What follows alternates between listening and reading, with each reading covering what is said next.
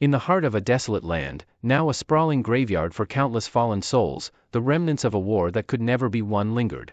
Life had been stripped away in the relentless pursuit of victory, leaving the few survivors with a single, primal desire: survival.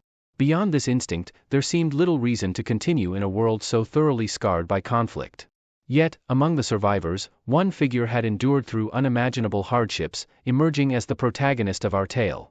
Having faced defeat 98 times, he now approached what he believed might be the final chapter of his arduous journey. A brilliant, almost blinding light beckoned him forward as he stepped into a vast chamber, where a formidable cadre of sentinel golems awaited. As he surveyed the towering figures before him, he couldn't help but question whether this was truly his 20th mission. Behind the imposing golems, a dark tunnel stretched into the unknown, suggesting these sentinels guarded something far more significant. His resolve hardened, and with a focused determination, he summoned his weapon. A crimson scythe materialized in his grip, its blade gleaming ominously. The moment the golems caught sight of the weapon, their eyes flared with renewed intensity, as if awakening from a deep slumber. With a unified purpose, these colossal sentinels advanced, their heavy weapons poised to strike.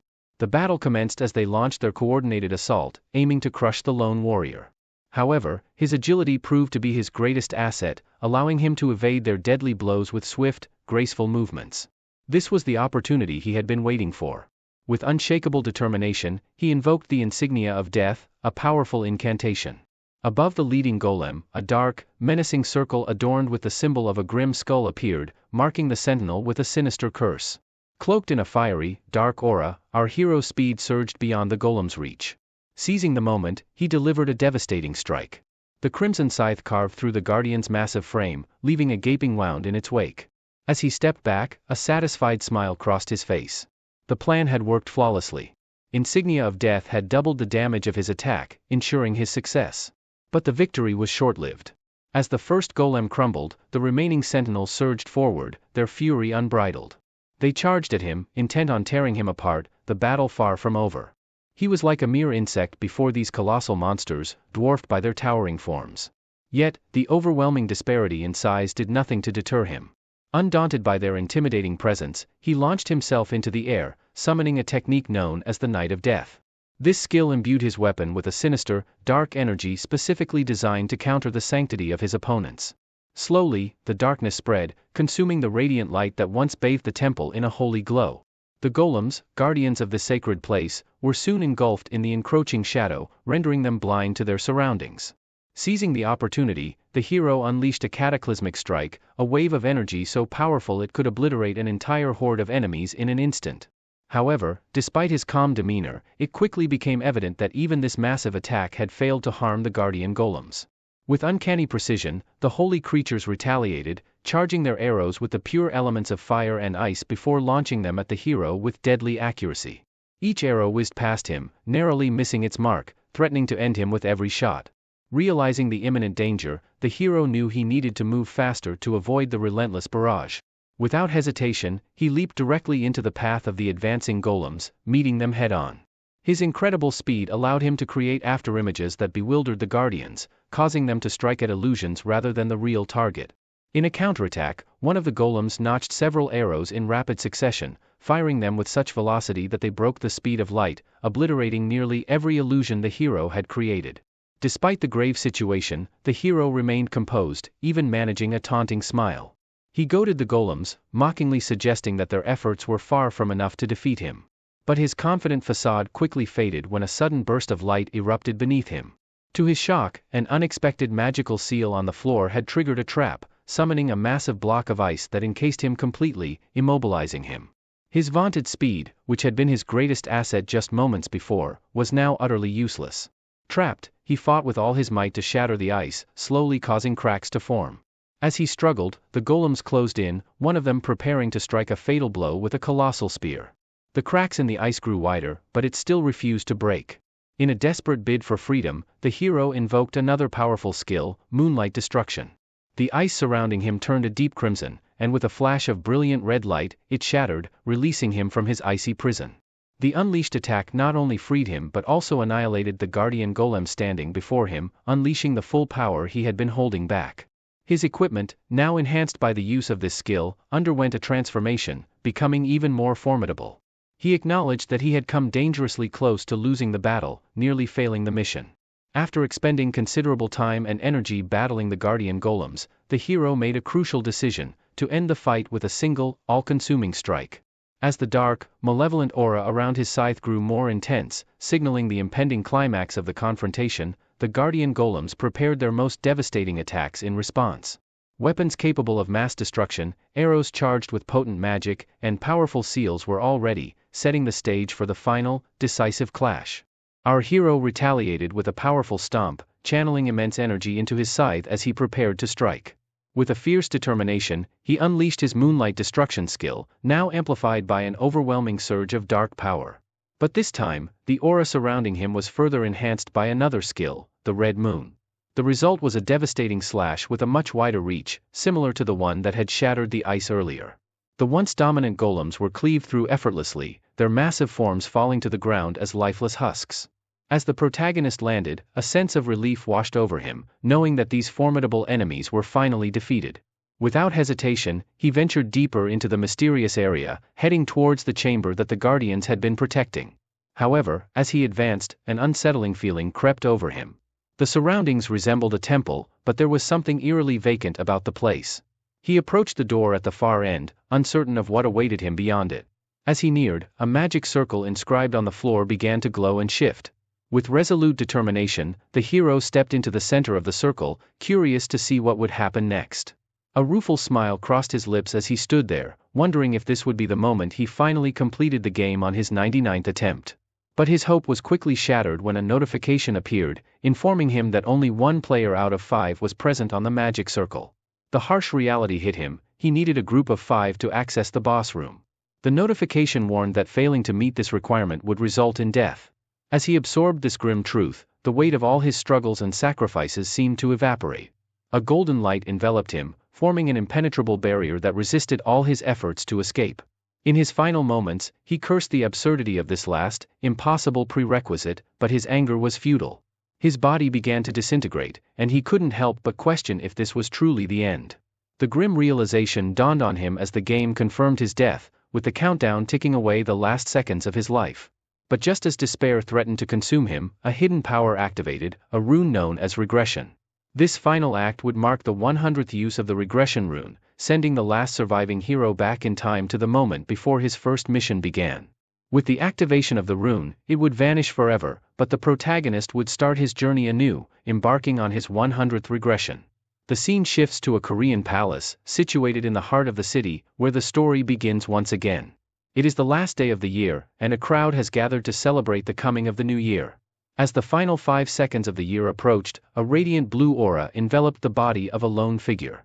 His discomfort was palpable as he realized that he had returned to his previous life.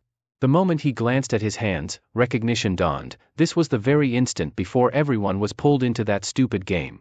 Clenching his fists, the man recalled how close he had come to winning, vowing to change his fate as he prepared to face the challenge once more. He was in the 20th round, teetering on the brink of another failure. As the clock ticked down to the final 2 seconds before disaster struck, he fantasized about freezing time, longing for just a moment more to find a way out.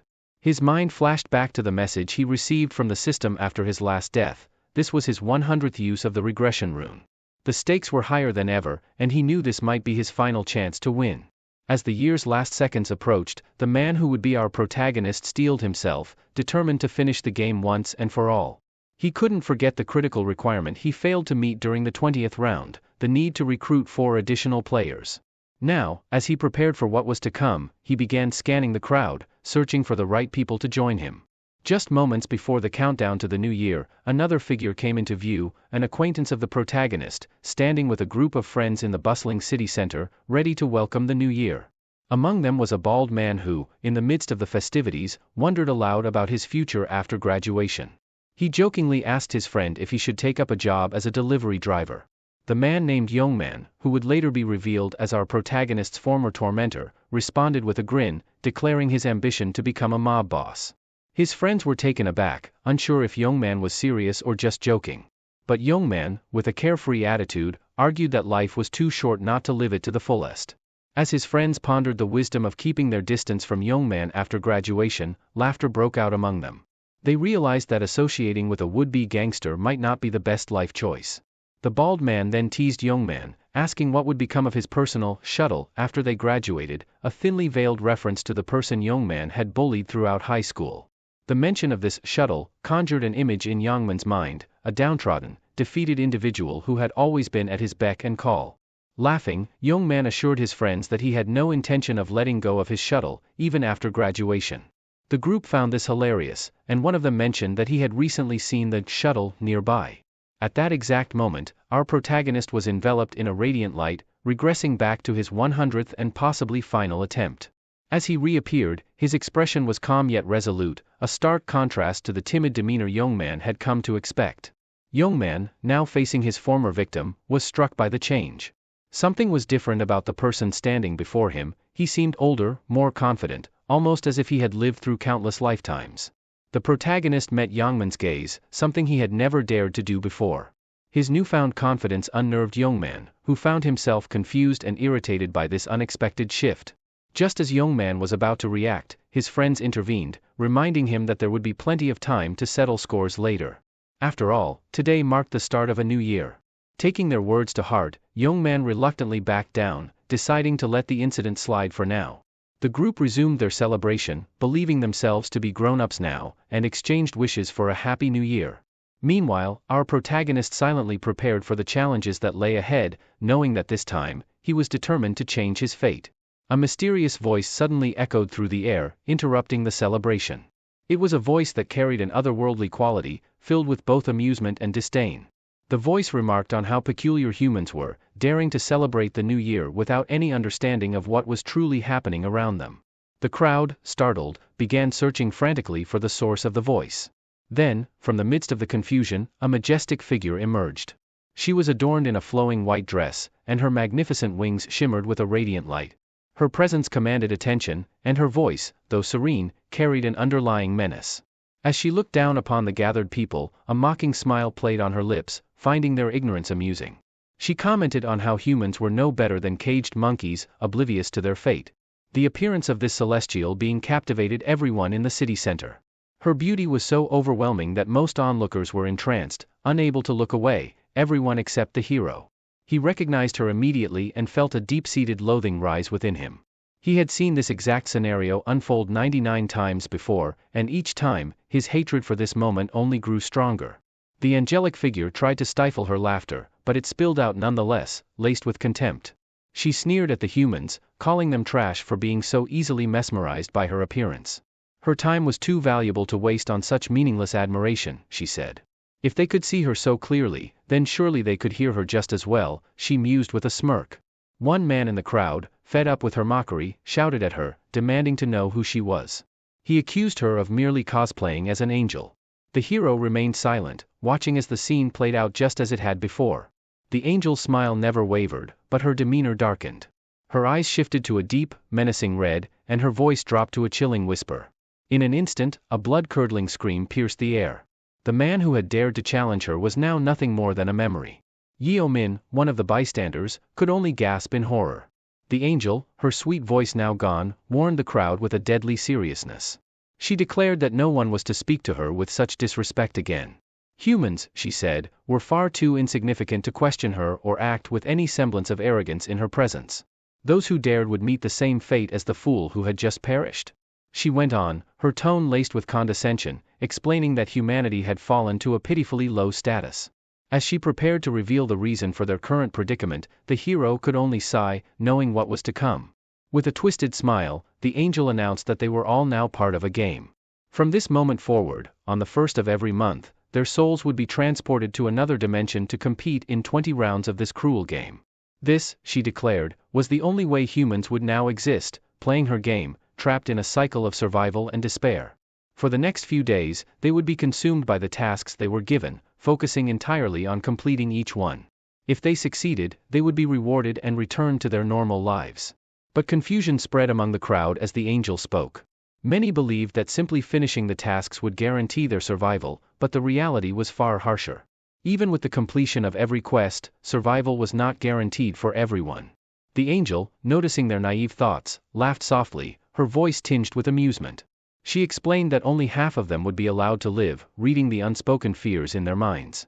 Our hero remained calm and collected amidst the growing panic, his expression betraying no fear. It was clear to him that most of those around him were terrified, sensing that their lives were hanging by a thread. With a sinister smile, the angel assured them that not all would be taken, only a select few. The MC sighed inwardly, having heard these same words 99 times before. It was then revealed that only those between the ages of 15 and 29 would be forced to participate in this twisted game. As he listened, the hero couldn't help but reflect on how he never imagined he'd be trapped in this cycle, repeating the same game over and over. An older man in the crowd, realizing he was safe from the age requirement, smirked in relief. His smug reaction only fueled the anger of those who were not so lucky, escalating tensions. But before any conflict could erupt, Youngmin warned the crowd not to act rashly, lest they meet the same fate as the man who had defied the angel earlier. Spreading her wings wide, the angel announced that the time had come to begin. She revealed that approximately 1.9 billion people would be participating in this game. Her excitement grew as she declared that the explanation was over, and they would now move on to the actual game. A blinding white light enveloped everything, and the world around them vanished, leaving only the bodies of the participants. The hero was nowhere to be seen, and the angel explained that each participant had entered a space unique to them, a place visible only to the individual. She instructed them to shape their avatars in preparation for the soul transfer, much like customizing a character in a video game. This was a crucial moment, as they only had one chance to make their choices. As for the hero, he knew exactly what he would choose, having done this many times before. He began selecting the same appearance and traits he had used in his previous regressions. His in-game name, Black Scythe, just like before, the same ominous nickname. Moments after finishing the customization, the participants found themselves in a completely different setting, an open field where their avatars slowly came to life. The hero's chosen look was one he had favored time and again. His avatar now had jet black hair and piercing crimson eyes, with a taller, more imposing build than his real self. This form had become familiar to him, the embodiment of the hero he had tried to become in every cycle. This was his 100th appearance in the game. The body he now inhabited felt more like his true form, a mirror of the ones he had used in previous regressions. There was no need for him to acclimate, he knew this body as well as his own. As the avatars of the other players materialized into this new reality, many were visibly stunned by their own customizations. The MC noticed that several had designed their avatars to be strikingly attractive. But he knew all too well that this was one of the first mistakes a player could make. In this brutal world, the strong preyed on the weak, and drawing too much attention made one an easy target. The cost of such a mistake was high, death in the game meant death in real life. Just then, his gaze fixed on someone he had been anticipating, Hwang Youngmin, the high school bully who had tormented him relentlessly. As the Black Scythe, the MC felt a twinge of disappointment. He had hoped that Youngmin might show some growth in the game, but it seemed unlikely. The angel reappeared, greeting the players now that they had all been transported. She noticed how attached they seemed to their new appearances and mused aloud, her excitement barely contained, about how these pretty faces would fare when faced with true terror and despair. The humans from Seoul had been gathered here, a staggering 1.8 million participants, though some wondered why they only saw a fraction of that number. The angel laughed, delighting in the confusion.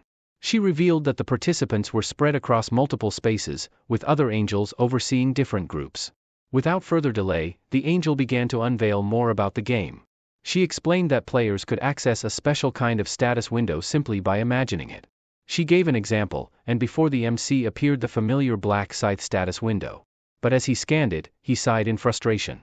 All his maxed out stats from his previous life had been wiped clean, leaving him at square one. Has everyone seen their status windows? The angel asked, her tone laced with mockery. A reminder of just how worthless you all are, she added with a smirk. The only way to survive and complete the 20 rounds, she told them, was to grow stronger. She then revealed the reward for completing this monumental task, a single wish, anything they desired. And, she added, they wouldn't have to pay any price for winning the game. The promise of such a reward set the players' minds racing, each contemplating their deepest desires. Sensing their eagerness, the angel's smile widened. To get things started, she announced, I've prepared a little gift for each of you today. When the players checked their inventories, they discovered something unexpected, a single item had been added. It was a random rune. The angel explained that this rune could be used only once and was usable even by those who were still at level 1. For now, it was the only item they would receive. The players quickly grasped that they could consume this rune just by thinking about the word use. The first to use the rune was Youngmin, who was visibly stunned by the outcome. The angel let out another chuckle as she noticed that several players seemed displeased with the effects of their runes. With a sly grin, she remarked that fate had dealt them these hands, and they had no choice but to accept them. As the players prepared for what was to come, the angel snapped her fingers after explaining the runes. Suddenly, particles of light began to materialize around them. A notification appeared before every player, detailing their first mission. As expected, the task seemed straightforward. Each player had to kill 100 goblins. However, the stakes were high. After this round, only half of the participants would be allowed to continue. Before long, the first goblin materialized. Some players, seeing the creature, remarked that it felt like they were inside a virtual reality game. But the angel quickly warned them not to get too comfortable. With a darkening expression and a menacing aura, she announced that she had summoned not just a few goblins, but a massive horde. The air filled with beams of light as more goblins appeared, and the initial calm on the players' faces quickly turned to panic. The angel declared that 10,000 humans would face off against 50,000 goblins in a brutal fight to the death.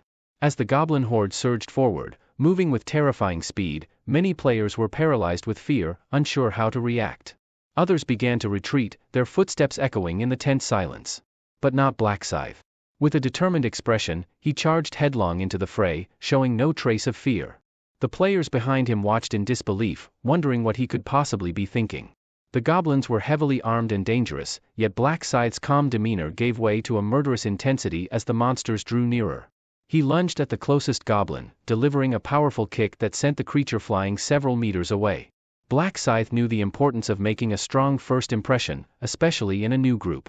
He wanted to burn the image of his strength into the minds of those around him, and taking down the first goblin was the perfect way to do it. With the goblin down, he quickly snatched the dagger from its hand, knowing there was something even more important he needed to acquire. In his mind, it was crucial to demonstrate his power early on, to keep the other players from underestimating him or becoming a nuisance. The angel overseeing their group watched with growing interest, clearly amused by Black Scythe's display of skill. Realizing that all eyes were on him, Black Scythe knew he had to keep up the act. In a flash, he slashed through 2 more goblins that rushed him, leaving the onlookers in awe of his prowess. Other players began to wonder if Black Scythe was some kind of secret agent. His impressive nickname only added to their curiosity. They figured that perhaps the goblins were just the weakest enemies, given how easily Black Scythe had taken them down. A few of the more confident players even started to believe they could handle these monsters just as effortlessly. However, their overconfidence was short-lived. One player, who had let his guard down, was caught off guard by a goblin. The so-called weakest monster took him down with a single blow, shattering any illusions of an easy victory. Reality set in hard, and the group quickly realized that they were in serious danger. Panic spread as they witnessed the goblin killing the player, and soon, everyone was fleeing for their lives. Black Scythe observed the chaos unfolding around him. He recognized this as one of the many brutal lessons of the game, what he called the greetings of Inferno. By now, it was clear to everyone that this was no mere game. Survival had become the only thing on their minds. The humans who once sat comfortably at the top of the food chain were now the hunted. As panic set in, people began to run aimlessly, driven by the instinct to survive. Black Scythe recalled making the same mistake during his first playthrough, only realizing the harsh truth after his second regression: no matter how fast one ran, there was no escape from this dimension. One woman, in particular, came to a halt as she realized she was trapped by an invisible barrier, preventing any escape from the goblins. This situation served as a stark wake-up call for the modern humans, whose lives had been made easy by technology. The natural instinct to kill for survival had long been dormant in most of them, making it difficult for some to take their first life in the game. But hesitation could be deadly, as any moment of doubt could give the monsters the opening they needed to strike back. As the battle continued, some players managed to push past their limits, but the situation remained grim. The angel overseeing the scene found it all highly amusing. She remarked that despite goblins being only slightly larger than children, the players were struggling to defeat them, especially since the goblins attacked in groups and wielded daggers. Yet, amidst the chaos, one person caught the angel's attention: Black Scythe. She couldn't understand why this human was so different from the others. When she checked his progress, she discovered that he had already slain 70 goblins. The angel grew irritated, as the system only allowed her to see the number of goblins he had killed and nothing more. But she decided to brush it off, feeling that someone of her noble stature had no reason to concern herself with mere mortals. The battle raged on, and each time a player defeated a goblin, they earned experience points and gold, which would eventually help them level up. As for Black Scythe, his kill count had now reached 75, and he continued to press forward with relentless determination. Black Scythe continued to display his remarkable skills, effortlessly dodging every weapon the goblins hurled at him. A new wave of goblins rushed toward him, but with swift and powerful strikes, he dispatched each one with lethal precision. The blood of the monsters stained his hands, causing some of the goblins to hesitate and retreat from his relentless onslaught. However, Black Scythe showed no mercy, cutting down his foes with a single blow each time. His eyes grew darker and more dangerous as he hunted for more goblins to slay. Noticing that the goblins were starting to avoid him, he decided to take a momentary break, knowing that no one was currently challenging him. He checked his status window and saw that he had reached level 4, earning 6 extra stat points. Each level up granted him 2 additional stat points, which he allocated entirely to agility. This decision was strategic. Agility would enhance his speed, improve his attack rate, and increase his ability to dodge enemy strikes. In the early stages, agility was crucial. Black Scythe realized that with his rapid progress, the angel would undoubtedly take notice of him soon. He began to strategize the best way to complete the first mission. Suddenly, a circling dagger struck one of the goblins. Turning his attention back to the goblins, Black Scythe taunted them, asking if they really intended to stop attacking him. Despite his provocation, the goblins remained where they were, unimpressed. Sighing in frustration, Black Scythe knew he had no choice but to press on. In a flash, he vanished from his spot and reappeared across the group of goblins, retrieving the dagger he had thrown. The goblins took several seconds to comprehend what had just happened. But before they could react, Black Scythe unleashed a devastating round slash, cutting the entire group in half. With the goblins defeated, he leveled up again, and the system notified him that he had fulfilled the requirements for the first mission. A scythe of dark light enveloped him, signaling the completion of the task. Black Scythe mused that the first round had always been like this, straightforward but demanding. He knew he needed to push himself just a bit more to catch the angel's attention. The system congratulated him for being the first person to finish the quest in their designated zone and for securing the top spot in all zones. It took him a total of 10 minutes and 21 seconds to complete the task. With a satisfied grin, he relished in the achievement of securing rank 1 yet again. The significance of this accomplishment would become evident soon, as the top 3 players in each mission were awarded special prizes. For finishing first in his designated zone, he received a rare weapon selection coupon, the lowest rank of its kind. Moreover, for ranking first across all zones, he was granted a unique reward selection box, items that would undoubtedly provide a significant edge over the other players. Black Scythe decided to use the weapon coupon first. The system presented him with a list of rare weapons to choose from. He couldn't help but feel a bit humiliated at the thought of returning to these lower-grade weapons, yet he was still grateful to have them at the start. After a moment of consideration, he chose the stiletto, a dagger known to be the best for beginners. It boasted an additional agility stat and had an attack power of 15. With his new weapon in hand, he discarded the dagger he had taken from the goblins, deciding to save his other reward for later. Meanwhile, as Black Scythe reviewed his rewards, the goblins continued their relentless pursuit of the other players. When he checked his status window again, something unusual caught his eye. The title, Last Time Regressor, appeared, a title he had never encountered in his previous 99 attempts. Reflecting on this, he realized that the rune he had used earlier was the rune of regression, the very same rune he had received in his first attempt. This rune was what had brought him this far, though it vanished immediately after he consumed it. The only difference was the error that now appeared with the rune. Black Scythe had anticipated this outcome, knowing he couldn't keep rewinding time indefinitely. The rune confirmed that this was indeed his 100th regression, which was what triggered the Last Time Regressor title. Titles in this game were considered superior to runes, and the Last Time Regressor could only be obtained after a person's 100th regression. This title allowed him to spend a minute in soul form, during which he could resurrect with 30% of his health restored, a rare ability, typically only associated with priests. Black Scythe pondered the potential of this new title, realizing it could be crucial in his quest to win the game this time. Recognizing its value, he decided to keep the title hidden, setting it to private so that no other players or entities could see it. Expecting that other players who completed the mission would be arriving soon, he held out his hands, curious about their condition.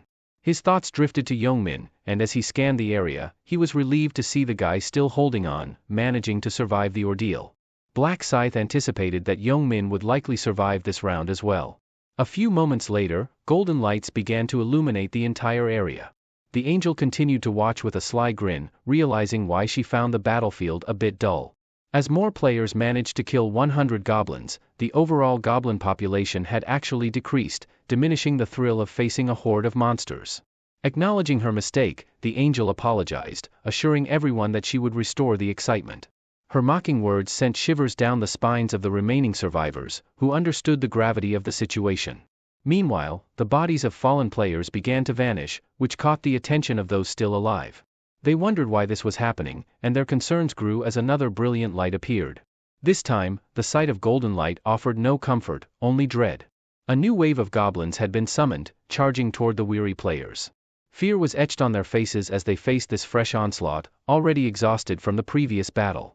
The angel, her face twisted with madness, gleefully informed them that she had summoned an additional 50,000 goblins to keep the feast going. With no other choice, the players braced themselves for the fight, and the once peaceful fields quickly descended into chaos. The goblins fought with relentless ferocity, while the players, driven by sheer will, managed to hang on. As time passed, more players completed the mission. Yongmin was among them, though he resorted to using others as shields to defend himself from the goblins' attacks, a desperate measure for desperate times.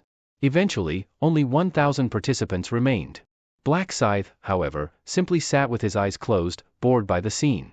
Having played this game 100 times, he had grown numb to the sight of death. Former participants like him were forbidden from assisting those still struggling to complete the mission, and the angel continued to watch the carnage as if it were mere entertainment. After a while, Black Scythe reopened his eyes, prompted by the notification that all 5,143 participants had completed the mission. Although these survivors had managed to stay alive, they had failed to eliminate 1,000 goblins. As they looked around in confusion, they wondered where all the monsters had gone. As the angel declared the mission over, she captured everyone's attention. With a voice full of mock sympathy, she addressed those who had failed, explaining that their fates were simply a matter of the game's rules. Their bodies began to fade, signaling their inevitable demise. Some, realizing they were only a few goblins away from survival, pleaded desperately for another chance. But their cries fell on deaf ears.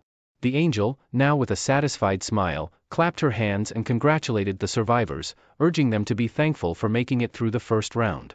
She laughed as she praised the remaining humans, wishing them luck on their upcoming challenges.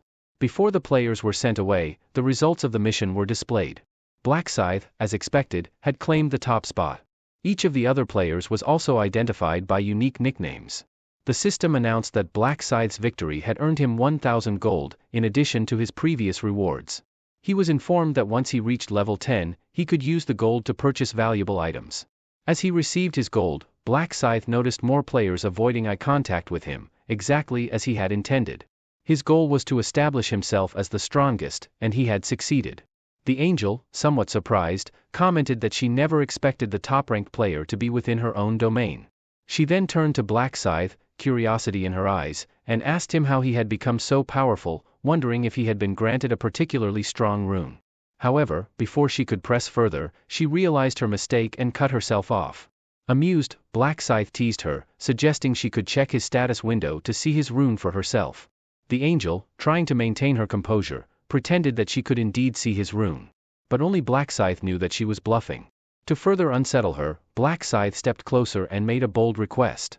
The angel's demeanor became increasingly unstable as she listened, unaware that this man had already spent 99 lifetimes in this exact scenario.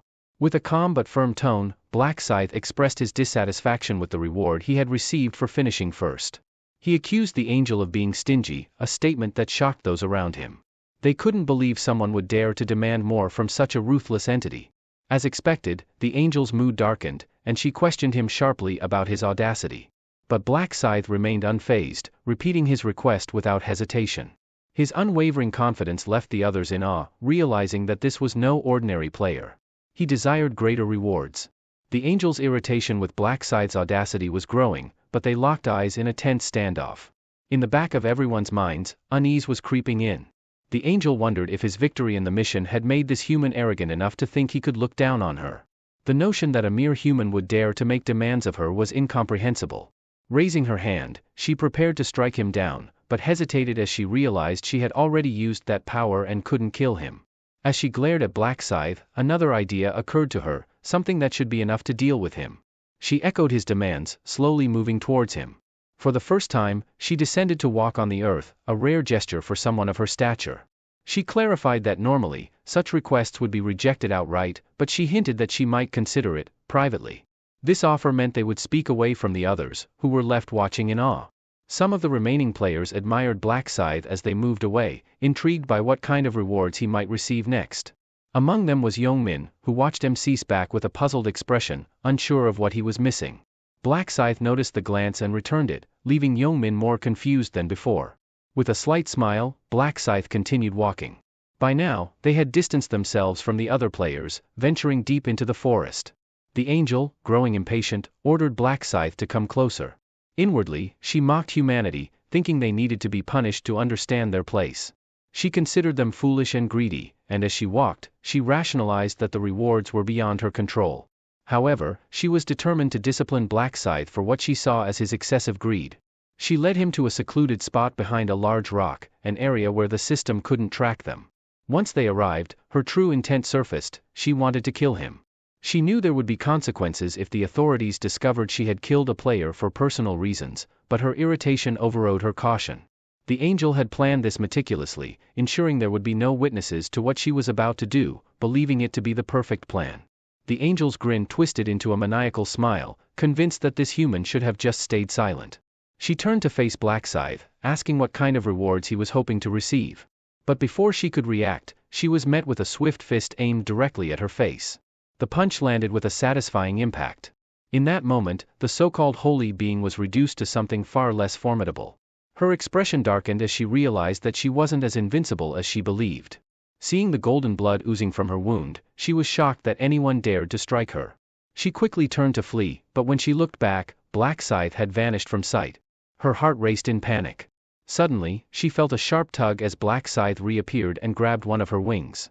Fear surged through her as she realized what was coming. She cried out, demanding to know what he planned to do and begging him to stop. But Black Scythe was merciless.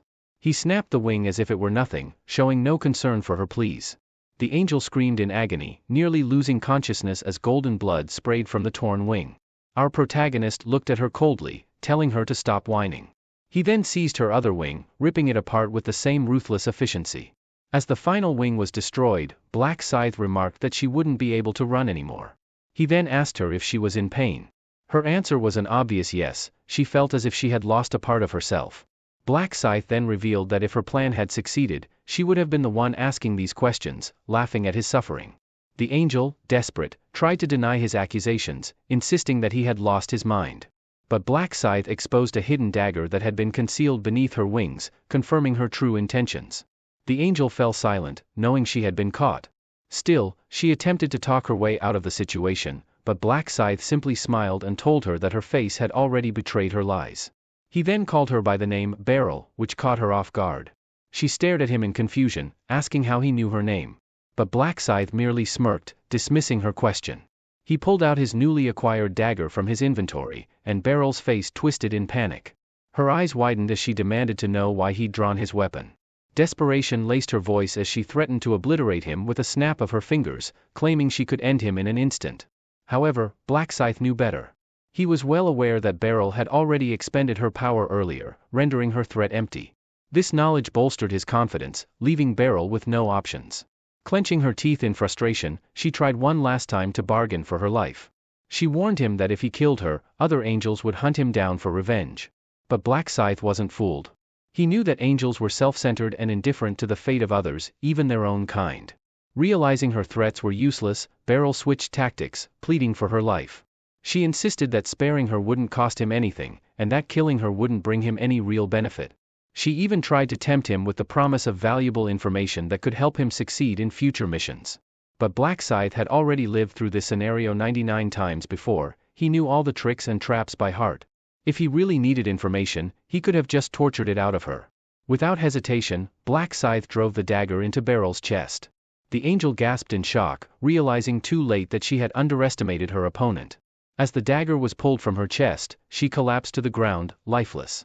A system notification flashed before Black Scythe's eyes, congratulating him for being the first player to defeat an angel. The title Angel Slayer was bestowed upon him, and 2 items materialized in his hands. One of these items was a vial labeled Angel's Blood, while the other was a crimson rune known as the Rune of the Slaughterer. Without wasting a moment, Black Scythe activated the rune, feeling its power etch itself into his body. The Angel Slayer title doubled all his stats, a reward that far exceeded his expectations. He recalled that during his 13th regression, he had first discovered the rewards for killing angels, knowledge that had served him well. The Rune of the Slaughterer had a unique effect. With each kill, it would boost all his stats by 1%, up to a maximum of 100%. As he surveyed his newfound gains, Black Scythe couldn't help but grin. These rewards were as good as an entire treasure trove. He knew that the other angels would be stunned when they learned he had claimed yet another powerful rune. But then, his expression darkened as he remembered there was one more reason he had killed Beryl, a reason that lay glowing faintly on the ground. It was the vial of Angel's Blood, a rare consumable that held the potential to transform its user into a Reaper. The only requirement was reaching level 10, the threshold at which players could choose their class in this deadly game. There are 30 different classes available to players, and changing classes is a straightforward process. All a player needs to do is acquire a class change item, typically obtained naturally through hunting or meeting simple requirements. However, special classes, which are available only under specific circumstances and to a single player, are exceptions to this rule. The Angel's Blood, which transforms a player into a Reaper, is a prime example of such a special class. Special classes operate on a completely different level from standard ones, offering extra stats, unique progression runes, skill combinations, and numerous other benefits. Although the first mission was still incomplete, Black Scythe felt a deep sense of relief, knowing that he had secured these powerful rewards. He opened his status window using the special prize he received for being ranked first in his zone. Among the options available, he only needed to choose the one that would enable him to reach level 10 as quickly as possible, allowing him to switch classes. The experience buff, which offered triple experience points, was the clear choice. This bonus would automatically take effect in the second mission. Things were finally falling into place for him. As Black Scythe glanced down at the fallen angel, he realized that this might be his last chance to win the game. He was prepared to do whatever it took to grow stronger and achieve his goal. The first round of the mission finally concluded after a brief delay. Across all regions, around 900 million survivors remained, with roughly 5,000 in Black Scythe's zone. The system then announced that the survivors would be returned to their original bodies in another dimension. The next mission was scheduled for February 1, 2023. When Youngmin woke up, he gasped for breath, instantly looking around in confusion. He had fallen asleep during the New Year's Bell event in the middle of the city and had just experienced what felt like an extremely vivid dream.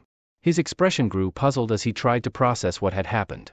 The people around him were waking up as well, all of them complaining of body and head pains. They quickly realized that everyone had shared the same dream, which left them feeling unnerved and confused. As they discussed their experiences, it became clear that this was not merely a dream. More and more people began to realize this unsettling fact, leading them to wonder if they would be transported back to another dimension on the 1st of February. However, some also noticed that not everyone around them was waking up. Youngmin's friend, Taeshik, remained still, unresponsive. The sight of their unmoving friend sent a chill through the group, making them question what they had really experienced and what was yet to come. The man approached his friend, calling out his name. When Taeshik's face finally came into view, it was already pale, the unmistakable sign of death etched upon it. At that moment, denial set in among the group. They couldn't accept what they were seeing. But as the realization sank in, they began to tremble uncontrollably. One of them checked Taeshik for a pulse and confirmed that he wasn't breathing. Youngmin was shocked, unable to process the loss. The thought struck them that perhaps Taeshik hadn't survived the goblin mission. As the bald man scanned the area, he noticed more people who hadn't woken up.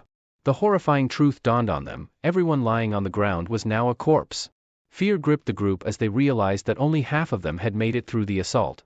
Youngmin was visibly shaken, beads of sweat forming on his brow as he grappled with the surreal situation. He understood that, from now on, everyone would be equal, regardless of their social standing or background.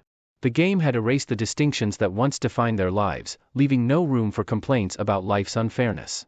Youngmin tried to comfort his friends, telling them that their only task was to survive each mission. He reasoned that since they had all gone through the same ordeal, there was no need to feel so disturbed by it. His friends, however, thought he was out of his mind, finding his words bizarre and unsettling.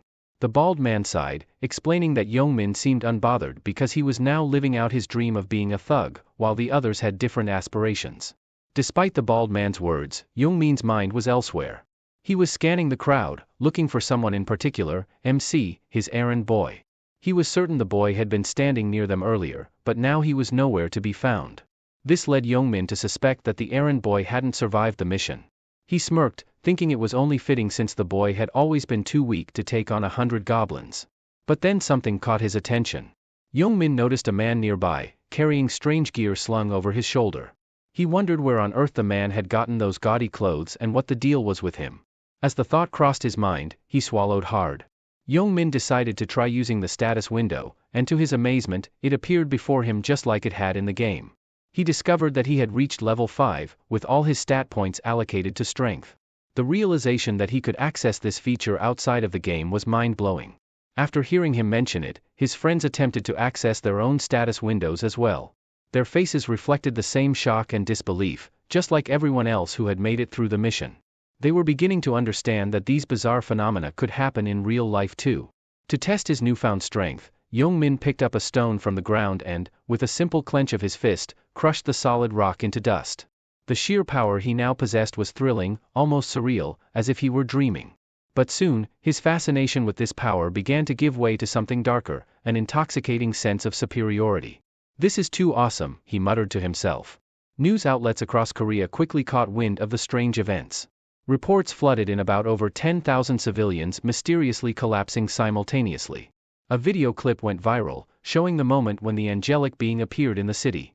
It also captured the horrifying instant when a man's head suddenly exploded without warning. As the footage continued, the angel was seen reaching out to embrace bystanders, who then seemed to fall asleep on the spot. According to police reports, most of the collapsed individuals were between 15 and 29 years old. And it wasn't just Korea, this phenomenon was global. Social media was abuzz with panic and speculation. People who hadn't been part of the game were confused and scared, with many demanding answers. Some skeptics dismissed the footage as computer-generated imagery, but there was one person who knew the truth: the events that had just transpired were only the beginning. The MC understood that more was coming, and that the world was about to change forever. This was just the first mission. Soon, death would become a regular occurrence. In just one night, 11% of the population had perished. As he made his way home, the MC realized that the real danger lay ahead.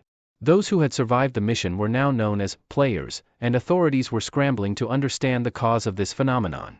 What made it even more alarming was that the players' in-game abilities had transferred to the real world. Fortunately, none of the players had yet reached a level where they could drastically alter reality. But as time went on, some of them would grow stronger, potentially becoming transcendent beings. No amount of advanced weaponry would be able to stand against these human weapons. As for the MC, he had no intention of letting the world descend into chaos. He knew that if things continued on this path, the Earth wouldn't last beyond the 20th cycle. His mind was set: he needed to control the players, using overwhelming force if necessary. By the time he reached his 99th attempt, he had already amassed the immense power required to do so. However, the reason Ryu Min failed in his previous attempts was that he fought every battle alone. The final challenge required the help of 4 additional players to succeed. With a renewed sense of determination, he began to consider potential allies, individuals who might prove invaluable in the coming trials. Although he had a few candidates in mind, Ryu Min knew that the timing wasn't right to act. The game had only just begun, and there were more immediate concerns that required his attention. It's also important to note that in this reality, our protagonist goes by the name Ryu Min, and from this point on, that's how we'll refer to him. With his thoughts in order, Ryu Min headed toward his apartment complex. Once there, he unlocked the door to his unit and entered one of the rooms. The first thing that caught his eye was an empty cup of ramen sitting on the table. Shaking his head, he muttered to himself about how someone had eaten that unhealthy food again. Ryu Min walked over to another door and quietly peeked inside. There, he saw a young man who bore a striking resemblance to him, fast asleep. The only noticeable difference between them was their hair. Despite being away from home for so long, Ryu Min smiled softly, feeling a sense of relief that his younger brother was resting peacefully. The sleeping figure was Ruan, Ryu Min's younger brother, who was about to start his 3rd year of middle school. Their family had once been ordinary, but everything changed after their parents died in a car accident. Since then, it had been just the two of them, with Ryu Min taking on the role of guardian at a young age. As Ryu Min looked at Ruan, he noticed the bruises and bandages on his brother's body, something he had been oblivious to before his regression. Determined to change things, Ryu Min turned on the lights, gently waking his brother. "Time to get up," Ryu Min said, greeting him with a smile. Ruan groggily checked his phone and saw that it was only 6 in the morning. He tried to burrow back under the covers, but Ryu Min wasn't having it. He pulled the mattress from beneath his brother, making it clear that going back to sleep wasn't an option. "I'll explain everything on the way, but we don't have much time," Ryu Min said firmly. Still half asleep, Ruan asked his brother why all this was happening. But as he heard the serious tone in Ryu Min's voice, his expression shifted to one of concern. This wasn't the carefree older brother he knew. The change in Ryu Min's demeanor was unsettling. Ruan only knew that his brother had gone out to see the New Year's bells ring in the city.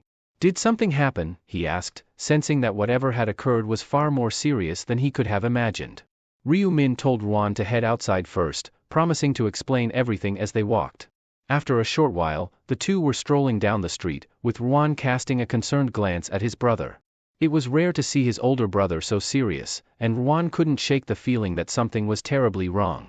Breaking the silence, Ryu Min began to speak. "No one really knows what's happening in the world right now," he said, his tone somber. This only heightened Ruan's curiosity, prompting him to ask if something had occurred while he was asleep. Instead of answering directly, Ryu Min instructed him to check the top trending searches on his phone. Ruan quickly pulled out his phone, following his brother's suggestion. As he read through the articles, he saw shocking reports about people being taken to another world by a mysterious angelic figure. However, Ryu Min corrected him. Their souls were taken, he clarified. Ruan was stunned to learn that his brother had been one of the people taken, and even more shocked to find out that the only reason Ryu Min had survived was because he had killed 100 goblins. Worried, Ruan started to ask how his brother was doing, but Ryu Min cut him off, telling him not to worry. "But how can I not worry about you?" Ruan exclaimed, his voice filled with emotion. Since their parents had died, his brother was all he had left. Ryu Min had taken on the role of caregiver, shouldering the responsibility for both of them even while they were still grieving. To Ruan, his older brother had always been a source of strength, mentally and emotionally. But the idea that Ryu Min had killed 100 goblins seemed impossible. How could the brother he knew be capable of such a thing? Sensing his brother's doubts, Ryu Min interrupted his thoughts. He explained that the game they were thrust into had a system of stats that could enhance a person's abilities. "That's how I gained the strength I needed to complete the mission," he said. Ryu Min then added that Ruan would understand everything once he saw what Ryu Min could do later. Despite Ryu Min's assurances, Ruan couldn't shake the concern that gnawed at him. The world had changed, and so had his brother. But how much, he wondered, had Ryu Min truly changed? Ruan suddenly stopped in his tracks, refusing to take another step until Ryu Min revealed where they were heading. His voice tinged with desperation, he insisted on knowing their destination before going any further. As he stood there, the bruises hidden beneath his bandages became more visible, a stark reminder of his recent struggles. Ryu Min's expression remained blank as he recalled a painful memory from the past. After a brief pause, he spoke a name, Bang Taeju. The mention of this name sent a jolt of fear through Ruan, his eyes widening in shock. He hadn't expected his brother to know about Bang Taeju, the notorious bully in his class who had been tormenting him. Turning to face his younger brother, Ryu Min calmly stated that they were heading to Bang Taeju's hideout. It was the place where the head delinquent of Ruan's class was hiding out, and it was also where Ryu Min had finally admitted to himself that he knew Ruan was being bullied. Ruan's alarm grew. He had gone to great lengths to keep this secret from his brother, hoping to shield him from further stress during an already difficult time. But Ryu Min wasn't ignorant of the situation. He had been carrying the guilt of not knowing sooner, of being too absorbed in his own struggles, balancing school, work, and the pressures of life. It wasn't until after his first battle with the goblins that he learned the truth. That day, he had slept for hours, exhausted from the fight, while Ruan slipped out of the house. When Ryu Min finally awoke, he found his phone flooded with missed calls. Reluctantly, he answered, and the voice on the other end told him to rush to the hospital. The shock hit him hard when he learned that Ruan had been involved in an incident. Though his brother survived the brutal beating at the hands of Taeju, he was left severely injured, and when he returned home, he was almost blind. That day, Ryu Min was consumed with guilt, blaming himself for being too weak and helpless to protect the only family he had left. But since his regression, he had vowed to change Ruan's fate, to ensure that in every timeline, his brother would be safe. He swore that no one would ever harm Ruan again. Meanwhile, in an abandoned factory near their neighborhood, a different scene was unfolding. A blonde-haired thug was berating three trembling individuals in front of him. They had failed to bring him the $200,001 he had demanded from each of them, and the tension in the air was palpable as they awaited their punishment. The battered trio lacked the strength to voice their excuses, their bodies racked with pain from the beating. Taeju, undeterred, continued his assault, showing no signs of letting up. A few others stood by, simply watching as their friend taught a lesson. They knew Taeju's reputation all too well. He was notorious for his ruthlessness. Even the older students at school were wary of crossing him, and they had no desire to provoke his wrath. These guys are worthless, Taeju sneered, frustrated by their failure to meet his demands. He had been counting on the money to buy the motorcycle he had been eyeing for weeks. Turning his attention to the others, he demanded to know if they had any ideas on how to come up with the cash. The three standing by exchanged nervous glances, racking their brains for a solution. But thinking of a quick and easy way to make money wasn't simple, and they struggled to come up with anything worthwhile. Then, one of them had a sudden idea. He suggested Taeju try hitting up his personal errand boy, Ryuan, for some cash. Taeju's face lit up at the mention of the tall, curly-haired boy. He had already been planning to contact Ryuan, figuring he could squeeze some money out of him while spending the new year together. The others chuckled, encouraging Taeju to just rob Ryuan outright. But Taeju shook his head, revealing that Ryuan was practically penniless. Even if he beat him up, Ryuan wouldn't be able to bring him much money. His house looks like it's about to fall apart, Taeju added, his voice dripping with disdain. Hearing this, the others felt a twinge of pity for Ryuan. They knew he had no parents and that he lived with his older brother, the only family he had left.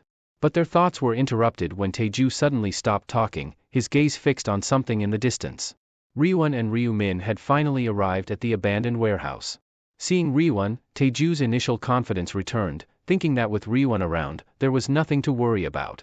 A sly smile spread across his face as he approached Ryuan, saying, "We were just talking about you." But the moment he noticed Ryu-min standing beside Ryuan, Taeju's demeanor shifted. He tried to intimidate Ryuan, but the presence of Ryu-min made him falter. Apologizing quickly, he turned to Ryu-min, eyeing him with suspicion. Something about Ryu-min's face bothered him, though he couldn't quite put his finger on it. Taeju turned to Ryuan, his gaze sharp, and asked who the newcomer was. Ryuan hesitated, fear evident in his eyes, and couldn't muster a reply. Sensing his brother's discomfort, Ryu-min stepped in, introducing himself as Ryuan's elder brother. Taeju's expression darkened at the revelation, clearly annoyed. He had made it very clear to Ryuan that betrayal wouldn't be tolerated, and now it seemed like Ryuan had brought someone else into their business. Irritated, Taeju warned Ryu-min that he was about to teach him a lesson as well. He gave a nod to one of his henchmen, signaling them to move in. The three thugs approached Ryu-min, smirking as they sized him up. One of them even mocked Ryu-min for being shorter than his younger brother.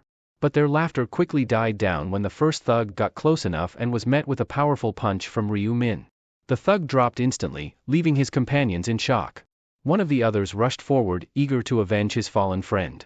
But before he could even launch an attack, Ryu-min countered with a precise strike, sending the thug flying into a stack of metal drums. The final thug, undeterred, also tried his luck, only to be floored by a swift blow to the face. Now, all three of Taeju's lackeys were sprawled on the ground, struggling to get up. Despite the situation, Taeju maintained his menacing grin.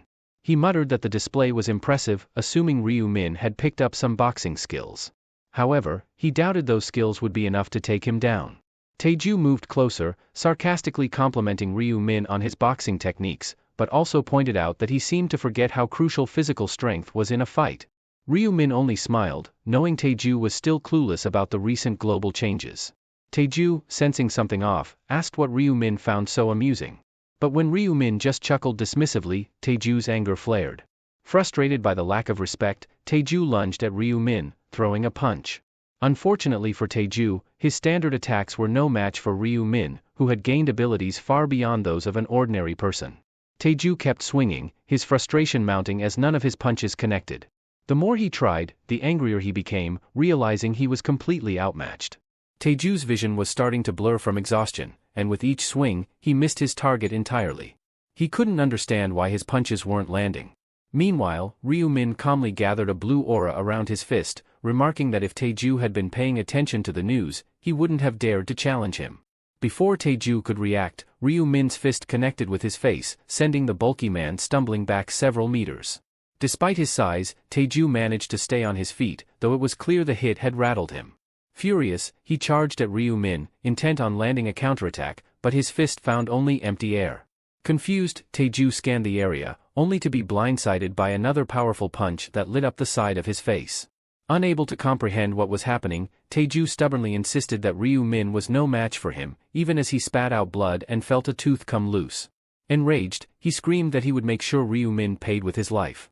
He swung again, but Ryu Min effortlessly dodged, grabbing Taeju's arm and twisting it aside, throwing him off balance and leaving him open to another barrage of blows. The other guys, who had been beaten down by Taeju earlier, watched in disbelief as their leader was systematically dismantled.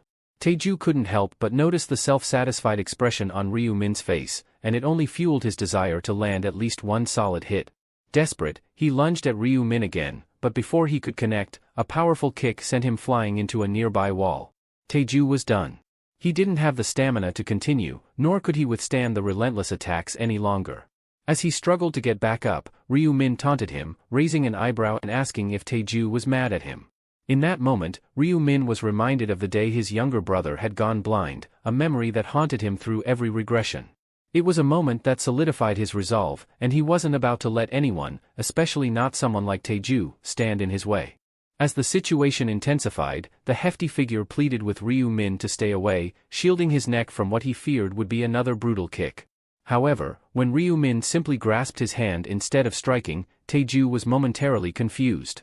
Despite the fear evident in Taeju's eyes, Ryu Min grinned, his expression cold and unforgiving. With a chilling calmness, Ryu Min reminded Taeju why he should never have meddled with his younger brother. The realization hit like a wave of pain, causing Taeju to cry out in agony. His fingers, now broken, throbbed with an intensity that took a few seconds to fully register in his mind. As Taeju continued to wail, clutching his shattered fingers, Ryu Min mercilessly grabbed his other hand.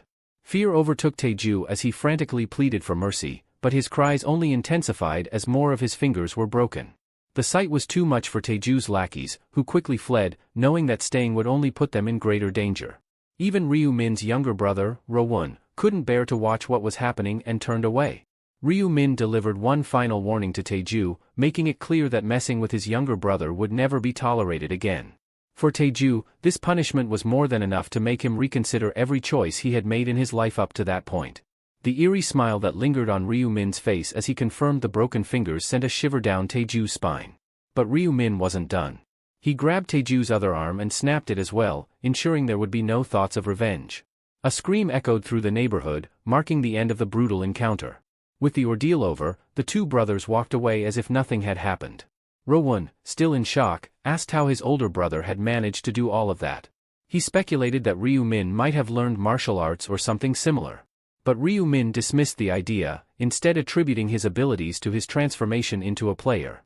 He explained that players could use their stats to enhance their real-world skills, and to prove it, Ro-won tried to summon the weapon he had received in a previous round. Slowly, a brilliant golden light began to form, and to his surprise, a dark, sharp dagger appeared. Ro-won stared in disbelief before grinning at the realization that this was indeed possible. Ryu Min then explained that all players could summon their weapons in this way. It was at that moment that Ro-won understood the true source of his brother's incredible speed. Dodging all those attacks had been effortless because Ryu Min's dexterity stat was around 11, a number far above the average person's 3, and even higher than an athlete's 10. When Ro-won asked what would happen if his brother leveled up further, Ryu Min pretended to be clueless, brushing it off as if he was still far from that stage. In reality, he was deliberately withholding information, unwilling to reveal the truth due to the traumatic experiences of his past life. During his 11th regression, Ryu Min had confessed to Ro-won that he was a regressor, but that revelation had put his younger brother in grave danger. Ro-won was kidnapped by other players who sought to use him as leverage against Ryu Min. Though Ryu Min had managed to save him at that time, he vowed never to let Ro-won endure such trauma again. As Ro-won studied his brother, he realized that he needed to be better prepared to protect him from other players. To lighten the mood, he suggested they grab breakfast at the convenience store. Ryu Min agreed, and they made their way to the QS24 store. While Ro-won headed toward the cup noodles, Ryu Min went to the ATM to withdraw some cash. As he punched in the numbers, he saw his savings amounting to 133.21. He withdrew 100,001, equivalent to about $100. Ro-won was surprised by the amount his brother withdrew, knowing the struggles they had faced together. But Ryu Min reassured him that the money was for a future purpose. He then asked Ro-won what he wanted to eat. Ro-won hesitated, mindful of their limited budget, but Ryu-min encouraged him to enjoy as much food as he liked. Ro-won, who had only eaten a cup of noodles the night before, finally decided on pork belly with chili, something he had been craving for a while. Ryu-min smiled, suggesting they treat themselves to hanwoo beef someday. Ro-won, feeling uneasy about the idea, insisted that the pork belly was more than enough for him. Meanwhile, Ryu-min was already envisioning a future where they could afford anything they wanted. Soon, they were enjoying their breakfast, with the pork belly looking especially delicious. Ro-won's face lit up as he took his first bite, savoring the taste. During their meal, Ryu-min excused himself, saying he had something important to do. Ro-won watched him carefully, curious about where his brother was going. Ryu-min returned a short while later, holding a pen and a stack of lottery tickets. Ro-won was shocked to see that his brother had spent all their remaining money on 20 lottery tickets, totaling 100,001. As Ro-won began to panic, Ryu-min calmly checked the numbers on each ticket, confidently selecting the same ones over and over. He then flashed a grin and revealed that these were the winning numbers, explaining that was why he had taken such a bold step. Ro-won was left in disbelief, struggling to comprehend his brother's actions, while Ryu-min remained certain that their gamble would pay off. Later that night, the two brothers returned to their apartment. Ryu-won was glued to his phone, anxiously watching the day's lottery draw. His nerves were getting the best of him. He even started biting his nails, worried they might have just wasted 100,001. As the numbers began to be drawn, Ryu-min lightly teased his younger brother for his behavior, but Ryu-won's focus remained unshaken. The first number announced was 3, followed by 8. When 9 and 38 appeared next, Ryu-won's heart skipped a beat. These were the exact numbers his brother had selected. As the final numbers were revealed, 3, 18, 9, 38, 21, and 1, Ryu-won realized every single one matched. They had won, without even needing the bonus number. Overcome with disbelief, Ryu-won exclaimed in shock, finding it hard to grasp that his brother had been right to purchase those lottery tickets. Tears welled up in his eyes as he began to believe it was all a dream, even asking Ryu-min to pinch him. But Ryu-min just smiled, reassuring him that it was all real. Ryu-won, still in awe, jokingly asked if his brother preferred it to stay a dream. It took several moments for the reality to sink in fully. When it finally did, he jumped up, holding the winning tickets high, and let out a loud shout of joy. His celebration was cut short when Ryu-min urged him to quiet down, concerned that the neighbors might hear. Seeing his brother's excitement brought back memories for Ryu-min. The first time he won the lottery, he had reacted just like Ryu-won, cheering and shouting all night. But after experiencing multiple regressions, it had become a routine event for him. This was all part of a bigger plan. With 11% of the world's population disappearing overnight, global economies had been thrown into chaos. And with the imminent introduction of player-to-player item trading, which would be conducted entirely in cash, Ryu-min knew he needed a substantial amount of money. The next day, after exchanging the tickets, Ryu-won asked his brother how much they would receive. Ryu-min's response was cryptic. His only concern was whether this sum would be enough to shake the world. Later, Ryu-min stood in front of the Manhwa bank building, calm and composed. He had done this many times before. As he approached the teller, he casually mentioned that he was there to collect the first-place prize. The teller congratulated him but grew increasingly curious as he noticed how young Ryu-min appeared, almost like a high school student. The teller then asked where Ryu-min had purchased the winning ticket, and Ryu-min's nonchalant response took the man by surprise. The bank teller suddenly remembered something his colleague had mentioned earlier about the unusually high number of winning tickets in this particular draw, 115 in total. What made it even stranger was that 100 of these tickets had been purchased from a single store, and all on the same day by just one person. The teller recalled that his colleague had told him to treat anyone coming to claim these winnings as a VIP, regardless of the situation. As he stood there, lost in thought, Ryu-min interrupted his reverie. The teller quickly apologized and asked Ryu-min to wait for a moment. Soon after, a man entered the room, introducing himself as Kwon Junho, the president of Manhwa Bank. Recognizing Ryu-min as the winner of multiple lottery tickets, President Junho personally greeted him and extended his congratulations. He then invited Ryu-min to follow him to a more private area. President Junho led Ryu-min to a room where the team responsible for managing lottery ticket sales was stationed. As they entered, a woman greeted them and, noticing Ryu-min, questioned who he was, speculating that he might be the president's son. President Junho quickly clarified, introducing Ryu-min as one of their VVIP clients there to claim his prize. He instructed the woman to ensure Ryu-min's comfort. When the woman learned that Ryu Min had won with 100 lottery tickets in a single sitting, she was initially taken aback but quickly composed herself. She invited Ryu Min to sit and offered him something to drink, but Ryu Min was focused on one thing: collecting his winnings as soon as possible. The woman began the process by verifying the NATO tickets. Ryu Min handed them over quickly, and as she examined the stack, she couldn't help but find the situation almost surreal. She had never encountered anything like this before and briefly entertained the thought that Ryu Min might somehow have known the winning numbers in advance. After a short while, she confirmed that all the tickets were genuine.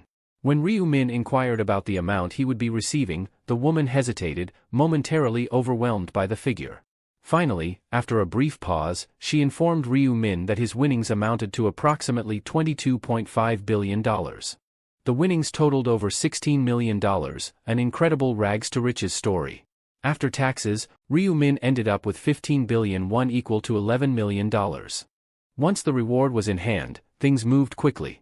That same evening, Ryu Min busied himself with purchasing a new home for them and setting up a stock trading account.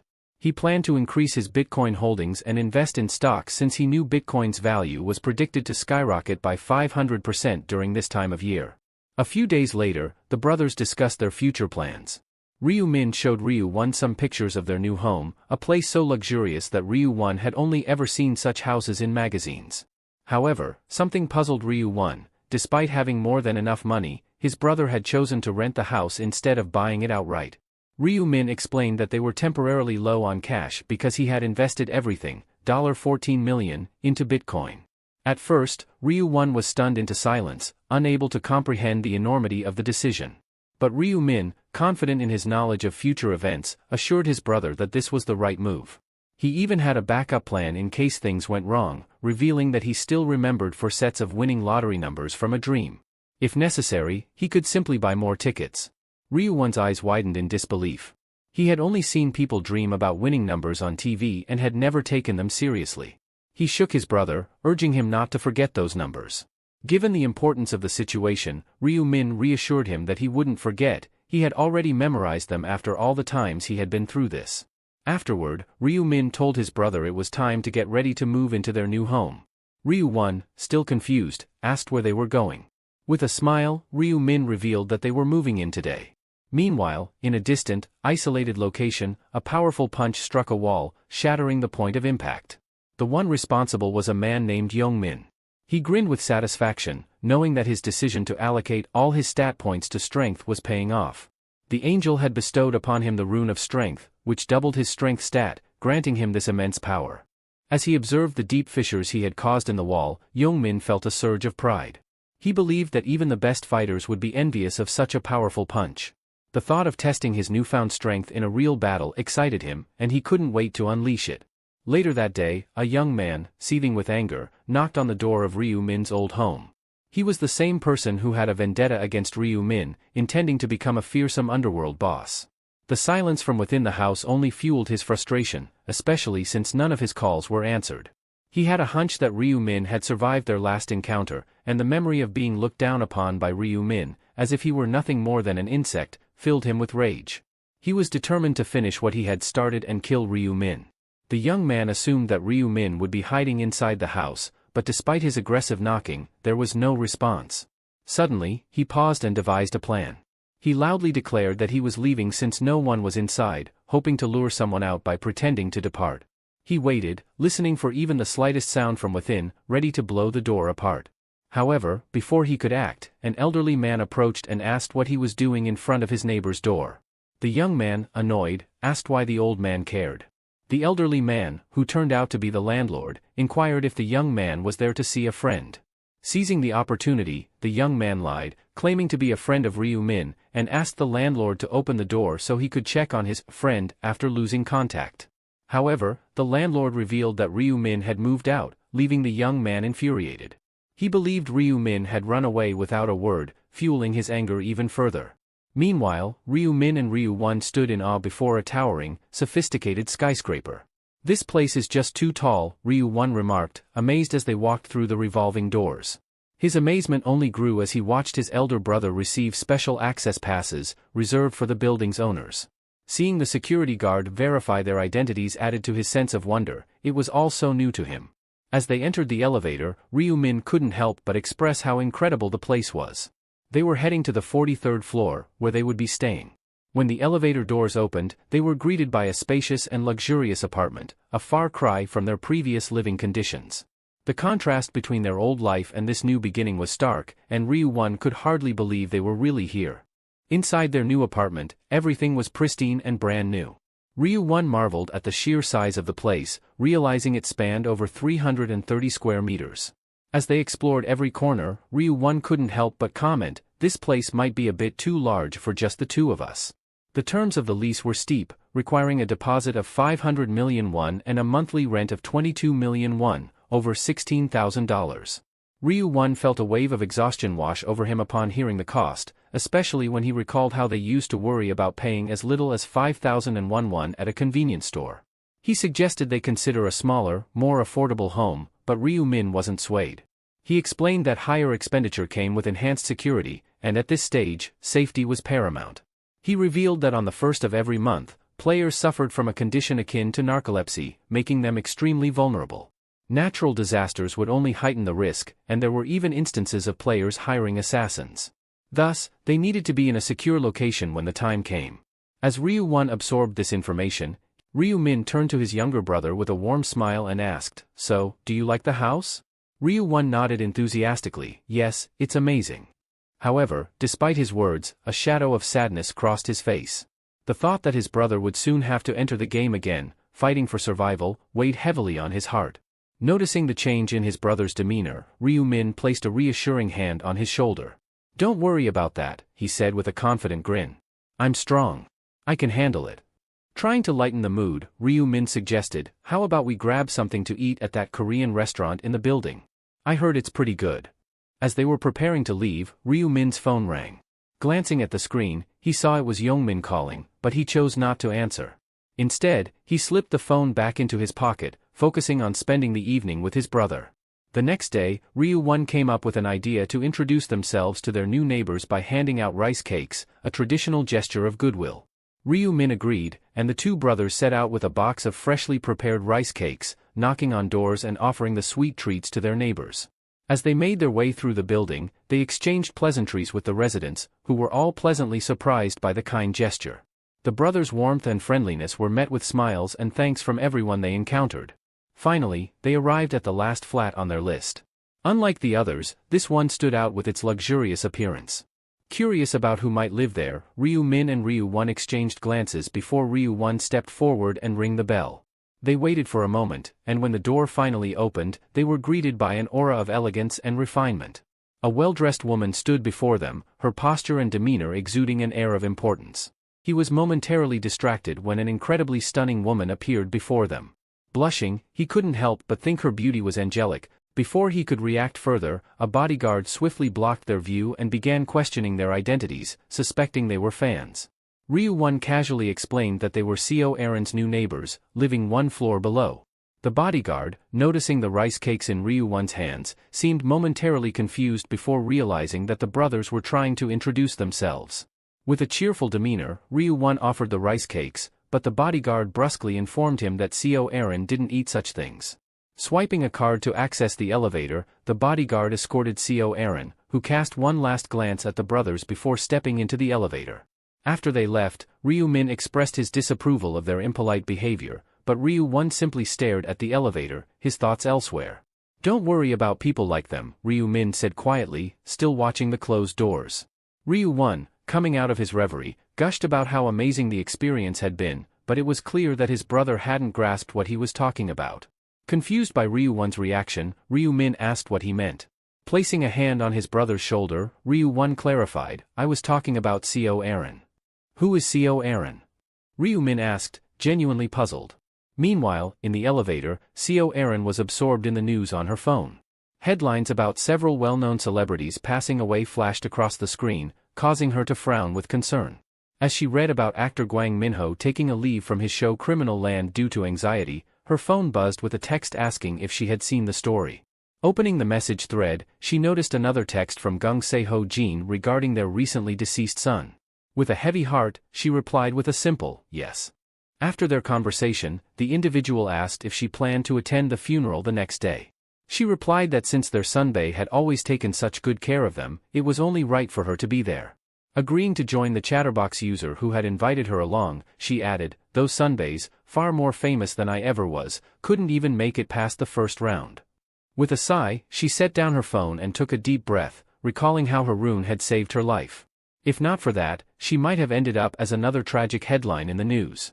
As she exhaled, she became aware of how much she had begun to see herself as a celebrity, and the thought of her death making headlines troubled her. Lost in her thoughts, she pondered whether she would have gotten as far as she had without the sponsorships, especially since even her luxurious penthouse had been a gift.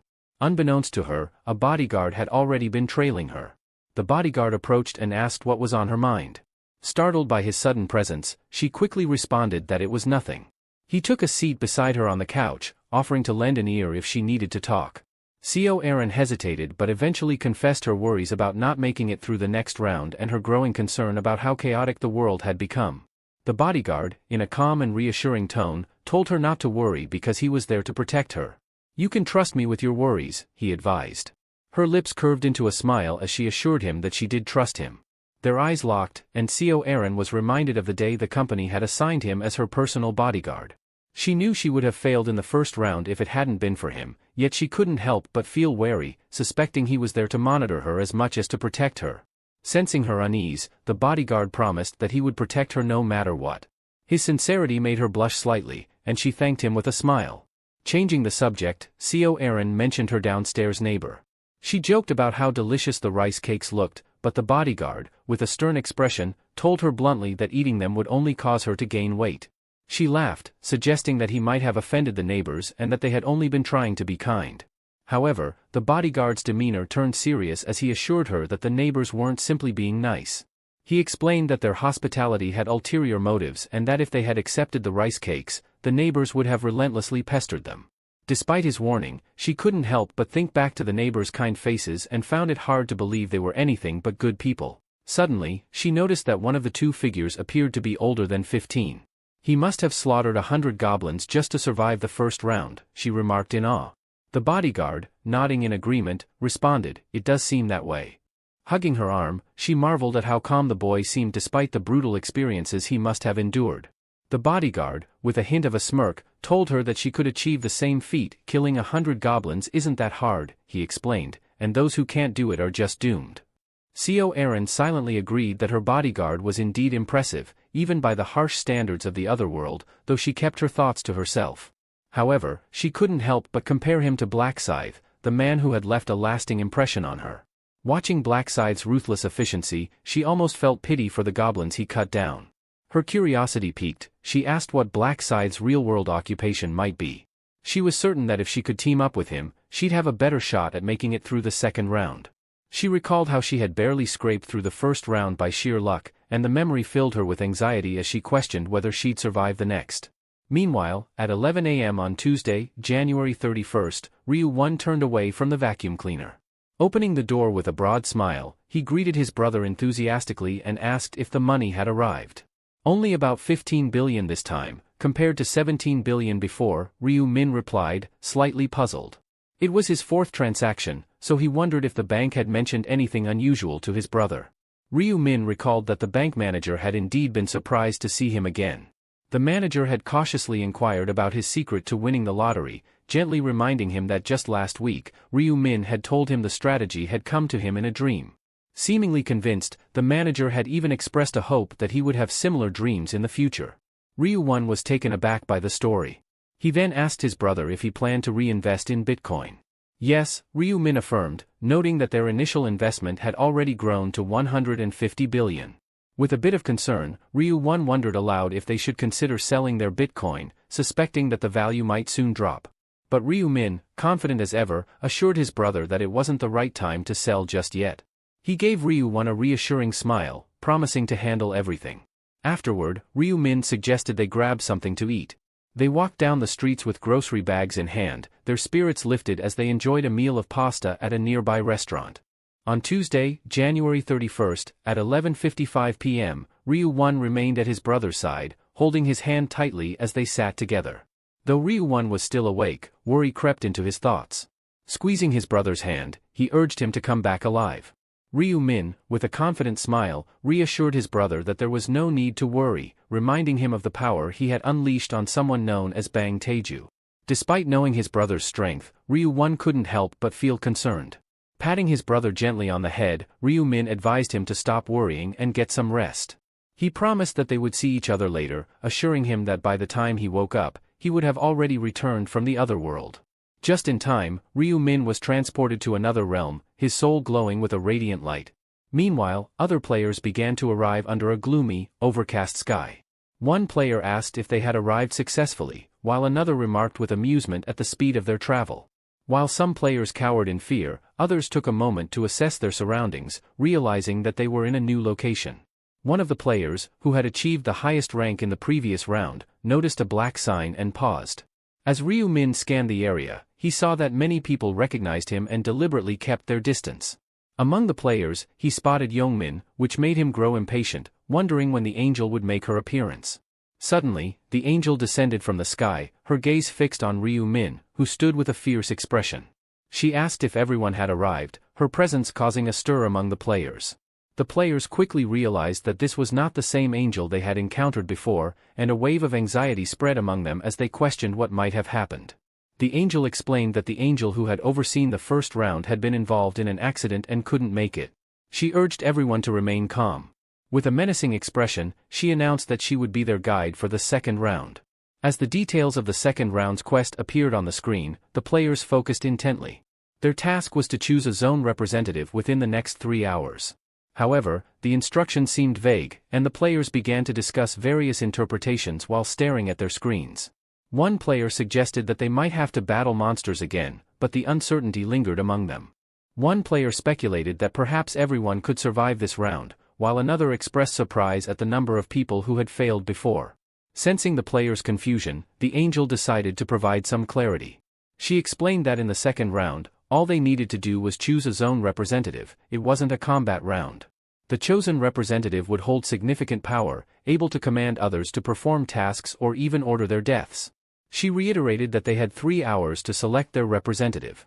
The players were impressed by the authority granted in this round. Curious, one player asked if that was all there was to it. The angel confirmed that since this round was more of a rest period, once they voted, they would be marked as having passed and sent home.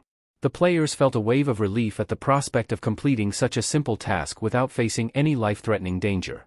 As the timer started, the angel urged them to discuss and decide who they wanted as their zone representative. The players, grinning, joked with one another, wondering if they'd all still be alive after voting in 3 hours. They found humor in the easy task and the potential power the representative would wield. However, Hwang Yongmin felt disappointed that he wouldn't get to use his combat skills this round.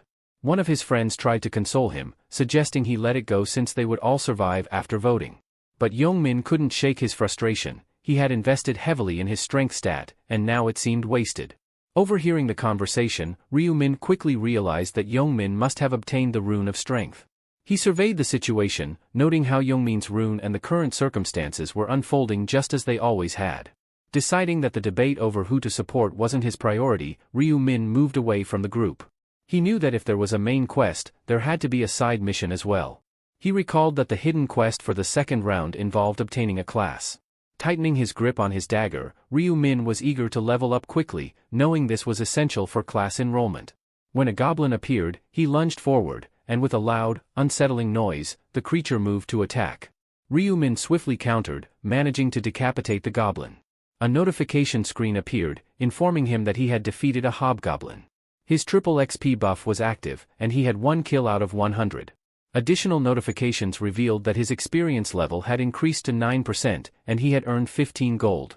The Rune of Slaughter also boosted all his stats by 1%. Ryu Min decided that venturing into the forest to hunt was a smart choice. He knew that where there was one goblin, there would surely be more, and he was right.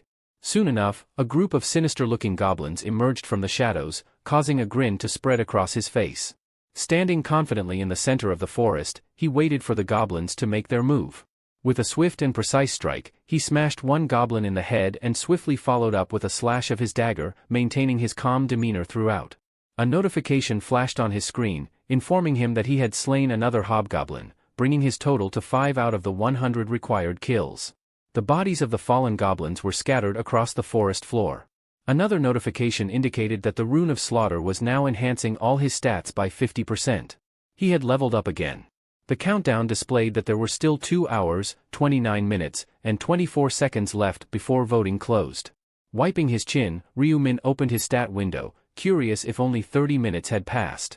It showed that he had reached level 9. He decided to focus on increasing his agility. While Hwang Yongmin's rune of strength was advantageous in boosting power, Ryu-min understood that it wouldn't be effective in every situation. His agility stat rose from 18 to 24. He knew that no matter how strong a player was, they would be vulnerable if they couldn't dodge a critical attack quickly enough. The game's stats were divided into 4 key categories: strength, intelligence, agility, and luck. Strength affected defense power, endurance, and physical damage, while intelligence influenced mental fortitude, calculation speed, and magical damage. After another glance at his stat window, he saw that his agility had now increased to 30. Agility improved both movement and attack speed and enhanced the ability to dodge. Luck influenced critical damage, item drops, and additional gold rewards. As a Grim Reaper class that dealt both magical and physical damage, Ryu-min knew that balancing all his stats was crucial. Each one was important in its own way. Just then, he sensed something behind him. Pivoting swiftly, he scanned his surroundings to identify who or what was there. He was startled that someone had been following him. He had been so engrossed in the battle that he hadn't noticed earlier. This situation was unsettling. It had never happened before. Raising his dagger, he demanded that the person reveal themselves and state their intentions. If they failed to comply, they would need to be prepared to face the consequences. A single footstep echoed slowly before a woman emerged from the shadows. Ryu-min recognized her instantly. It was the actress he had encountered before. He couldn't help but question whether she had truly been the one following him. Apologetically, she admitted to trailing him. Just then, another figure appeared, a man who also offered an apology. He urged Ryu-min to calm down, insisting that their intentions were not hostile. The man introduced himself as Sang-chul. Ryu-min's expression darkened when he realized who Sang-chul was, Ma Jianrock's right-hand man. Ma Jianrock, also known as the Heavenly Demon, was the eldest son of the country's most powerful corporate dynasty. He was someone Ryu-min had been targeting for a while. Ryu-min knew that having someone like Ma Jianrock by his side would make him stronger, and he needed a priest connected to Ma Jianrock to support him in the 20th round. Ryu-min was taken aback by the unexpected encounter with Ma Jianrock's right-hand man so soon. He began to wonder why Sang-chul was with Seo Rin and suspected that Sang-chul might be her bodyguard. Considering that many celebrities were sponsored by Ma Jianrock's company, the pieces of the puzzle started to fall into place. Despite this, Ryu-min felt uneasy knowing that the future had shifted from what he expected. He asked them how long they had been trailing him. Seo Rin admitted that they had been following him ever since they saw him enter the forest and sincerely apologized for it. Ryu-min then demanded to know why they had been following him. Seo Rin nervously explained that their intentions weren't harmful, they simply wanted to make him an offer. She hesitantly suggested that they form a team, knowing he had won the first round. Ryu-min chuckled at the idea of forming a group, dismissing it as irrelevant unless she could actually be useful to him. He mocked her openly. Seo Rin found herself at a loss for words, unable to counter his remarks.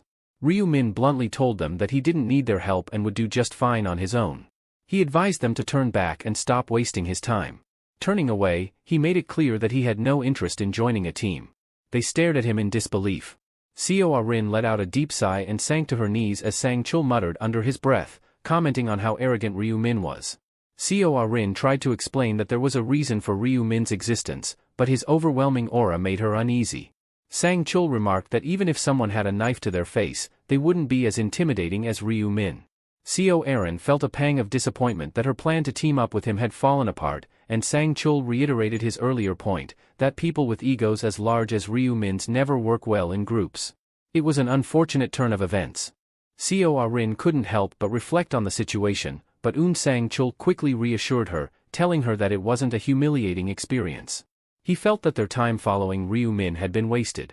Seo Rin, trying to shift the conversation, admitted that she hadn't expected to encounter monsters in the forest. She suggested that they spend the rest of their time hunting them instead. Sang-chul agreed that it wasn't a bad idea, and they set off to carry out the plan.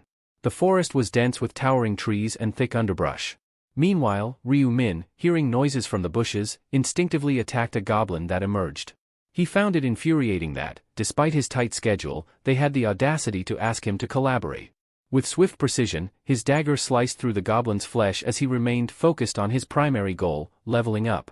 A notification popped up, confirming that he had defeated another hobgoblin. His current kill count stood at 60 out of 100, and the effects of the Rune of Slaughter had boosted all his stats by 60%. Suddenly, a pack of wolf-like creatures, gnolls, appeared. Ryu Min felt a rush of satisfaction at the sight of so many gnolls approaching at once. They lunged at him in unison, weapons poised for attack. Ryu Min stood his ground confidently, gripping his dagger tightly. Using both the fallen bodies of the gnolls and his dagger, he quickly dealt successive blows to the advancing creatures. Another notification confirmed the defeat of a gnoll, bringing his kill count to 65 and raising his stats by 65% thanks to the Rune of Slaughter. He had now reached level 10. His hard work paid off as a series of notifications informed him that he had met the requirements for class advancement. With his newfound level, Ryu Min could now access the store and a hidden subquest. The subquest window indicated that in order to obtain a class and advancement items, players needed to level up before the voting period ended. Success in this quest would also reward them with a daily item sale ticket, offering a 50% discount. Many players who were unaware of the subquest often found themselves confused, not knowing how to select a class or where to find the necessary advancement items. While everyone agreed that obtaining a class was crucial, the challenge lay in understanding the specific requirements to acquire the advancement item. For example, warriors needed to defeat monsters within an hour and increase their strength stat to at least 10.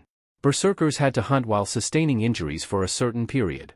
Assassins needed to successfully deceive monsters multiple times. Quick advancement was key, otherwise, players risked remaining beginners indefinitely. Ryu Min activated the Angel's Blood, and immediately, a status window appeared before him, offering a choice: do you want to select the Reaper profession? Without hesitation, he clicked yes. As a reward for his decision, he received the Reaper's Rune, a powerful artifact that significantly reduces the chances of being detected by enemies during the night. Wasting no time, Ryu Min activated the Reaper's Rune.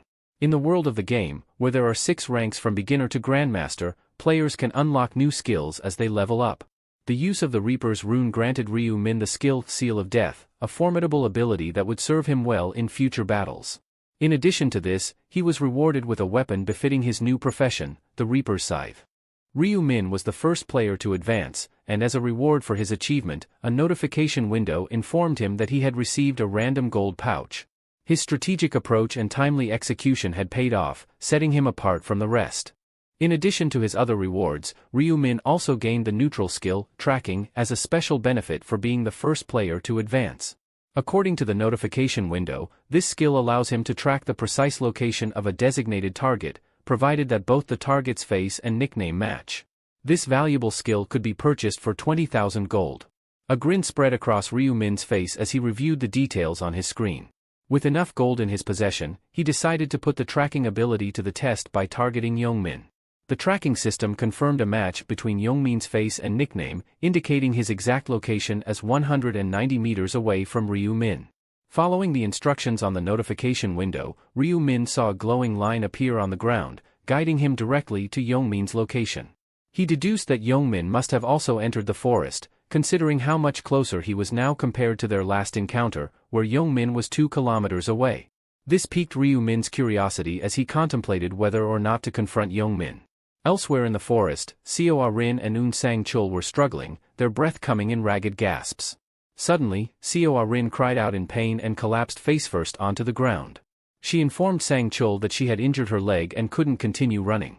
Sang Chul, with urgency in his voice, reminded her that they had to keep moving or risk being discovered. Despite the pain, he urged her to stand up. Seo Rin apologized, describing the searing pain where an arrow had struck her earlier. Sang Chul's face darkened as he considered the possibility that injuries sustained in this world might affect their real bodies. Nevertheless, he tried to encourage her, assuring her that if they could survive this, they would be able to return home. Seo Rin, gritting her teeth, resolved to push through the pain.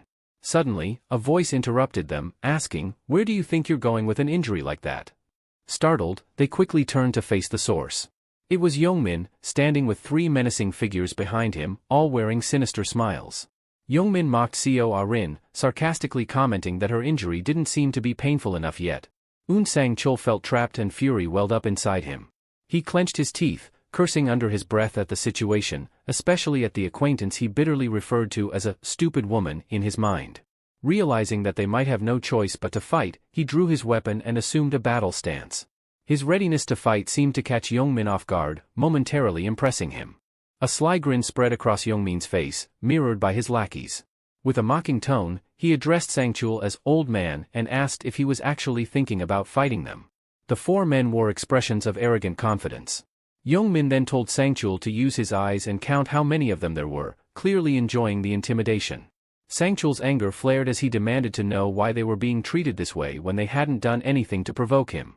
Youngmin, maintaining his taunting demeanor, denied any wrongdoing.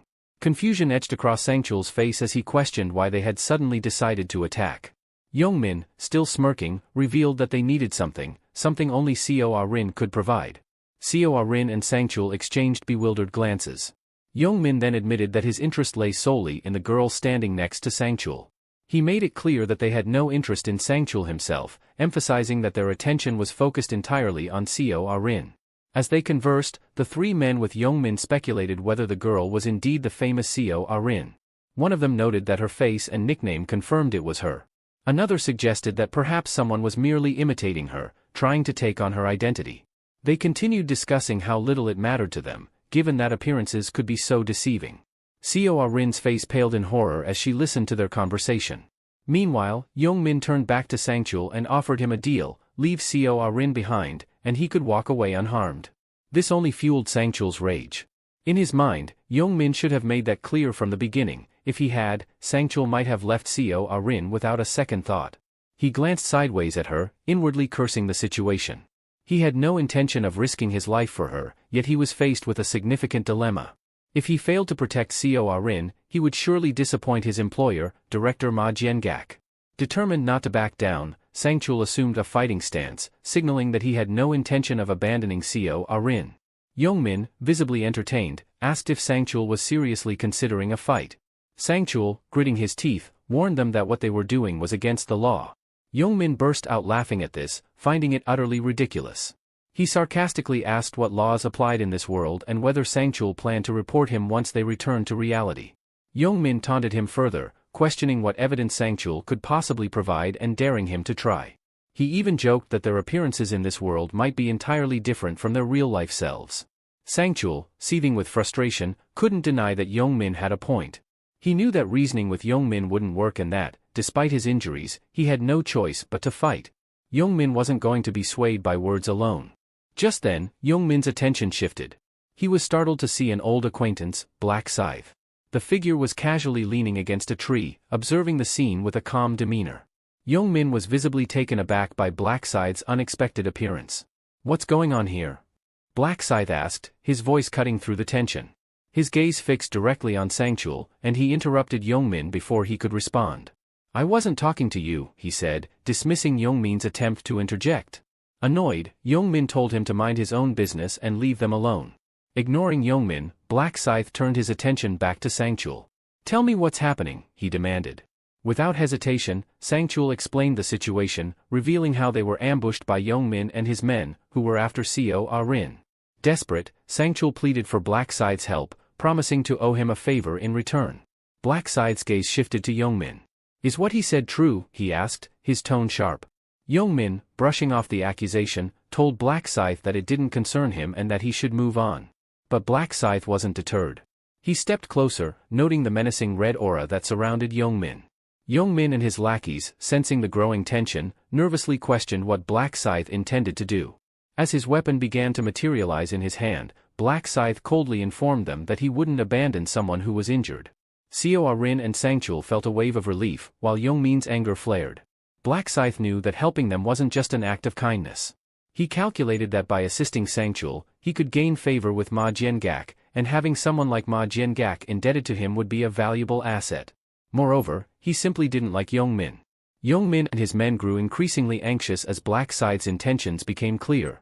In a desperate attempt to regain control, Youngmin ordered Black Scythe to back off, threatening to kill him if he continued. But Black Scythe only smiled, taunting them with the question, "Do you really want to fight me? What's the problem?" Youngmin's fury reached its peak. To him, Black Scythe's question was absurd, almost laughable. He wondered if Black Scythe would be so confident if he truly understood the kind of monster he was dealing with. The memory of Black Scythe effortlessly defeating goblins and claiming the top rank in the last encounter flashed through Youngmin's mind, and his eyes widened in shock. Black Scythe lowered his scythe to the ground and, with a calm yet menacing tone, told Youngmin to let him know if he wanted to end the fight. The four men watched nervously as the scythe's blade moved, their fear evident in their eyes. Youngmin, visibly shaken, asked if Black Scythe would really let him go. Black Scythe crossed his arms, a hint of amusement in his voice, and replied that he might consider it, if Youngmin got on his knees and begged for his life with sincerity. The realization that Black Scythe was trying to humiliate him in front of his friends and Arin twisted Youngmin's expression from smug triumph to despair. Despite his rising irritation, he had no desire to engage in a fight if it could be avoided. He scoffed at Black Scythe, but as he did, a thought crossed his mind: he had the power to shatter a wall with just his bare hands. Maybe, just maybe, he could take down Black Scythe with a single strike. A smug smile crept onto his face as he entertained this possibility. He glared at Black Scythe and spat out, "You've crossed the line." He clenched his fists, preparing for a fight, and taunted Black Scythe, asking if he really wanted him to kneel and beg. With a menacing tone, he added, "Do you want to die?" Youngmin planned to close the distance between them and land a devastating punch. In his mind, there was no way Black Scythe could survive a blow strong enough to crush a brick wall. But just as he was about to strike, Black Scythe calmly set his weapon aside. Youngmin was baffled. Why would he discard his weapon? Black Scythe, exuding confidence, explained that it wouldn't be fair to fight an unarmed opponent while he was armed. Winning like that, he said, would be too boring. Enraged by the perceived arrogance, Youngmin cursed Black Scythe's foolishness. He moved into attack, but before he could react, Black Scythe suddenly shifted behind him. Youngmin, thinking this was his chance, swung with all his might, ready to land a powerful punch. But to his shock, Black Scythe effortlessly dodged his blow and retaliated with a powerful kick to his stomach. The force of the kick sent Youngmin flying, crashing into the distance, leaving him stunned and gasping for air. Black Scythe watched impassively as Youngmin's body sailed through the air, one foot still raised from the powerful kick. Youngmin landed with a thud, groaning in pain as he knelt on the ground, his curses directed at Black Scythe. With a cold expression, Black Scythe warned him to stop cursing, saying, "Your foul mouth will rot my ears," before delivering another brutal kick. Youngmin gasped as the force of the blow sent him sprawling, his hand instinctively reaching up to soothe his aching face. Without hesitation, Black Scythe grabbed Youngmin by the collar, hoisting him up with one hand while keeping him at arm's length. He then began to rain down punches with his other hand, each blow landing with a bone-crunching impact. Youngmin, dazed and reeling from the assault, thought to himself that it didn't feel like a fist hitting him, it felt more like being struck by a sledgehammer. He couldn't comprehend how Black Scythe could be this strong. Is he as powerful as me? Youngmin wondered, unable to fathom how Black Scythe could possess such strength without a rune to enhance it. As he looked up at Black Scythe's calm yet focused face, one of his friends shouted his name, while another urged the archer to take action. The archer, maintaining perfect form, quickly drew his bow and loosed a lightning-fast arrow aimed directly at Black Scythe. Aaron, sensing the danger, screamed for Black Scythe to dodge. With reflexes as sharp as his blade, Black Scythe sidestepped the arrow just in time. Despite the fear etched on his face, the archer fired another arrow. But Black Scythe was already moving, zigzagging toward him with unnerving speed, effortlessly dodging each shot. As he closed the distance, Black Scythe remarked, "You must have been lucky to find a bow while hunting. Too bad you crossed my path during a fight." With a swift motion, Black Scythe drew his weapon, and in one fluid strike, he slashed at the archer. Blood sprayed through the air as the archer let out a cry of agony, his face contorted in terror. The sight of their comrade falling only deepened the fear in the remaining two men, yet they still tried to muster their courage. They took up defensive stances, shouting at Black Scythe to back off and leave them alone. One of the men charged at Black Scythe, dagger in hand, cursing as he lunged forward. Black Scythe responded with a mocking smile, his expression almost amused. In an instant, he activated the seal of death. Above the man's head, a red mark appeared, resembling an eye with a skull at its center, a symbol of impending doom. Gripping his scythe tightly, Black Scythe unleashed a devastating swing. The red-hued blades of wind that followed tore through the air, slashing the man's shins with such force that he collapsed to the ground, screaming in agony as blood splattered everywhere. The remaining man, witnessing this horrific scene, was paralyzed with fear, his confidence shattered. Black Scythe lunged at the man with blinding speed, noting that the mere fact they dared to use weapons against him showed some level of resolve. With a powerful swing, his scythe sliced through the man's arm, eliciting a piercing scream. The ominous seal of death hovered above the man's head, a clear sign that the next strike would be even more devastating. As expected, the scythe cut through the armor with ease, doubling the damage and leaving the man clutching his deep wound in sheer agony. As the men writhed on the ground, their faces contorted in pain, Black Scythe observed them coldly. This can't be it, he thought. He knew he had to instill fear so deep they would never dare to cross his path again. When he approached, they whimpered and pleaded for mercy, begging him to spare them. Without a word, Black Scythe flicked his scythe, sending blood splattering with the movement. Another scream tore through the air. Taking a deep breath, Black Scythe decided he was finished with these men, ready to move on to the next target. His sharp gaze fell on a figure hiding behind a tree. "Hiding won't help you," Black Scythe called out, his voice chilling. In a flash, a blade of wind sliced through the young man's arm, causing him to cry out in pain as blood spurted from the wound. "Stop acting like a child," Black Scythe admonished, his tone devoid of sympathy. The young man's pain barely scratched the surface of what he had inflicted on others. Black Scythe's scythe struck again and again, each blow drawing a scream from the boy as he was mercilessly cut down. Sangchul and Arin watched in stunned silence, witnessing the brutal efficiency of Black Scythe's assault. Sangchul was particularly struck by how Black Scythe could so ruthlessly dismember an opponent who had already lost the will to fight. As Black Scythe severed the boy's arms and moved on to his leg, Sangchul couldn't help but admire the cold precision. It might seem extreme, Sangchul thought, but I appreciate that level of decisiveness. In his mind, Black Scythe rivaled even his director. Finally, Black Scythe turned to Sangchul and Arin. "Are you two all right?" he asked, his voice steady. Sangchul nodded, acknowledging that they were safe because of him. "You don't have to worry about Yongmin and his crew anymore," Black Scythe assured them, his tone leaving no room for doubt. Black Scythe suggested they should go and vote, seeing as the four men were too battered to move. In unison, Sangchul and Arin bowed deeply, expressing their gratitude. Arin hesitated, then asked, "Will they die?" Black Scythe shrugged. "Does it matter if they die? They aren't even worth calling animals," he replied coldly, his bluntness catching Arin off guard. Observing her troubled expression, he realized she was far too sensitive. He wondered why she seemed to care so much about the lives of these men as if she were some saint. Perhaps she was concerned about her public image as a celebrity, he thought. Turning to Sangchul, Black Scythe asked, "Do you have a question?" "Yeah," Sangchul responded confidently. "Why did you decide to spare them?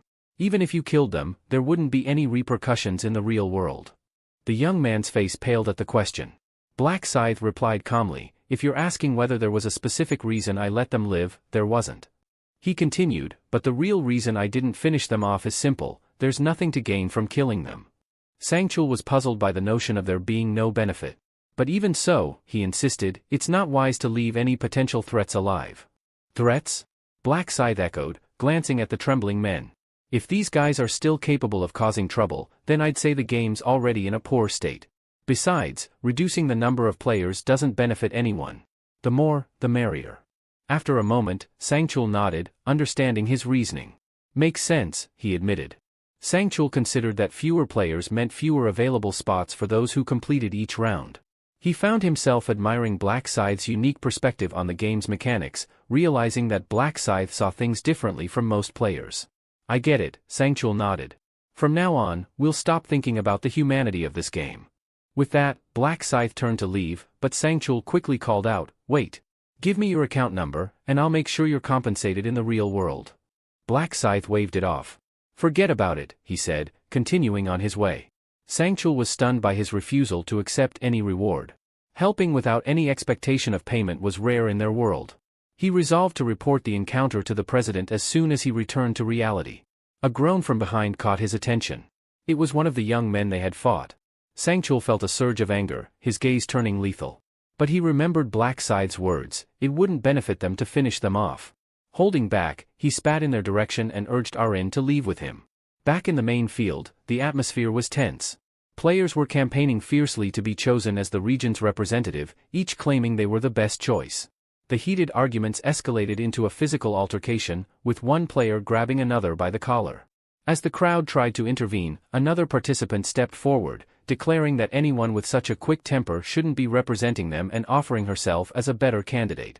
Then, a young man joined the fray, boasting about his father being a congressman and insisting he deserved the position. Many in the crowd eyed him with skepticism, doubting the truth of his claims. Amid the chaos, a voice rose from the crowd, commanding everyone's attention and halting the argument. The speaker, known by the nickname Mint Chocolate Boy, grabbed everyone's attention and reminded them that the voting would end in just 2 hours. He urged the players not to waste time arguing and to cast their votes as soon as possible. One of the players asked him how they should decide who to vote for. Mint Chocolate Boy confidently replied that he had a practical solution. Curious, everyone focused on him, eager to hear his idea. He smirked inwardly, pleased at how easily the crowd hung on his every word once again. With a dark grin, he thought about how the players had once more fallen for his persuasive tactics. At first, he had been disappointed when he received the persuasion rune as his random rune fragment. He had looked at it with disdain, noting that the rune increased his chances of persuasion only if the target was particularly talkative. Moreover, it wouldn't work on anyone with a higher level than his own, and it seemed completely useless against monsters who couldn't speak. But soon, Mint Chocolate Boy realized how to use the rune to his advantage. While on the battlefield, when other players were busy slaying goblins and sharing strategies, he had approached a group of men, telling them a woman was in great danger and needed immediate help. He advised them to drop everything and go to her aid. The men, influenced by his rune's effect, followed his advice without hesitation, abandoning their targets and rushing off. Mint Chocolate Boy then swooped in to finish off the weakened goblins, easily meeting the 100 kill requirement. Now, with the voting underway, he suggested a more structured approach to choosing a representative. Let's narrow down the candidates to just 5, he proposed, and vote among them. The players, realizing the wisdom in his words, quickly agreed. They understood that if everyone continued campaigning for themselves, they would never reach a decision. Mint Chocolate Boy took the lead in organizing the nominations, relishing how smoothly his plan was unfolding. If everything went as expected, he would soon position himself as the representative of the region. He asked the crowd to raise their hands and nominate anyone they believed should be recommended. One of the players, who had been advocating for himself earlier, eagerly shot his hand up. However, Mint Chocolate Boy quickly pointed out that nominating themselves was against the rules and would just repeat their earlier mistakes.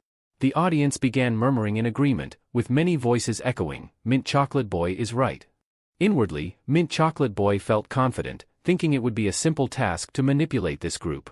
Most of the attendees were strangers to one another, caught up in their thoughts and unsure whom to nominate. Meanwhile, a few others were hesitant to suggest anyone but themselves, worried about losing their chance. Sensing the growing uncertainty, Mint Chocolate Boy remained patient, understanding that this silence would ultimately lead to only the most notable names being suggested. At last, a participant raised his hand and proposed Mint Chocolate Boy as a candidate. Excellent, he mused silently. The person who nominated him justified the choice, stating that having a rational and capable leader would be in their best interest. Mint Chocolate Boy pretended to be surprised by the nomination, even as another player jumped in to commend his ability to manage the situation effectively. He accepted the compliments with a gracious smile while inwardly laughing at how easily he had won them over. Then, another participant nominated Black Scythe. Mint Chocolate Boy's grin widened. He knew Black Scythe's recent victory made him a logical contender. Next, a player named Life is a Documentary put forth the second-place finisher, followed by someone else suggesting Black Dragon in My Right Hand as a third candidate. Mint Chocolate Boy tallied 4 names and asked the crowd if there were any more nominations for the 5th spot. When no one else volunteered, he announced that the 4 candidates were confirmed. He suggested that each nominee should speak to the crowd before the final vote and offered to go first, confident in his ability to sway the masses. Winning over these fools will be a breeze, he thought smugly. Suddenly, a voice cut through his thoughts, openly challenging him. It was Life is a Documentary, the player ranked second in the region, who seemed visibly annoyed. "I can't listen to another word this Mint Chocolate Boy is spouting," he declared. Mint Chocolate Boy turned to him and asked what his issue was. "Do you seriously think life is easy?" came the sharp retort from Life is a Documentary, his gaze filled with a menacing intensity that seemed to challenge Mint Chocolate Boy's entire stance. Life is a Documentary asked Mint Chocolate Boy if people always followed his instructions without question. As Mint Chocolate Boy pondered this, a concerned expression crossed his face. He began to realize the extent of his influence, but quickly brushed the thought aside, convincing himself it wasn't entirely true. When Mint Chocolate Boy was asked to nominate someone for the regional representative, Life is a Documentary grew visibly agitated and accused him of being a manipulator. "You're crossing the line," Mint Chocolate Boy retorted sharply, defending himself. He reminded everyone of a proverb, a person's face and demeanor reflect their true nature. He questioned why such harsh language had to be used in what was meant to be a discussion about leadership. For a moment, he seemed satisfied with his response, feeling that he had made his point. However, Life is a Documentary didn't back down. He sneered, asking whether Mint Chocolate Boy had the nerve to preach to him about life.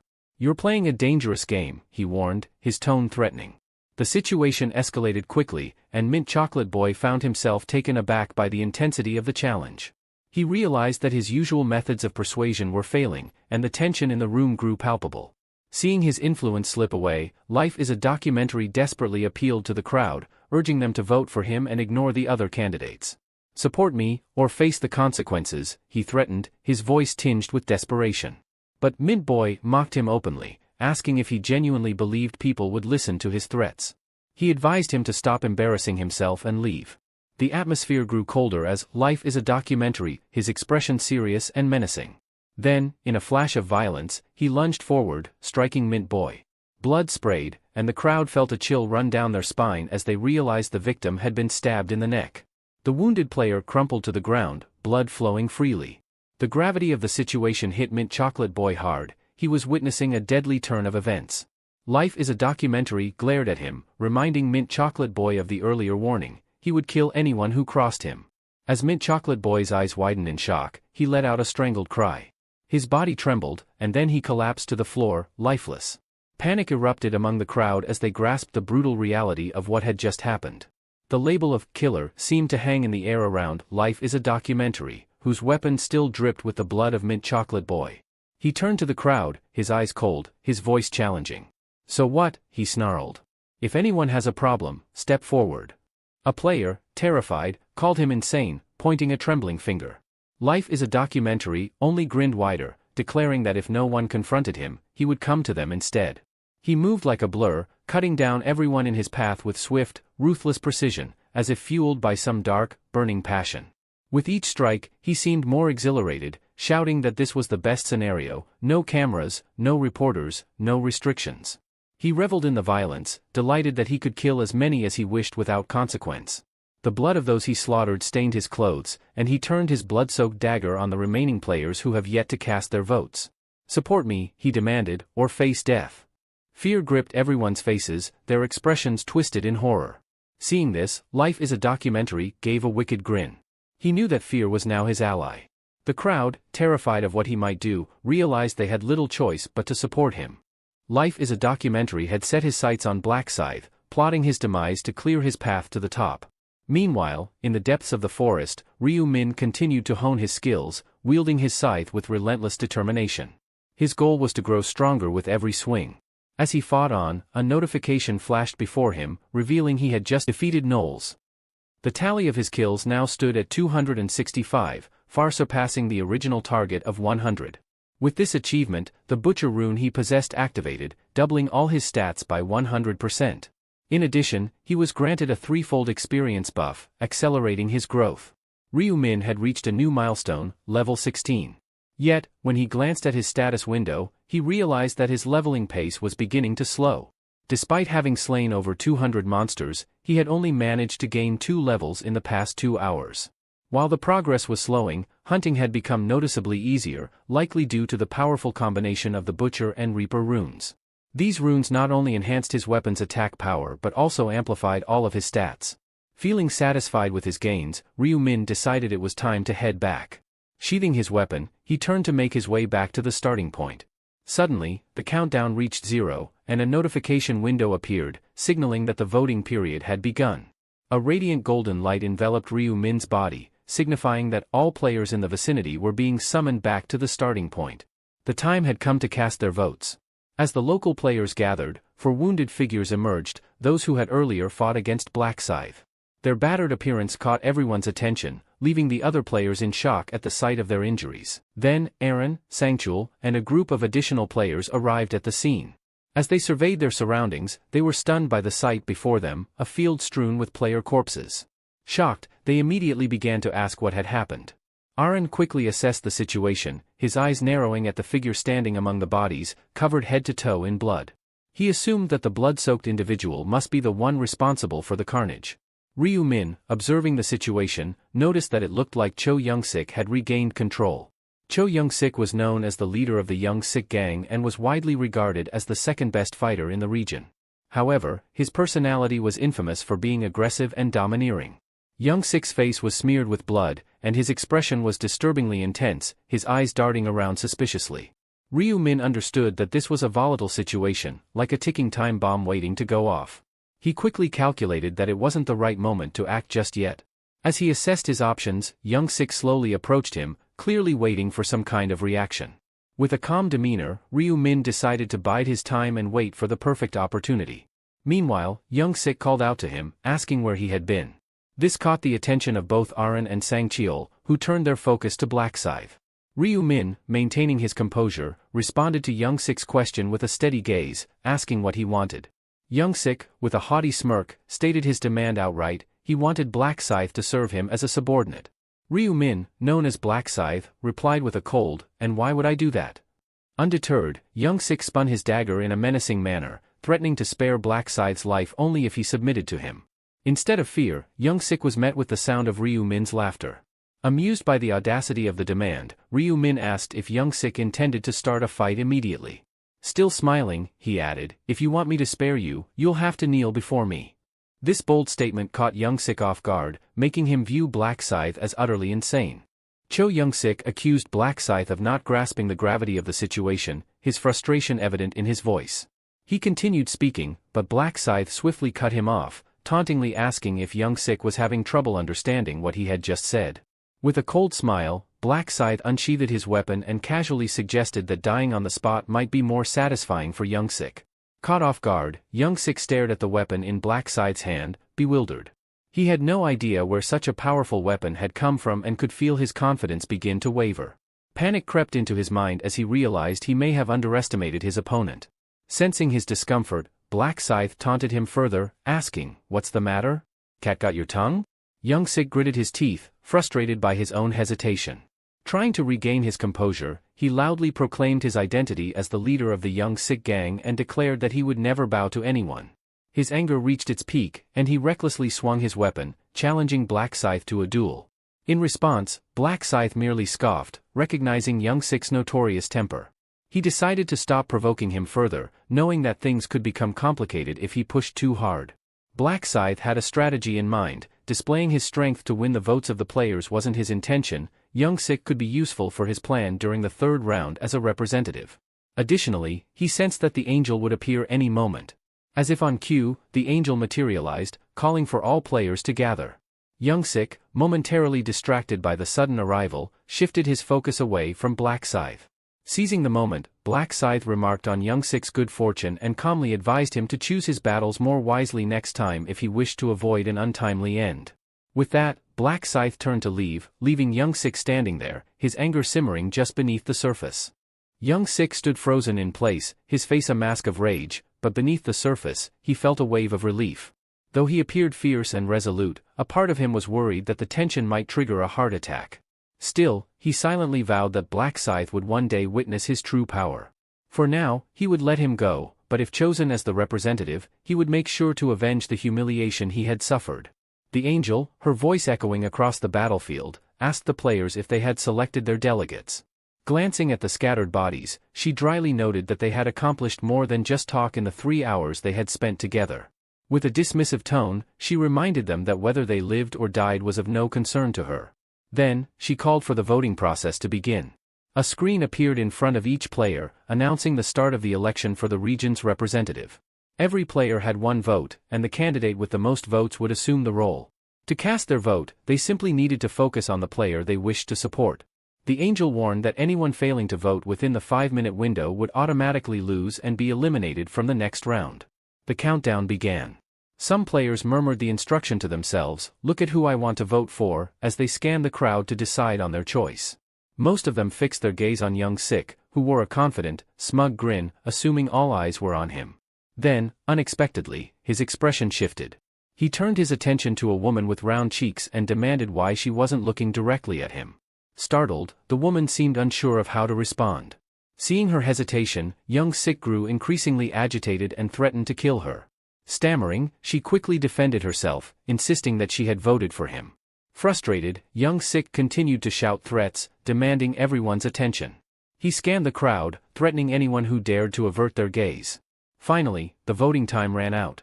The angel clapped her hands, announcing that the voting period had ended and instructed them to tally the votes.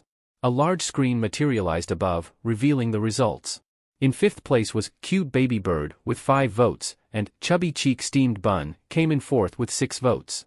With 249 votes, Black Dragon secured third place, while Black Scythe came in second with 2,077 votes. Topping the leaderboard with 2,412 votes was Life is a Documentary. Although Young Sik, who went by Life is a Documentary, received the highest number of votes, he wasn't pleased. His irritation deepened as he saw that Black Scythe had garnered significant support. Young Sik glared at the players who had voted against him, and many of them avoided meeting his gaze, aware of his anger. After the voting concluded, the angel announced that Life is a Documentary had been chosen as the region's representative. A window screen appeared, indicating that Young Sik had gained the power of command, allowing him to issue directives to other players. His blood-stained face broke into a wide grin. He immediately planned to use this newfound authority to rally the players against Black Scythe, determined to make him regret not killing him earlier. As Young Sik examined the details of his command ability on the screen, he realized its limitations. He could give direct orders to players, but only those without a class, and he could only control one player at a time, up to a maximum of 10 uses. Discontent flickered across his face at the restrictions, especially the fact that players with a class could resist his commands. The angel's voice cut through the tension, asking the players if they believed this was the end. However, she hinted that a hidden mission still remained for this round. Her cryptic words puzzled the players, who couldn't quite grasp what she meant. A window screen then appeared, revealing that the second round contained a side quest. If they completed it, they would receive a class advancement item and a coupon for 50% off today's item. Sungkal and Arin seemed confused about the concept of class advancement items. The angel clarified that these would appear in the quest window once players reached level 10. When one of the players questioned how they were supposed to level up without any monsters, the angel's expression darkened, and she informed them that the forest was teeming with creatures. Only 80,000 players nationwide would have the opportunity to advance to a class this round, the angel added. She then revealed that someone in their region had already been granted a class advancement, sparking curiosity among the players about who it could be. Sensing their interest, the angel asked if they wanted to check the results of the side mission to find out more. This possibility excited the group even more. The results of the second round subquest appeared on a large screen, revealing the standings for each region. At the top was the level 16 Reaper, Black Scythe, followed by the level 10 Dark Knight, Heavenly Demon, in second place, and a level 10 Shaman in third. It quickly became evident that Black Scythe was the only player in their area to have advanced to a class. The realization dawned on the other players that he was now in a class of his own, the Reaper class. This knowledge brought a mix of fear and respect, as they murmured among themselves, connecting his class to the scythe he wielded. Young Sik, who had hoped to use his command authority to control Black Scythe, was seething with frustration. He found it infuriating that Black Scythe had managed to advance so quickly, making him immune to his control. The timing seemed oddly perfect to him, almost as if fate itself were playing a hand. The angel then explained that rankings for the second round had been assigned based on who completed the subquest the fastest. Looking at the leaderboard, she announced that Black Scythe was the first in their region to change his class and had also claimed the top spot overall. She seemed genuinely impressed and even commented on how fitting his nickname was, given his new class. She asked him how he had chosen the name Black Scythe and if he had known in advance that he would acquire the Reaper class. With a casual demeanor, Ryu Min responded that he had no idea he would end up in a class that matched his moniker so well. The angel, intrigued, suggested that perhaps it was fate for him to become a Reaper. Ryu Min nodded, mentally noting that the angel seemed unaware of how the Reaper class was actually obtained. They only knew it was something unique. She found the situation fascinating and remarked that it was surprising there was only one player in the area who had managed to change their class. Furthermore, she clarified that Black Scythe would be the only one immune to authority orders. Her statement caused confusion among the players, who questioned what she meant by saying the authority command would not affect Black Scythe. The angel paused, seemingly considering whether to elaborate further, leaving everyone in suspense about what might come next. She continued by clarifying that anyone belonging to a class is exempt from the authority of command. This meant that the region representative had no power to control Black Scythe. Moreover, there were only 10 opportunities to use the command authority, so being named a region representative did not grant unlimited power. The players absorbed her explanation, but Cho Young-sik's frustration grew. He had hoped to keep the limitations of his authority hidden from everyone. The angel then turned her attention back to Black Scythe, proposing that he should receive a reward for being the fastest to complete his class. With a snap of her fingers, 2 screens appeared before him. The first screen congratulated him on achieving the highest rank in the area, while the second celebrated his position as the top-ranked player across all regions. Ryu Min, tapping on the screens, claimed his rewards. For being the first in the area, he received a ticket of low-rank rare armor. Additionally, for placing first across all regions, he was given the choice of a special reward from a collection of rare armor pieces.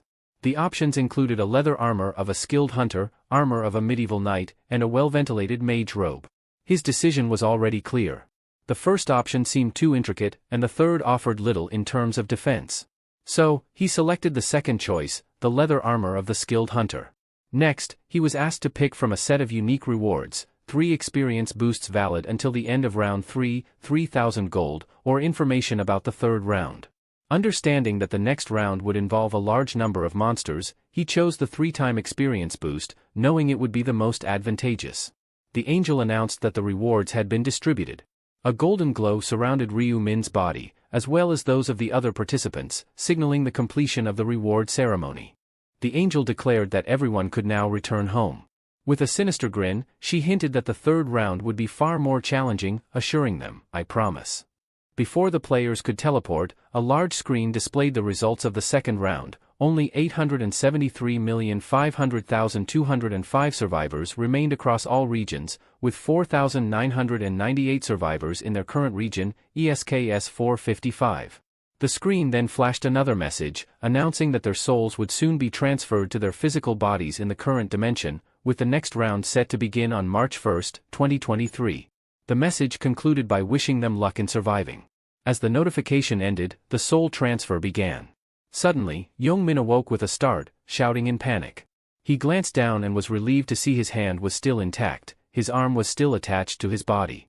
He had assumed he might return with his normal body if he survived, but now, a sense of dread crept over his face. He swore he would never cross paths with Black Scythe again or even think of confronting him. Meanwhile, Sungchul praised Aaron for her hard work.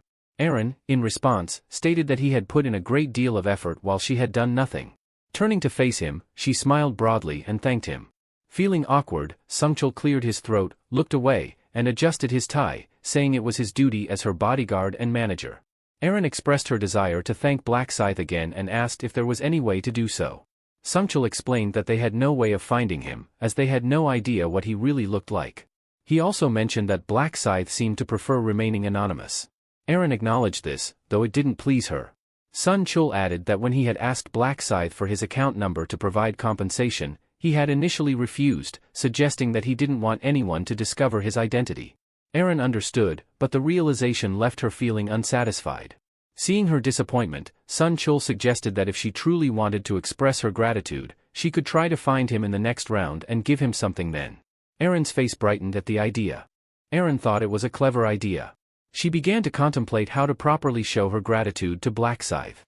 As their conversation wrapped up, Sun Chul suggested she get some rest, promising they could discuss it further in the morning. Aaron nodded and advised him to be careful.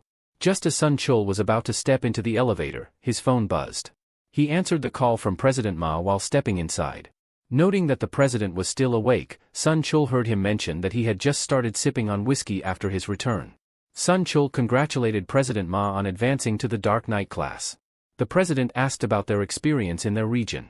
Sun Chul explained that both he and Aaron had only managed to reach level 8 before getting injured halfway through, which prevented them from continuing their hunt. President Ma sounded disappointed by this news. As Sun Chul reached the parking lot, he asked if it was a good time to discuss the matter, indicating he had something important to report. He revealed it concerned Black Scythe. President Ma immediately instructed him to come to the hotel so they could talk in person. Sun Chul agreed, saying he would be there in 20 minutes. He started driving, unaware that someone was watching him.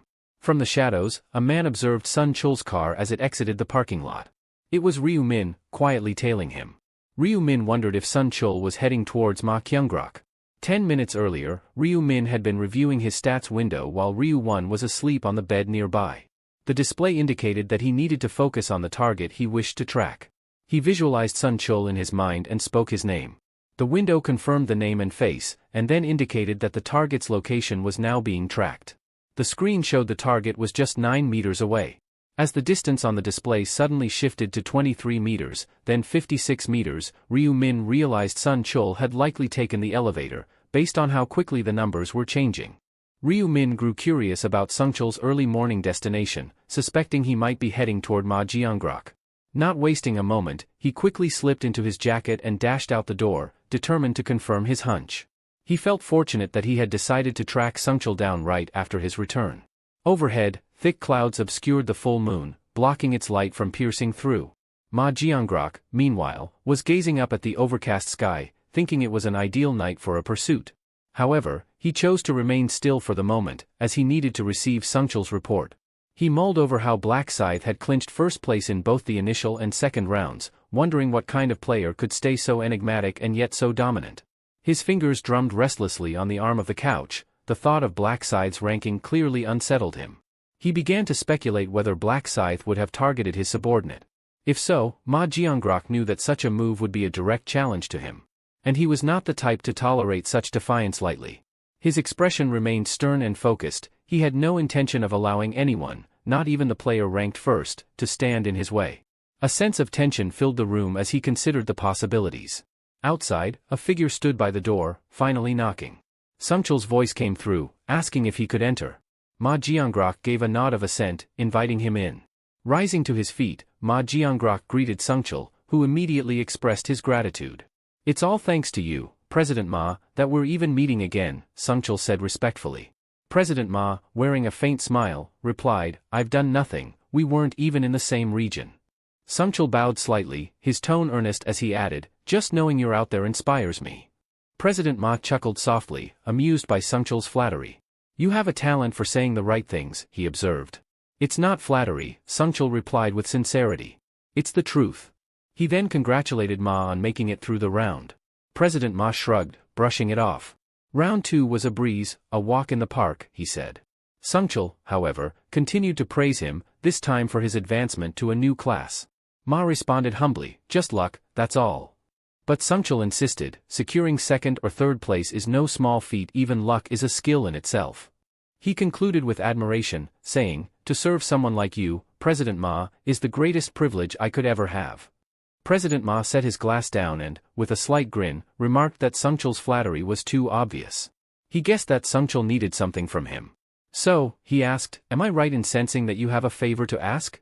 Feeling anxious, Sun Chul hesitated before asking how President Ma had obtained an advancement item. President Ma waved it off, saying it wasn't a big deal. "The item just dropped while I was hunting monsters," he replied casually. What he didn't reveal was that the random rune fragment he acquired had been a result of his Dark Knight rune. He recalled that the angel had told them to check their inventory to see a gift she had prepared.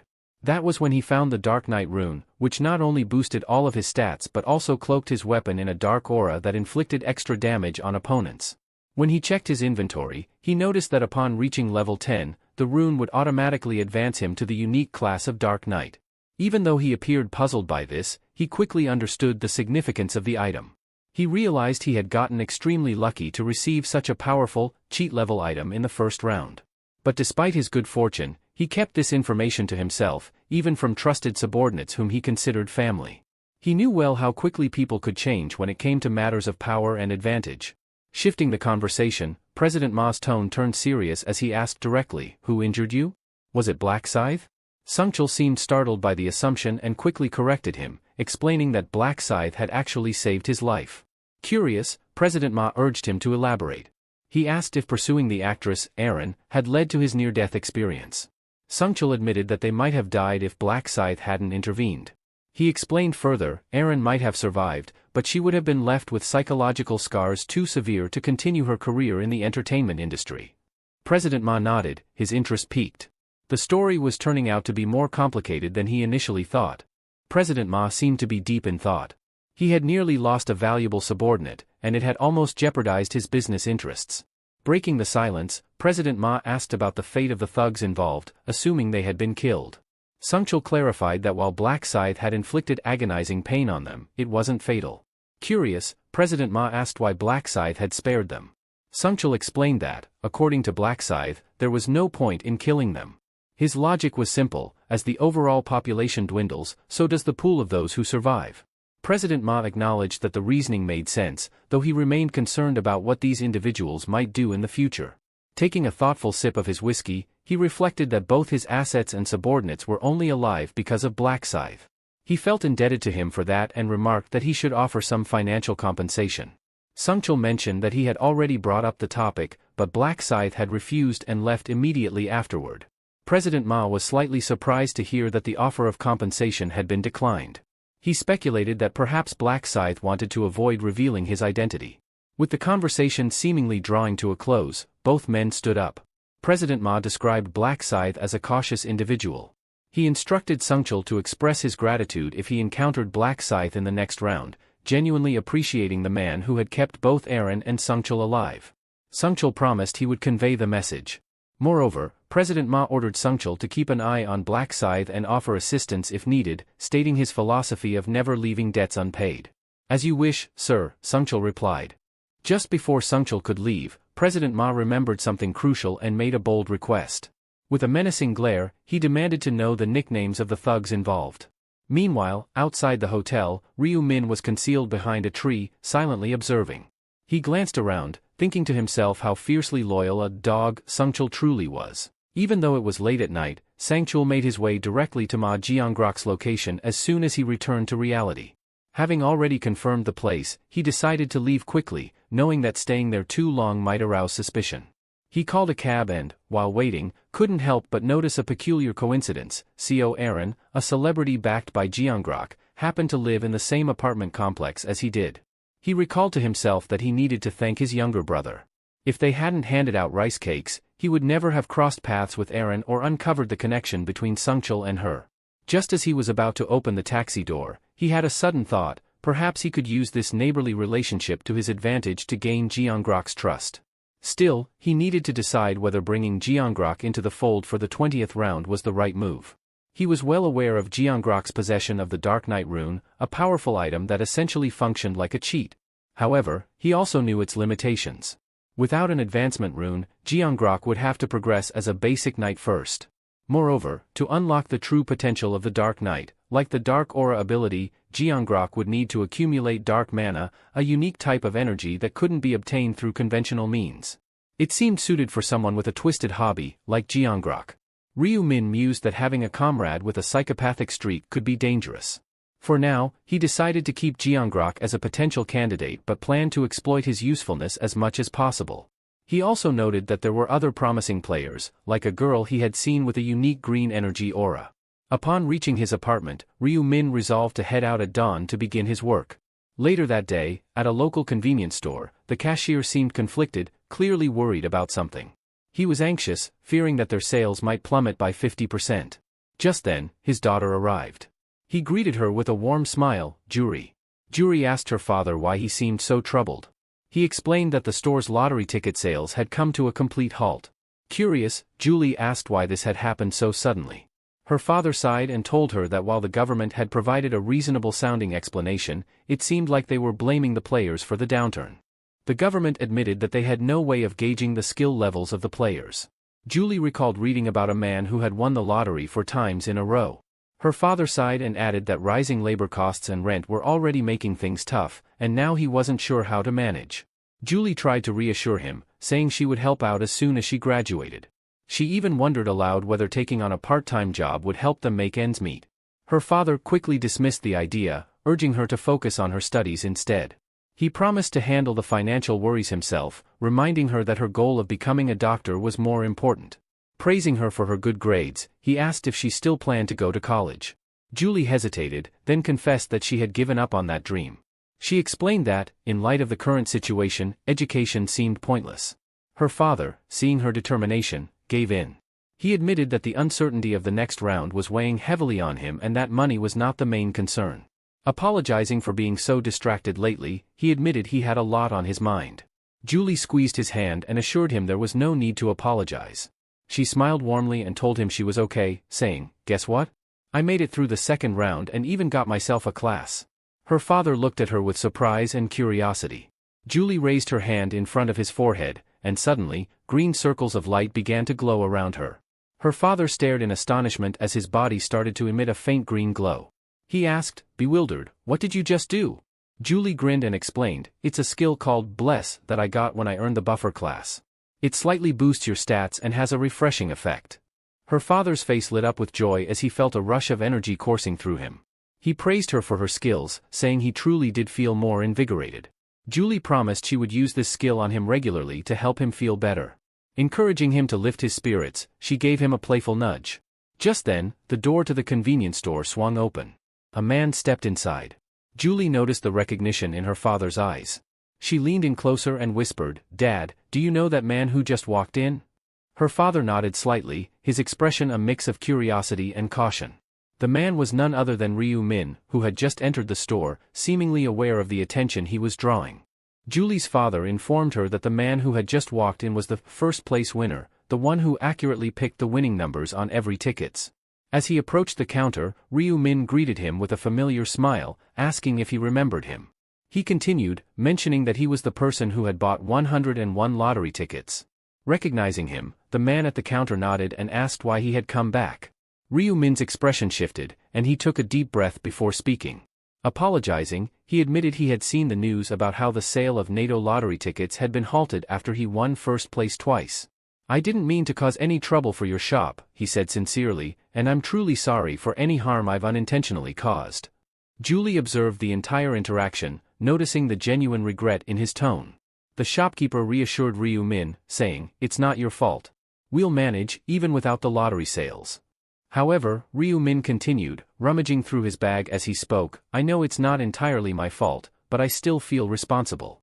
I want to help in some way, even if it's just a small gesture." He pulled out an envelope and slid it across the counter. The shopkeeper glanced at the envelope, puzzled, and asked, "What's this?" Ryu Min calmly replied, "There's 10 million won in there." Both Julie and her father were shocked by the amount. The man quickly refused, but Ryu Min insisted, urging them to accept it. Before they could respond, he turned and left the store. Staring at the envelope, Julie's father seemed overwhelmed by the sudden offer. Without hesitating, Julie volunteered to return it. Taking the envelope, she dashed out of the store, calling out for Ryu Min to stop. He paused and turned to face her, his expression curious. As she caught up, Julie introduced herself, noting that they were in the same class. Ryu Min raised an eyebrow, feigning surprise. "I'm sorry, I'm not great with faces," he replied, clearly lying. He knew exactly who Julie Min was, the daughter of the convenience store owner, and someone with the unique buffer class. Still, he maintained his polite demeanor as if meeting her for the first time, masking his awareness with a well-practiced calm. When Ryu Min first realized that Julie had been in his class in the past, he was genuinely taken aback, feeling as if fate had intertwined their paths for a reason. He had originally approached her under the guise of coincidence, aiming to subtly persuade her to see things from his perspective. Julie, sensing his intentions, invited him to talk privately. Ryu Min agreed, and soon they found themselves sitting on a park bench under a clear, brilliant blue sky. Julie handed the envelope back to him. "Is this the money I just gave you?" he asked, raising an eyebrow. Julie firmly insisted that he take it back, saying, "We can't accept such a large amount." Ryu Min knew that 10 million won was indeed a significant sum, and he had anticipated they might refuse it. He had given it with this in mind, aware that Julie was the type who could not tolerate any debt, regardless of her situation. Holding the envelope, she added with a sigh, "Just take it, my arm is starting to hurt." Ryu Min, however, declined, explaining, "I feel responsible for any trouble I've caused, which is why I offered it in the first place. It's the least I can do to ease my conscience." Julie countered, saying, "But that's way too much." Ryu Min responded calmly, "No matter the amount, I still want you to accept it. If you don't, it'll bother me for a long time." Julie protested again, "It's too burdensome and excessive." Ryu Min smiled slightly, knowing this was precisely why he insisted on giving it to her. He suggested she send a message to the store owner, adding, "To me, it's not that much money, so please don't feel pressured to refuse it." Julie shot back, "Why are you always so stubborn?" Just as Ryu Min stood up to leave, she called out, "Wait." She continued, "I'll take 1 million won, but 10 million is far too much." Ryu Min paused, intrigued, and asked, "And how can you make that decision for him? You should talk to the owner." Julie replied, "Trust me, my father would find accepting such a large amount awkward." Ryu Min feigned surprise. "Your father owns the convenience store," he said, tilting his head. "I had no idea." He admitted that he frequently visited the store, finding this coincidence strangely fascinating. As Julie studied him, she couldn't help but feel that there was more to his intentions than he was revealing. Julie acknowledged that she found the situation quite fascinating as well, especially since her classmate turned out to be the first natto winner. The word friend seemed to catch Ryu-min off guard. Julie then asked if he genuinely hadn't realized she was in his class all this time. Introducing herself, she mentioned that she recognized him the moment he entered the convenience store. Ryu-min, feigning a sheepish grin, replied, "This is actually our first real conversation. Sorry, I'm not really great with remembering faces." Julie's expression shifted to a slight frown, feeling a bit deflated that he only now seemed to know her name. Noticing her reaction, Ryu-min quickly apologized again. Julie blushed, remaining silent, while Ryu-min felt a twinge of guilt for pretending not to know her, though he knew he needed to act this way to keep her intrigued. Julie stood up and firmly reintroduced herself as Julie Min, stepping closer to him. "That's my face," she stated, her eyes meeting his. "Will you remember it now?" Ryu-min smiled warmly and nodded, his expression sincere. Julie's cheeks reddened further, and she found herself momentarily speechless, realizing how peculiar it felt to be formally introducing herself to a classmate so close to graduation. Sensing her unease, Ryu-min gently said, "I knew who you were, at least a little. And graduation doesn't have to mean losing contact." He then asked for her phone number. Julie, caught off guard, hesitated. "Is it wrong to ask?" he inquired with a playful smile. "I don't think it's strange to ask a classmate for their number." Blushing, Julie nodded and reached for his phone, quickly typing in her number before handing it back. "Thank you," Ryu-min replied, adding, "It seems like fate brought us together, so we should stay in touch." Julie stammered a bit before agreeing. Ryu-min then mentioned he needed to leave, explaining that he had something urgent to attend to. As he walked away, Julie realized she still held the envelope. She called after him, "Wait," but he simply waved back, continuing on his way without turning around. In the end, Julie couldn't bring herself to return the envelope. Her thoughts drifted to how Ryu-min had asked for her number, causing her face to flush as she clutched her chest, her heart still racing. She knew he only intended to be friends, but her feelings for him were too overwhelming to control. She thought back to when they had first met by chance. She had witnessed something involving him and had reported it to the police, feeling compelled to see the matter through, unsure whether she had done the right thing. Wanting to ensure he got home safely, she had decided to follow him. But when she saw him carrying on with his part-time job as if nothing had happened, she realized he was much stronger than he appeared. That was the moment she first became intrigued by him. However, she lacked the courage to approach him. As time passed, her feelings grew stronger, making it even harder for her to confront him directly. She never expected that they would meet again like this. Julie decided to be brave this time, considering it a rare opportunity that fate had handed her. With the envelope of 10 million won still in her pocket, she could no longer pretend she didn't know him. She wondered if she should invite him to dinner and smiled to herself. Meanwhile, Ryu-min was lying in bed, texting. Julie had just invited him to lunch. He replied that he was free and offered to cover the cost, but Julie insisted on paying. He hadn't expected her to be so quick to offer to buy him a meal. He had assumed she might feel indebted to him. This development was promising. It would be easier to make her an ally if they naturally became friends. He decided that, come the 20th round, he would make sure to save her. As Ryu-min emerged from his room, Ryu-won was sitting on the couch. "Where are you headed?" Ryu-won asked. Ryu-min replied, "I'm meeting a friend." "A friend?" Ryu-won watching TV. "Is this friend a woman?" Ryu-min smirked and asked, "Why, can't I meet women?" Ryu-min casually mentioned to his younger brother, Ryu-won, that he would be heading out for lunch. Ryu-won, surprised, quickly realized that his brother might be going on a date. Later, at a steakhouse, Ryu-min and Julie met up. As they settled down, Ryu-min asked if she liked steak. When Julie replied that she did, he encouraged her to eat plenty, causing her to blush. She found it hard to believe that she was sharing a meal alone with him, one of the best days she could remember. For a while, they ate in silence, and Julie felt the atmosphere growing awkward. Feeling the need to break the ice, she asked about his 4 consecutive natto lottery wins. Ryu-min casually replied that he had gotten lucky after seeing the numbers in a dream, a claim she found hard to believe. Curious, she asked how much money he made from his lucky streak. He joked that he wouldn't have to worry about money for the rest of his life but added more seriously that his real concerns were more about survival than wealth. Julie then shifted the conversation to their experiences in the first round of the game. She asked how difficult it had been for him to kill goblins. He replied that it had taken quite a while. When she asked which region he was in, he confessed he couldn't remember much but thought his region ended in the number 5. Julie told him her region ended at 7 and lamented that they couldn't cross into each other's territories in the other world. Ryu Min reassured her, explaining that as the number of survivors decreased, the regions would eventually merge. She then asked about his level, and he revealed he was at level 10, which she noted matched her own. Curious, she inquired about his class. Ryu Min responded that he didn't have a class yet. Julie mentioned that she was fortunate enough to acquire a class change item. Feigning ignorance, Ryu Min asked, "A buffer? Is it like giving buffs in a game?" Secretly, he was pleased to hear she was a buffer, it fit perfectly with his plans. Julie excitedly offered to show him her skill, explaining that her buff, Bless, boosted all stats slightly. Ryu Min, intrigued, said he would love to see it. With a smile, Julie activated her buff, eager to impress him. When Julie extended her hand, a green pattern appeared in the air before her, glowing softly. A notification window popped up, indicating that the blessing would last for 3 hours and that all of Ryu Min's stats had increased by 50%. He expressed his admiration for her skill, thinking to himself that it was a remarkable effect for a special talent. He also realized that once Julie reached her maximum level, the effectiveness of her ability could double, enhancing the buff to a total of 100%. That is, of course, if she managed to level up to the highest point. Regardless, he was pleased to have the buff, especially since meeting her had served that exact purpose. Ryu Min remembered the random gold pouch he had won as a reward for completing his first-class change subquest. The pouch contained a random amount of gold, determined by his luck stat. The higher his luck, the more gold he would receive. He thanked her, stating that the effects of the buff were impressive. Julie beamed and said he only had to ask if he ever needed another buff, reassuring him that casting it was effortless for her.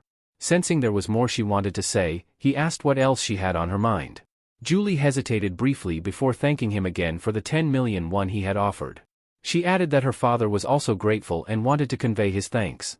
However, Ryu Min sensed there was something more, so he probed gently, "Is that really all you wanted to say?" She shook her head slightly and explained that she had been thinking of something else. Reaching into her bag, she pulled out a glowing object. Curious, Ryu Min asked what it was.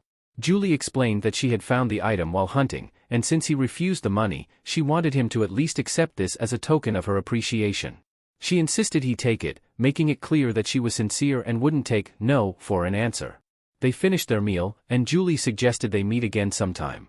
Ryu Min nodded in agreement, advising her to stay safe in the upcoming round. She eagerly agreed, saying they should continue surviving and meeting at the park. After she left, Ryu Min was alone. He pulled up his inventory screen and inspected the object Julie had given him. It was a low-quality purple magic crystal, not particularly valuable but potentially useful. The crystal Julie gave him was a delicate, stunning purple stone with a faint mana aura. Ryu Min hadn't expected her to gift him something like this. When he removed it from his inventory, he noted the brief description, which didn't offer much insight into its properties. He had no idea what the crystal could actually do. However, he knew that at level 20, the combination function would unlock, allowing players to fuse magic crystals with weapons, and he suspected that this particular item would be of great value at that point. The combination feature would not only allow him to merge the crystal with a weapon, but also grant additional enhancements.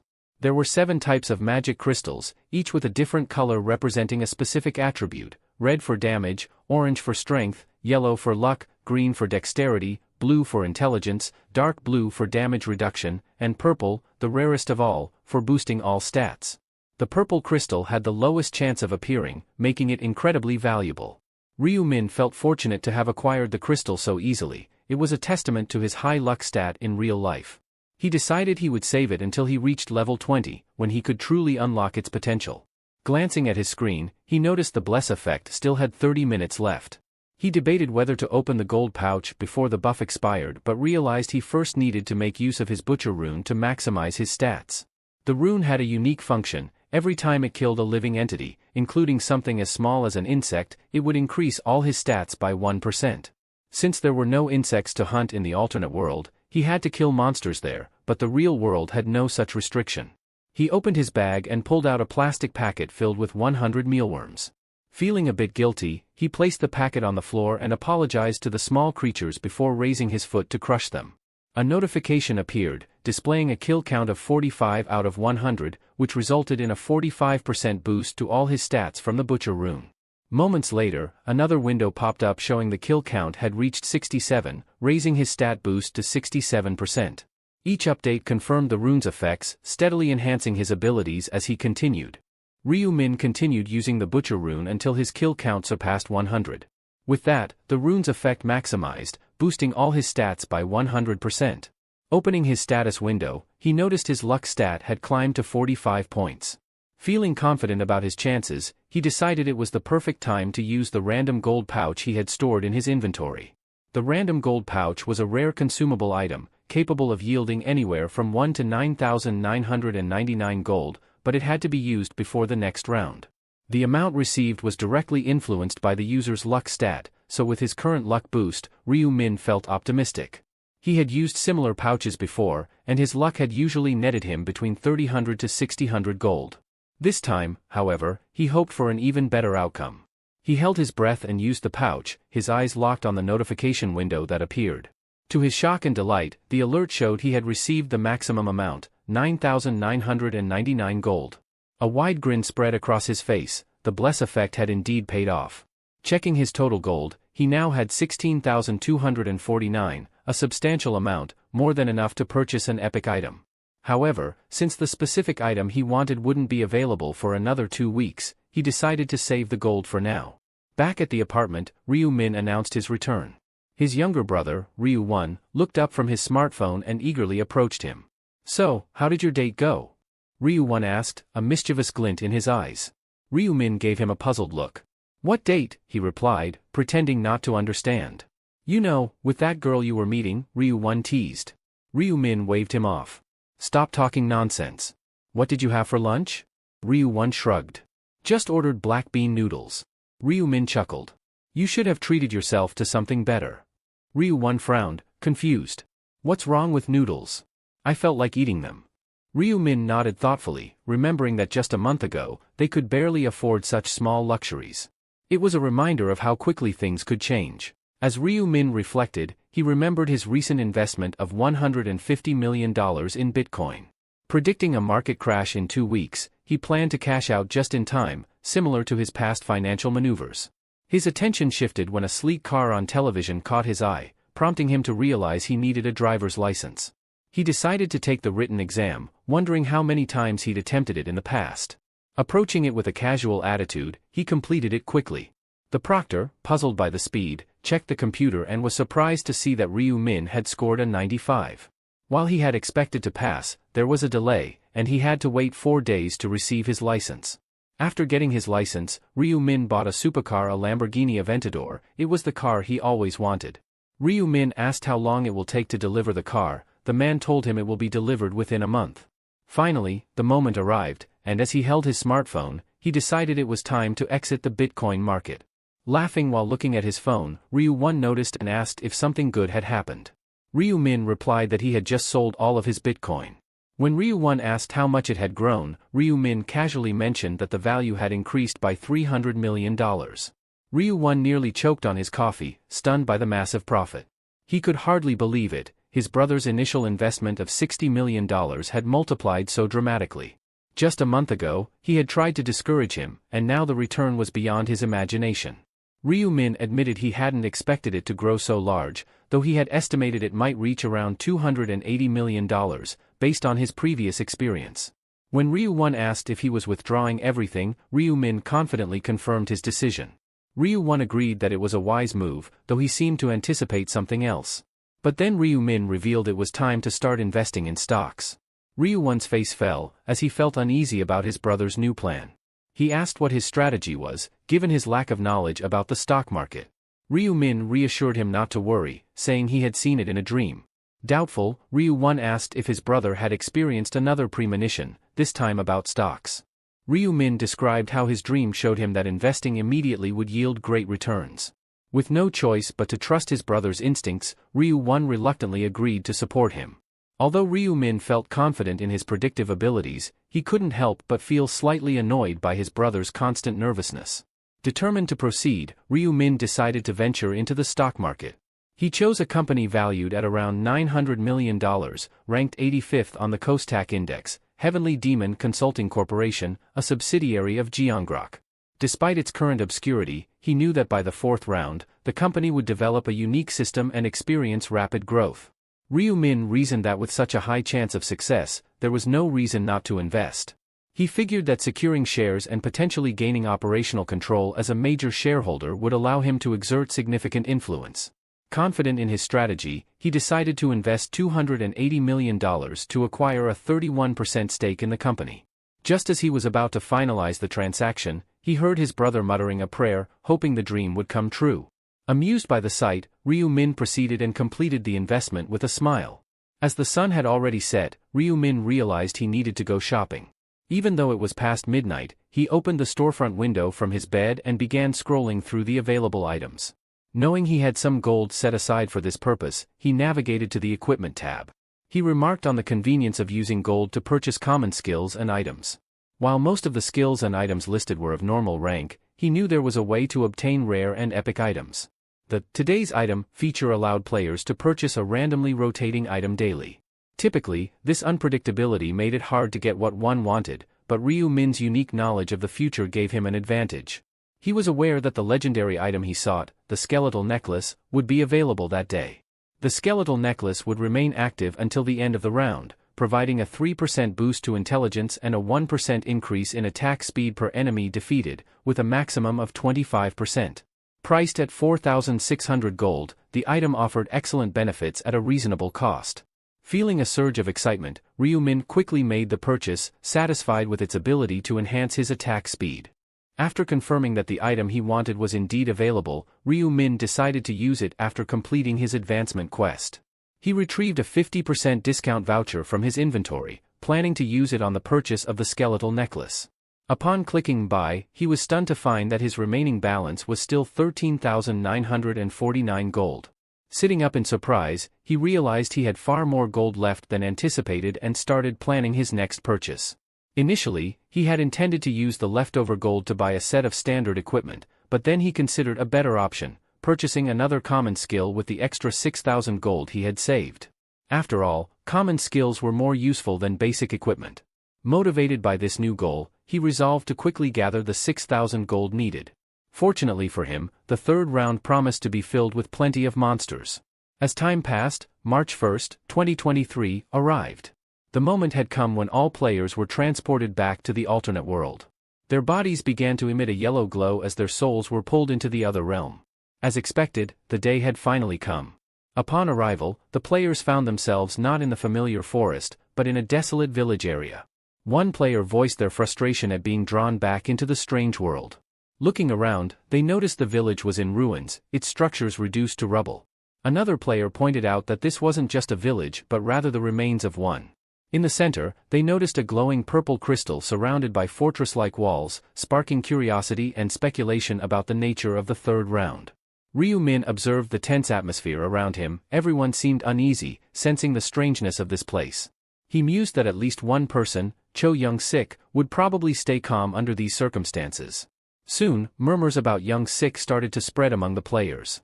They talked about their regional representative, a notorious gang leader known as Life is a Documentary.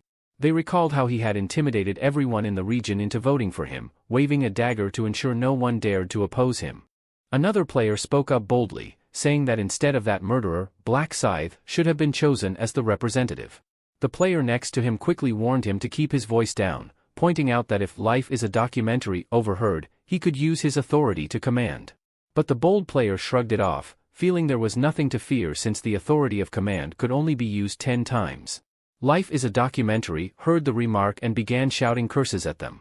The other players mocked him, saying he was acting as if swearing was prohibited and questioning why he was so upset. This only aggravated Life is a Documentary more. He waved his hands furiously, demanding that the crowd listen to him, but the players continued to talk over him, pretending not to notice his rage. His anger grew, knowing that the angel had revealed the power of command to everyone, and the events he had hoped to control were slipping from his grasp. Suddenly, a figure bowed and said, "Nice to meet you, sir," with polite gesture toward him. Recognizing the person, Life is Documentary asked Hwang Yong-min what he was up to.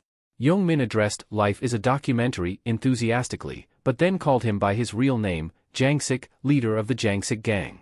Jangsik, confused, asked Yong-min about his intentions.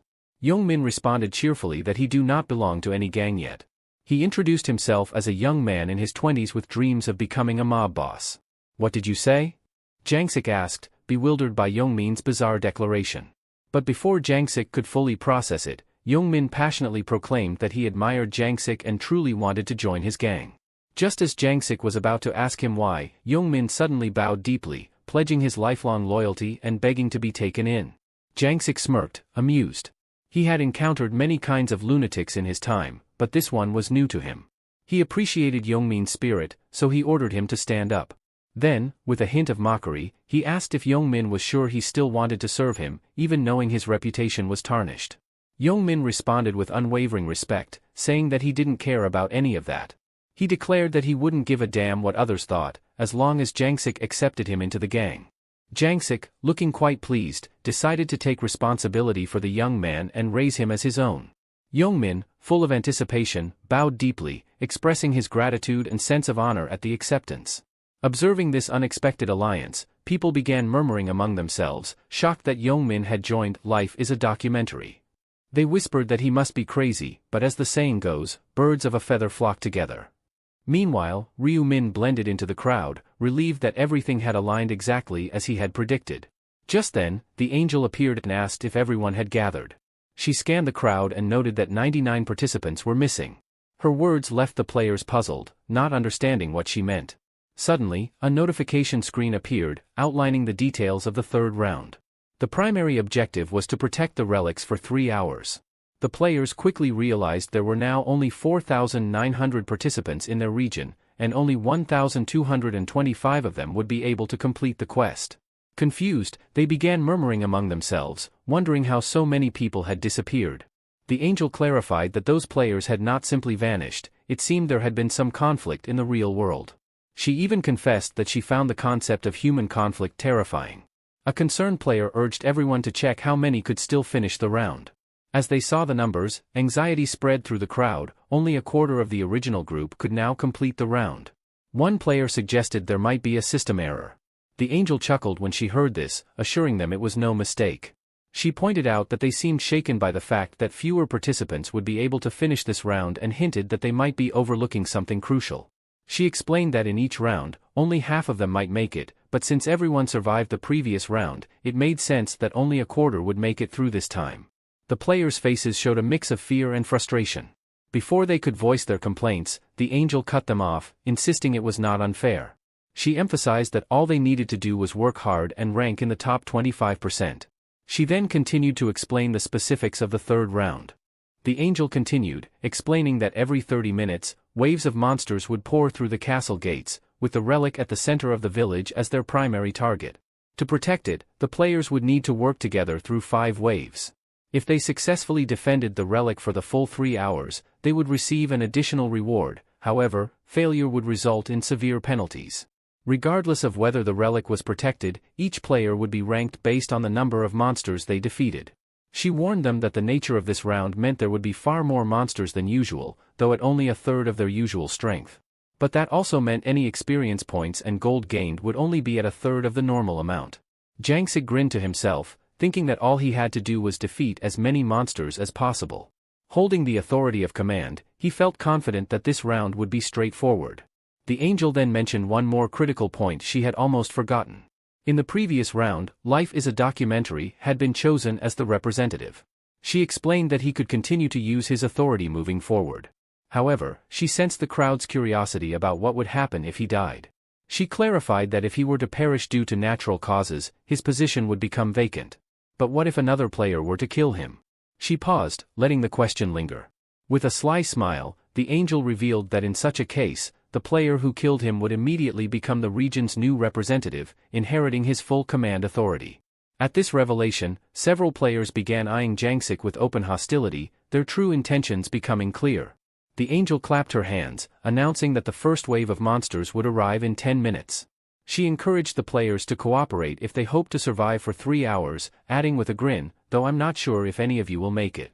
Jangsik cursed loudly, feeling the threat of enemies lurking behind him.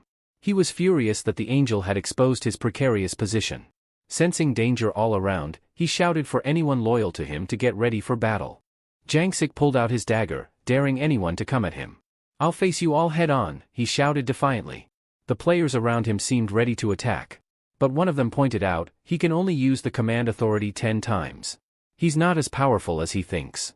Another player added, "If I understood the angel correctly, the person who kills him takes his place as the representative." A third player argued that maybe keeping him as their leader would be more beneficial, and the group hesitated. Then, they noticed Black Scythe stepping forward boldly. Jangsik, feeling uneasy, demanded, "What do you want, Black Scythe?" Black Scythe approached calmly, "Relax, I'm just here to talk. No need to be afraid." Jangsik scoffed, "I'm not afraid. Say what you came to say, but don't think I'll bow my head to you."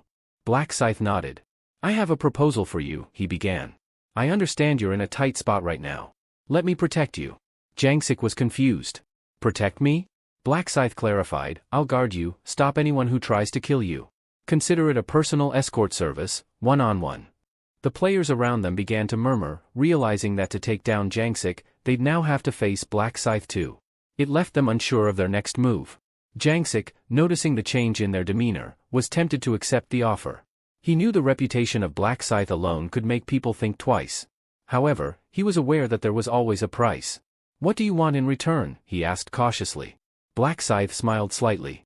"Nothing much. Just that you follow my orders, all of them." The demand stunned Jangsik.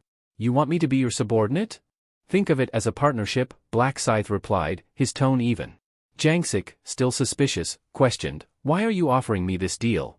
What's in it for you?" Black Scythe gave a shrug. "I can't say. Just know that you'll need to obey without question."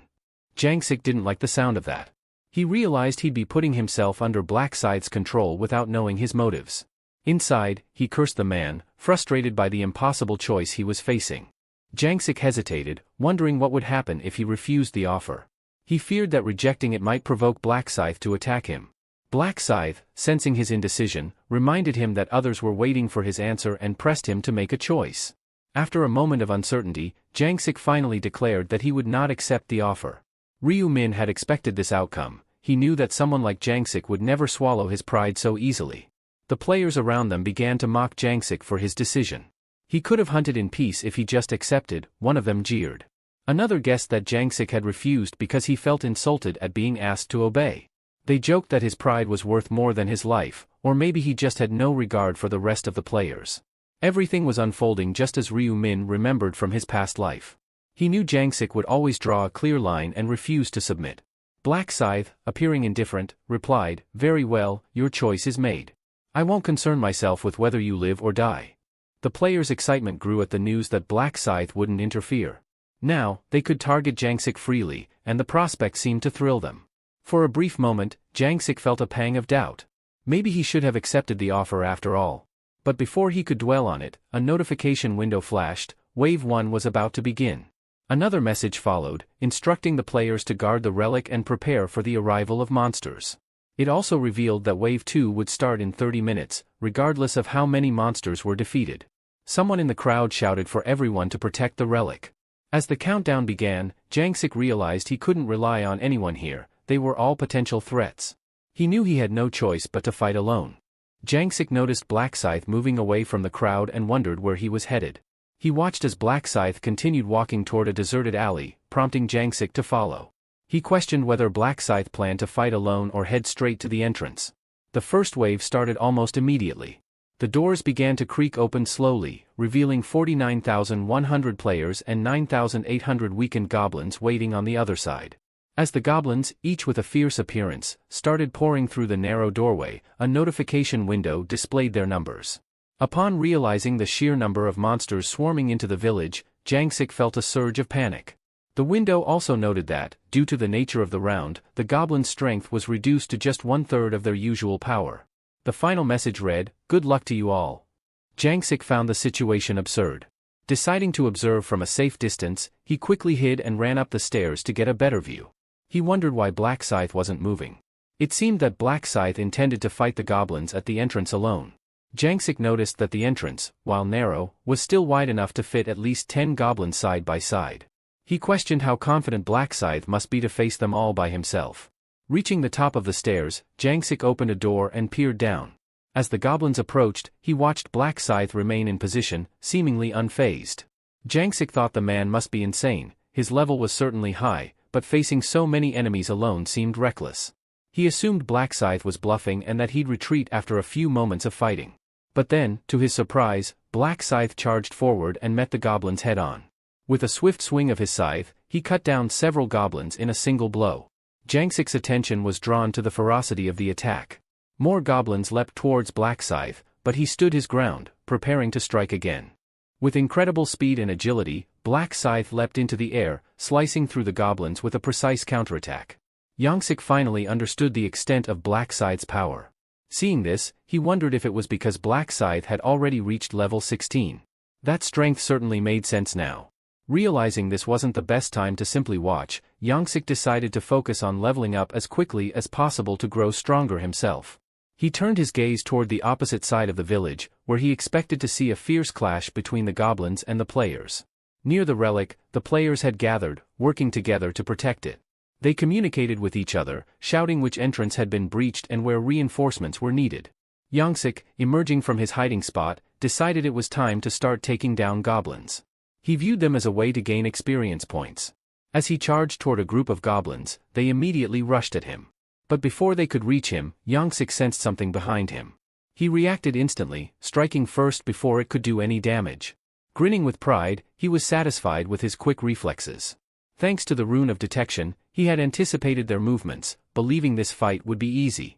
Suddenly, Jangsik caught a glint of metal in his peripheral vision. He tried to dodge, but it grazed his ear. Realizing it was an arrow, he scanned the area, confused. He hadn't seen any goblins using bows. Furious, he searched for whoever fired it.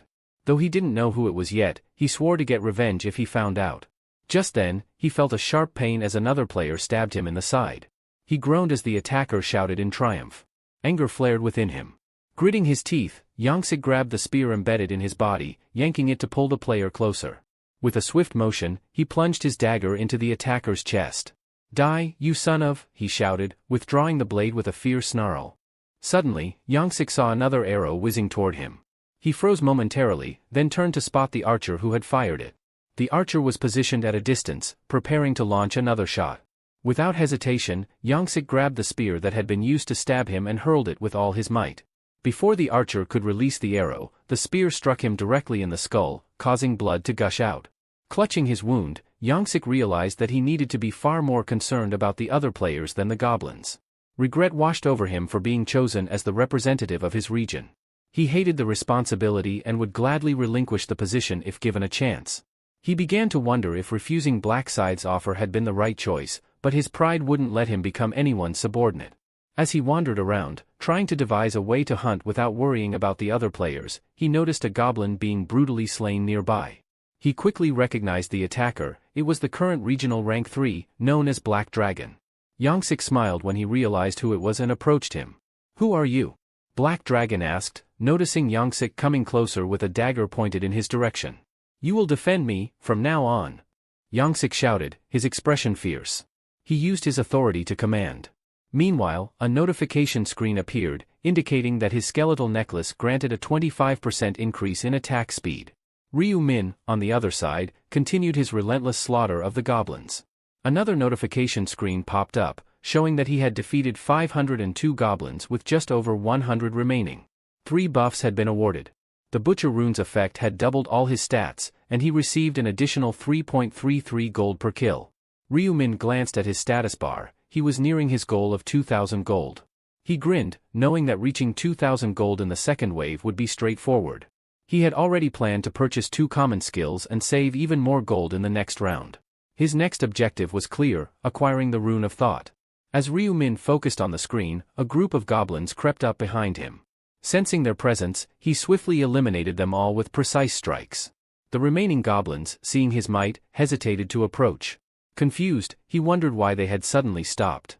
At that moment, Black Scythe charged forward, taking out the goblins in their place. Meanwhile, the players on the other side of the map sensed something unusual. The undead monsters in their vicinity had taken on a strange yellow glow. A notification screen appeared, announcing that the first wave had been successfully blocked. Relieved, the players cheered as they received the update. 967 players had perished, while 3,933 were still alive. As a reward for surviving the first wave, each of them was given 500 gold. One player, exhausted, declared he was taking a short break before the next wave began. However, Ryu Min knew better. He understood that even though the goblins had been weakened, they were still a serious threat, evidenced by the high number of casualties. He decided to find an ally and soon spotted Young-sik, who looked severely wounded. Ryu Min doubted whether Young-sik would make it through the next wave in his current state. Young-sik was struggling. Surrounded by players who had abandoned fighting the goblins, he realized they were all focused on him. One bold player lunged at him, but before he could strike, Black Dragon intervened, crushing the attacker. Grateful, Young-sik appreciated the command authority that allowed those under his charge to protect him. It was their assistance that had helped him survive the first wave. "Are you all right?" Young Min asked, concerned. Even though he hadn't used his command authority on Young Min, the latter had chosen to follow him anyway.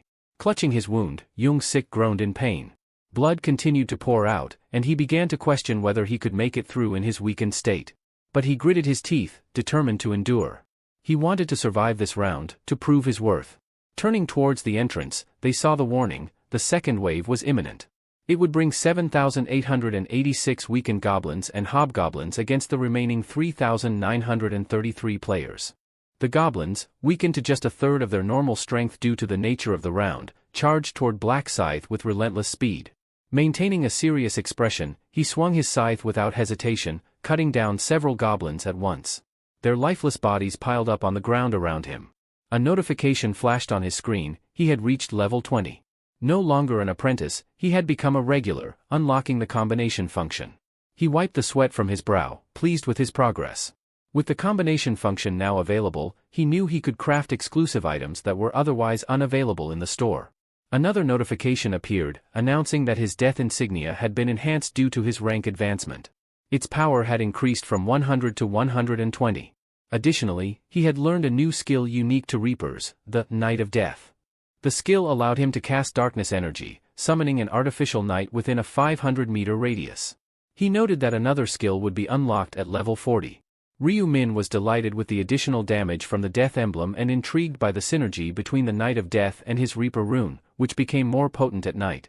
The Reaper rune doubled weapon attack during the day and increased attack speed by 50% at night. It also reduced the chance of detection by enemies if he remained motionless after dark. As he finished reviewing the new abilities, the goblins launched themselves at him again. Grinning, he welcomed the opportunity to test his newfound powers. He quickly cast the Night of Death, enveloping the area in darkness and halting the goblins in their tracks. They staggered, unable to see or understand what had attacked them. One by one, he dispatched them with rapid, lethal strikes. By the time they realized what had happened, it was too late.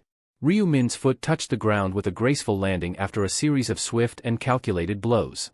The ground was littered with the bodies of dead goblins, stacked one atop another. A notification appeared on the players' screens, confirming they had successfully repelled the second wave. Out of the initial group, 590 players had perished, leaving 3,343 survivors. Those who remained were awarded 500 gold each.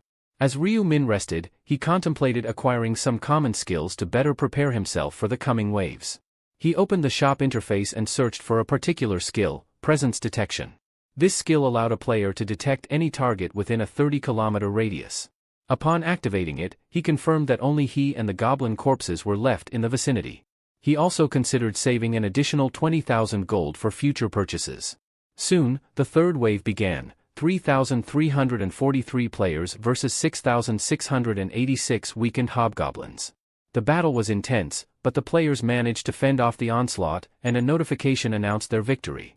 Immediately following, the fourth wave commenced with 3,001 players facing 6,002 hobgoblins. Ryu Min continued to fight with all his might, as did the other players, until another notification confirmed they had successfully repelled the fourth wave. Young-sik appeared exhausted, but he knew only 1 hour remained. He was confident he could survive that long. He issued every command under his authority, trusting that those still loyal to him would keep a watchful eye. Then, the fifth wave began: 10,800 gnolls against 2,700 players. When Young-sik saw the sheer number of gnolls, he was stunned and wondered why there were so many. Due to the round's nature, the gnolls were only at 1/3 of their usual strength, but even so, the battle was fierce. Young-sik seized this opportunity to break the previous records. He vowed to become stronger and tear apart those who had disregarded him once he did. Suddenly, the anguished cries of the wounded caught his attention. He noticed that other players were attacking the very ones he had commanded to protect him, trying to break through and reach him. He quickly gathered his remaining guards in front of him, issuing a desperate command to hold off the attacking players. The guards rushed forward, but their numbers were dwindling fast. Feeling cornered and overwhelmed, Yongsik cursed under his breath and took off running. The players gave chase, and he pushed himself to run as fast as he could, knowing he only needed to survive until the wave ended. He reached the gate where Black Scythe stood, waiting for the gnolls. In a panic, he hurried over, shouting that he had accepted Black Scythe's offer. He swore he would keep his promise if Black Scythe protected him. But Black Scythe remained silent, unmoved. Frustrated, Yongsik shouted again, "I'm accepting the offer," but Black Scythe cut him off with a cold look. "I told you," Black Scythe said, "I'm not interested anymore." He made it clear that Yongsik was on his own, regardless of whether he survived or not. Yongsik, desperate, insisted he was willing to become Black Scythe's subordinate, bewildered at the refusal. Black Scythe simply replied, "I don't need an underling with no real command power." The realization hit Yongsik like a punch to the gut. Black Scythe was implying that he was worthless. Regret flooded through him for having rejected the offer earlier. Nearby, a player remarked, "Did you see Black Scythe just turn him down?" Another one laughed, relieved. "Good. I was worried he might keep him alive for some documentary nonsense." A third player chimed in, "Now, we can kill him whenever we want." Enraged, Yongsik vowed to take down at least one of the players who had turned against him. Suddenly Yongmin came to help him. Yongsik was happy to see Yongmin. But before he could act, a sudden blow struck his face. It was Yongmin. Yongmin looked at him with a cruel smile. "Are you tired?" he asked mockingly. "I'll make sure to help you." Yongsik, trying to shake off the blow, mumbled that he didn't need his help, but Yongmin's expression only grew darker. With a devilish grin, Yongmin taunted, "I'll kill you myself, make it easier for you." He delivered another harsh punch, sending Yongsik sprawling to the ground. Yongsik groaned in pain, clutching his cheek. Before Yongsik could utter a curse, Yongmin grabbed him by the collar, striking him repeatedly. Each punch came harder than the last, as Yongmin's presence loomed over him, dominating and relentless. Blood streamed from his nose, and one of his eyes was swollen shut. Yongsik could barely comprehend what was happening. His pride shattered as he realized he was being betrayed, unable to make the final move against Yongmin. Then, with a brutal kick, Yongmin delivered the finishing blow. A notification appeared, announcing the death of the region's representative. The message declared Yongmin as the new representative, having claimed the title by assassinating his predecessor. A grin spread across Yongmin's face as he basked in his victory. With this newfound authority, he relished the idea of exercising complete control over his fellow players. Looking down at Yongsik's lifeless body, Yongmin vowed to assert his power to its fullest. He remarked that Yongsik's downfall was due to his constant fleeing, branding him an embarrassment. His grin widened, knowing the other players had witnessed his ruthless display and would now recognize his strength. Turning to address the local players, Yongmin noticed that the crowd seemed hesitant, almost fearful. Whispers filled the air. One player, still in shock, muttered about how he had killed someone with his bare hands, leaving others covered in goosebumps. Another asked what had led up to this moment, recalling how Yongmin had previously seemed to defer to the gang leader. They wondered if he had planned to betray him all along. Skepticism and disbelief spread among the crowd. Some found it hard to accept that someone like him could now be their regional representative. A voice from the crowd finally declared that the representative had changed. Yongmin smirked, fully aware that the tides had turned in his favor. Though he felt a pang of regret, he had already devised a plan to handle the situation. Without hesitation, he sprinted off, heading straight for Black Scythe. When he arrived, Black Scythe eyed him suspiciously. "What's the matter?" he asked, his tone blunt. "Did you get the message?" Yongmin, brimming with excitement, replied, "I'm the new regional representative now. I'm in charge." Black Scythe remained expressionless but nodded in acknowledgement. Yongmin then boldly declared, "I'm ready to accept that offer you gave to the life is a documentary." Simply put, Yongmin agreed to comply with all of Black Scythe's demands in exchange for his safety. He felt confident his plan would work. After all, he was now the new regional representative, unlike Yongsik, who had failed because he lacked command authority. Yongmin was certain that Black Scythe wouldn't turn him down now, especially since he hadn't yet used his newfound authority. However, Black Scythe's expression remained stern. "Your attitude isn't exactly winning me over," he said flatly. He then added, "If you want me to consider your offer, get on your knees." Yongmin blinked in confusion, not fully grasping what Black Scythe meant. "But I'm in a position to give orders," he protested. Black Scythe shook his head. You're mistaken. You think you have something to offer, but you're the one who lost here. I don't care about titles or positions. If you want my protection, you're going to have to earn it, so kneel. As the other players began to draw closer, Young Min felt a wave of panic. He had to make a decision quickly. Swallowing his pride, he dropped to his knees before Black Scythe. Please, he begged, let me serve under you. I'll follow your every command, I promise. Black Scythe stared down at him, his expression unreadable. Deep down, he was tired of this pitiful display. He had seen it too many times before. Yet, unlike Young Sik, he recognized potential in Young Min. After a tense pause, Black Scythe nodded. Fine. I accept, he replied. Young Min sighed in relief, thanking him profusely. But Black Scythe cut him off with a dismissive wave. Stop groveling, he snapped. I don't want to see you like this again. Young Min understood. Rising to his feet, he stepped aside as Black Scythe moved past him to face the players who had been pursuing. The group exchanged uneasy glances, unsure of their next move. One player nervously suggested attacking immediately, but another quickly objected. He can take on multiple enemies at once, the player whispered. We don't stand a chance against someone like that. Sensing their hesitation, Black Scythe decided to offer them a choice. Listen up, he called out. You have two options. You can either die by my hand, or you can abandon this pointless quest for power and go back to hunting monsters. He pointed at them, his eyes cold. Personally, I'd recommend the first option if you're looking for a quick end.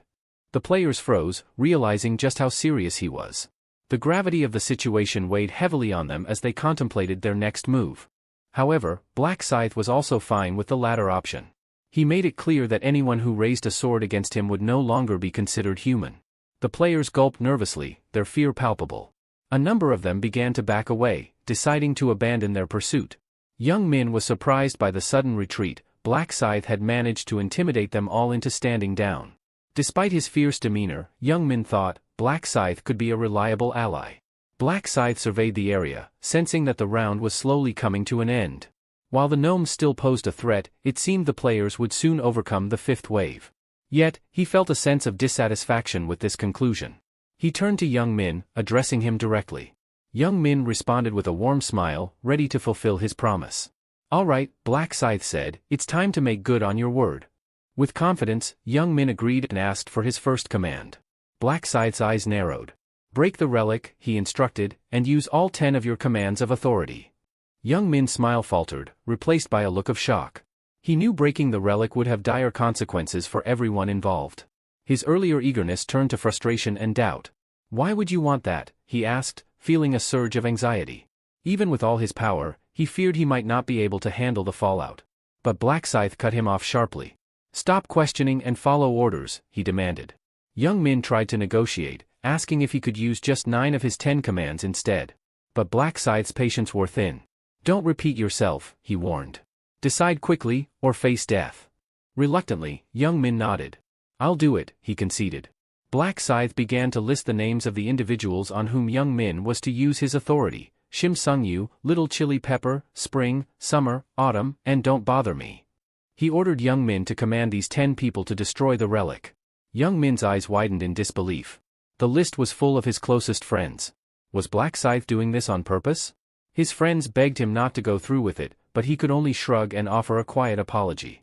I'm sorry, he said, but it's Black Scythe's orders. With a heavy heart, Young Min gave the command to his friends, destroy the relic. After Young Min called out the names given by Black Scythe, a notification blared across all screens, alerting every player that the relic was under attack. Instantly, all eyes turned to the relic, and disbelief rippled through the crowd as they saw 10 players relentlessly striking it. Panic erupted, and frantic shouts filled the air, urging them to stop. A surge of players rushed forward, desperate to prevent the destruction of the relic, fearing the severe penalty that awaited if it shattered. One player screamed orders to halt the attackers, while another tried to physically pull away a player hitting the relic. A third suggested taking extreme measures, even killing the attackers if necessary. But before anyone could intervene, the relic cracked wide open and shattered completely. A notification flashed, relic destroyed. Primary mission failed. A new message announced that in 30 minutes, a divine retribution proxy would be summoned. Another screen popped up with urgent instructions for all players to survive the impending divine retribution. The round would continue until the countdown ended. The players glanced at each other in confusion, wondering if they were about to face a new kind of boss battle. Then, a notification for a subquest appeared, and Ryu Min's grin widened. The subquest's objective was to survive the Divine Retribution proxy, with a timer counting down and a prize of 3,000 gold for those who succeeded. The sight of the prize seemed to change the mood among the players. Although the primary quest only offered 2,000 gold, many began to calculate that completing the subquest would net them even more, an additional 3,000 gold. Suddenly, what seemed like a failure now offered a more lucrative opportunity. Black Scythe had anticipated this turn of events. He had instructed young Min to destroy the relic, knowing full well that he didn't want to do it himself. As the notification confirmed the relic's destruction, another message appeared, confirmed, relic was broken by the players who attacked it.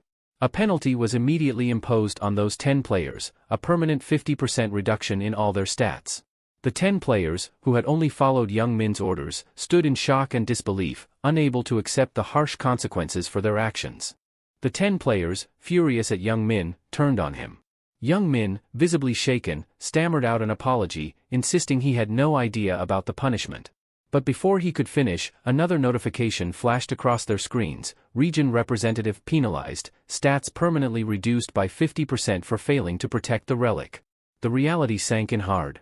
Young Min let out a scream of rage, cursing loudly and kicking the wall in frustration. Meanwhile, Ryu Min watched them closely. Understanding the severity of permanent stat reductions, a near-death sentence in a game where survival depended on every advantage, Ryu Min decided to prepare himself for the upcoming battle against the Divine Retribution proxy. He quickly accessed the shop and spent his extra gold on some essential items. First, he chose the Assassin's Hood, a standard helmet for assassins that added 3 points to agility and 20 to defense. He knew that even minor improvements could make a difference. Then, he purchased the Agile long boots, which, despite their tight appearance, were surprisingly comfortable, offering 15 defense, plus 2 agility, and a 5% speed boost. Ryu Min knew that every little stat increase could aid him in the upcoming subquest. He began crafting, carefully combining various items with a mana stone. One successful attempt created a skull and bones necklace that boosted all stats by 1. Determined to enhance all his gear, he attached a mana stone to each piece, resulting in a seasoned hunter's leather armor with improved damage reduction. Another combination yielded a Grim Reaper's scythe, which granted an additional 2 points to strength. Although he understood that low-grade mana stones wouldn't offer much of an advantage, he figured any boost was better than none. Meanwhile, the players gathered in the center of the village, sensing an ominous presence around them. Anxiety filled the air as they questioned whether this was the beginning of the Divine Retribution. The tension grew as they braced for what was to come. One of the players urged everyone to hold out for the next 30 minutes. Another suggested that their best chance for survival might be to keep running away. Ryu Min listened to them and knew they were underestimating their opponent. In his past life, out of the original 2,700 players, only around 500 had managed to survive. Escaping wouldn't be easy. The proxy of divine punishment was not something they could outrun. Even at level 40, it was a formidable monster, swift and merciless. But Ryu Min had a different plan. He wanted to defeat it and claim the substantial reward that came with it. Suddenly, a burst of yellow light pierced through the darkened sky. The source of the light was the Divine Retribution's messenger. As it approached, most of the players looked up, thinking all they had to do was evade it until time ran out. Meanwhile, Ryu Min felt an unusual calm settle over him as he observed the enemy. He held a unique advantage, the title of First Ever Angel Slayer, earned after defeating the Angel Brielle. This title doubled his stats against divine-type enemies, and the proxy of divine punishment fit that category perfectly. The divine entity descended from the sky, its appearance marked by an aura of light. In its hands, it wielded a staff with a bell embedded in a circular end. It struck the ground with the staff, sending a loud, resonating sound across the village. A barrier of radiant light formed, encircling a section of the village, and notifications flashed before the players. The proxy of divine retribution had cast a restriction field. Panic set in as players realized they were trapped. Another alert confirmed their stats would be reduced by 50% while inside the barrier. Several players desperately tried to break the barrier, striking it repeatedly, but it held firm. Ryu Min quickly assessed the situation. Around 300 people were now caught within the field. He knew there was little he could do to save them all. As he watched, the divine entity spread its angelic wings, releasing a flurry of needle-like blades that filled the sky. Ryu Min recognized this as the signal to begin. He closed his eyes, not wanting to see the massacre. The proxy of divine punishment unleashed a flurry of gleaming blades that shot through the air like streaks of light.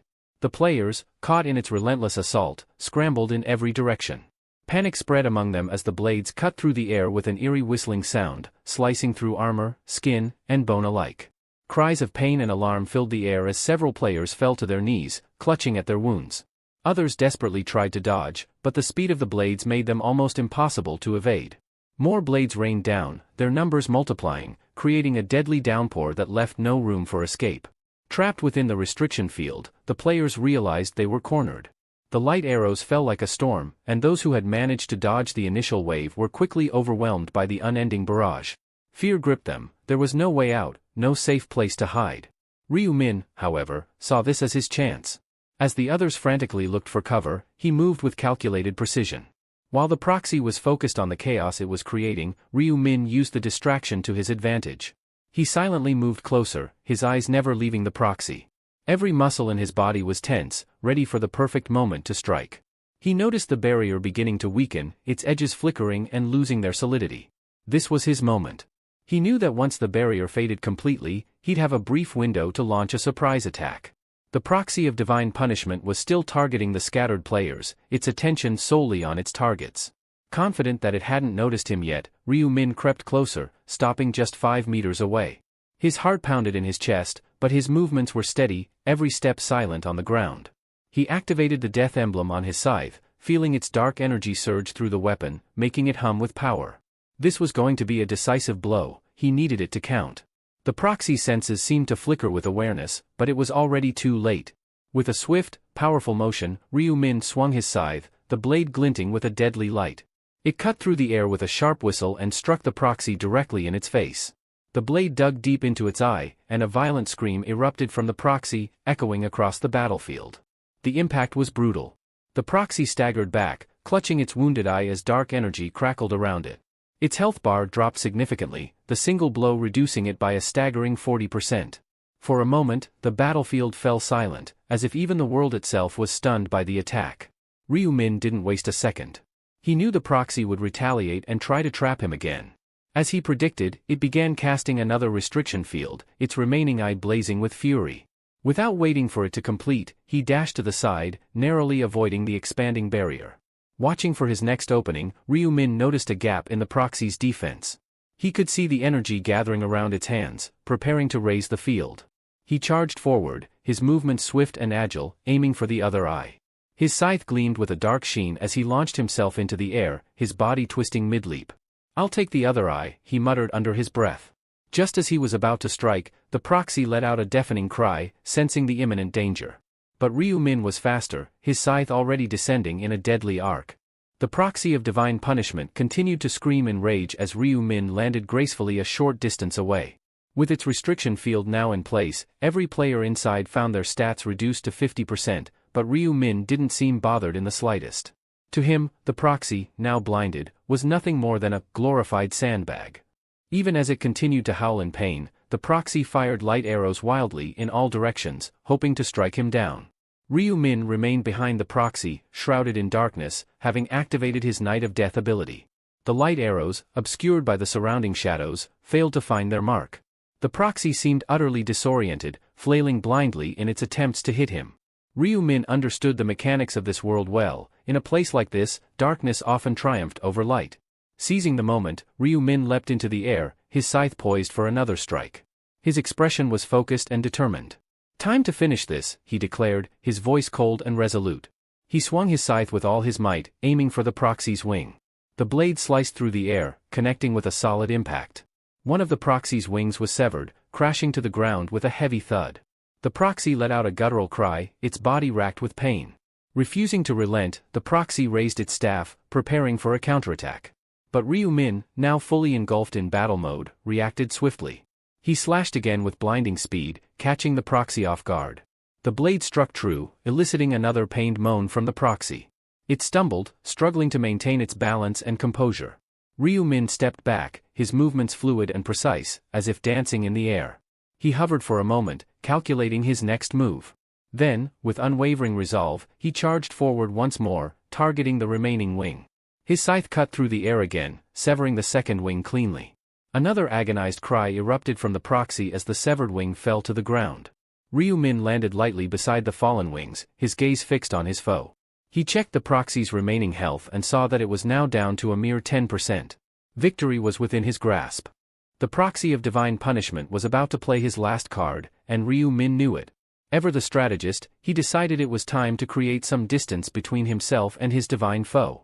Keeping a safe gap was essential, after all. As he backed away, a new notification flashed across his screen. It was a warning about the proxy's last radiant storm, a passive skill that granted it immense strength and a temporary state of invincibility. Ryu Min watched intently as the proxy began to glow, its body radiating a brilliant yellow while its staff shimmered ominously in purple. He recalled from past experience that this was the moment when its endurance hit rock bottom. Had he rushed in earlier, the proxy would have unleashed its full might against him without hesitation. Suddenly, lightning crackled through the air, and the proxy let out a guttural roar that could rival any heavy metal band. Tiny purple warp holes started forming in the sky, raining down like celestial confetti. But Ryu Min, the patient observer, held his ground, carefully watching the spectacle unfold. This attack, known as Last Radiant Storm, came with a countdown timer that appeared on his screen. The timer ticked down from 50 seconds, adding a sense of urgency to the scene. For the first 30 seconds, the proxy was surrounded by a static field. At the 10-second mark, the staff began to crackle and flash with energy, intensifying with every moment. Ryu Min's lips curled into a knowing grin. He waited as the countdown neared its final moments. The proxy's once invincible state was finally disarmed. In that split second, Ryu Min seized the opportunity. He launched himself from behind, moving with speed and purpose. His scythe gleamed in the dim light as he lifted it high, eyes locked on his target. With a powerful downward swing, he brought the blade down with all his might. The scythe cut cleanly through the proxy's neck, severing its head in a single, decisive blow. The divine body crumpled, its head rolling away. The battle ended with a dramatic finale, just as Ryu Min had planned. After Ryu Min's triumphant showdown against the proxy of divine punishment, a flurry of notification windows filled his screen, showering him with glory and rewards. First came the confirmation of his monumental feat, proof that he had successfully vanquished the proxy.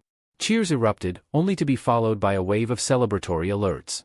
3 successive notifications flashed, announcing that he had leveled up. His pockets felt heavier with 8,200 gold coins, and an extra 4,000 coins topped it off like icing on a cake. Cash truly is king, no denying that. But the real prize was the title he had earned, Nemesis of Divine Retribution. Now, that was something special. He checked out the benefits, an incredible 80% reduction in damage from divine-type attacks. Game-changing, for sure. As he read further, he realized that to earn this prestigious title, one had to be the first to eliminate the proxy of divine punishment. A rare and rewarding accomplishment. And the rewards kept pouring in. He received condensed ether, a substance that is nothing short of the holy grail for crafting god-ranked items. But the surprises didn't end there. A radiance rune appeared next, a mystical gem that fused directly into his body, akin to a magical tattoo. This rune offered unique advantages, enhancing all divine-type skills by 1% and increasing his intelligence by 1 point per level. Given Ryu Min's current level of 30, this meant an immediate boost of 30 intelligence points and a 30% enhancement in his divine abilities. With this new power, a grin spread across his face. The radiance rune was his, and it felt like everything was falling perfectly into place. Just then, another notification flashed across the screen, breaking the tension in the central square. It announced that the subquest had been completed with perfection. With 3,000 gold pieces in hand, it was time for some well-deserved celebrations. The players were abuzz, and all eyes were on Black Scythe, the man of the hour. Whispers filled the air about how he had single-handedly defeated the proxy of divine punishment. Some marveled at his monstrous skills, while others outright called him a beast.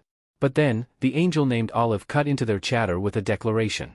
She proclaimed that Ryu Min was the first human she had ever truly acknowledged and expressed her excitement. Ryu Min, however, hardly seemed to care. He was busy scanning through his own notification screens. In a light-hearted mood, Olive suggested an interview, hoping to get his take on his spree of divine slayings. Ryu Min was less than thrilled by the idea. Without even sparing her a glance, he curtly replied that he had done it simply because he wanted to. Olive found his reasoning puzzling. After all, he could have just passed the stage and still received a reward. But no, Ryu Min had chosen a different path, going on what seemed like a relentless killing spree. He calmly explained that if he hadn't acted, there would have been a massacre of the players. The other players, who had been listening closely, began to rethink their perceptions. Maybe Ryu Min, or Black Scythe, was more than just a powerful player, perhaps he is a nice person. Even one of the players admitted that he'd expected someone like Black Scythe to be ruthless, but maybe he was different. Meanwhile, Olive, with her celestial wisdom, couldn't quite wrap her mind around a human protecting his own kind. To her, it was baffling how humans could coexist peacefully one moment and then turn on each other the next. Lost in thought, Ryu-min concluded that this was just what he expected, especially from a self-absorbed angel. Still confused but not without admiration, Olive praised the crowd for their perseverance but reminded them of a harsh reality: it was far too early to relax. The game was far from over. She then decided it was time to display the results of the third round. The massive screen lit up with the scores. Unsurprisingly, Black Scythe dominated every zone, racking up a staggering 3,631 enemy kills. He was on fire.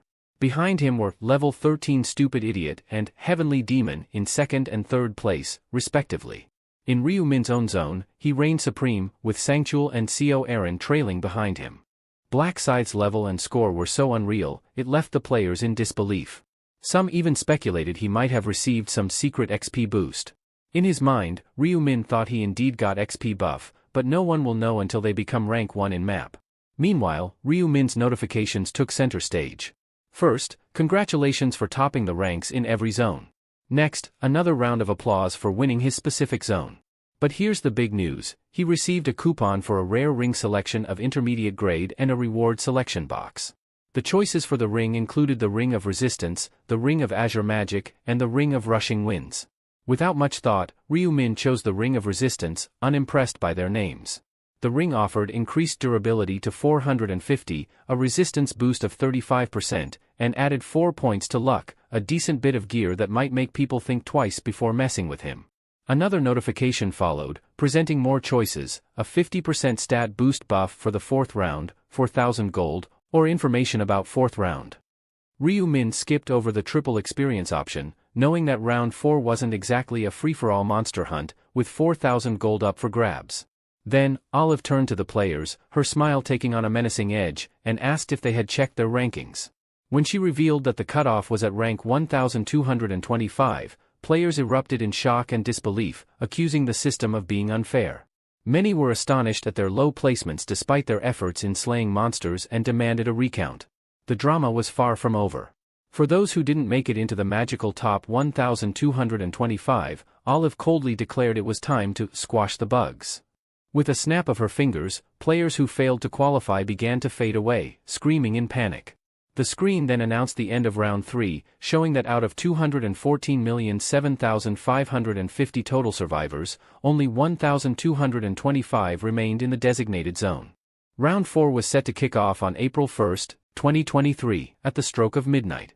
Seo Aaron jolted awake, finding herself back in the real world. She stared at her hands in disbelief. She had actually made it through round 3. Not only had she survived, but she had also acquired a new class, Summoner. Excitedly, she summoned a small fairy, a cute, winged creature that fluttered onto her shoulder. These fairies had been instrumental in her survival during the 3rd round, serving as both bodyguards and shields. And the best part? She had clinched 3rd place. Pondering her next move, she wondered if Black Scythe might appreciate receiving a Mondstone as a gift. Meanwhile, across town, a table lamp found itself the target of some serious aggression. With a thunderous crash, it was sent flying across the room. Wang Yongmin, fuming with rage after receiving a penalty that slashed his stats by half, cursed Black Scythe vehemently. He regretted discarding a valuable artifact in his frustration. But then, his phone buzzed, and the message he read caused his mood to swing from fury to dread. This is bad, he thought, anxiety building for round 4. When Wang Yongmin saw an incoming call from Kim Song-han, his heart sank. "I'm in serious trouble," he muttered to himself. Reluctantly, he answered the phone, trying to sound composed. Song-han's voice, however, was anything but calm. "Have you lost your mind?" he shouted, his words laced with expletives. "Do you even understand the mess you've caused?" Yongmin tried to maintain his cool, but Song-han was relentless. "Don't play dumb with me," he snapped. "You know full well you're the reason we're all in this mess." Song-han's fury was unmistakable as he continued, "How could you abuse your position to manipulate your own friends?" Defensively, Yongmin retorted with a sarcastic smile, "I didn't have a choice. I was threatened with death if I didn't comply. You should have chosen death." Song-han fired back, his voice heavy with anger and disappointment. Yongmin was stunned by the harshness of the response, but Songhan didn't let up. You should have died rather than betray your friends, he insisted. Yongmin's face darkened with rage. Songhan's words had cut deep, igniting a fury within him that was hard to contain. Yongmin tried to defend himself, calling Songhan's accusations unfair. He argued that, as the zone representative, he too had suffered, with his stats reduced just like everyone else's. His voice was filled with anger and frustration at what he saw as betrayal by a friend. Songhan wasn't having it. He bluntly accused Yongmin of being the source of all their problems, driven by greed to claim the position of zone representative. Under pressure, he labeled Yongmin as a traitor. Just as Yongmin was about to fire back, Songhan cut him off sharply. Whether it's in this world or any other, don't ever call me again, he warned. And don't even pretend to know me. If I see your face again, I'll kill you. With that, Songhan ended the call abruptly. Fuming, Yongmin tried to call back, insisting that he was the real victim and had done nothing wrong. But when he tried to reach Songhan, all he got was a message that the number was currently unavailable. Frustration boiling over, he vowed to his remaining friends to crush Songhan for his insults. He dialed again, only to be met with silence. Furious, he cursed loudly and tossed his phone onto his bed. As his anger festered, Yongmin began to convince himself that he didn't need friends, that true meaning in life could only be found in solitude.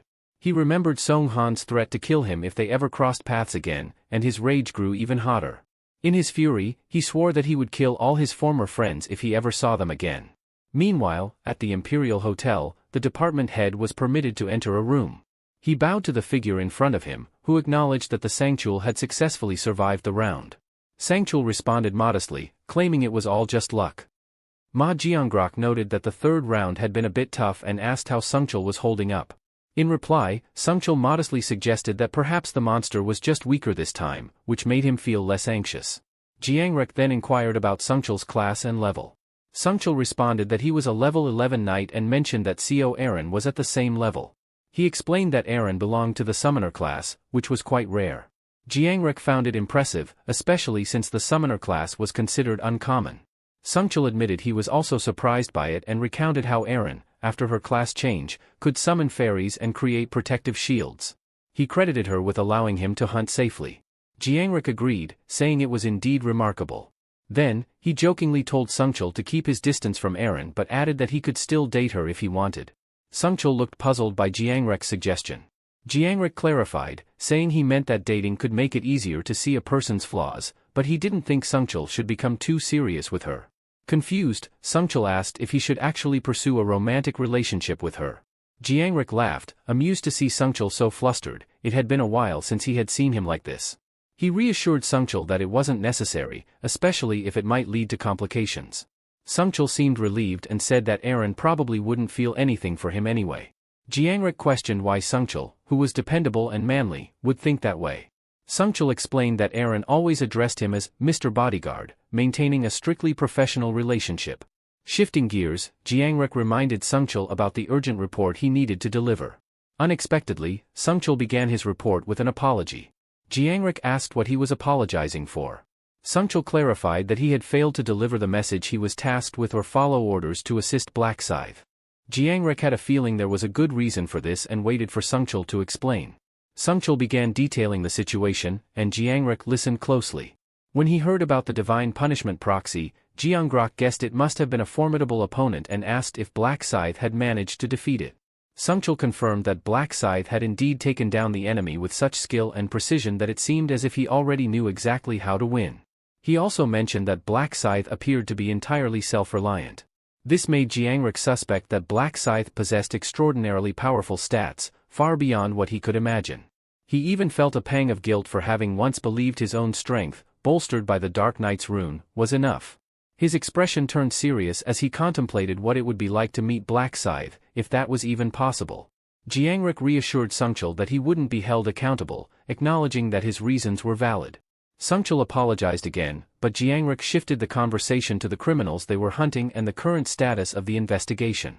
Sangchul explained that there were many people with the name Yongmin in their country, assuming that it was his real name. He added that they had managed to narrow the list down to 5 individuals. If they assumed that he was a sole resident in his 20s, Jiangrek asked about their addresses. Sangchul replied that finding the residential addresses of those individuals would take about a month. Jiangrek was a bit disappointed to hear that they wouldn't be able to locate the culprits until after the 4th round, which Sungchul confirmed. However, he added that since they still had some time, there was no need to rush. Jiangrek then asked about Sungchul's gold collection. Sungchul reported that he had accumulated 10,000 gold pieces. Jiangrek informed him that he was already halfway there and gave him instructions on how to acquire the tracking skill, which could be purchased for 20,000 gold from the shop. Sungchul responded that he understood. Then, Jiangrek was informed by him that a shareholder had purchased a substantial amount of his company's stock the previous month. Jiangrek took a moment to think what this meant for the company. It's Heavenly Demon Consulting, Sungchul clarified, referring to the company that the director was currently focusing on. Jiangrek asked how much of the stock had been purchased. Sungchul warned him not to be shocked before revealing the answer, an astonishing 31%. Jiangrek could hardly believe that a single person had bought that much of the stock. Seeing Jiangrek's reaction, Sungchul admitted that he, too, had questioned his vision when he saw the figure on the monitor. Jiangrek's mind raced, considering the implications for Heavenly Demon Consulting, which had a market value of 900 billion won. The 31% stake amounted to 280 billion won, an enormous sum. He found it hard to believe that anyone would have that kind of money to spend. Was it a move by his brother, or was there a wealthy individual he didn't know about? He quickly reached for his cell phone, suspecting that whoever had made such a massive investment was aiming to get involved in the company's management. He asked Sungchul for the shareholders' contact information. Meanwhile, in another part of the city, someone was checking his phone while lying in bed. It was Ryu Min. He knew that Jiangrek would be looking for him by now, but he didn't want to make the first move and lose face as a major shareholder. Just then, Ryu Won burst into the room, demanding to know his level. Startled, Ryu Min dropped his phone, which smacked him right in the face. Annoyed, he asked why Ryu Won was suddenly asking about his level. Ryu Won, clearly frustrated, explained, "There's this kid who's always bragging about how great his brother is, like he's some big deal.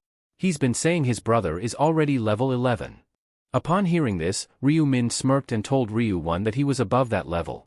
Ryu Won, eyes wide with admiration, immediately asked what his level was. Ryu Min hesitated, wondering how much he should reveal. He didn't want to cause unnecessary trouble, so he calmly replied, level 12. Ryu Won's face lit up with admiration, and he eagerly asked if Ryu Min had a special class. Ryu Min just responded with a nonchalant, yes.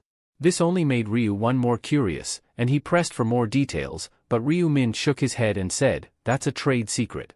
Pouting, Ryu Won remarked that there shouldn't be any secrets between brothers.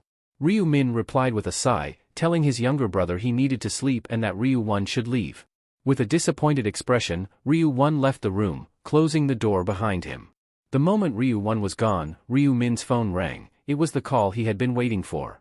He picked up, and with a calm demeanor, asked, who's calling? The caller introduced himself as Jiangrek, the CEO of Heavenly Demon Consulting. This was exactly what Ryu Min had anticipated. Playing his part, he made his voice sound innocent and slightly clueless. After all, the more naive he appeared, the more likely Jiangrek would underestimate him. Jiangrek asked if Ryu Min had indeed made a substantial investment in his company last month. Ryu Min confirmed, adding a touch of curiosity to his voice as he asked if something was wrong. Jiangrek explained that since Ryu Min had become the largest shareholder of Heavenly Demon Consulting, he wished to meet him in person. He suggested they have a meal together to discuss things further. Ryu Min agreed, but when Jiangrek proposed meeting that Friday, Ryu Min hesitated. He knew that day was essential for obtaining the rune of inner thoughts. Thinking quickly, he suggested they meet another day since he already had plans for Friday. Jiangrek agreed, and they wrapped up the conversation. Ryu Min had expected this call. He knew Jiangrek wouldn't dare act recklessly with such a significant shareholder in his company, especially when that company had been established to gain his father's favor. Smiling, Ryu Min thought to himself that he'd meet Jiangrek after securing the rune. This was a business partner he planned to exploit thoroughly. Runes could be obtained in various ways. They were exclusive rewards, found in specific locations during particular rounds, or dropped by boss monsters. On rare occasions, even regular monsters might drop them. However, few knew that runes could also be obtained in the real world, and Ryu Min was one of those few, now hunting for another rune even outside the game. He was well aware of how difficult it could be for a rune to manifest. Climbing the stairs of an abandoned building, Ryu Min moved carefully, his steps almost silent. He hid in a shadowed corner, waiting for a man named Jang Seakin to appear. Jang Seakin was using his real name even in the game world, a bold but reckless move. This was the same criminal who had once kidnapped Ryu Min's brother, a memory that still burned in his mind. Ryu Min could never forget that man's voice, the taunting laughter that had haunted him. Today, he intended to confront the man who had caused his family so much pain. Ryu Min's mind flashed back to a haunting memory, his brother, blindfolded and bound, helpless in the clutches of Jang Seokyeon. With a sinister grin, Jang had taunted him, asking if he wanted to save his brother. He had pressed a blade close to Ryu Won's throat, and the chilling demand had followed, to pay a price by revealing a piece of knowledge that no one else knew. Ryu Min, keeping his calm, pretended to play dumb, but Jang Seokyeon saw through the act instantly. He let out a sharp, mocking laugh. "You think you can fool me?" Jang's expression turned deadly serious. "I know you're a regressor," he declared, his tone filled with confidence. Ryu Min's eyes widened in shock. "How do you know that?" he demanded, trying to mask the fear creeping into his voice. Almost reading his thoughts, Jang smirked. "You're wondering how I know, aren't you?" he teased. "I found out using the rune of inner thoughts on your brother," he continued, savoring the look of disbelief on Ryu Min's face. "And I used it again on you, back on that stage." Ever since that fateful incident, from his 11th regression to this very moment, Ryu Min had been driven by a singular purpose: revenge against Jang Seokyeon. All other emotions and goals had faded into the background, consumed by his need for retribution. He adjusted his mask, hiding his features, determined to acquire the rune of inner thoughts before Jang could. As if on cue, Jang Seokyeon entered the abandoned warehouse, a figure slung over his shoulder. He dropped the person onto the cold, dusty floor, a woman, bound and with tape over her mouth. He ripped the tape away and warned her sternly not to scream. Trembling, the woman, still shaking with fear, only managed to beg for her life, despite being given the chance to speak. Jang's expression darkened with frustration. "Is that all you have to say?" he growled. "I have a child? Please, just let me go." "I don't want," she stuttered, offering him money in desperation. Jang's face twisted with irritation. "Money," he sneered. "Why are you apologizing now?" Through shaky breaths, the woman explained that she had accidentally looked in the wrong direction the other day, which had somehow provoked Jang's wrath. Jang's annoyance only deepened. "Is that your excuse?" he snapped, his eyes narrowing. "You'll regret saying things like that," he warned, his voice laced with menace, his intentions clear. He wasn't here for apologies. Jang Seokyeon, reflecting on his actions from 2 nights ago, felt a hint of embarrassment. He had been wandering around the city, searching for a girl to pick up, believing that finding just one could somehow solve all his problems. Spotting a woman engrossed in her phone, he immediately noticed her attractive figure and decided she was the one. The woman continued down the street, completely unaware of his presence. When she turned into a dimly lit alley, Jang seized the opportunity and followed her quietly. Sensing his moment, he rushed toward her, his entire body emitting a strange, glowing light. The woman turned in surprise, her vision suddenly blurred by the intense brightness. A sharp pain shot through her eyes, causing her to cry out, "Who are you?" In her panic and disorientation, she dropped her phone. Jang continued his assault, ignoring her screams, until he finally left the scene, glancing back briefly to see her on her knees, still blinded and in pain. Feeling a surge of satisfaction, Jang reveled in the power he had to cause chaos whenever he wanted. He lived recklessly, uncaring if he met his end, finding his life otherwise dull and meaningless. Before his journey to the other world, he had been a frequent visitor to correctional facilities. He had acquired the rune of luminescence, which allowed his body to emit a blinding light that disoriented his opponents. To him, it was the perfect tool for his twisted sense of fun. Later, Jang walked into a local cafe. He was immediately greeted warmly by a female employee whose beauty caught his attention. After placing his order, she informed him that his total was 50,000 won. Handing over the money, Jang casually asked if she worked part-time there. The employee seemed confused by his question, so Jang clarified, mentioning that while he was a regular at the cafe, this was his first time seeing her. The woman explained that she hadn't realized he was a regular and added that all the part-timers had left recently. She commented that strange changes were happening in the world. Jang nodded as it all started to make sense to him. The part-timers likely had no intention of continuing their jobs, knowing the dangers of the world around them and the constant threat of death looming over them. Jang Seokyeon continued probing the cafe employee, pressing her about whether she was the owner. She replied affirmatively. He then began asking more personal questions, like her age. Though visibly uneasy, she responded that she was 32. From this, Jang deduced that she wasn't a player. She confirmed this with a hint of relief, admitting she was happy not to be involved in the game world. Emboldened, Jang asked for her phone number and bluntly confessed that he liked her, his expression earnest but intense. The woman, clearly uncomfortable, said nothing in response. Sensing her unease, Jiang demanded to know what was wrong. The woman hesitated. Jiang assumed that she didn't like his face. Jiang's mood shifted instantly to anger. He shouted, asking if the few blemishes on his face repulsed her. His fury mounting, he slammed his fist against the counter, refusing her earlier offer of coffee and instead demanding his money back. With shaking hands, she returned his money, and he snatched it away, fuming. He stormed out of the cafe, swearing under his breath about her. He was enraged that she seemed to be judging him solely based on his appearance. Seething with resentment, he swore she would pay for what he perceived as her disdainful look. Waiting for her to leave the cafe, Jiang struck her on the back of the head with a bat as soon as she stepped outside. Back in the present, the woman was trembling as she apologized to him, her voice wavering with fear. Jiang reprimanded her, accusing her of believing that people should only be judged by their looks. She desperately promised never to do it again, but Jiang was far from satisfied. He sneered at her, pushing her down onto a mat on the ground. Grabbing her wrist tightly, he asked if she truly thought he wouldn't see through her act of fear, her attempt to escape the situation. The woman screamed for him to let her go, but his expression grew more twisted as he loomed over her. His voice cold, he taunted her, saying that if she were truly sorry, she ought to be ready to face the consequences. The woman, desperate to free herself, pleaded, "It's all my fault," and tried to pull away from Jiang Xiaqian. He tightened his grip and sneered, "Stay still. You brought this on yourself." Neither of them noticed that Ryu Min was approaching. Suddenly, a voice cut through the tension, instructing Jiang Xiaqian to freeze. The command startled him. Thinking he was alone, he began to panic, wondering if a detective had stumbled upon them. Swearing under his breath, he turned to see who had spoken. Ryu Min, wearing a white mask and wielding a large scythe, stood before him. Jiang Xiaqian called him a madman, but Ryu Min calmly warned him against swearing, hinting that he'd need those curses later. Observing the masked figure with the scythe, Jiang Xiaqian mocked him, calling his weapon a toy. Ryu Min remained composed, pointing out that Jiang Xiaqian clearly didn't understand the situation. "Does this look like a toy to you?" he asked, lifting the scythe. Realizing the scythe was real, panic flickered in Jiang Xiaqian's eyes. "Are you a player?" he stammered. Ryu Min replied, "What does it look like to you, idiot?" Turning to the woman, Ryu Min told her, "You can leave now. This is your only chance." Jiang Xiaqian snapped his head toward her and shouted, "Who said you could go?" Terrified, the woman hesitated. Seizing the moment, Ryu Min dashed toward Jiang Xiaqian. Caught off guard, Jiang Xiaqian failed to react in time and felt a sharp pain as Ryu Min delivered a swift kick to his groin. He crumpled to his knees, clutching himself and cursing in agony.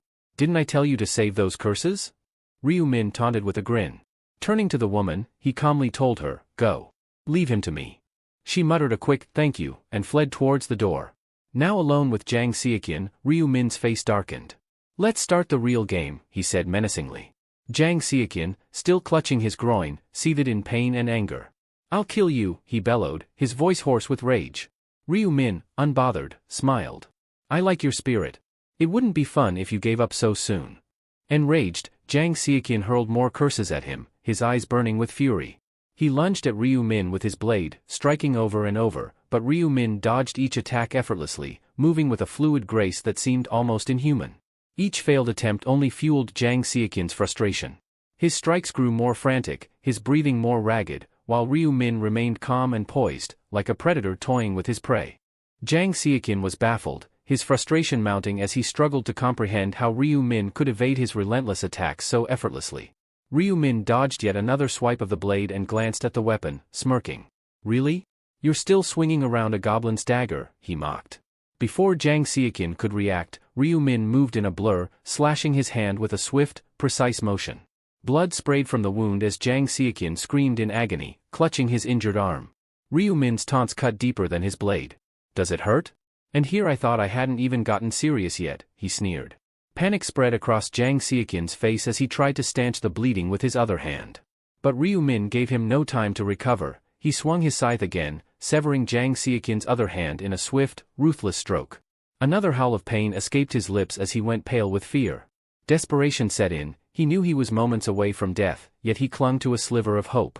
He decided his only chance was to blind Ryu Min. With a scream, he unleashed a blinding white light, hoping to disorient his foe. But something was wrong.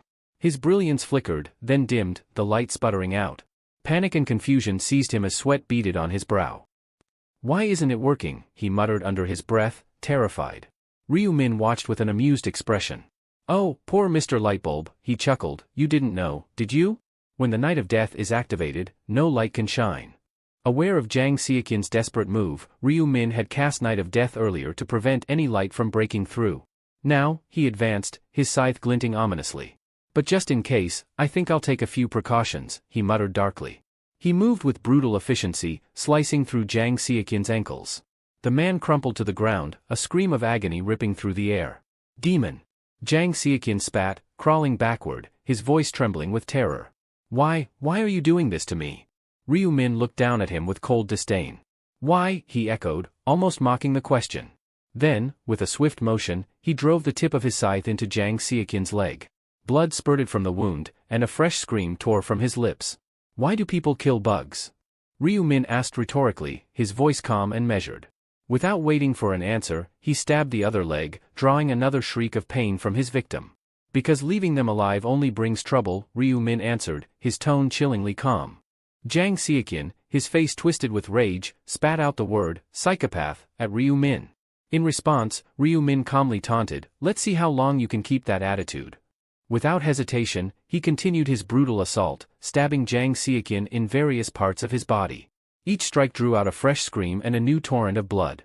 Jang Seokin could barely move now, his body trembling as he lay face down on the ground. His mind raced, struggling to understand why Ryu-min was torturing him so mercilessly. What kind of grudge did this man hold against him? He couldn't fathom it. It felt so unfair. The pain was unbearable, every nerve screaming in agony. Tears, sweat, snot, and saliva mingled on his face as he considered the only escape he could think of, death. Desperately, he decided to bite his tongue, hoping to end his suffering quickly.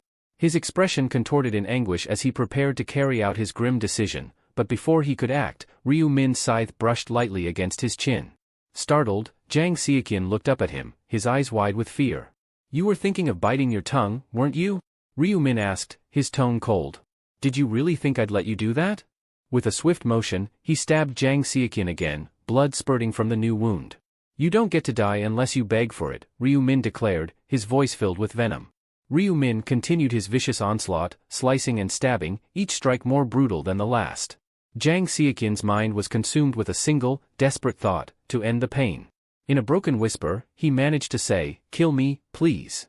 Ryu-min paused, tilting his head as if he hadn't heard him. What was that? He asked. Jang Seokin repeated his plea, louder this time. Are you serious?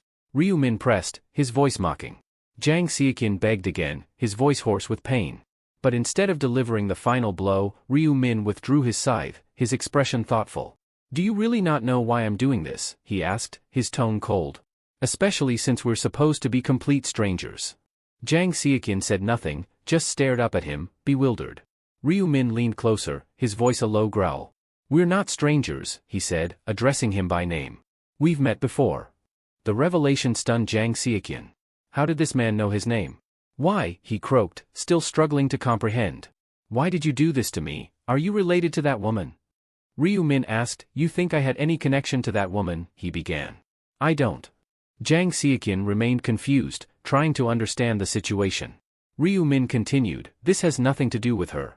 It has everything to do with you, and what you will do, or rather, what you were going to do. Seokin's brows furrowed in confusion. What are you talking about? He asked.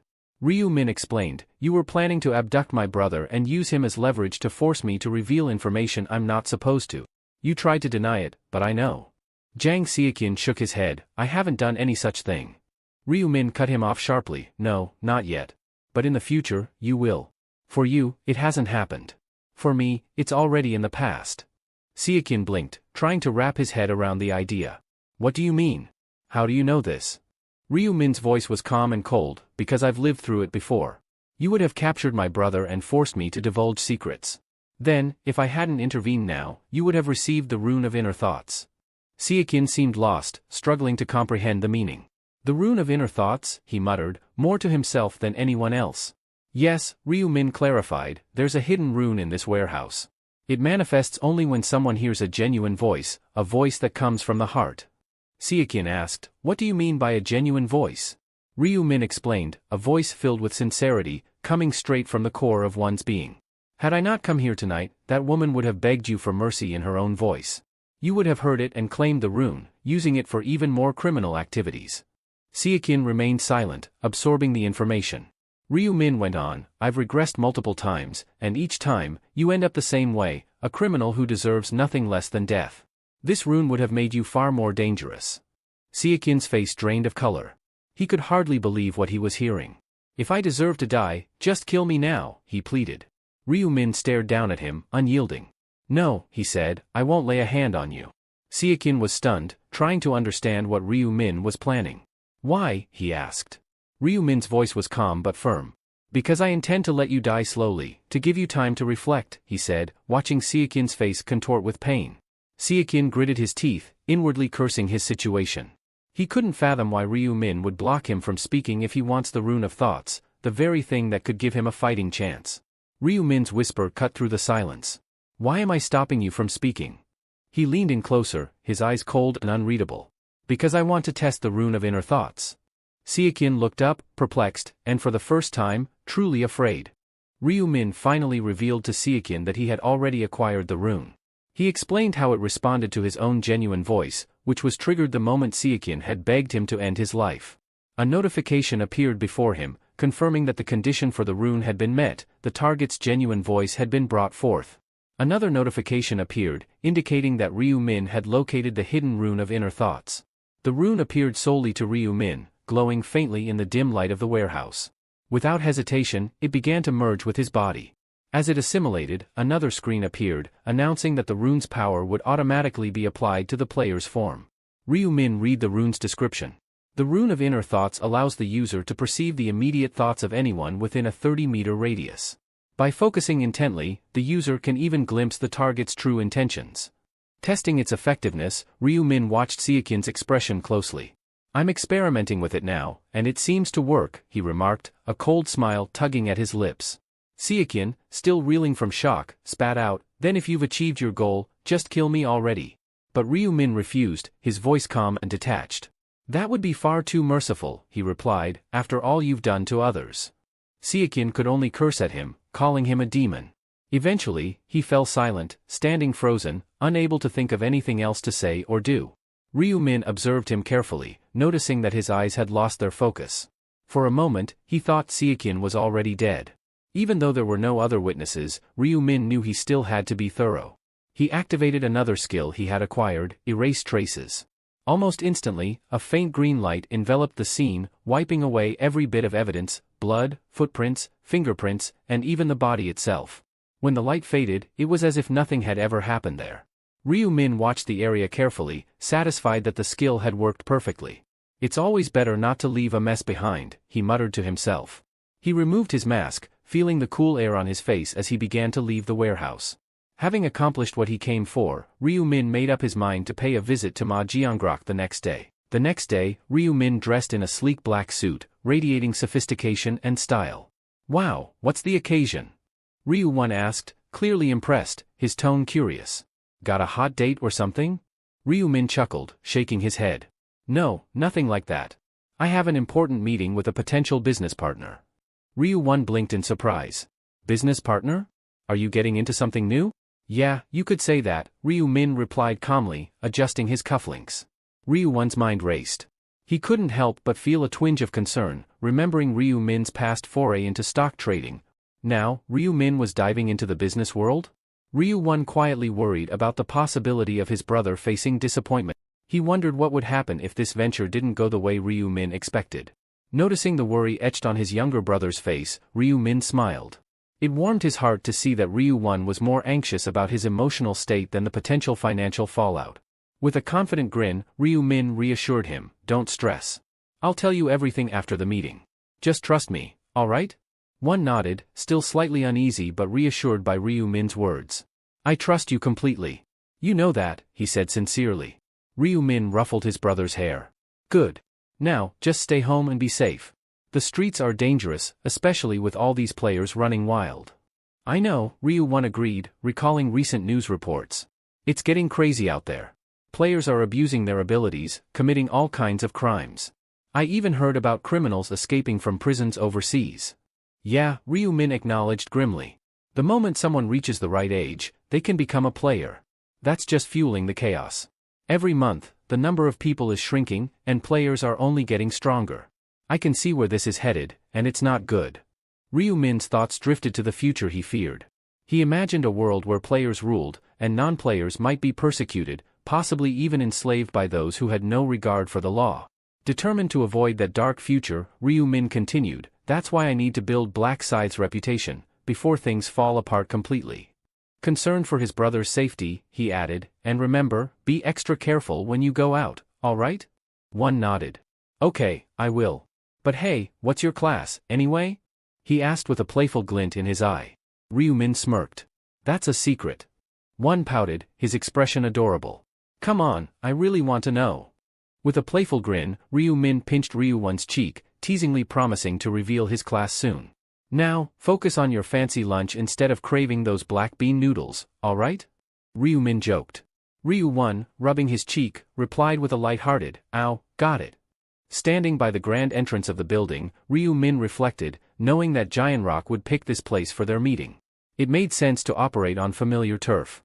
As he walked into the luxurious hotel, Ryu Min noted that the location, an Osang Group property, was actually owned by Giant Rock, though this was a well-guarded secret, likely known only by Giant Rock's closest circle, and now Ryu Min. Ryu Min knew he had to use this insider knowledge to his advantage, but first, he had to establish the right impression. Playing the role of an unassuming, slightly naive businessman was key. With that in mind, he approached the front desk, nervously introducing himself and explaining his meeting arrangements. The receptionist asked if he was there to meet with the CEO of Heavenly Demon Consulting. Ryu Min confirmed, and she informed him that the CEO would be arriving shortly, directing him to the lounge to wait. Thanking her, Ryu Min moved to the lounge, deliberately adopting an absent-minded air as he glanced up at the impressive chandeliers. Acting as though he were new to such an extravagant setting was all part of the plan. Then, someone approached him and asked, "Are you Ryu Min?" Finally, he's here, Ryu Min thought to himself. He turned to greet the newcomer but stopped when he saw the bodyguard standing in front of him. The guard asked if they had crossed paths at the Galleria Forest, and Ryu Min confirmed, recalling the encounter with a subtle smile. Ryu Min recalled seeing the bodyguard during moving day when he had been handing out rice cakes with the actress Erin. Suddenly, the bodyguard bowed, acknowledging the encounter and apologizing for any previous disrespect. Inside, the bodyguard was puzzled by Ryu Min's youth. This kid didn't even look 20, yet he was supposedly the major investor with 280 billion won at his disposal. Doubt simmered in the bodyguard's mind about how someone so young could wield such vast wealth. Ryu Min, using his mind-reading rune, picked up on these thoughts but kept his expression calm. He brushed off the apology, explaining that the bodyguard had acted out of ignorance, and mentioned that he hadn't known the CEO of Heavenly Demon Consulting lived in the building either. The bodyguard quickly corrected him, explaining that he wasn't the CEO. "Huh?" Ryu Min responded, confused. The man then formally introduced himself as On Sang-cheol, head of the department. He added that Giant Rock, the CEO, was running late, and that was why On had arrived early. On then invited Ryu Min to wait inside until Giant Rock arrived. Nodding, Ryu Min followed him into the building and sat down, settling into a comfortable chair. After ensuring Ryu Min was seated, On excused himself, stepping outside to discreetly send a text. He informed Giant Rock about meeting with the shareholder but expressed doubts about whether this young man was truly the one behind the massive investment. He suspected there might be someone else pulling the strings and urged Giant Rock to be cautious. Back in the room, Ryu Min picked up on the bodyguard's suspicions, unsurprised. He knew Giant Rock was the type to send someone ahead to size up his guests. Moments later, Giant Rock entered with a warm greeting, introducing himself as the CEO of Heavenly Demon Consulting. With a friendly handshake, Giant Rock met Ryu Min's gaze, his tone respectful yet guarded. Ryu Min returned the handshake as Giant Rock gestured for him to sit back down, inviting On Sang-cheol to join them as well. Ryu Min understood the subtle move. It was Giant Rock's way of taking control of the meeting while maintaining an air of hospitality. As the food arrived, Giant Rock suggested they enjoy the meal before diving into the business discussion, setting the stage for their conversation. Giant Rock mentioned that a variety of traditional Korean dishes had been prepared and hoped they suited Ryu Min's taste. The table was laden with an array of tempting dishes, meats, vegetables, fish, and chicken, all beautifully presented. He added that, with such gourmet food from a high-end hotel, it was bound to be a treat. After savoring a few bites, Ryu Min smiled and complimented the meal. This is really delicious, he remarked, clearly impressed. Giant Rock was pleased by the compliment and nodded, happy that Ryu Min was enjoying the food. But beneath the surface, Giant Rock was scrutinizing Ryu. The bodyguard's earlier comments about Ryu Min's youth echoed in his mind. Giant Rock found it hard to believe that someone so young could be responsible for an investment as significant as 280 billion won. He wondered if there was someone behind Ryu Min, someone from my family. Like his brothers or an uncle. He was determined to find out. With a friendly grin, Giant Rock complimented Ryu Min again, saying, "It's impressive to see someone so young holding such a significant stake." Curious, he casually asked Ryu Min's age. "I'm 20, Ryu Min replied. Giant Rock paused briefly before responding, "I see, I'm 29 myself. It's refreshing to meet someone in their 20s at your level." Ryu Min smiled and simply said, "Yeah, same here." The conversation shifted as Giant Rock, not one to beat around the bush, asked how Ryu Min had managed to accumulate such wealth at such a young age. "Were you born into a wealthy family?" he inquired. Ryu Min noticed Giant Rock's straightforward approach. He smiled slightly and answered, "No, I wasn't born into wealth. I was just an average student up until recently." "Up until recently?" Giant Rock asked, clearly intrigued. Ryu Min leaned forward a bit and asked, "Have you heard about the person who won the Noto lottery 4 times in a row, becoming a billionaire practically overnight?" Giant Rock nodded, recalling the news. Ryu Min smiled and revealed, "Well, that person is me. I'm the one who caused that media frenzy a few months back." Giant Rock was visibly taken aback and asked if Ryu Min was really the one everyone had been talking about. With a calm nod, Ryu Min simply responded, "Yes." However, Giant Rock was puzzled. The article he had read mentioned that the lottery winner had only earned 60 billion won. So how had Ryu Min managed to invest a staggering 280 billion? Ryu Min explained that after his lottery win, he had invested heavily in Bitcoin, confirming what Giant Rock had suspected. Giant Rock, impressed, praised Ryu Min for making such a bold move, admitting that he himself wouldn't have had the guts to invest such a large amount. The bodyguard, who had been silently observing, suggested that Ryu Min's success must have been due to sheer luck. Ryu Min, however, shook his head. "It wasn't just luck," he said firmly. The bodyguard, unconvinced, brought up an article where Ryu Min was reported to have said he saw the lottery numbers in a dream. "If that's not luck, then what is?" he asked, sounding skeptical. Ryu Min smiled and clarified, "I lied when I said I saw them in a dream." He paused briefly, realizing that this moment could be crucial to gaining Giant Rock's trust. "This is something I've never shared with anyone before," he said, his voice lowering as if to prepare them for a revelation. "I have the rune of foresight." Giant Rock and his bodyguard exchanged glances, clearly surprised. They pressed Ryu Min for more details. With confidence, Ryu Min explained that the rune of foresight allowed him to see glimpses of the future, several years ahead. "In other words," he continued, "it's like being a seer who can predict what's to come." Giant Rock and the bodyguard were taken aback. The bodyguard, particularly, found it hard to believe. "Is this guy serious?" he thought. "A seer? What kind of explanation is that?" Ryu Min remained composed, his expression unwavering as he was surrounded by a faint, almost mystical, cerulean aura.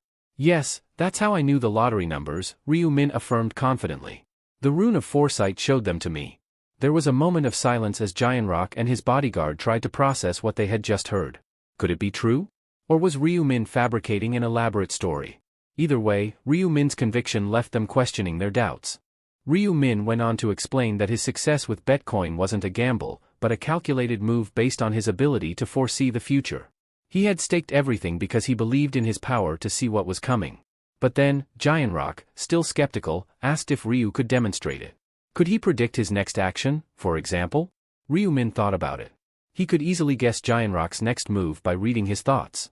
But, Ryu Min decided to put limits on his ability to make it more believable. After a brief pause, Ryu Min apologized, explaining that his powers didn't work on command. "They activate randomly," he said, trying to downplay the full extent of his abilities.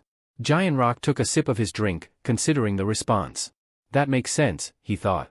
A power like seeing the future should have limits, otherwise, it would be too overpowered.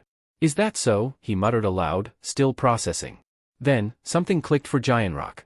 He needed to know, "Did you invest 280 billion in Heavenly Demon Consulting because you foresaw its success?" he asked. Ryu Min smiled slightly and nodded. "Exactly. I invested because I saw the company's potential for rapid growth." "But how far will it go?" Giant Rock asked, pressing for more information. It'll join the Korean Composite Stock Price Index within 6 months, Ryu Min said confidently. Giant Rock was stunned. If that actually happened, it would be monumental, not just for the company, but for him personally. His father would finally acknowledge his abilities, and he could very well be the next chairman. The thought filled him with excitement, but doubt crept in. Could this really be true? It seemed almost too good to be real. The room fell into a heavy silence, with Giant Rock deep in thought, until Ryu Min spoke up again. But to succeed, you'll need to completely revamp your industry. What do you mean by that? Giant Rock asked, confusion breaking through his excitement. Before Ryu Min could respond, the bodyguard stood up abruptly, visibly angry. Change the industry? Are you serious? He exclaimed. Why would we do that? You might as well be asking us to change the company's name. If they're going to change the entire industry, it's only natural the company's name will change too, Ryu Min stated calmly. The room went silent, with everyone staring at him in disbelief. Is he serious? Giant Rock wondered. Did Ryu come all this way just to crack jokes? But Ryu wasn't joking. He was sitting firm, treating the conversation as seriously as the business at hand. In this room, everyone was a player, fully aware of the risks of casually revealing one's rune. And yet, Ryu Min had taken that risk, disclosing his ability without hesitation. Why? Because, as a major shareholder and someone intending to become a key player in the company's management, he needed them to understand the value he could bring. His 280 billion won investment wasn't just for profit, it was to push the company toward success. To make that happen, they needed to cooperate with him.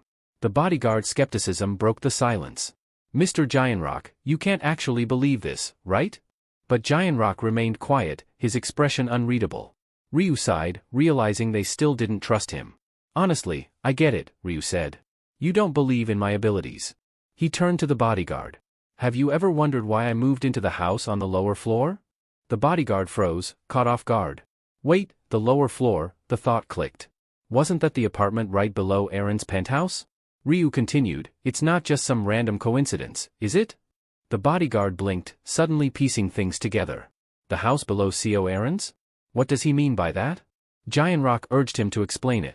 Reluctantly, the bodyguard admitted, about 2 months ago, Mr. Ryu Min moved into the apartment directly beneath Aaron's penthouse. Ryu nodded. That was just a few days after I acquired the Rune of Future. Giant Rock's brows furrowed.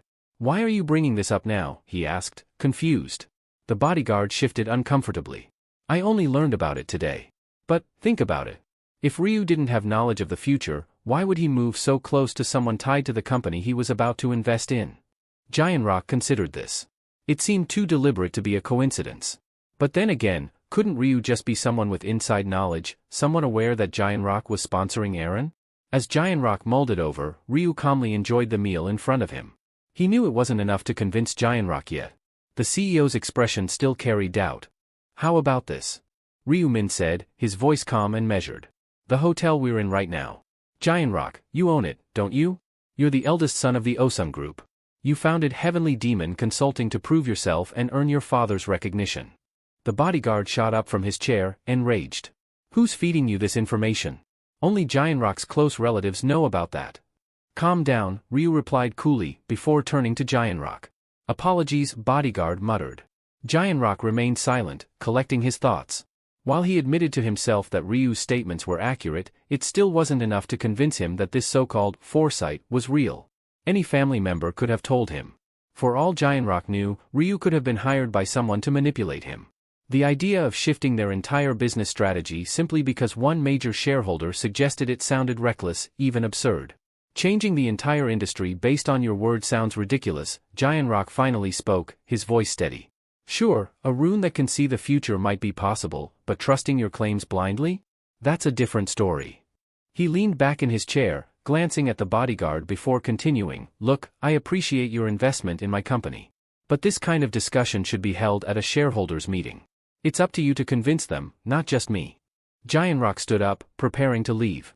Sorry, but I've got other meetings. I hope you understand.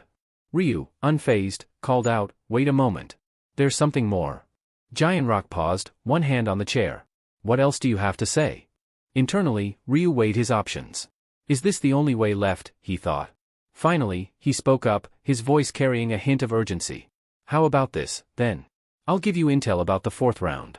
Giant Rock hesitated, turning back to face him. 4th round? What are you talking about? Ryu sat back down, the corners of his mouth lifting slightly. I saw what's going to happen. The tragedy that's about to unfold. And I have the details. Wouldn't that be enough to prove my ability? Intrigued, Giant Rock sank back into his seat, faster than he had risen. You actually have information on round 4? Ryu nodded. I do. And if you listen, it'll be enough to show you what I'm capable of. Moments later, Ryu was gone, leaving Giant Rock and the bodyguard alone in the room, both still processing what they had just heard. The bodyguard bowed, his face flushed with shame. He had lost his composure earlier, raising his voice without thinking. That's all right, Giant Rock said, watching him closely. You were just looking out for me, right? Speak your mind. The bodyguard hesitated for a moment before speaking. To be honest, sir, I'm suspicious of that man. The idea of someone being able to see the future, it's just hard to believe. If Ryu-min really has that kind of power, why would he want to help us? With an ability like that, he could live the life of his dreams. Why bother with us at all? Giant Rock nodded thoughtfully, listening as the bodyguard continued. Sure, he says he wants to grow alongside our company and make more money. But why? He's already got 280 billion won, more than enough to last several lifetimes, even if he spent it frivolously. Why take this kind of risk? Greed, Giant Rock replied after a pause. Human greed knows no limits. Still, you're right. It does seem too dangerous, too unbelievable. Who's to say a rune like that even exists? The bodyguard sighed. Exactly. But if Ryu is telling the truth, and he really can see the future, we need him on our side, no matter what. Just think about it. If he can give us insight into every round, we could prepare perfectly. It'd be like playing with a cheat code. Growing the company would just be a bonus. Giant Rock leaned back in his chair, contemplating his words. We'll know in time, won't we? Let's see how things unfold. Meanwhile, Ryu-min walked down the street, hands in his pockets, a small smirk on his face. He knew it was only a matter of time before they fully believed in his abilities. After the 4th round, there would be no doubt left. He hadn't revealed everything, he kept the critical details about side quests and top-rank strategies to himself, but what he had shared was more than enough. The most important part? Ryu had told them that round 4 wasn't going to be a hunt for monsters. It would be a bloodbath among the players. A massacre. He warned them not to be careless or complacent. That warning alone would prove his foresight. After that, they would treat him with the respect and reverence he deserved. They'd protect him, not because he was rich, but because he was their key to survival. After all, having a seer as an ally is far better than having one as an enemy, Ryu mused to himself, his confidence growing. Now that he was already playing the role, why not fully commit? With that decision made, he reached for his phone, realizing he needed to get in touch with someone. Meanwhile, Juri walked briskly down the street, her mind racing. She glanced at her watch, knowing she was running late. Standing at a red light, she tapped her foot impatiently, hoping it would change soon. Out of nowhere, a flashy sports car pulled up, blocking the entrance to the nearby grocery store. Confused, she stared at the car, wondering what the driver was thinking.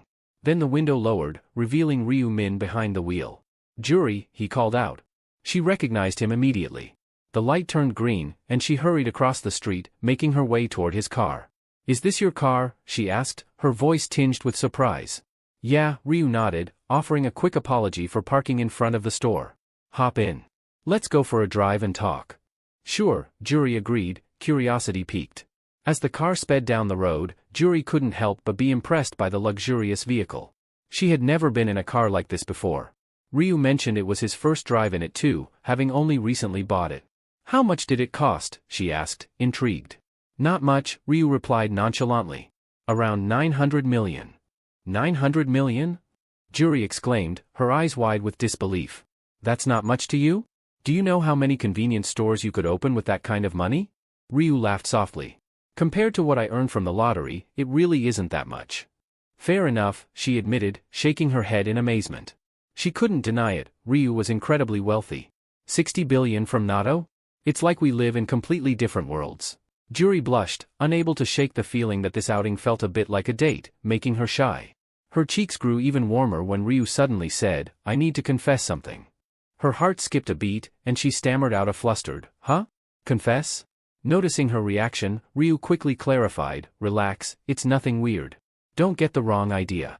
Trying to compose herself, Juri replied, wrong idea? No, of course not. But inside, she felt like she wanted to disappear into the nearest hiding spot. Curiosity piqued, she asked, so, what is it? Ryu leaned back casually and admitted, "That story I told you before, about winning the lottery from a dream? That wasn't true." "Wait, really?" Juri asked, surprised. "Yeah," Ryu explained. "I actually knew the lottery numbers because of my rune of future. It's tied to my class as a seer." "A seer?" Juri repeated, genuinely impressed. "That's incredible. The rune of future sounds amazing." She smiled, appreciating that Ryu had shared such a personal secret with her. "Thanks for telling me. I know it's not easy to open up about stuff like that." Ryu shrugged and said, "Well, you did tell me you're a supporter. It's only fair." "Fair?" Juri thought to herself. Not exactly, since she hadn't revealed her own rune to him yet. But as the conversation went on, she wondered if now might be the right time to do so. Sensing her hesitation, Ryu reassured her. "It's fine. You don't have to tell me if you're not ready."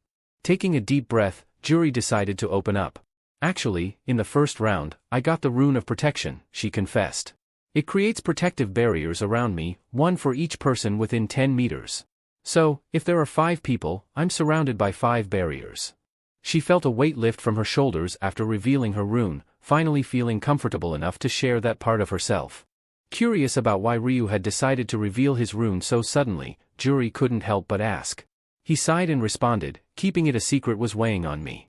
Plus, I figured you wouldn't believe what I'm about to tell you unless I was upfront first."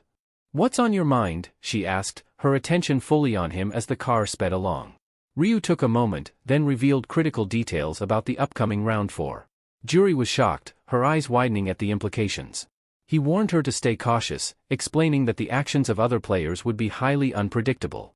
"I will," she promised, genuinely appreciating his concern. Internally, she couldn't help but wonder if his care for her hinted at something more. The thought made her blush. "Does he also have feelings for me?" she pondered, secretly hoping it might be true. Later that evening, Ryu sat on his bed, stunned as he replayed the day's events in his head. "Juri has had feelings for me all this time," he hadn't realized it until now, but her kindness made so much more sense. The revelation stirred mixed emotions in him, though a part of him felt flattered, he knew it might also work in his favor. Having her trust him would make it easier to build an alliance, and she'd likely believe in his foresight more readily. At least that was one less worry on his mind. "Time to get some rest," Ryu muttered, knowing he didn't have much on his plate for the remainder of the month. Time passed quickly, much like someone disappearing without a trace. Before he knew it, it was March 31st, 11:55 p.m. Before his venture into the other world, he had made a crucial purchase, an epic item from the day's I-10 selection, the Shadow Gloves of Darkness. These epic gloves came with impressive stats, providing +5 agility and a semi-transparency feature for weapons, which only activated at night. The gloves had a durability of 1000, with a usage rank requiring regular players or above. Their description hinted at mysterious powers, claiming they could shroud their wearer in the darkness of night, rendering both the gloves and weapons nearly invisible. Combined with his Knight of Death skill, Ryu knew these gloves would be a powerful tool in the upcoming round. Suddenly, a knock interrupted his thoughts. It was one, standing at the door, ready to brief him. "Brother, it's time," one said, his voice edged with nervousness. "Do you think you can survive this one too?" Ryu shrugged, a calm confidence in his tone. "I'll know once I give it a shot."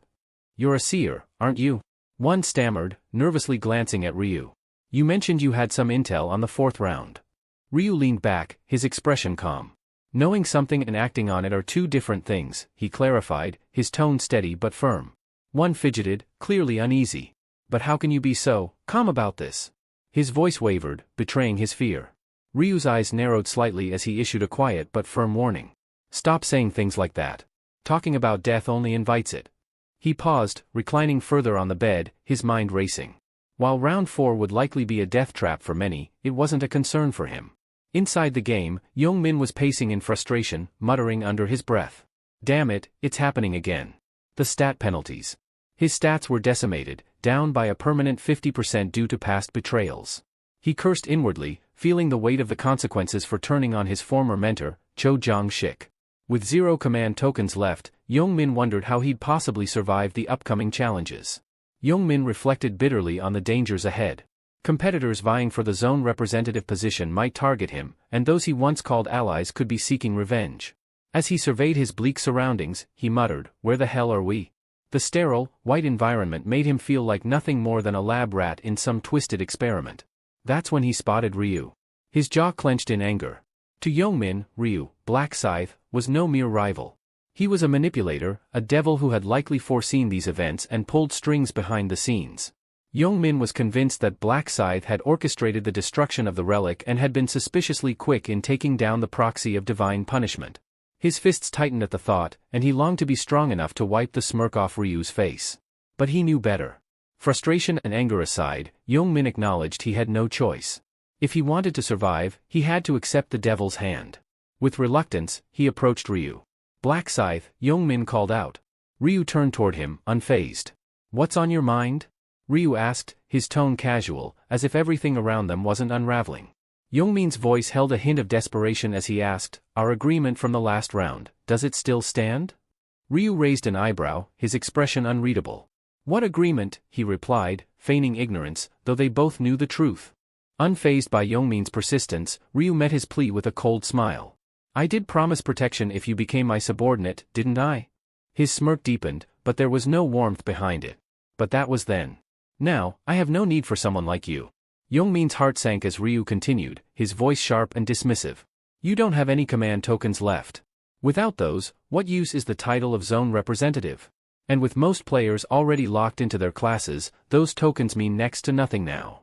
He gave a mocking glance at Youngmin, who could only listen in stunned silence. Ryu's smile grew more frigid. You're nothing more than a walking target, Youngmin.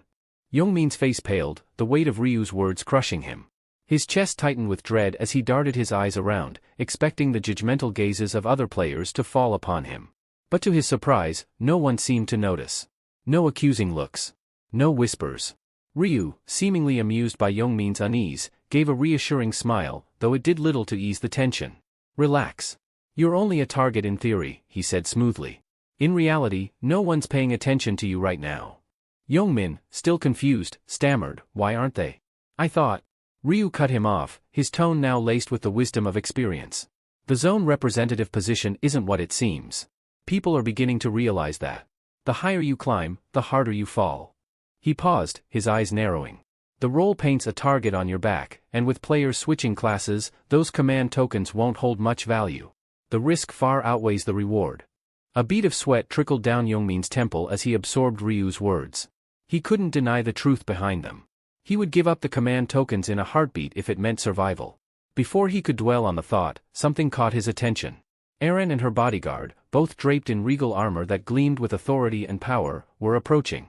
Startled, Youngmin wondered why they were coming toward Ryu and him. The sight of them only added to his confusion and fear. As Erin and her bodyguard approached, Ryu turned to greet them. The bodyguard acknowledged Ryu first, asking if he remembered them.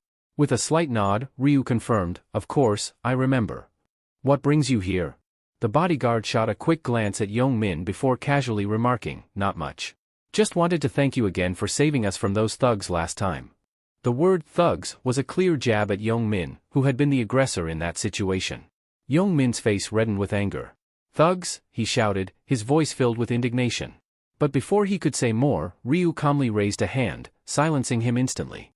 The unspoken threat of Ryu's black scythe hung in the air, forcing Youngmin to hold his tongue. Turning his attention back to Erin and the bodyguard, Ryu spoke politely, there's no need to keep thanking me. Once was more than enough. However, the bodyguard wasn't ready to let it go. We really are grateful, our CEO also wants me to thank you. Before the conversation could take a different turn, Ryu cut in, clearly uninterested in prolonging it. But before he could steer it away, Erin hesitantly pulled out a purple crystal, offering it to him as a token of their gratitude. Please, take this, she urged, her voice a little shaky. Ryu's eyes narrowed slightly as he inspected the crystal. A low-grade purple mana stone, he thought, surprised by the unexpected gift. He hadn't anticipated receiving something so valuable. Erin, sensing his hesitation, added quickly, I thought a crystal would be a better way to show our thanks than just words. Ryu didn't hesitate any further. With a swift motion, he accepted the crystal, nodding in appreciation. Thank you, he said sincerely. While turning the stone over in his hand, he couldn't help but think that there was no reason to refuse such a valuable item, especially when it was offered with genuine intent. Ryu Min casually thought that once he returned to the real world, he planned to experiment with the mana stone, aiming to craft a low-ranking one from it. Erin, still looking nervous, silently wondered if Ryu genuinely appreciated the stone or if he was merely being polite, not wanting to hurt her feelings. Despite her doubts, she noticed that he didn't seem disappointed or dismissive of the seemingly insignificant stone, leaving her to question if his kindness was genuine. Inwardly, Ryu couldn't help but smirk, acknowledging that Aaron's ignorance of the stone's true value was to be expected. If she had known how valuable it truly was, there was no way she would have handed it over so easily. Standing nearby, Young-min eyed the crystal intently. In his mind, he revealed that he, too, possessed something similar. This revelation caught Ryu by surprise, his inner voice musing, "This guy has a mana stone too?" Young-min continued, unknowingly spilling more information as he mentioned that his stone was called the Black Diamond. Ryu's eyes flickered with interest at the mention. "Black Diamond," he repeated, startled. He explained aloud that a black diamond was an incredibly rare item, one that had only a slim chance of dropping after defeating a monster. Even more elusive than regular mana stones, obtaining one in this round was virtually impossible. It was clear Young-min had no idea just how precious the item he was carrying truly was. With a smirk, Ryu silently thought to himself, "Is this guy lucky, or just ridiculously unlucky to get caught with it in front of me?" Breaking the silence, Aaron's voice interrupted Ryu's thoughts. Black Scythe? "Do you need a protective barrier?" she asked hesitantly after seeing him stow the stone away in his inventory. Curious, Ryu raised an eyebrow. "Protective barrier?"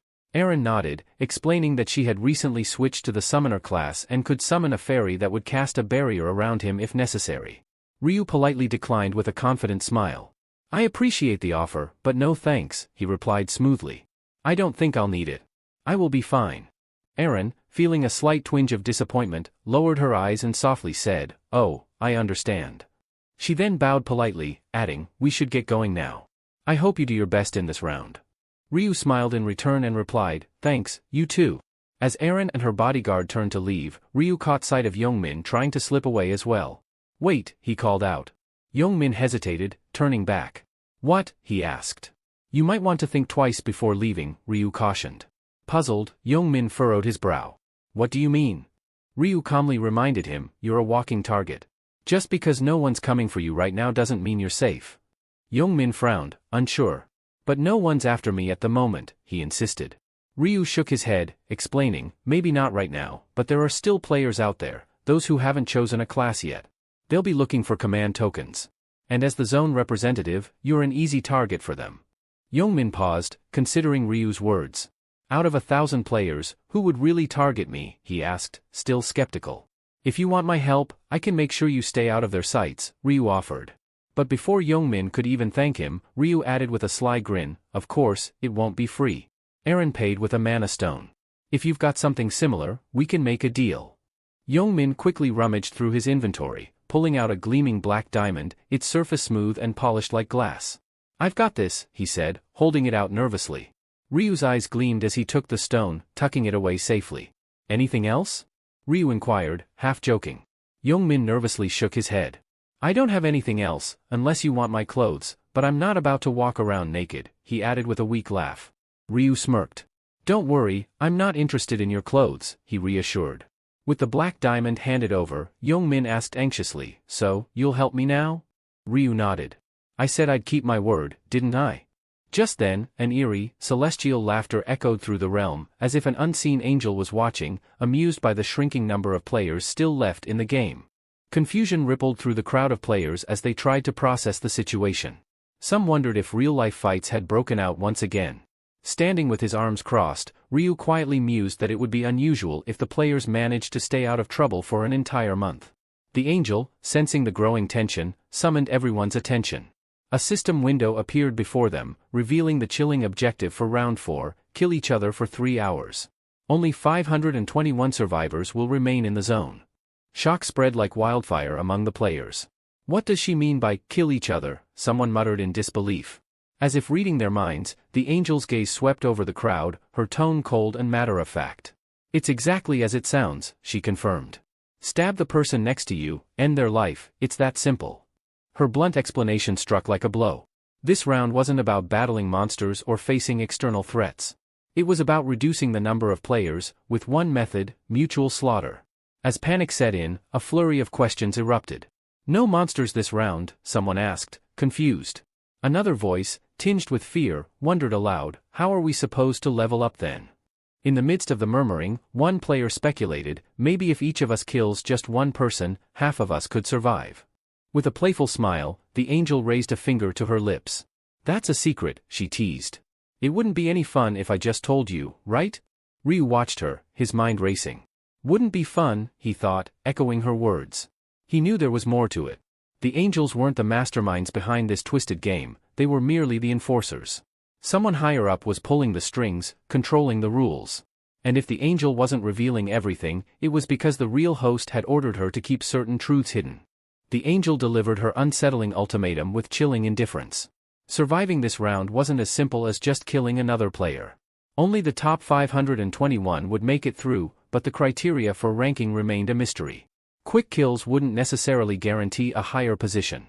With a cold smile, she abruptly ended the briefing, urging them all to kindly eliminate each other. The countdown started, ticking away at 2 hours, 59 minutes, and 59 seconds. Fear and confusion gripped the players. Most stood frozen, grappling with the horrific dilemma. Should they really start killing each other? They didn't bear any grudges, but this round was bound to turn chaotic. Amidst the growing panic, Young-min stood out. A mischievous grin spread across his face as he hid his inner thoughts. Killing had served him well in the past, and now he had a clear target in mind. Stifling a laugh, Young-min couldn't help but relish the thought of taking out an old foe. Ryu, observing him closely, quickly deduced that Young-min intended to eliminate a former friend who had bullied him, confirming his suspicions. Grinning wider, Young-min thought to himself, if nobody wants to target me, wouldn't that work to my advantage? No enemies means a clear path. But his grin soon twisted into anger as old resentments resurfaced.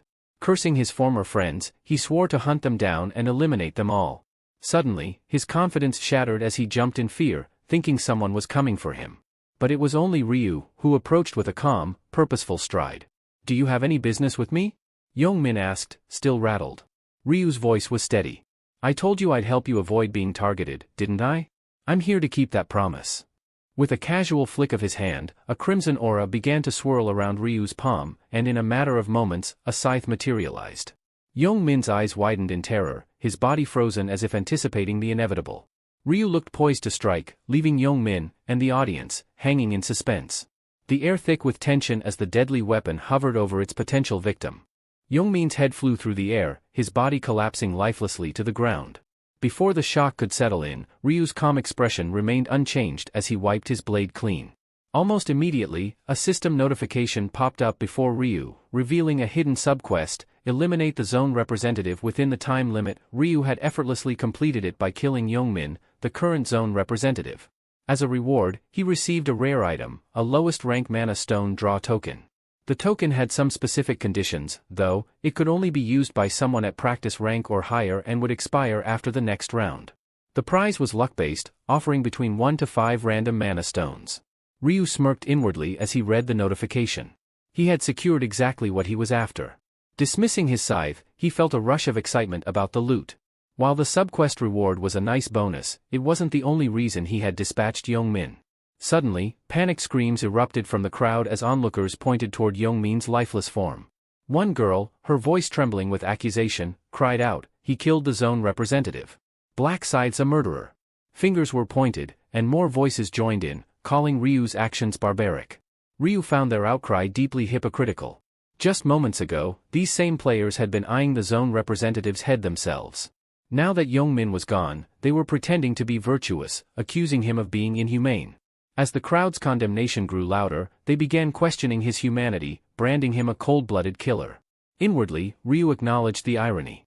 Sure, he had taken lives before. Seokyun's death was fresh in his mind, but nothing in this game was black and white. The rules of survival left him with little choice, especially in this round. He was acutely aware that more difficult choices would lie ahead, and more lives would inevitably be lost as they approached round 20. But he wasn't reckless, every action had a purpose. Despite knowing this, the criticism was relentless. All over a single death, even in a game where everyone was forced to make impossible choices. As the crowd simmered with fury, various thoughts bubbled up in the minds of the players. One plotted to rally the others against Ryu, another sought to ruin his reputation, while some quietly considered physical confrontations. A few even feared his rise to power as the new zone representative. All of them believed they had a chance to take him down. Ryu, perceptive as ever, caught on to their thoughts. His smirk deepened, amused by their futile schemes. They really think they stand a chance? How laughable, he mused, barely containing his inner chuckle. The crowd, seeing his smirk, became even more enraged. "What, you think this is funny?" one player shouted, while others hurled insults, calling him a psychopath for grinning after killing someone. The tension crackled in the air. Just then, a system notification flashed before everyone's eyes. Player Blackscythe has been designated the new zone representative. Silence fell over the crowd as they processed the news. It was as if they had just armed a predator. Someone dangerous was now in command. The air grew thick with uncertainty. No one knew what their next move should be. Ryu, still wearing his smug grin, mocked the crowd's sudden quietness. "What's wrong?" he asked, his voice dripping with sarcasm. "Why aren't you all shouting anymore? Scared now that I'm the zone representative?" His gaze swept over the uneasy faces. He taunted them further by casually mentioning command tokens, suggesting that those who hadn't undergone their class change were especially vulnerable. His words caused visible discomfort. Nervous murmurs rippled through the group. "What are you talking about?" one player finally stammered. Then, someone pointed at Ryu's name, noting that its color had shifted. "Look! Blackscythe's name has changed," they exclaimed. More players began to notice it as well, their confusion mounting. How had his name color changed, while theirs remained the same? Ryu stayed calm, his demeanor betraying his extensive experience. He knew exactly what was happening. With 100 regressions under his belt, he had encountered this situation before. He inwardly confirmed that his name had likely shifted from neon to red, a sign of the bloodshed he had caused. Breaking the silence, he explained the mechanics. "In rounds like this," he began, "your name turns red when you kill someone. The more people you take out, the darker the shade gets." His voice was matter-of-fact, as if discussing the weather. He continued, "The system separates those who've killed from those who haven't. Funny thing is, players tend to target killers first. It makes them feel better, like they're not the bad guy. But the irony is, once they kill a killer, they become one themselves. It's a vicious cycle, encouraging everyone to spill more blood." The crowd's fear deepened as his words sank in. They realized that by eliminating Ryu, they'd only be setting themselves up for the same grim fate, trapped in a spiral of violence. Ryu thought that their hesitation to kill now would only result in more deaths later. Frustrated by their inaction, he asked, "What are you all waiting for? There's no time to waste." Yet, instead of acting, the crowd remained angry, accusing him of being a murderer and demanding he stay put. Ryu couldn't help but marvel at their audacity, talking down to the #1 ranked player in the world like that. He decided to be blunt. "You're all making it sound like I'm the only one who ever planned to take out the zone representative. What about last time when everyone rushed to Jongshik? Were you planning to give him a hug?" His voice hardened. "This is survival. It's kill or be killed." Ryu found it baffling that they had made it this far without grasping such a basic truth. He urged them to drop the pretense and face the harsh reality. "If your life was on the line, you'd be pulling out a weapon to defend yourself too," he said, his gaze cold and serious. "This isn't the time for idle talk. If you've got a problem with me, let's settle it like we did last time, with a vote. But stop wasting time." Turning away from them, Ryu mused silently. Even if he kept quiet, they would inevitably start arguing amongst themselves. But by the time they realized what needed to be done, it might be too late. If he didn't push them to act now, they'd keep squabbling, and fewer than 521 would survive. He knew it was a gamble, stirring up conflict in the group, but it was the only way to save more lives in the end. His words, harsh as they were, might be the wake-up call they needed. Suddenly, a girl spoke up, agreeing with him. "Yeah, Blackscythe is right. We can't just sit around. We need to do something," she urged. A man quickly countered, challenging her. "Then what do you suggest? If you've got an idea, let's hear it." The tension in the air thickened as the crowd waited for someone to take the lead. The girl, clearly annoyed by the man's sarcastic tone, shot back, asking, "Why do you have to be so snarky? I'm just saying we need to figure something out." The man, undeterred, suggested they settle things with a one-on-one duel. However, another voice immediately challenged the idea, asking how fighting to the death could ever be considered fair. "You think this is just some game?" the person added, clearly frustrated by the lack of urgency. This sparked an argument between them, the tension rising rapidly. Nearby, Erin stood with her bodyguard, anxiety etched on her face. "What should we do?" she whispered, her voice shaky. "Do we really have to kill someone, like Blackscythe said?"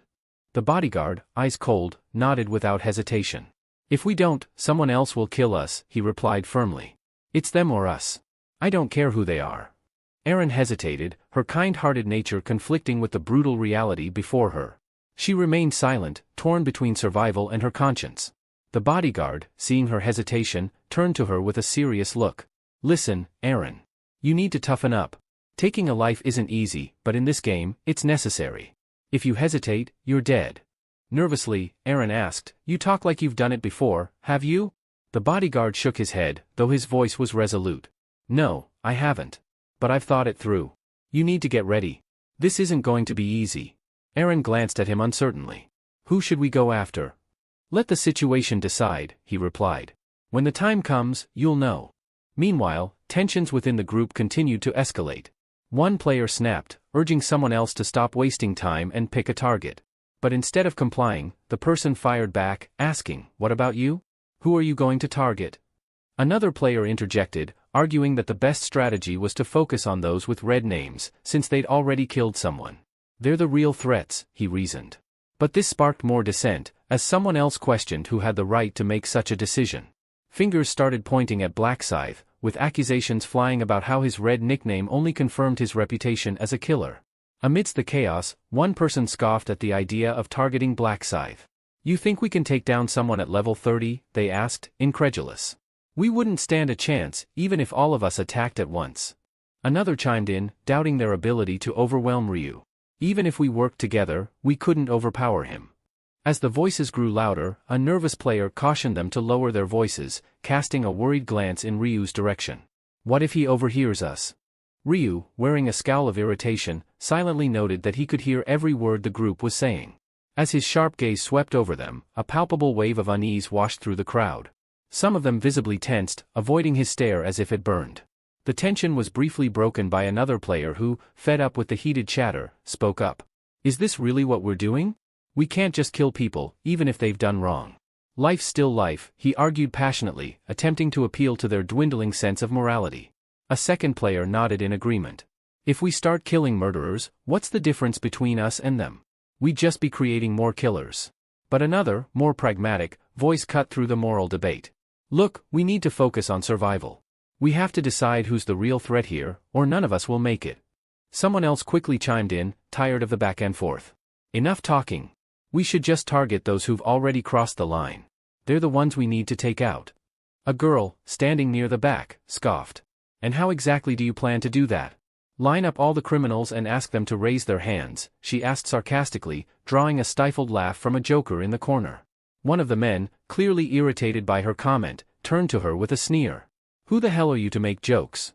Either say something useful or shut up." He spat out a curse under his breath. The girl's face twisted in anger at the insult. "Why are you swearing at me? Maybe I should kill you first," she snapped. The man smirked, unfazed. "Go ahead and try," he challenged, his voice dripping with disdain as he hurled another curse at her. Before things could escalate further, the clown who had laughed earlier decided to jump into the fray. "Why are you still running your mouths? We're here to fight, not bicker. Just get on with it already." The two arguing players immediately turned their frustration on the clown. "You're just making things worse," one of them shouted. The girl, livid, pointed at him. "People like you just love stirring up trouble, don't you?" The clown's amusement vanished, replaced by fury. His eyes darkened as he summoned his weapon, snarling, "I'll kill every last one of you if I have to." Not backing down, the girl quickly summoned her own weapon. "Come on, then. If you're so tough, let's see what you've got." Ryu couldn't help but shake his head at the chaos around him. What a mess, he thought, watching the group argue without any real action. They were all bark, no bite. He figured they'd turn on each other eventually, it was only a matter of time. Just then, one man finally had enough. He stepped forward, demanding everyone stop shouting and get serious. But in that very moment, his expression shifted from frustration to pure shock. His eyes went wide, his jaw dropped. The reason? Young Min, who Ryu had decapitated mere minutes ago, was casually standing up, yawning as if he'd just woken from a nap. The crowd froze, utterly dumbfounded, staring at him as if they'd seen a ghost. Well, in a way, they had. Ryu's eyes narrowed in realization. "Because, that's the hidden rule for this round," he mused silently. "After 10 minutes, anyone who dies respawns." Meanwhile, Young Min, completely oblivious to the stunned faces around him, looked confused. "Why's everyone looking at me like I crawled out of a grave?" he wondered. Then, his eyes landed on Ryu, piecing together what had just happened. Moments ago, he'd been talking to Blackscythe, but now? His mind raced, trying to figure it out. Suddenly, a man in the crowd broke the silence, yelling in disbelief, "He's alive again." Another player quickly jumped to conclusions, assuming Yong-min had somehow gained divine power. But a more experienced voice among them chimed in, explaining it was likely a respawn feature of the game. The revelation spread through the crowd, sparking curiosity. Wait, does that mean anyone who dies will come back? A girl, standing nearby, shrugged and casually remarked, well, if that's the case, maybe killing isn't such a big deal after all. Her words seemed to flick a switch. People started gripping their weapons tighter, considering that if death wasn't permanent, maybe it was time to act. Amidst the growing tension, a nervous girl stepped forward, trying to calm the rising storm. She warned them not to rush into anything, pointing out that they didn't fully understand how the resurrection worked yet. But before she could finish, a figure emerged from behind her. Without warning, he slashed her across the back, silencing her plea for peace. As she collapsed, clutching her wound, the attacker loomed over her, sneering. Why don't you die first, then, he spat, his voice dripping with malice. He continued to strike, hurling insults with each vicious blow. The crowd, already on edge, tensed further as the violence erupted. The other players watched in horror, wide-eyed and trembling, as blood splattered everywhere. The assailant, drenched in crimson, stood panting like a predator fresh from the hunt, his weapon and appearance reminiscent of a bloodied wolverine. In the chaos, some players nervously muttered, "Come on, she'll respawn.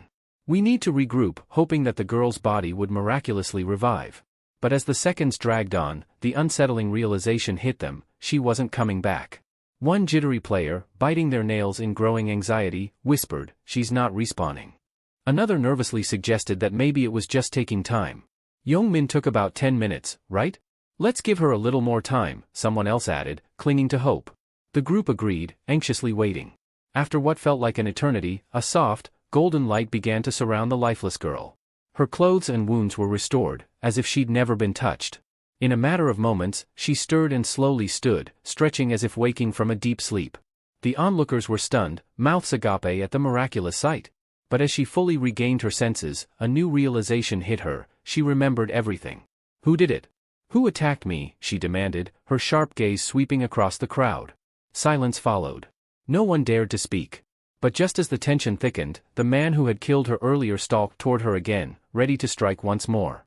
This time, however, before he could land the fatal blow, he sneered and proudly admitted, "It was me." But before his blade could reach her, a blur of movement sliced through the air. In an instant, a figure appeared behind the man, slashing his hand clean off, sending him crumpling to the ground. Blood sprayed as the killer fell lifeless, his arrogant grin frozen on his face. The victorious figure, grinning widely, pointed at the fresh corpse. "So, they really do come back after 10 minutes, huh?" he said, almost mockingly. Yet, despite knowing this, the group couldn't hide their disgust. Some players looked visibly sick, their stomachs turning at the carnage unfolding around them. Ryu, watching silently, noted that while the reality of resurrection had been confirmed, it didn't make the sight of murder any less unsettling. People were horrified, but Ryu knew better. In chaotic situations like these, it didn't take long for people to show their true nature. Chaos soon erupted. With the newfound certainty of resurrection, players started turning on one another. A man suddenly rushed forward, stabbing someone from behind, the crowd quickly devolving into a frenzied bloodbath. In the midst of the frenzy, another player, apparently having given up on any sense of morality, sliced through someone from behind without hesitation. The chaos around them only intensified as players turned on each other. Amidst this, a heated confrontation broke out, with one man managing to block an incoming attack. "You've all lost your minds," he shouted in disbelief. One player, recently stabbed, hurled insults at his attacker, but the stabber, oddly calm, apologized, claiming he had no personal vendetta. However, in a twist, the wounded player immediately retaliated, slashing at his attacker. "How about you feel what it's like?" he spat, though the other man blocked the blow, urging his opponent to stop fighting and accept his fate, since they would both respawn anyway. The wounded man, not backing down, retorted coldly, "Then why don't you go first?" Before the other could react, he struck him down, ending his life. The scene spiraled into utter madness. Players attacked one another relentlessly, their shouts filling the air. Some begged for mercy, while others screamed in agony as blood painted the ground. The battlefield had become a gruesome spectacle of violence, with no end in sight. Watching the carnage unfold, Ryu noted how the mass of players, now over 1,000 strong, had descended into an animalistic fight for survival, no different from stray dogs tearing at each other. The sight reminded him of a war zone. Quietly, he summoned his scythe, a crimson glow flickering around his hand as the weapon materialized. It was time for him to enter the fray. The moment Ryu began to move, everything changed. His mere presence sent a ripple through the chaotic battlefield. Combatants froze in their tracks, their attention shifting as Black Scythe approached.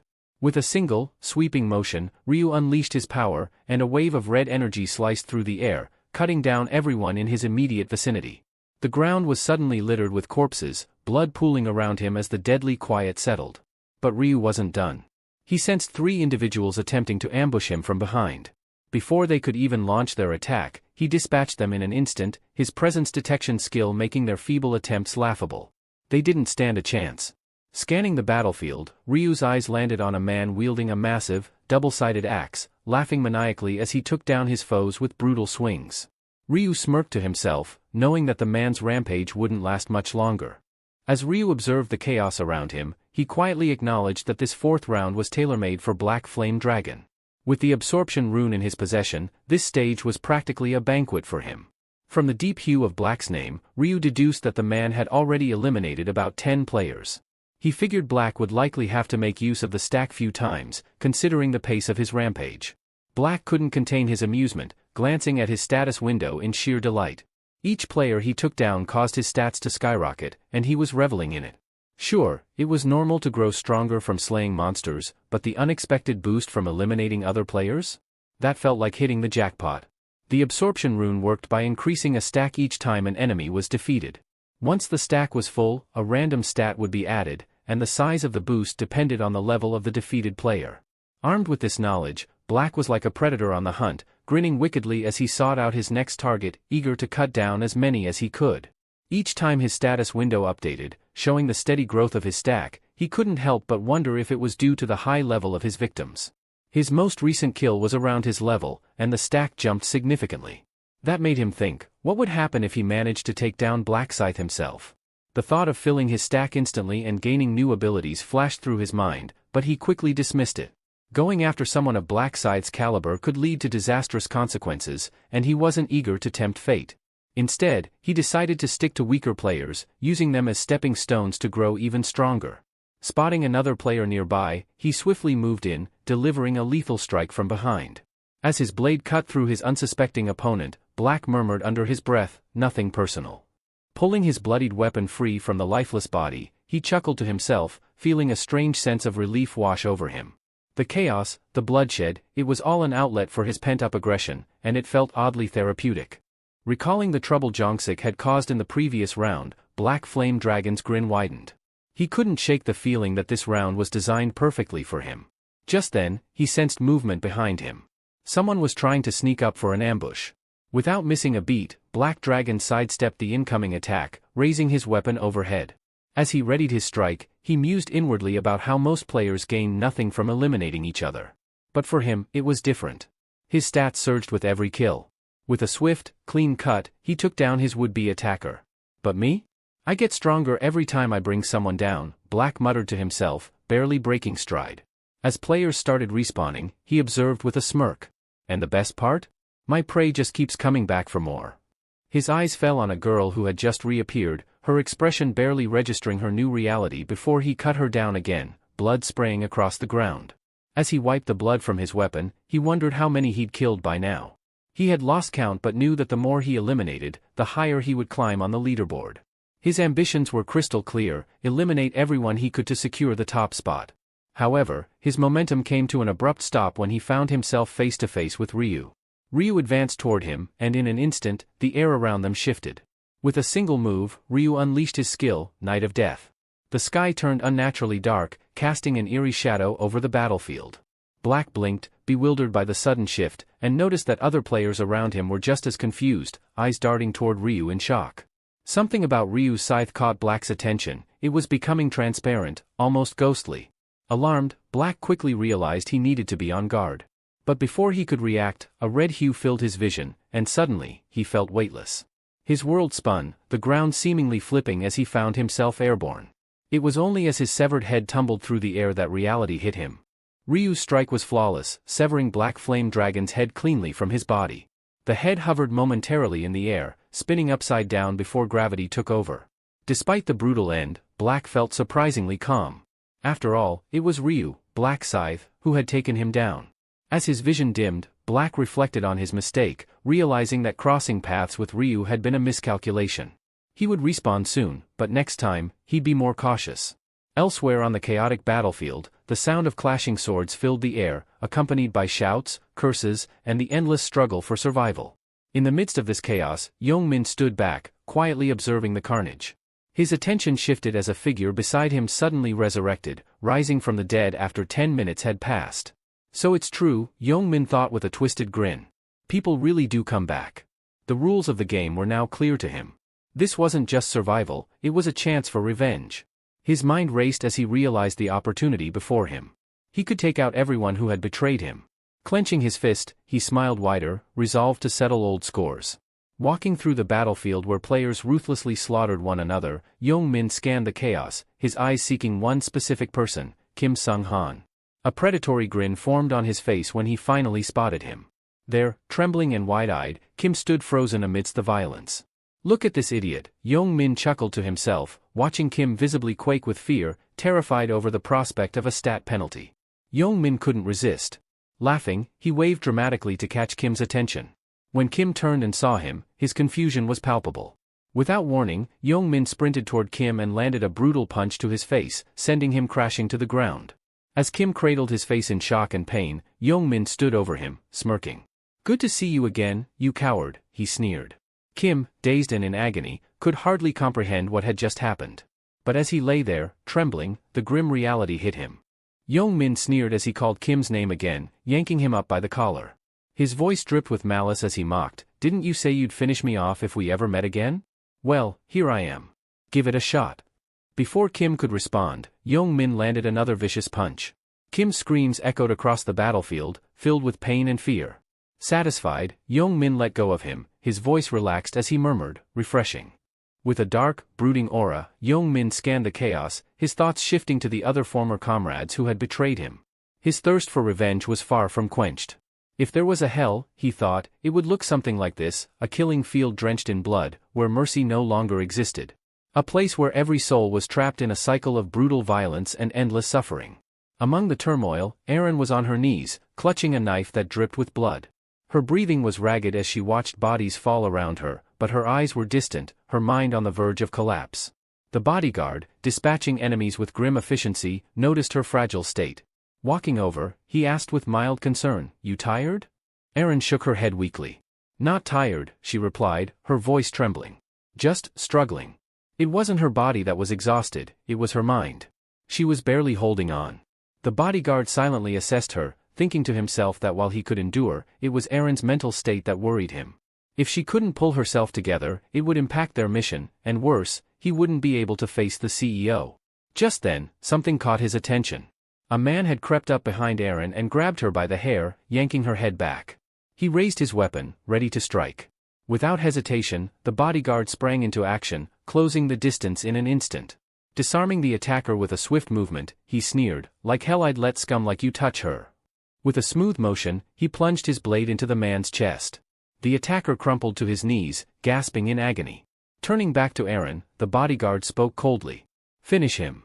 Erin's hands trembled as she stared at the man struggling before her. Fear and hesitation gripped her, but she knew there was no other choice. Steeling herself, she forced her feet to move, rushing forward. With a determined cry, she plunged her knife into the man's heart, ending his suffering. The bodyguard watched as Erin shakily stood up. Inwardly, he thought she does as she's told. Her face still pale from the ordeal. Between gasps and sobs, she asked, "How much longer do we have to keep this up?" He replied flatly, "Probably another hour." Erin looked around at the chaos unfolding, her voice wavering as she said, "Just watching this, it's tearing me apart inside. I don't get why they're all so determined to kill each other." Inwardly, the bodyguard couldn't help but think she's so weak. Always has been, a delicate flower completely sheltered from reality. Out loud, he told her, "If you're that tired, take a break. You've already killed 50 people, so that should be enough to put you on the leaderboard. Leave the rest to me." Erin nodded, grateful. "Thank you, for everything." But in his mind, the bodyguard smirked. "I should be thanking you. I've been carrying her the entire time, but now I don't have to hold her hand anymore. I can finally focus on myself." Earlier, he had deliberately injured people and let Erin finish them off so she could rack up kills. But now, with her taken care of, it was his turn to cut loose and rack up his own kills. With only 10 minutes left in the round, he was eager to make his move. Meanwhile, Ryu continued his slaughter, a blur on the battlefield. As someone tried to sneak up on him from behind, Ryu sighed inwardly. Round 4 is always so draining. In one swift motion, he turned and eliminated his attacker without missing a beat. I can't afford to lose focus, he muttered to himself, eyes scanning the battlefield. The prize for being number 1 across all zones was too tempting to ignore. His thoughts shifted to the ultimate goal, reaching round 20. He knew that every second counted. No telling how strong the final boss will be, Ryu thought as he darted toward another group of players. I have to get as powerful as possible before that moment comes. As Ryu cut down one of the 2 fleeing players, the other continued to run, shouting in fear that Black Scythe was after him. But to his surprise, Ryu sped past without delivering a final blow. The man came to a halt, panting in relief, thankful to still be alive. Inwardly, Ryu reasoned that there was no point in taking down someone he had already killed. In round 4, it wasn't just about the sheer number of kills. To rank highly, you needed diversity in your eliminations. Killing the same person repeatedly only counted as a single kill. He couldn't help but shake his head at Youngmin's reckless approach, obsessively taking out the same people over and over, especially his own friends. Youngmin's being absurd, Ryu thought, watching the scene unfold. He's just killing them in the same spot over and over. They don't even have a chance to get their bearings, let alone make any progress in the rankings. At that moment, one of Youngmin's unfortunate friends respawned yet again. Without hesitation, Youngmin whirled around and delivered a brutal punch to the man's face, calling him a bastard and demanding he hurry up with his respawn so the cycle could repeat faster. Ryu grimaced. If he keeps this up, they'll have no chance of recording anything in this round. He's essentially dooming them to failure. Suddenly, a system notification chimed, announcing that only 1 minute remained before the round's conclusion. Ryu's mind raced. 1 minute, there's not much time left. I need to secure as many points as possible. Darting across the chaotic battlefield, he scanned the crowd, looking for anyone he hadn't killed yet. He spotted 2 familiar faces, players he had already eliminated, and then, finally, a figure he didn't recall. Wasting no time, Ryu dashed towards him, his large black scythe gleaming as it sliced through the air. The man fell instantly, just as Ryu hoped. But then, everything froze. A radiant golden barrier formed around Ryu and the other surviving players. Out of nowhere, an angelic figure appeared, her laughter echoing across the battlefield. She smiled mischievously and asked, "Did you all enjoy your little killing spree?" Ryu, watching the angel with a cynical eye, mused internally, "We were killing people just like us, there's no way anyone would enjoy something like that." The angel, meanwhile, floated above the carnage, her tone playful but edged with sarcasm. "Oh dear, look at all this filthy blood," she sighed dramatically. "You've turned this once pristine place into a total disaster. But, well done. You all worked so hard to kill each other." She waved it off as if it were a trivial matter, then casually mentioned, "Time to bring everyone back before we check the final tally." Ryu couldn't help but note to himself that she was pretending to take credit for something the system handled entirely. The angel wasn't bringing anyone back, the system was. As if on cue, severed limbs began to regrow, and those who had been slaughtered moments before were resurrected. Youngmin's friends, among the revived, immediately began pounding against the shimmering golden barrier that encased them. Their eyes wild with fury, they hurled curses and threats at Youngmin, their hatred for him palpable. But Youngmin only chuckled darkly. "Idiots," he muttered, thoroughly enjoying their misery. He seemed completely unaffected by their anger. Suddenly, the angel's playful demeanor dropped, replaced by a chilling expression of authority. "Silence," she commanded, her voice laced with an unmistakable threat. "Anyone who speaks another word will lose their head." The venom in her voice stilled the chaos instantly. Youngmin's ex-friends, even Youngmin himself, went quiet, their defiance fading as they recognized the seriousness of her warning. With the battlefield now eerily still, the angel smiled once more, her tone light and cheerful again as she announced they would review the results. But before doing so, she added with a teasing grin, "Oh, and we still need to reveal the subquest for this round." Confusion rippled through the players, none of them had known there was a subquest. Sensing their bewilderment, the angel mocked them openly. "Seriously? You didn't realize there was one? How clueless can you be?" Just then, a system notification flashed before them, revealing the hidden objective for round 4, subquest, eliminate the zone representative within the time limit. The reward for completing the subquest was revealed to be a low-tier mana stone draw token, sending a ripple of shock through the crowd. No one had anticipated such a hidden challenge. The angel, with a condescending smirk, mocked their surprise, calling them fools. Only one person in this zone managed to complete the subquest, she said, her eyes twinkling with amusement. And that person is? Black Scythe. All eyes instantly turned to Ryu. One player, piecing it together, muttered, now that I think about it, Black Scythe did kill Young-min right at the start of the round. Frustration flared in another man, who clenched his fists in anger. He cursed silently, bitterly realizing that becoming the zone representative had been a significant advantage. If I'd known, I would have killed Young-min myself, he fumed, inwardly raging over the missed opportunity. Meanwhile, Young-min, his face ashen, replayed the moment in his mind. I was killed, by Black Scythe, checking his status window, he grimaced. The temporary command tokens he'd held as zone representative were gone. His mind flashed back to when Ryu had told him he would help him avoid being a target. Now, it was clear, Ryu had simply wanted to strip him of the zone representative title for himself. The angel's voice snapped him out of his thoughts. All right, now let's check the final scores, she started, but then paused, her eyes gleaming mischievously. But first, you're probably wondering how these rankings were determined. The crowd stirred nervously. The angel explained, the rankings are based on the order in which you eliminated unique individuals. Killing the same person over and over doesn't boost your score. It only counts as one kill. A murmur of shock spread through the players as they digested the revelation. It wasn't just about racking up as many kills as possible, they needed to be strategic. The angel, noticing their disbelief, chuckled, clearly enjoying their discomfort. What, did you think it was that easy, she scolded, snapping her fingers. Let's see the results, shall we? Suddenly, the results of round 4 flashed across the screen. Ryu, or Black Scythe, stood at the top with an astounding 722 kills across all zones.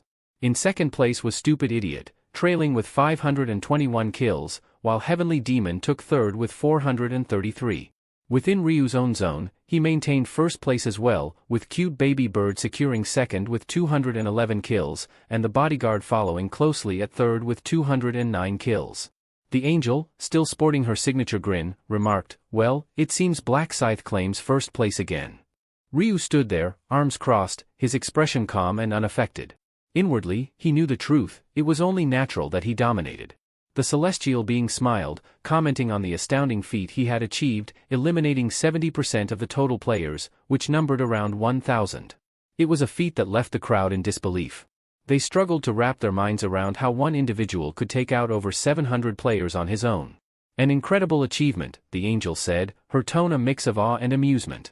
Surely, a reward is in order. Almost on cue, a system notification appeared, congratulating Ryu on securing the top spot in his zone. Another message followed shortly, declaring him the highest-ranked player across all zones. For being the top player in his zone, Ryu was awarded an intermediate-grade rare armor selection coupon. As the notification for his all-zone victory popped up, he was gifted an intermediate-rank special reward selection box. Ryu, inwardly calm and focused, saw the value in the rare armor coupon. It was the perfect opportunity to upgrade his gear and prepare for what lay ahead. The round might have ended, but Ryu knew this was just the beginning. The system presented Ryu with 3 armor options: polished bronze armor, a blood-red assassin suit, or the robe of darkness. After considering his choices, Ryu selected the blood-red assassin suit, drawn to its versatility and agility.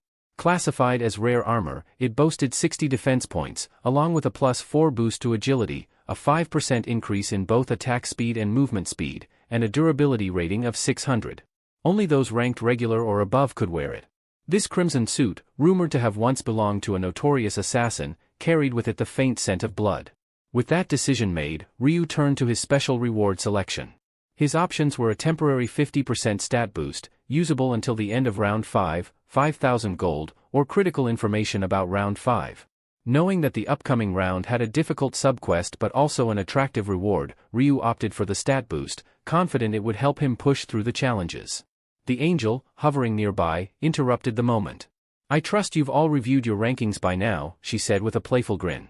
She revealed that those ranked 521st and lower in the zone would face elimination. Her smile twisted into something darker as she raised a hand to her face and announced the beginning of the annihilation. Immediately, a golden aura surrounded several players, inducing waves of panic and fear. Realizing their fate, the unlucky ones below the cutoff began to plead desperately with the angel, their voices filled with terror. Please! It can't be permanent death this time, right? They cried out, begging for another chance. Their pleas fell on deaf ears as the angel watched with detached amusement. Young-min stood nearby, watching the scene unfold. He glanced at his former friends disappearing one by one and inwardly sighed with relief, relieved to have survived the cutoff. A sly grin crept across his face. Arin, on the other hand, clenched her fists and tried to block out the cries, unwilling to let the horror of the situation sink in. The angel's grin widened as the doomed players vanished from the battlefield, marking the cruel end of those unable to escape their rank. Meanwhile, Ryu remained indifferent to the cries of the eliminated, his mind accustomed to such scenes after experiencing the day's events multiple times due to his regressions. The screams eventually died down, and with them, he opened his eyes as the final notification for round 4 appeared. It announced the conclusion of the round, stating that across all zones, a total of 90,953,209 survivors remained, with 521 survivors in his particular zone. The system then reassured them that their souls would soon return to their bodies in their original dimension. A message followed, revealing that round 5 would begin at midnight on May 1, 2023. With a final, "See you in the next round," the system congratulated them on surviving. In the real world, specifically inside the luxurious Imperial Hotel, the bodyguard hurried through the hallways, bursting into Gianrock's room. "Sir," he called urgently. Gianrock, roused from his rest, glanced at the bodyguard, surprised by his sudden intrusion. "Why are you here?" he asked, slightly confused. "I don't recall summoning you." The bodyguard, still slightly out of breath, explained, "I couldn't reach you, sir. I feared something might have happened, so I decided to check in on you." With a composed smile, Gianrock responded, "As if something could happen to me." His voice carried a hint of amusement as he continued, "Did you really think I'd die in round 4? Didn't you see the results?" The bodyguard nodded. "Yes, sir, I saw you ranked 3rd. Despite this, concern lingered in his tone. "It was an intense round, though." Gianrock reclined, rubbing his temples. "I collapsed from mental fatigue the moment I got back here," he admitted. "Round 4 was brutal." The bodyguard agreed, recalling the carnage. "It was. Over 90 million people were killed." Gianrock scoffed lightly. "And that's not even counting the repeated deaths. If you did, the number would be much higher." Gianrock, reflecting on his consistent top 3 performances, found his thoughts drifting to Black Scythe. The sheer gap between Black Scythe's score and the rest left him pondering if this figure was even human. Could someone like that really be just another player, he muttered, half to himself. The bodyguard, standing nearby, offered a theory. He might be an active-duty Special Forces operative. That level of skill isn't something you see from a regular person. Remaining silent, Gianrock's admiration for Black Scythe only deepened. The more he thought about him, the more fascinated he became. Black Scythe's identity didn't matter, what was important was that Gianrock saw him as someone worth allying with. He mentally noted to consult a seer later about Black Scythe's true nature. Changing the subject, the bodyguard remarked on how eerily accurate the seer's predictions had been for round 4. Initially skeptical, he admitted he only began to believe when he witnessed the chaos firsthand. Gianrock nodded in agreement, a flashback filling his mind. He recalled when Ryu had warned them, saying, "Round 4 won't be about hunting monsters. It's going to be a slaughter, a massacre among players." When Gianrock had asked for clarification, Ryu explained it was a fight to the death between competitors, urging them to stay sharp. The bodyguard snapped him out of his reverie with another question. "What's our next move?" he asked. Gianrock, slightly confused, sought clarification. "What exactly are you asking?" "About Ryu Min, the seer. Do you plan on partnering with him in business?" the bodyguard pressed. Gianrock gave a firm nod. "Yes. Ryu Min holds 31% of the company's shares, which effectively puts the future of our company in his hands." The bodyguard's eyes widened. "So, we're going to pivot the entire industry, just like he suggested?" "Exactly," Gianrock replied, his tone resolute. "With Ryu's foresight, the possibilities are limitless." As Gianrock rose from his bed and slipped on his coat, he questioned the need for further discussion. He stressed that the company had immense potential for growth in this direction, and aligning with Ryu Min was essential. "We need him on our side," Gianrock remarked. He advised the bodyguard not to let pride or Ryu's youth cloud his judgment. "Even if you don't like his behavior, you should praise him and play along. Only then can we truly benefit from the insights of this seer," he added, his tone firm. The bodyguard nodded in understanding. "I'll be more cautious when dealing with Ryu Min from now on." "Good," Gianrock responded. "Now, give Ryu a call. Tell him we should celebrate surviving round 4 today, and ask if he'd like to bring his family along." The bodyguard hesitated for a moment before asking, "What should I say to him?" Jianrock grinned, explaining, just tell him it's a small gathering to mark our survival. And see if Aaron should come along too. The bodyguard raised an eyebrow. Aaron? Why her? With a knowing smile, Jianrock replied, we need a celebrity at these sorts of things. The scene then shifted to Café Scala, where Ryu stood beside his car, waiting. Spotting someone, he waved with a smile. Hey, Yuri, he greeted warmly. Yuri smiled back. Ryu, you're looking sharp. Not as sharp as you, he quipped with a grin. She raised an eyebrow playfully. What's up with you? Making lunch plans all of a sudden? Ryu chuckled. I thought it'd be nice to celebrate surviving round 4. My treat. Yuri laughed softly. Well, if you're paying, I won't say no to taking advantage of my rich friend. The two got into the car, speeding off down the road. As they drove, Yuri thanked him. Because of you, I was able to prepare for round 4. Ryu glanced at her with a half-smile. But what if I was lying all along? Did that ever cross your mind? Yuri responded with a light laugh, saying, you would never lie to me, Ryu. What would you even gain from that? Ryu smiled softly. Thanks for trusting me. She quickly replied, no, I'm the one who should be thanking you. If you hadn't told me about the round, I would have had to kill dozens of people. I'd be dead by now. Internally, Ryu knew that her gratitude wasn't necessary. Even without his warning, Yuri would have survived, thanks to the rune of protection she possessed. She wasn't as helpless as she believed, in fact, she was quite capable. Comparing her to Aaron, he thought Yuri was more like a resilient weed thriving outside a greenhouse, while Aaron was the delicate flower sheltered within it. After a bit of driving, they arrived at a cozy restaurant and ordered their food. Enjoy, Ryu said casually. Thanks. Bon appetit, Yuri replied with a polite smile. Ryu couldn't help but notice how often she expressed gratitude, and he found himself wondering why she felt the need to thank him so much. Meanwhile, Yuri's mind was elsewhere, haunted by darker thoughts. As she sat there, the weight of her actions gnawed at her. She questioned whether someone like her, a murderer, deserved to sit and enjoy a meal so calmly. Though she had come because Ryu invited her, this peaceful moment felt wrong. Noticing her silence, Ryu glanced at her. Why aren't you eating? He asked, sensing her unease. He could tell that the guilt of taking lives was still weighing heavily on her. Yuri hesitated before responding. I just don't feel too well, she muttered, clearly struggling to shake the remorse. Is it because of what happened during the round? Ryu asked gently. You shouldn't blame yourself. You did what you had to in order to survive, just like everyone else. He tried to reassure her, knowing that she wasn't the only one wrestling with the burden of killing to stay alive. Still looking down with a sorrowful expression, Yuri said quietly, but I killed them. Ryu leaned in, his tone firm but understanding. That's enough, Yuri. What if something like that happens again in the future? Will you just stand by and let it happen? He then shared his own fears, revealing that he worried for his family every time he entered a round. My brother cried when I woke up, you know. He was relieved I survived, Ryu said softly. We all have people waiting for us out there. We can't let guilt keep us from doing what we need to do. As Yuri listened to Ryu, something clicked within her. The thought of her father, how devastated he would be if she didn't make it out, suddenly struck her. She looked at Ryu. You know, I used to forget about my own family, Yuri admitted with a soft chuckle. But thinking of them is probably what's kept me going all this time. Her expression softened as she said, Thank you, Ryu. For comforting me. Don't mention it, he replied with a smile. Now, come on, dig in before the food gets cold. She took a bite, savoring the flavor. Wow, this is really good, she said, feeling a sense of relief wash over her. I think all that stress from round 4 is finally melting away. Ryu smiled, pleased to see her spirits lifting. I'm glad you like it. But really, you should thank the chef, not me.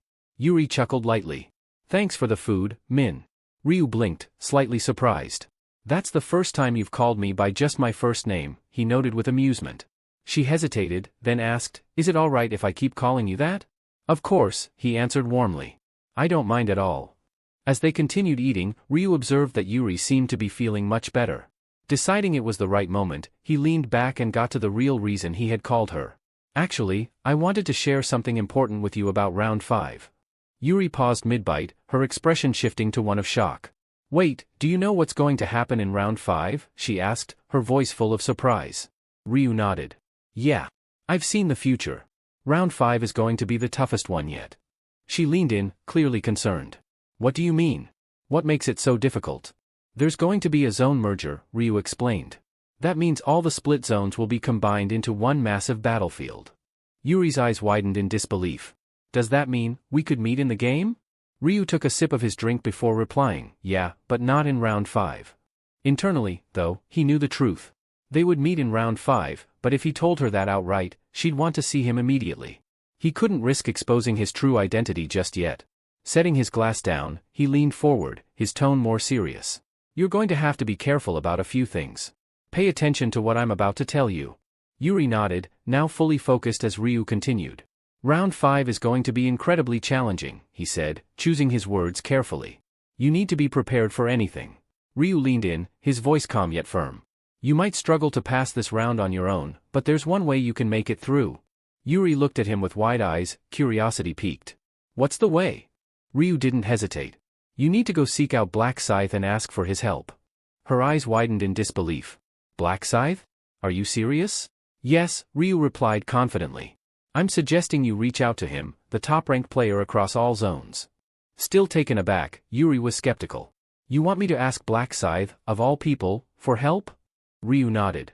It's not about asking for help in the traditional sense. Think of it more as forming a temporary alliance.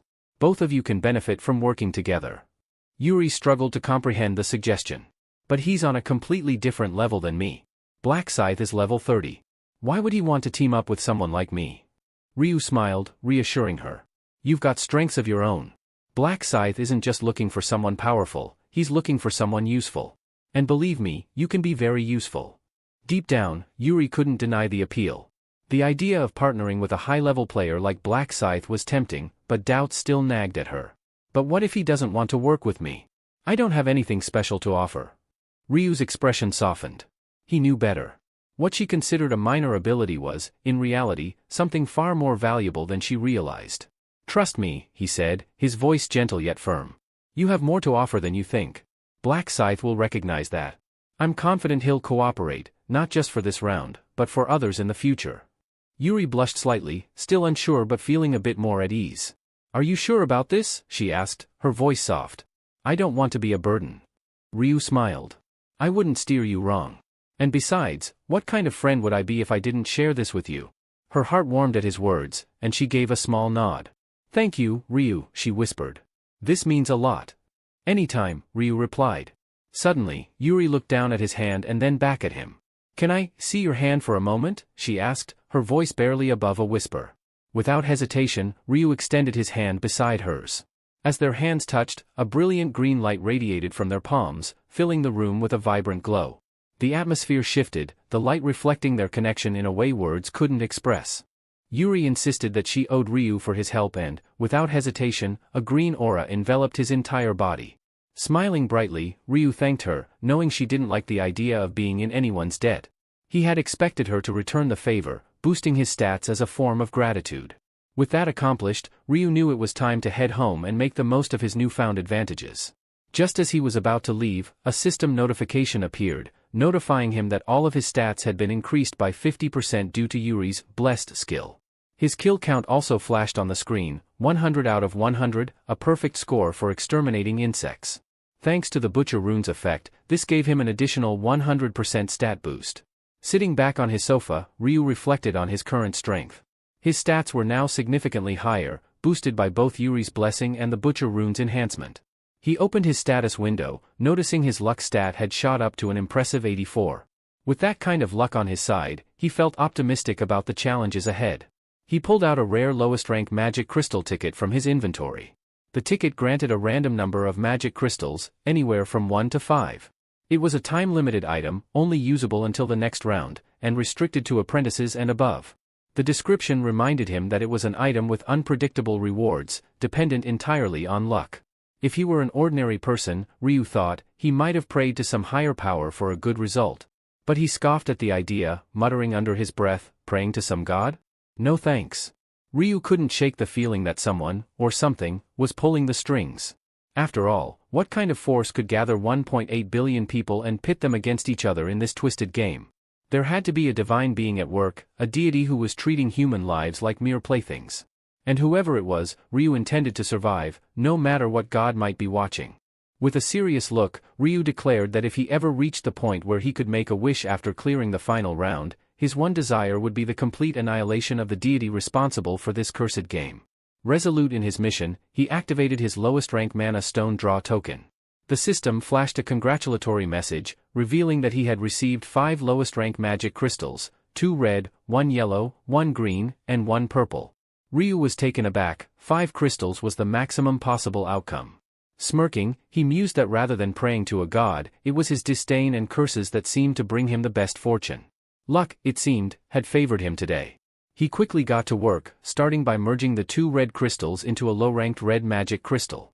Ryu explained aloud that combining magic crystals of the same rank and color results in a higher-tiered crystal.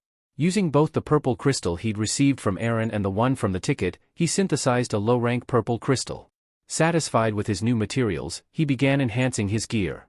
First, he infused the assassin's hood with the red crystal, gaining a 2% damage increase. Next, he applied the purple crystal to his Shadow of Darkness gloves, enhancing all his stats by +2.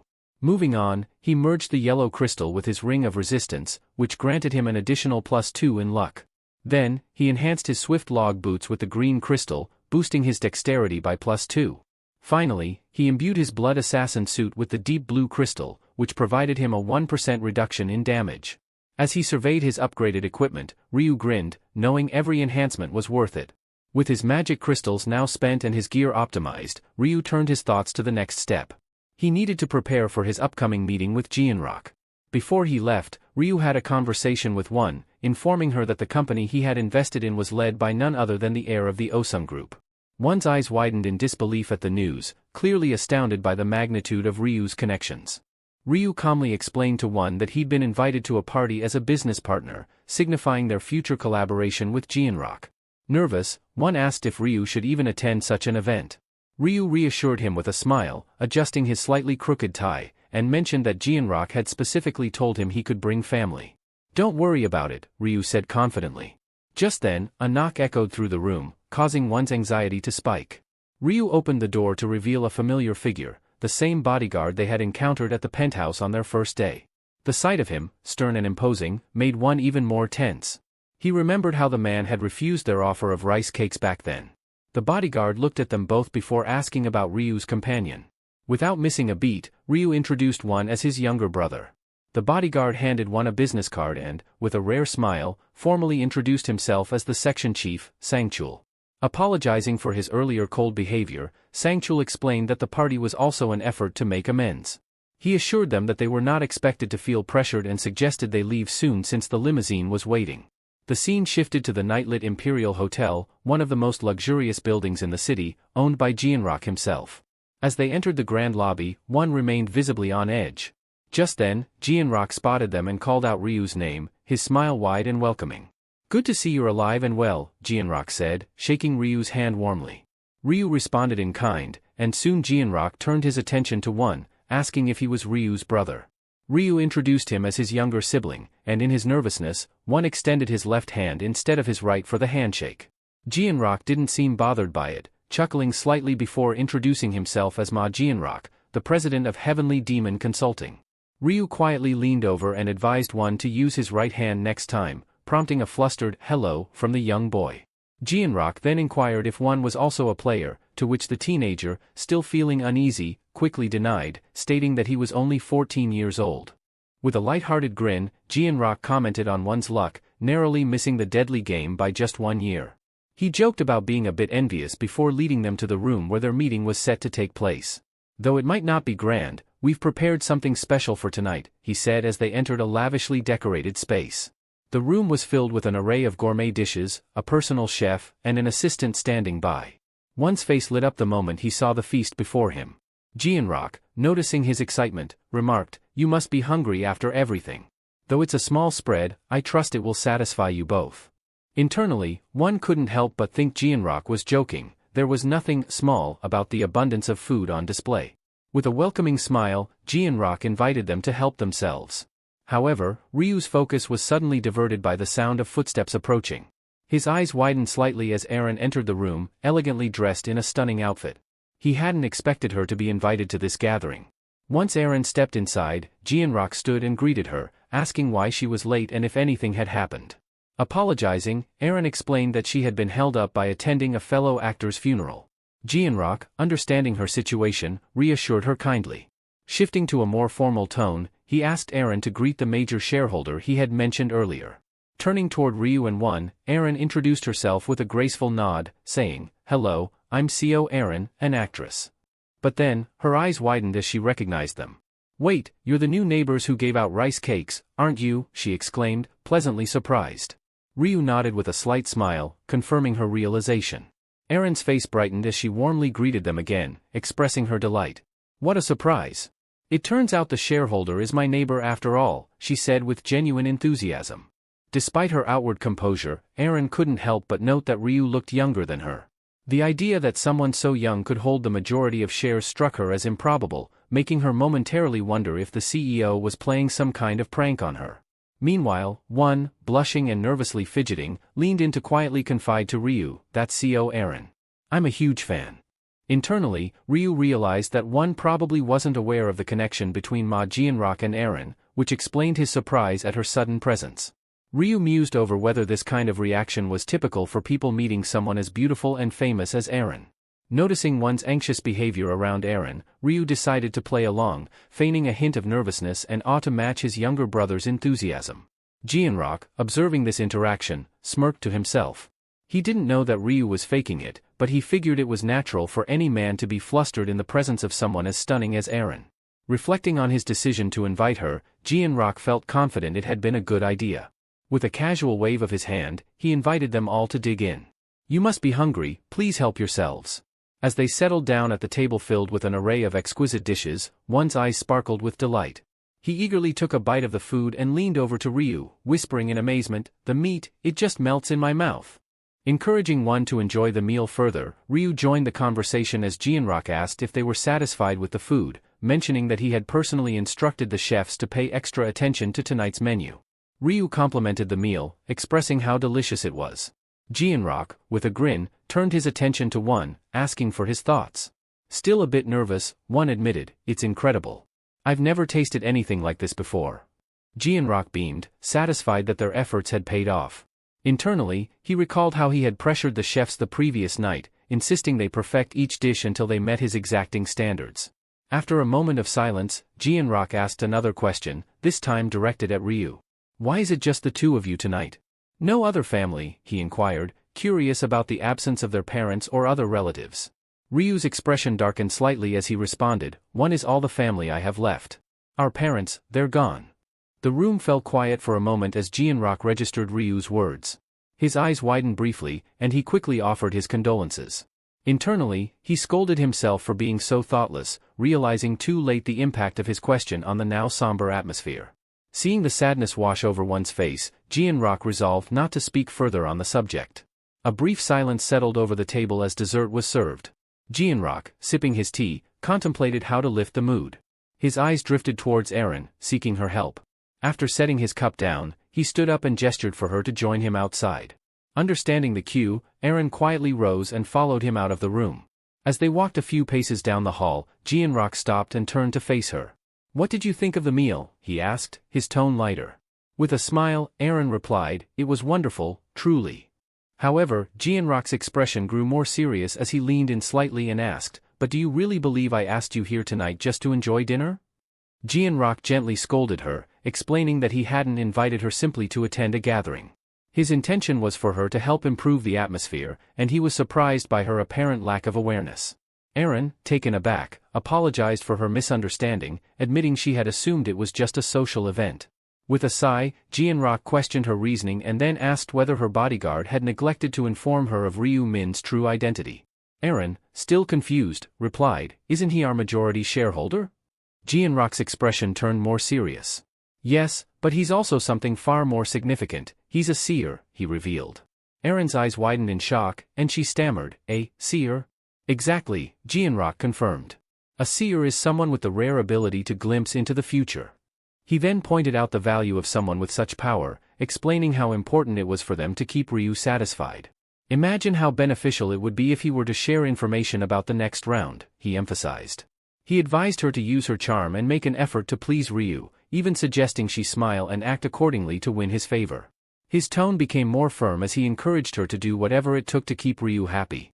Aaron, however, respectfully refused, explaining that she couldn't simply comply with such demands. At this, Jianrock's expression hardened. He reminded her that he had helped propel her career as an actress and that it was only fair she return the favor by creating a pleasant atmosphere for Ryu Min. Seeing her hesitation, Jianrock pressed her for an answer. Reluctantly, Aaron agreed with a nervous, "Yes, sir." When they returned to the room, Jianrock casually apologized for their brief absence, stating that their business discussion had taken longer than expected. Meanwhile, Ryu and Wonnie sat in awkward silence, unsure of what had transpired. The tension in the room was palpable as Jianrock glanced at Aaron, making it clear that he expected her to follow through on his instructions. Aaron, maintaining her composure, gave a polite smile, while Jianrock observed her closely, intent on seeing how she would handle the situation. As the meal came to an end, Jianrock suggested they move the gathering to a different location. While preparing to leave, he couldn't help but internally question why Aaron seemed reluctant, despite his clear instruction to charm Ryu. However, before he could dwell on it further, one excitedly interrupted, showering Aaron with praise and confessing that he was a big fan of hers. Blushing slightly, he complimented her, saying that she looked even more stunning in person than in her photos. Aaron smiled warmly and thanked him for his kind words. One, still visibly nervous but eager, politely asked if they could take a photo together when she had the chance. She responded enthusiastically, which caused his face to light up with joy, and she graciously thanked him in return for being such a dedicated fan. Meanwhile, Jianrock was secretly messaging Aaron on his phone, noting to himself that one seemed far more enthusiastic about her presence than Ryu. This prompted him to reconsider his initial plan. Moments later, Aaron received a text from Jianrock, informing her of a change in strategy. He suggested that, instead of focusing on Ryu, she should now focus her efforts on getting close to one. Internally, Aaron felt conflicted. She couldn't believe she was being asked to manipulate an innocent fan like one. Despite her discomfort, she remained composed, unsure of how to respond to this new request. Meanwhile, Ryu, who had been quietly observing everything, was fully aware of Jianrock's scheming. Thanks to his mind-reading ability, he had been following the man's thoughts throughout the entire exchange. Jianrock, unaware of Ryu's special powers, was confident that once Aaron won over one, Ryu would naturally follow, making it easier for them to extract valuable information for the upcoming round. As they reached their next destination, Jianrock led the group to an exclusive, private room reserved for double VIPs. The room was lavishly decorated, with a rich, deep red color dominating the interior. It exuded an air of opulence, and the space offered unlimited access to premium drinks, snacks, and music. Taking in the extravagant surroundings, one shyly reminded Jianrock, "I'm still in middle school, so I can't drink."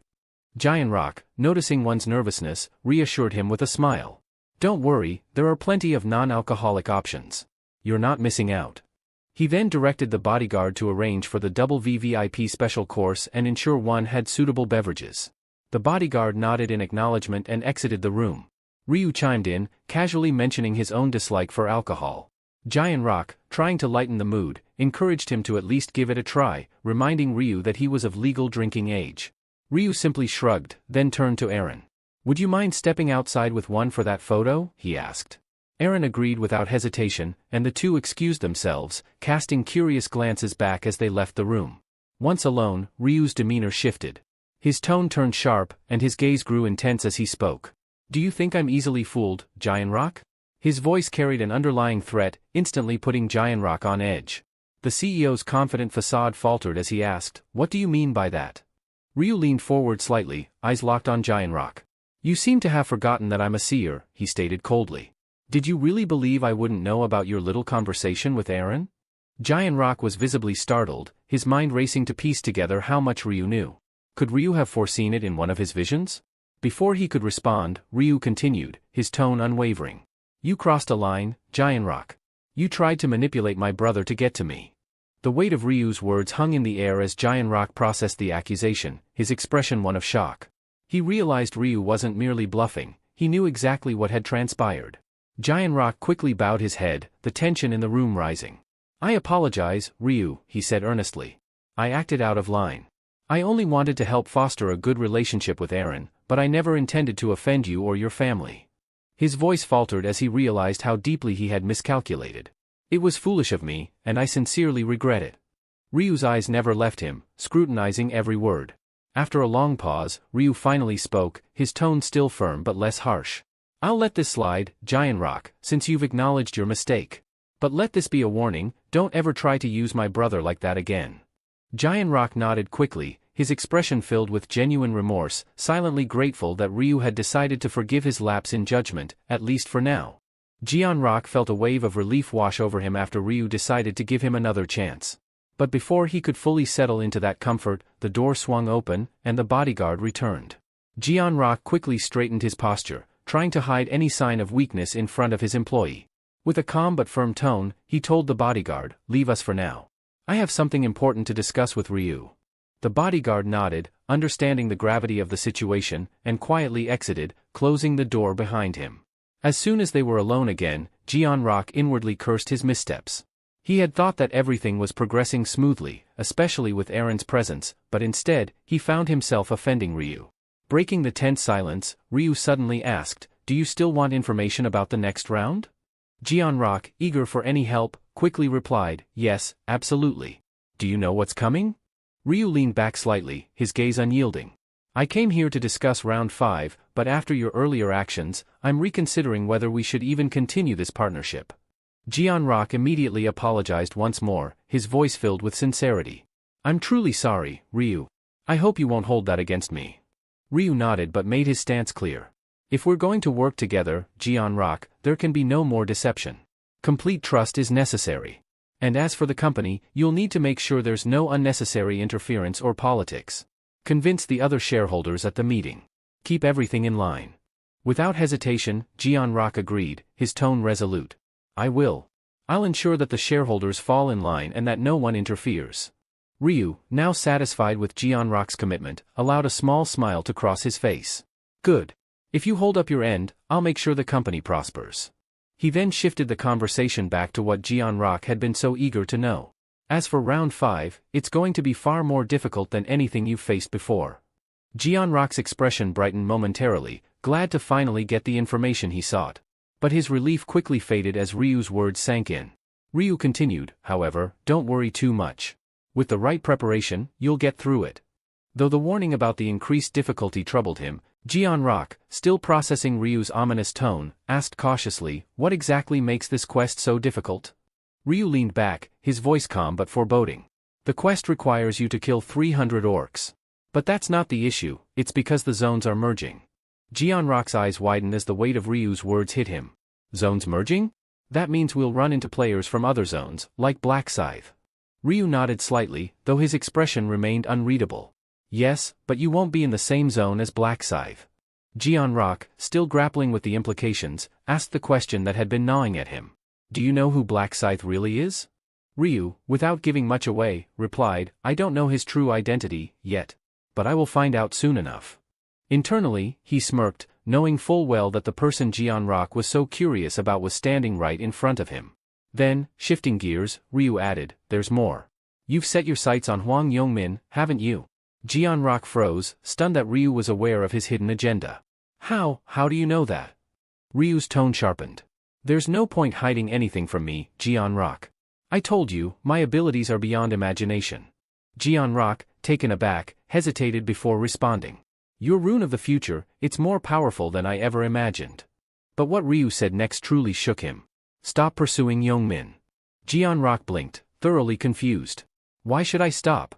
He's a threat. Why are you protecting him?" Ryu remained cryptic. "Let's just say if you go after him, you'll end up suffering more than you can imagine. That's all I can tell you."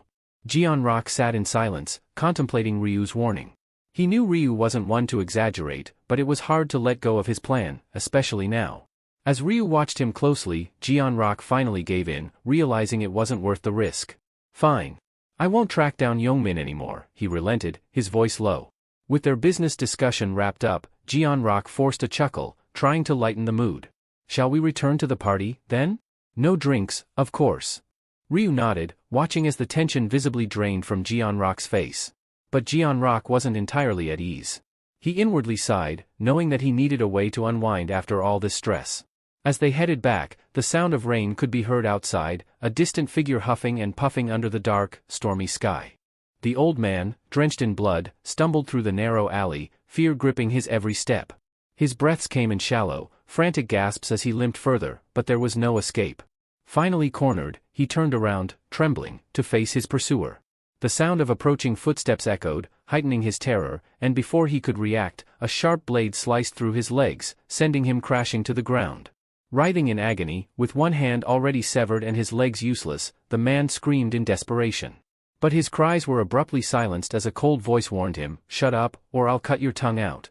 His predator, Giant Rock, stood over him, the gleam of his sword reflecting the dim light. Why are you doing this to me?" the old man gasped, barely able to speak through the pain. "What have I done to deserve this?" Giant Rock's eyes narrowed, his voice dripping with disdain. "You've got a lot of nerve for a child molester. Do you really need me to spell it out?" The old man's eyes widened in terror as he stammered, "That was years ago. I already served my time, I'm just an old man now." Without a word, Giant Rock lifted his sword and brought it down with brutal force, impaling the man's shoulder. The scream that followed was cut short as Giant Rock hissed, "If you keep screaming, I'll make sure you die slowly, piece by piece." The man's cries dwindled into quiet sobs, and Giant Rock smirked. "At least you've still got enough sense to listen." He crouched down beside the old man, his voice dropping to a deadly whisper. "For someone like you, breathing is a sin.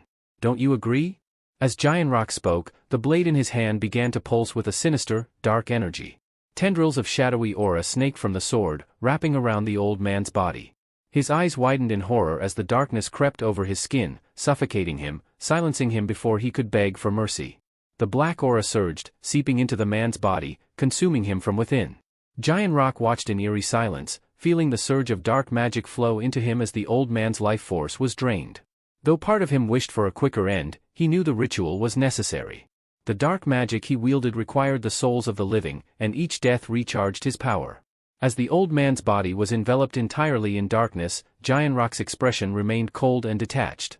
"Your life was nothing but filth," he muttered as the last of the man's form vanished into the void. He stood tall, the dark aura fading as it returned to his sword. With a grim satisfaction, Giant Rock reflected on his role as a dark knight. Executing scum like the old man felt like a twisted sense of duty, a calling. As much as he loathed the necessity of sustaining his magic, there was an undeniable thrill in dealing judgment to those he deemed unworthy of life. Giant Rock let out a breath, feeling the tension slowly ebb away. He summoned his sword, intending to let it feed, but nothing happened. The sword, steeped in dark energy, required living souls, not the lifeless corpses in front of him. Realizing its limitations, he sheathed it with a resigned sigh. A sudden rustle came from behind a nearby trash can. Giant Rock quickly moved to investigate, only to find a stray cat staring back at him. He exhaled in relief, silently reassuring himself that his actions had gone unnoticed. After all, he had carefully lured the victim into this isolated alleyway in the early hours of the morning, where no one would see him. But then, a troubling thought crossed his mind: Ryu Min, the seer. If Ryu had glimpsed this moment through his rune of the future, that meant he knew the truth about Giant Rock's secret life as a killer. Rather than feeling threatened, Giant Rock found the idea strangely exhilarating. Did Ryu approach him, fully aware of his dark deeds? Grinning to himself, Giant Rock called his bodyguard over. "Clean up the mess," he ordered, before leaving the alley with his usual composure. 2 weeks after that night, following the tense meeting with Giant Rock, Ryu spent a quiet day at home. He had no pressing tasks to attend to, and he welcomed the opportunity to rest and gather his thoughts. He knew this period of relaxation was temporary, a brief pause before things escalated again. But today marked the end of his break. While scrolling through a discussion board where players were exchanging information about the rounds, something caught his attention. A new development was on the horizon, and Ryu knew it was time to act. Internally, he noted that the rune of Clone, one of the 5 powerful runes known to exist in the real world, was about to resurface. A small smile forming on his lips as the pieces began to fall into place. The social media was flooded with news.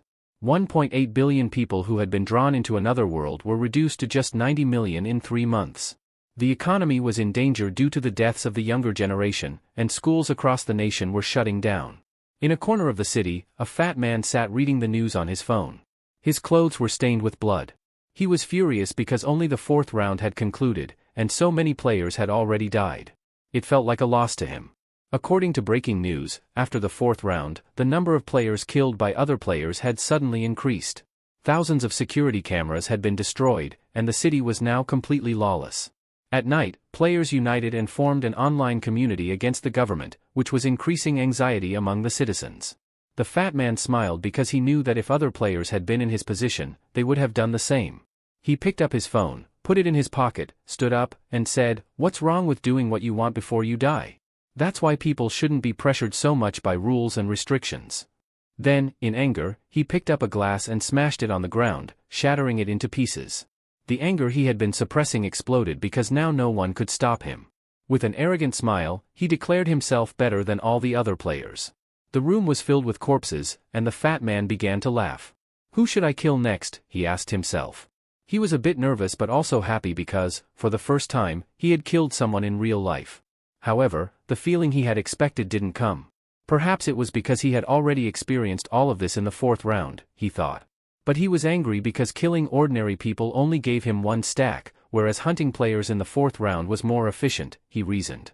Then he smiled again because he had acquired a new skill called absorption. Whenever he killed enemies, his bar would fill up, and once full, he would receive a random stat boost. The points he gained were proportional to the level of the enemy he killed. The fat man opened the door of the room. He was restless and wanted to kill players because they gave him more stacks. Curious, he took out his mobile phone and remembered that they had mentioned a forum for players. Suddenly, a sinister smile appeared on his face when he got the idea to join the forum and kill players there. This way, he could earn even more stacks. He opened the forum. It was the first online forum in the country created to help players and change the world. The PCW forum was conducting interviews for membership to ensure that only real players could be part of this community. Before joining, the fat man had to fill in personal information, level, class, nickname, zone name, and round number. Only after filling this out would he be accepted for an interview. The fat man found all this very strict because, apart from providing information, he also had to give an interview. But he had no other choice, so he filled out the form. He was confident that no player would even think that a player was killing other players. The next day, following the instructions, the fat man arrived at a place for the interview. According to the interviewer's message, he had to reach the Welcome Cafe by noon, and he could wear anything he wanted. He saw the cafe's signboard, which read, "Welcome Cafe," but he started to get angry because the place was in the middle of a forest, and no buses even came here. He didn't think much and opened the cafe door. In the back of his mind, he thought that if the interviewer turned out to be a fool, he would kill him too. Inside, the cafe was luxurious and more sophisticated than he had expected. 2 people were sitting at a table, talking. One had green hair, and the other was wearing a pink hood. They were the only customers in the cafe. Seeing the fat man, one of them stood up and asked, "Are you here for the PCW interview?" The fat man walked towards them and said, "Yes." The interviewer asked in a soft tone, "What's your nickname?" The fat man replied, "Black Flame Dragon." They shook hands, and the man introduced himself as the interviewer. The fat man started sweating. He was about to ask in surprise when the interviewer asked, "Are you a player?" He laughed and then nodded, saying, "Yes." The interviewer introduced the player wearing the pink hoodie, telling him that his name was Little Cuckoo. He said that Black Flame Dragon and Little Cuckoo could become teammates, so he asked them to greet each other. The fat man greeted him, and he responded, but the fat man was annoyed to see that such a weak-looking guy was also a player. When they sat down, the fat man looked around the cafe's interior and commented that their business might not be doing well because there were no customers or employees. The interviewer confidently smiled and replied that the place was isolated, so they had rented it for interviews. The fat man became curious and asked where the cafe owner was. The interviewer calmly replied that food was also served here, and the owner was preparing food in the kitchen. The fat man's curiosity grew, and he started observing his surroundings more carefully. He noticed that there were no cameras anywhere in the cafe. The overweight man shifted impatiently in his seat before finally asking, "So, when are we starting the interview?" The interviewer glanced at him and replied in a composed tone, "We'll begin shortly. There's still one more participant on the way." Moments later, the sound of footsteps echoed through the room. A tall figure in a sleek black suit entered, exuding an air of quiet confidence. His movements were measured, his expression unreadable. The interviewer immediately straightened up and greeted him politely. "Welcome. May I have your name?" The suited man met his gaze and replied in a calm, steady voice, "Black Scythe." Previously. While browsing on his tablet, the man mentioned that another great player was Little Cuckoo, who always ranked between 4th and 10th. Apart from these 2 players, there were 50 more players who were in the top 100 in their respective zones. Hearing this, the president's eyes lit up. He realized that he would now have to stay busy conducting interviews. Then he drew attention to my age 30, who was in a deep sleep. Hearing the president's voice, he woke up with a start and for a few seconds couldn't understand where he was. The president got angry and asked, "Were you sleeping?" What were you doing last night that you're so sleepy now? He refused to listen to any excuses and directly ordered him to complete 50 interviews by the next meeting. If he failed, someone else would take his high-level candidate position. Still half asleep, my age 30 promised to complete the task. After that, the president asked Lost Yak if he had contacted the Black Scythe. Lost Yak took out his phone and calmly said that if that had happened, he would have informed him immediately. The president took a deep breath. For him, this was a big loss because if the Black Scythe had joined, he would have directly gotten an executive position. Then he asked Yamti if she could get more articles written by journalists. We'll need more marketing to bring the Black Scythe into our team, the president said. Yamti smiled and replied, if there's money, everything is possible. The president confidently said, don't worry about money. I'll reward your hard work properly. Yamti was happy to hear this and thanked the president. Just then, Lost Yak's eyes widened in surprise. He immediately said, wait, President. A new user has just sent a request to join the forum. The president became curious and asked, who? Lost Yak stammered and softly said, Black Scythe. The entire hall fell silent. Back to the present, the interviewer greeted Black Scythe with an excited smile and asked, did you have any trouble getting here? Black Scythe nodded and said, yes. The interviewer scratched his head nervously and apologized, explaining that this was the most private place they could find. Then he gestured for the others to sit down. The interviewer noticed that Black Scythe was very handsome and thought that he must be quite popular with girls. He pulled out a chair for Black Scythe, and as soon as he sat down, the interviewer explained that they had also come for the interview just like Black Scythe. The fat man clenched his teeth and filled with anger. Just then, Little Cuckoo coughed and greeted everyone. Black Scythe appeared slightly annoyed, yet a subtle glint in his eyes and the faintest smirk on his lips betrayed his amusement. Ryu Min introduced himself as Little Cuckoo. The overweight man standing nearby flinched, his expression laced with unease. Fear gripped him. After all, Black Scythe was the same player who had killed him 5 times before. His fists clenched involuntarily, a surge of frustration boiling within him. He wanted to demand answers. Had they ever crossed paths in real life? What had he done to earn Black Scythe's hatred? Yet, the words remained trapped in his throat. The interviewer, oblivious to the fat man's inner turmoil, looked at him expectantly. Is something wrong? He asked. Aren't you going to introduce yourself like the others? Lowering his head slightly, the fat man finally muttered, Black Flame Dragon. At that moment, Black Scythe shot him a sharp, irritated glare. The fat man's heart sank. Did Black Scythe truly not recognize him? He had been convinced that revealing his username would instantly jog the other's memory. But the realization hit hard. Despite being killed by him multiple times, he had never even been significant enough to be remembered. Ryu Min, meanwhile, sipped his milkshake in silence, though his thoughts ran deeper. He wasn't sure why Black Scythe was playing up this whole act, but he knew one thing for certain, this so-called Black Scythe wasn't who he claimed to be. His real username was Ki Rubing Bang, a notorious con artist who had swindled his way through the game, amassing wealth through deception and fraud. He wasn't a well-known figure yet, but in time, he would rise to infamy upon acquiring the cloning rune, a skill he would later abuse to orchestrate countless crimes. Ryu's eyes remained fixed on the man. The harsh reality was that even criminals had gained power in this new world. But in a way, that was a good thing. It meant they were easier to track. He had introduced himself as a fund manager, but in truth, he was nothing more than a fraudster. His real plan? Using the username Black Scythe to manipulate other players into lending him money, only to vanish without a trace.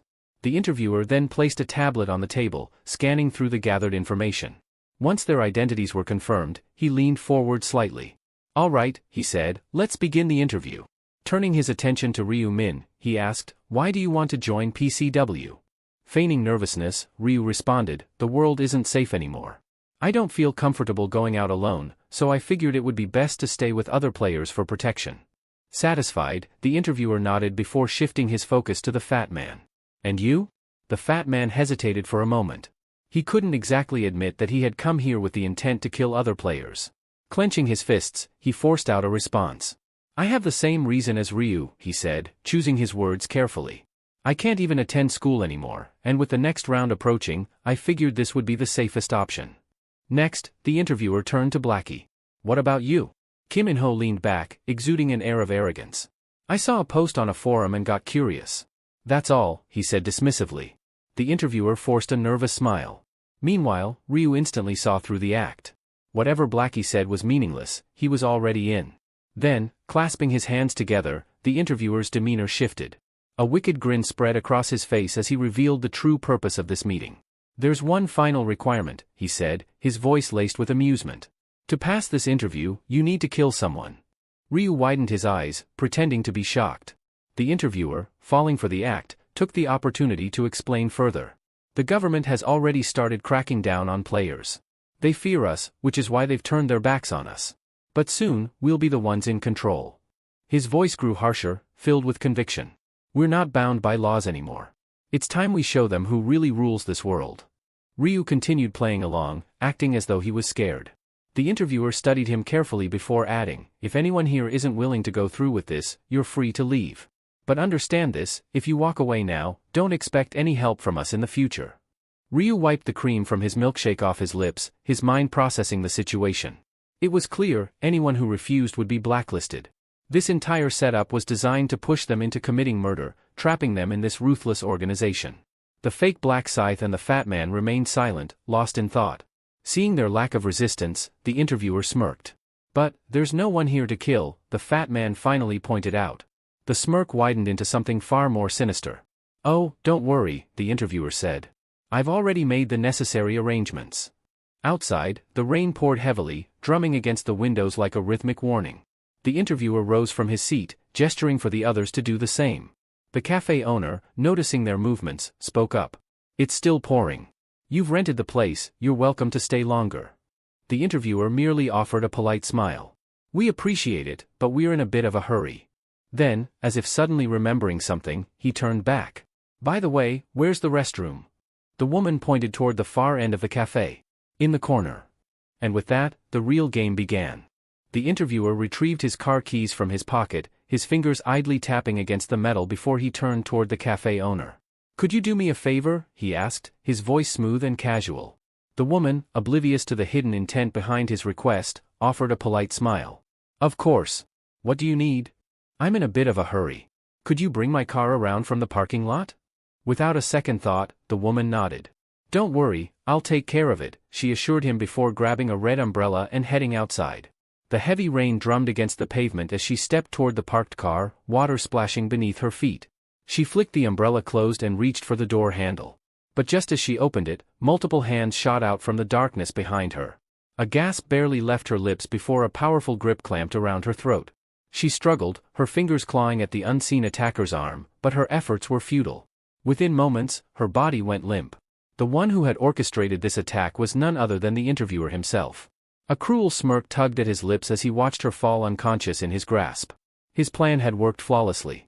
Inside the cafe, both Ryu and the Fat Man were left stunned by what they had just witnessed. Ryu's voice broke the silence. "What the hell are you doing?" His tone was calm, but his sharp gaze betrayed his simmering anger. The Fat Man, visibly shaken, took a step back. Why did you do that?" Without acknowledging their questions, the interviewer effortlessly lifted the woman's unconscious body and turned toward them. "Quit standing around. Get in the car." His voice carried an unmistakable authority, as if their compliance was expected. Raindrops slid down the woman's limp fingers as he placed her in the back seat. The Fat Man hesitated, shifting uncomfortably, but ultimately followed Ryu into the vehicle. As the car weaved through the rain-drenched streets, silence filled the air, thick with unspoken tension.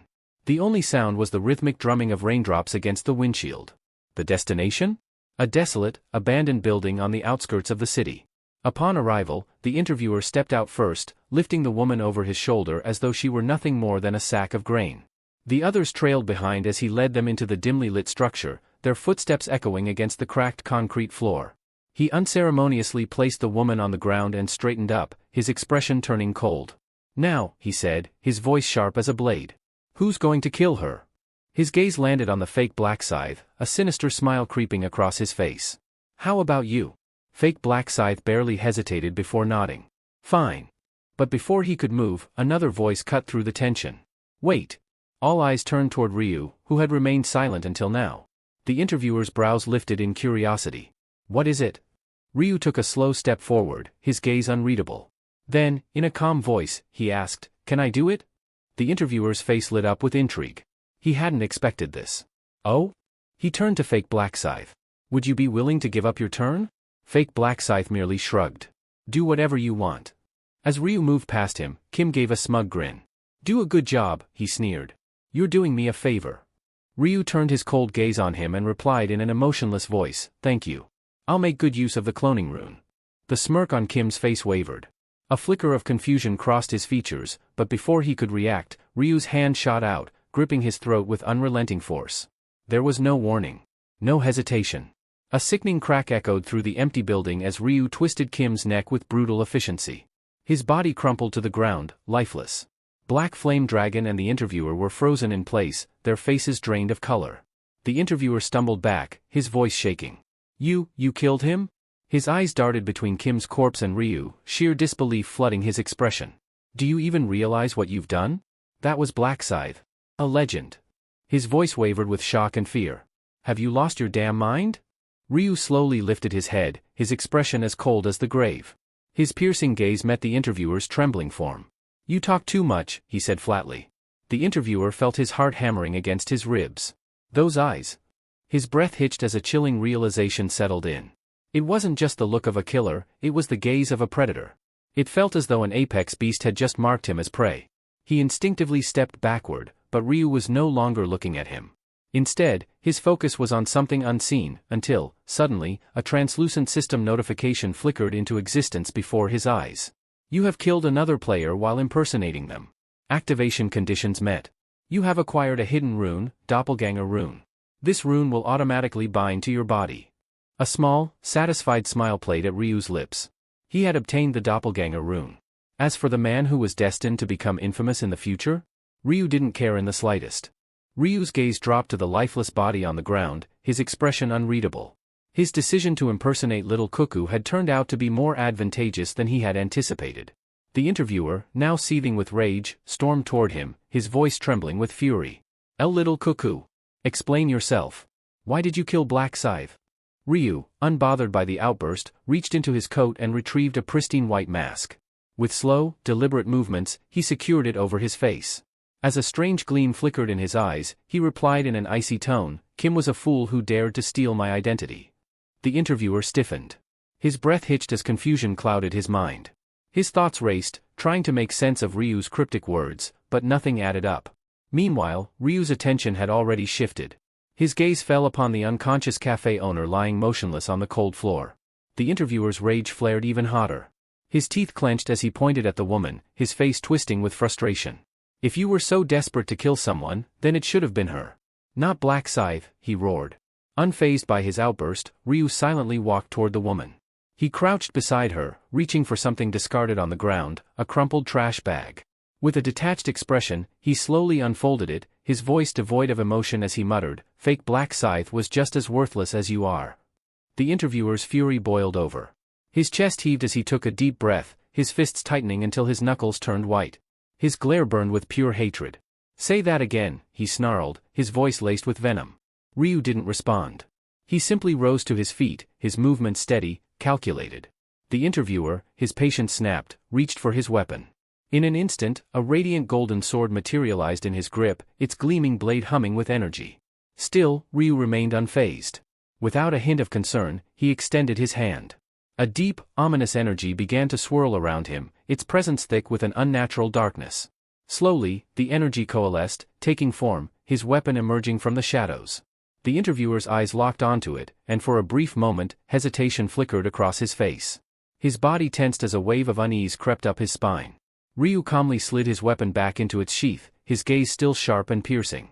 Then, in a voice as cold as the void, he repeated, the interviewer and Kim, both of them were trash. A chill ran down the interviewer's spine. He swallowed hard, his throat suddenly dry. But what truly sent fear coursing through his veins was the weapon Ryu wielded. His breath hitched, his pulse racing. It wasn't a sword. It wasn't a dagger. It was a massive, menacing scythe. Something he had never seen in the hands of any player before. Ryu rested the enormous scythe on his shoulder, his piercing gaze locked onto the interviewer. He didn't speak, but his silence alone was suffocating. The interviewer's breath hitched as realization struck him like a lightning bolt. His mouth hung open in shock, his eyes widening with terror. And then, it all made sense. There was only one player who wielded such a colossal scythe as their primary weapon. A shiver ran down his spine as he pieced everything together. Now, he understood why Ryu had said Kim was impersonating him. The weight of the truth settled in, twisting his stomach with fear. Ryu's voice, as cold as death itself, cut through the silence. Now do you understand? He asked, his words carrying an undeniable finality. Now you realize who the real Black Scythe is? The interviewer stumbled back, his legs nearly giving out beneath him. His chest rose and fell rapidly as sheer panic overtook him. He had been toying with a monster all along, completely oblivious. Ryu's lips curled into a faint, mocking smile. I'm sorry, he murmured, tilting his head slightly. I lied. The interviewer's hands trembled violently. His grip on his sword slackened, and before he knew it, the weapon slipped from his fingers and clattered onto the floor. His knees buckled, and he collapsed onto the ground, overcome with terror. Tears welled up in his eyes as he frantically pleaded for his life. Please, have mercy. I didn't know. If I had understood sooner, I would never have. His desperate cries were cut short. Ryu's eyes remained emotionless as he uttered a single word. No. Before the interviewer could process what was happening, his world tilted. A sharp pain, then nothing. His severed head tumbled across the floor, rolling aimlessly until it came to an eerie stop at Black Flame Dragon's feet. A deep chill crawled up Black Flame Dragon's spine. His breath hitched as he stared at the decapitated head, its lifeless eyes still frozen in shock. The gruesome sight sent a shudder through his entire body. This is the real Black Scythe, he thought, dread settling deep within his chest. He's on a completely different level. What terrified him even more was that he hadn't even seen Ryu make a move. All he had witnessed was the interviewer's head hitting the ground. By then, the swing had already been executed. Ryu slowly lifted his gaze, locking eyes with Black Flame Dragon. His voice carried an icy finality. Now, it's just the two of us. Any idea what happens next? A sinister gleam flickered in his eyes. If you have anything left to say, now's the time. Your moment has come. Black Flame Dragon forced himself to breathe. His instincts screamed at him to beg for his life, but the memory of the interviewer's swift demise held him back. He knew pleading would be pointless. Instead, he clenched his fists, steeling himself. I won't waste time begging, he declared, forcing confidence into his voice. Ryu smirked. Good. Then, as if amused, he added, really? Black Flame Dragon hesitated, then took a steady breath. There is something I want to ask before I die. Ryu tilted his head. Go ahead.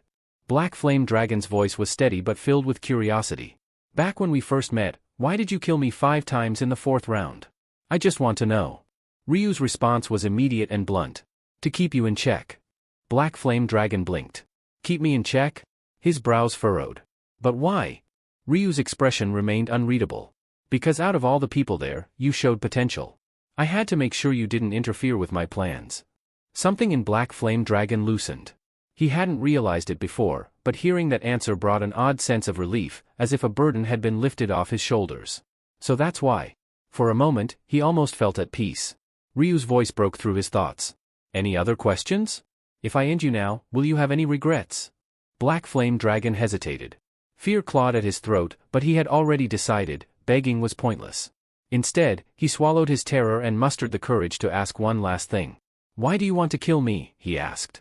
What have I done? Ryu's expression turned ice cold. Because you're garbage. Black Flame Dragon stiffened. Me? What did I do? Ryu's gaze darkened.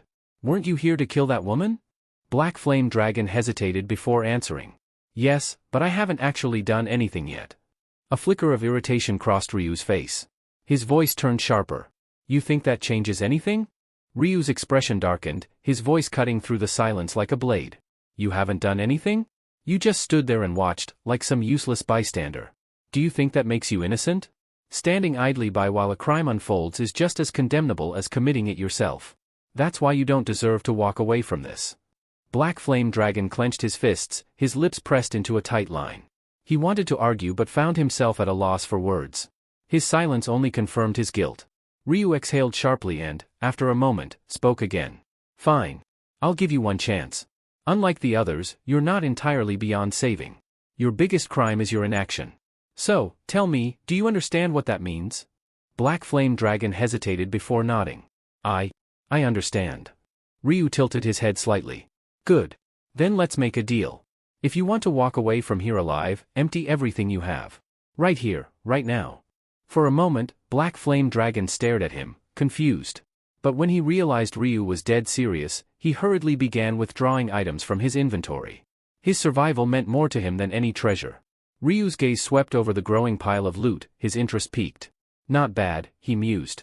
Orange marble stones, yellow marble stones, and even some sellable equipment. Not as valuable as black gold ore, but still a decent haul. Black Flame Dragon, feeling the weight of the situation, quickly added, "That's everything. Even the equipment I was wearing. I swear, I don't have anything left." Ryu eyed the pile and smirked. "If I sold all this, I could easily get 2,000 gold. More than I expected from him." Yet, instead of taking everything, he casually picked up a few marble stones and some equipment, storing them in his inventory. Black Flame Dragon blinked in confusion. "That's it? You're not taking more?" Ryu shrugged. "No need. Keep the rest." It was a calculated move. The gear stripped from the corpses around them wasn't worth looting, it wouldn't sell, and Ryu had already decided not to waste time on insignificant scraps. He had already killed them without hesitation because he knew they had nothing valuable. Still processing what had just happened, Black Flame Dragon cautiously asked, "So, does this mean you're letting me go? You're keeping your word?" Ryu gave a small nod. "Yes. A promise is a promise." Relief flooded Black Flame Dragon's face, and he exhaled deeply. "Thank you. Seriously, thank you." Ryu's tone remained cold as he delivered his final words. "Live differently from now on. Whether you clean up this mess or leave it as it is, that's your problem, not mine." Black Flame Dragon nodded solemnly. "I will." However, Ryu had already decided, he would deal with the woman himself. Black Flame Dragon hesitated before speaking. "I can help." But Ryu immediately cut him off, his voice as cold as ice. "Forget it. How could I possibly trust someone like you? Just leave." Black Flame Dragon lowered his head in submission. "Understood." As he turned away and took his first steps to leave, a deep sense of relief flooded his entire being. "I'm alive," he thought, barely believing it. "I was certain I'd die today, but he actually let me go." Another thought crossed his mind, maybe Black Scythe isn't as merciless as the rumors say. I expected him to strip me of everything, yet he only took a few stones and some gear. Losing a couple of shop-bought items to keep my life? That's a fair trade. Yet, as he walked further, an unsettling emptiness settled in his chest. It twisted and churned, slowly transforming into anger. Was this really fair? Just because I stood back and did nothing, I had to suffer this kind of humiliation? His hands clenched into fists, his frustration growing with each step. Then, almost involuntarily, his gaze drifted back toward Ryu. From behind, the infamous Black Scythe didn't look nearly as intimidating. He seemed vulnerable. Even if he's strong, he's just a person like me. If I attack him from behind, wouldn't he die like anyone else? The thought took root in his mind, spreading like wildfire.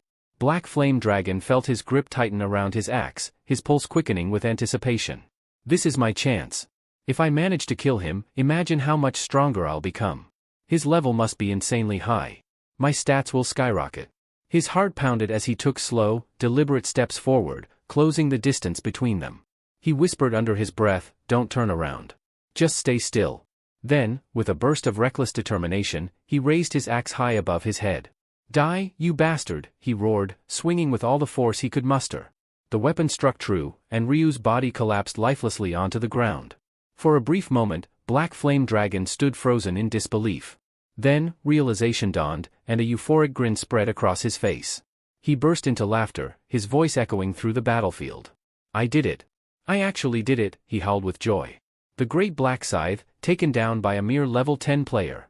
You let your guard down, fool. How could you trust someone so easily?" But his victory was short-lived.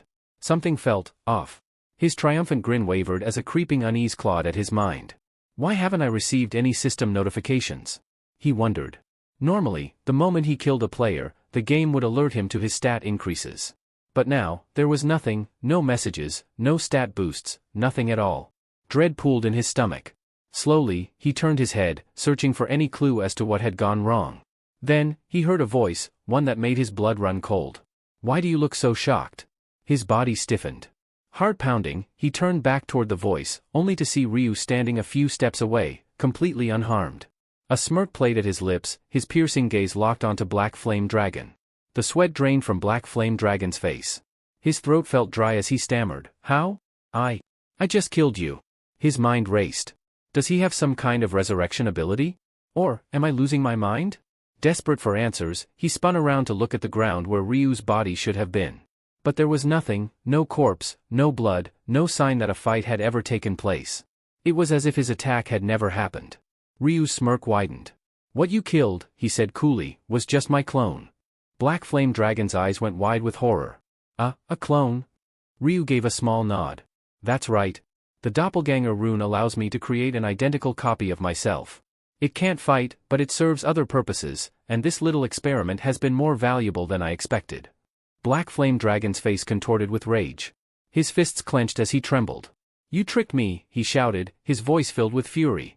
Ryu's expression darkened. His sharp gaze locked onto Black Flame Dragon. Tricked you, he repeated, his tone laced with cold amusement. Are you really trying to play the victim here? Let me remind you, I was the one who nearly got his skull split open by an axe. Who's the real victim? Black Flame Dragon spat, his frustration boiling over. Victim? You were the one who robbed me blind. You threatened me and took everything I had. Ryu remained silent for a moment, his icy stare unyielding. Then, without warning, he raised his scythe. A sudden sense of dread washed over Black Flame Dragon. Something felt wrong. His body stiffened, refusing to obey his commands. His breathing became shallow as panic surged through him. What's happening? Why can't I move? Before the realization could fully settle, a swift flash of steel severed his head clean from his shoulders. His decapitated body crumpled to the ground as his head rolled away, his wide, lifeless eyes still frozen in shock. Ryu exhaled calmly, surveying the now silent battlefield. There were no survivors, except for one.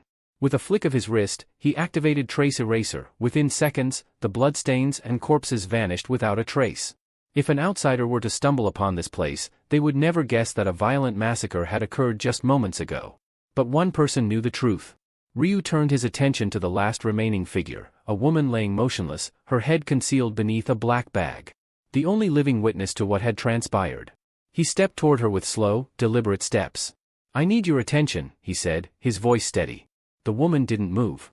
She remained completely still, her breathing barely audible. Ryu narrowed his eyes. Drop the act and sit up properly. At that, she hesitated, then reluctantly straightened her posture. Though the bag covered her face, he could sense her unease. In a soft, almost trembling voice, she asked, How did you know I wasn't really unconscious? A faint smirk tugged at Ryu's lips. You thought fooling a player like me would be that easy? The woman hesitated for a moment before softly whispering, I'm sorry. Then, shifting uncomfortably, she asked, This bag is really stuffy. Can I take it off now? Ryu's response was immediate and firm. No. Keep it on until I'm gone. She gave a small nod. All right. Without wasting time, Ryu continued, How many customers were in here earlier? Do you remember their faces? The woman thought for a moment before answering. There were 4 of them. One was an older man, probably around 40 or 45. I spoke to him, so I remember him clearly. But the others, their faces are a blur. Ryu studied her carefully, analyzing every word. She wasn't lying, her uncertainty was genuine. That was all he needed to confirm, whether or not she had seen his face. Satisfied, he gave a curt nod. That's all I wanted to know. The woman shifted slightly, her voice carrying a note of unease. So, does that mean I'm safe? It's over now. Ryu's voice was steady but firm. Yes. You can go home without worry. It won't be easy, but try to forget what happened here today. And don't get the authorities involved unless absolutely necessary, it'll only make things worse for you. Retaliation is always a possibility. A shiver ran down her spine, but she nodded in understanding. I won't say anything. Ryu turned slightly, preparing to leave. Good. Now, count to 60 before removing the bag. Not a second sooner. The woman swallowed nervously and began counting in a hushed voice. As she did, the silence around her grew heavy. The only sound was the faint rustling of wind against the bag covering her face. 58, 59, 60. With trembling hands, she yanked off the bag, her eyes darting around in frantic search of the man who had spared her. But the space around her was eerily empty. The ruined store remained, but there were no bodies, no blood, no sign that a violent battle had ever taken place. It was as if everything had vanished into thin air. Her breath hitched. Was it all a dream? She scanned the area once more, desperate for any trace of the mysterious figure who had saved her, but there was nothing. Only an unsettling silence remained. Doubt clouded her mind, and she murmured once more, did that really happen? The truth, lost in the void of uncertainty, would haunt her for a long time. After leaving the scene behind, Ryu returned home. As soon as he stepped inside, Ryu-1 greeted him at the door. Why are you wearing my hoodie? One asked, eyeing him suspiciously. Ryu didn't bother to answer and simply walked past him. Undeterred, one followed and asked another question. Did you eat anything? No, Ryu replied curtly. One sighed. Then at least order something to eat. All right, Ryu agreed. Without another word, he removed the hoodie and tossed it into the trash bin. One, noticing this, frowned. Why are you throwing that away? I'll buy you a new one, Ryu said flatly. He had no intention of letting one wear something he had on while taking another person's life. One didn't press the issue. Instead, with a subdued expression, he muttered, "School's shut down, and with all these players running wild outside, I can't even step out of the house." Ryu could sense the frustration in his voice. Wanting to lift his spirits, he casually asked, "How about a trip to Everland?" One's eyes lit up instantly. "Really? We can go?" "Yeah. Then let's go." One's excitement was palpable. The next day, the two brothers arrived at Everland. It had been ages since their last visit, and seeing one's genuine happiness made Ryu feel at ease. "This place is still running," Ryu remarked as they walked in. "Most places like this have shut down, but Everland is still operating." As they strolled past a shop, they noticed a family walking out, each of them donning a pair of fluffy rabbit ears. One's gaze lingered on them for a moment before he spoke. "I want to try those too." They ended up picking panda ear headbands instead. In the next moment, they both stood there, looking unexpectedly adorable with the accessories. Ryu snapped a few pictures, capturing the rare light-hearted moment. From that point on, one wanted to try everything. They rode the roller coasters, explored various attractions, and even watched pandas playing around in their enclosure. Ryu felt content seeing his younger brother enjoying himself without a care in the world. However, the mood took a subtle shift when one suddenly fell silent. His excitement faded, replaced by a somber expression. Tomorrow. His brother had to return to that game tomorrow. Noticing one's unease, Ryu reassured him, "Don't worry. I'll be fine. I might sleep a little longer when I come back, but that's all. It's dangerous, yeah, but I know how to handle it." One nodded hesitantly, but the concern in his eyes didn't fade. Seeing this, Ryu patted his head lightly. "How about we check out the safari ride next?" April 30, 11:50 p.m. Sitting in his room, Ryu Min waited, mentally preparing himself for the transition to the parallel world. His resolve was firm, his mind sharp. Just then, a message notification popped up on his screen. "Yuri, Min. It's almost midnight, isn't it? I'm so nervous right now, but I have a feeling things will go smoothly this time. Let's not stress about it and focus on giving our best. Go, fighting. We'll see each other again, alive and victorious." A quiet chuckle escaped Ryu Min's lips as he read her message. She's anxious. That long text makes it obvious. It wasn't surprising. After all, he had warned her in detail about the dangers of the 5th round. But she didn't need to worry. From this point onward, he would be her shield. Starting with the 5th round, the zones were set to merge, meaning he would finally cross paths with Min Yuri.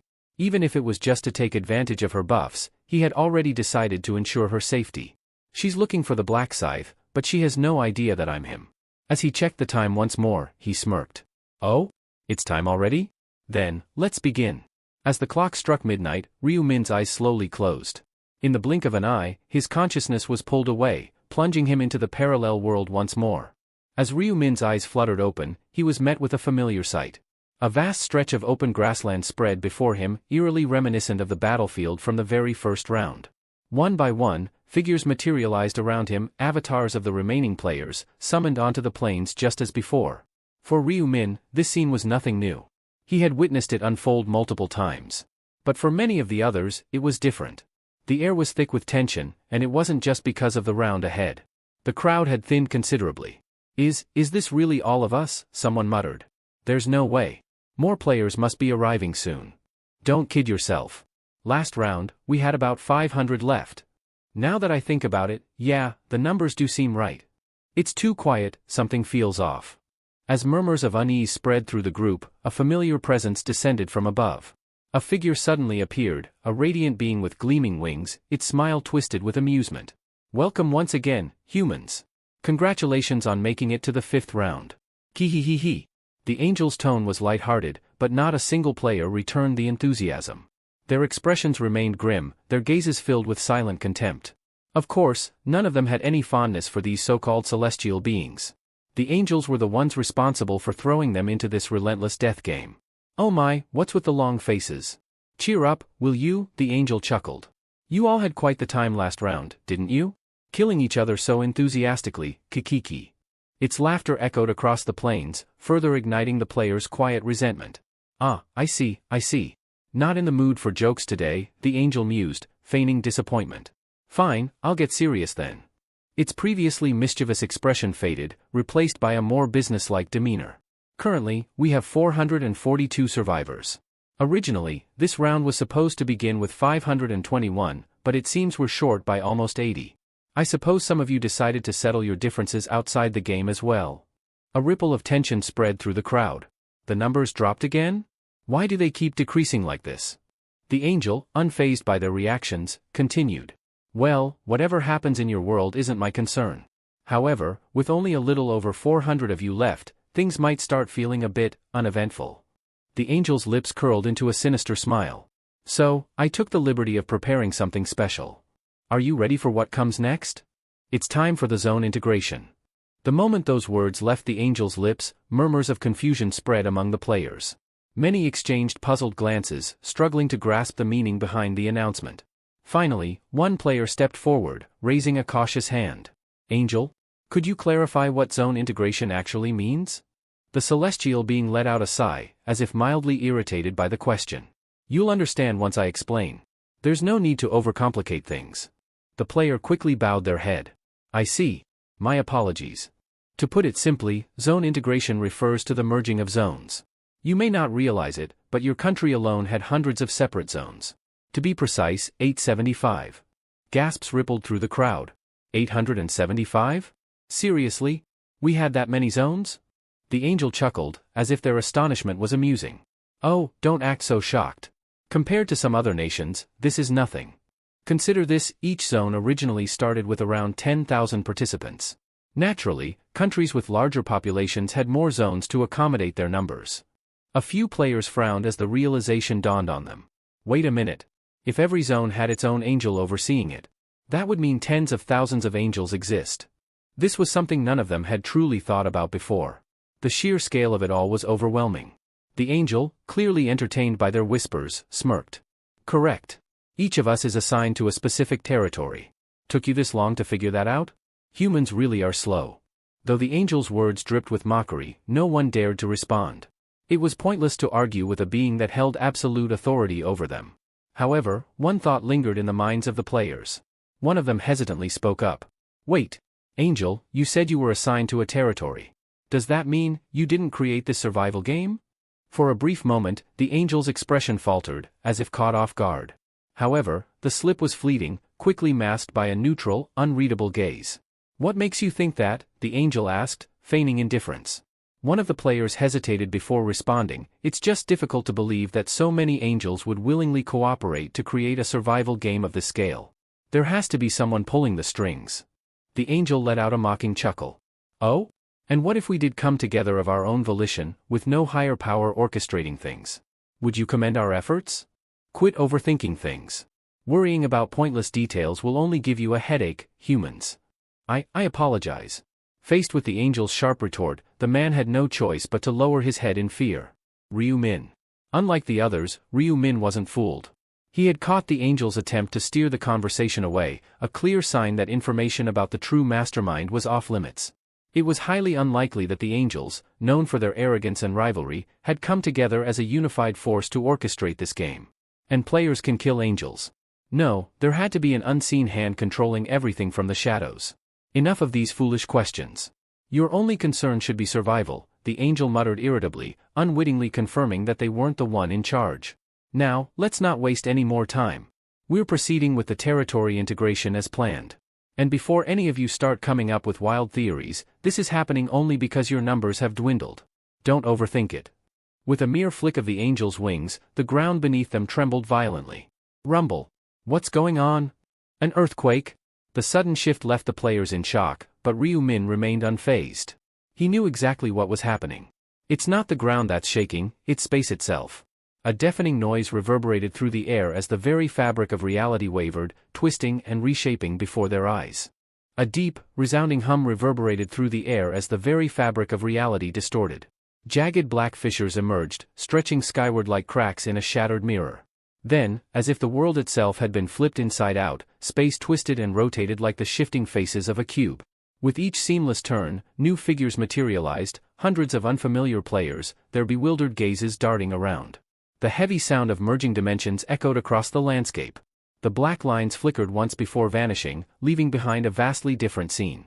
The once sparsely populated grassland was now densely packed with people. Is it over? Who are all these people?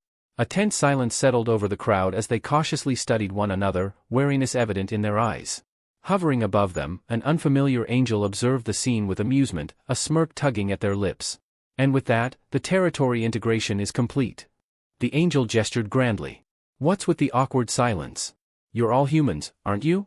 At least greet each other instead of gawking like statues. The players remained stiff, but the same couldn't be said for the celestial beings. A group of 10 angels had gathered in the sky, exchanging stiff pleasantries. Their smiles lacked any real warmth. Olive, how many do you have in your sector? 442. About the same as ours, then. Seems like it.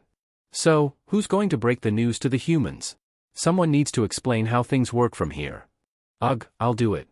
The angel named Olive, the overseer of Ryu Min's territory, lazily raised a hand. Oh? Trying to earn favor with the higher-ups, are we? Another angel teased. Ha, as if. Then why volunteer so quickly? Fine, you do it if it's such a big deal. No thanks, sounds tedious. Well then, Priscilla, you handle it. What? Me?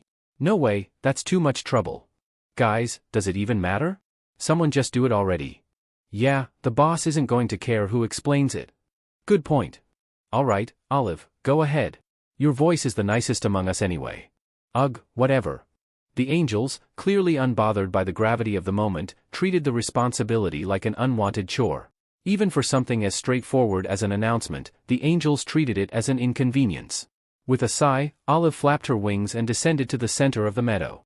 Alright, listen up. I assume your respective angels have already informed you? Due to the dwindling number of participants, we've merged multiple territories into one. The crowd responded with silent nods, their expressions tense. At present, 10 territories have been combined, bringing the total number of players here to 4,844. 10 territories merged? Nearly 5,000 people? The realization dawned on them, explaining why the area suddenly felt so crowded. Glances were exchanged, unease creeping in. With unfamiliar faces all around, the thought of continuing the competition alongside complete strangers made their hearts pound. This isn't an isolated case. Other territories have also undergone integration to ensure a sufficient player count. Naturally, that means your territory name has changed. From now on, this region will be designated as CESKS007, consisting exclusively of South Korean players. Ah, so everyone here is from South Korea? At least we won't have a language barrier. But what happens when we merge with other countries? Indeed, this was only the beginning. As the number of survivors dwindled to 500 or fewer, further integrations would take place. Eventually, South Korean players would find themselves competing against challengers from other nations, a scenario some had already anticipated. It's inevitable, Ryu Min thought. And he knew exactly when that moment would come. By round 11, the second zone integration would take place, forcing players to battle against participants from other regions. But that wasn't the only thing Ryu Min expected. He was well aware that the angels had something extra planned for this round. And sure enough. Before we dive into the main quest, let's mark this occasion with a little side game. A side game? The players murmured amongst themselves, intrigued by the sudden change of pace. Each territory had its own representative, correct? But now that we've merged, that system no longer works. So, what do? Simple, we select a new representative for this integrated territory. A new zone representative? Since only one person could hold the title, it meant a competition was inevitable. The rules are straightforward. The 10 former representatives will step forward and battle each other. The last one standing will be declared the leader of this newly unified region. A death match. To claim leadership, they had to eliminate each other. So they have to fight until only one remains? That's brutal. Yet, despite the harsh nature of the challenge, most players didn't seem concerned.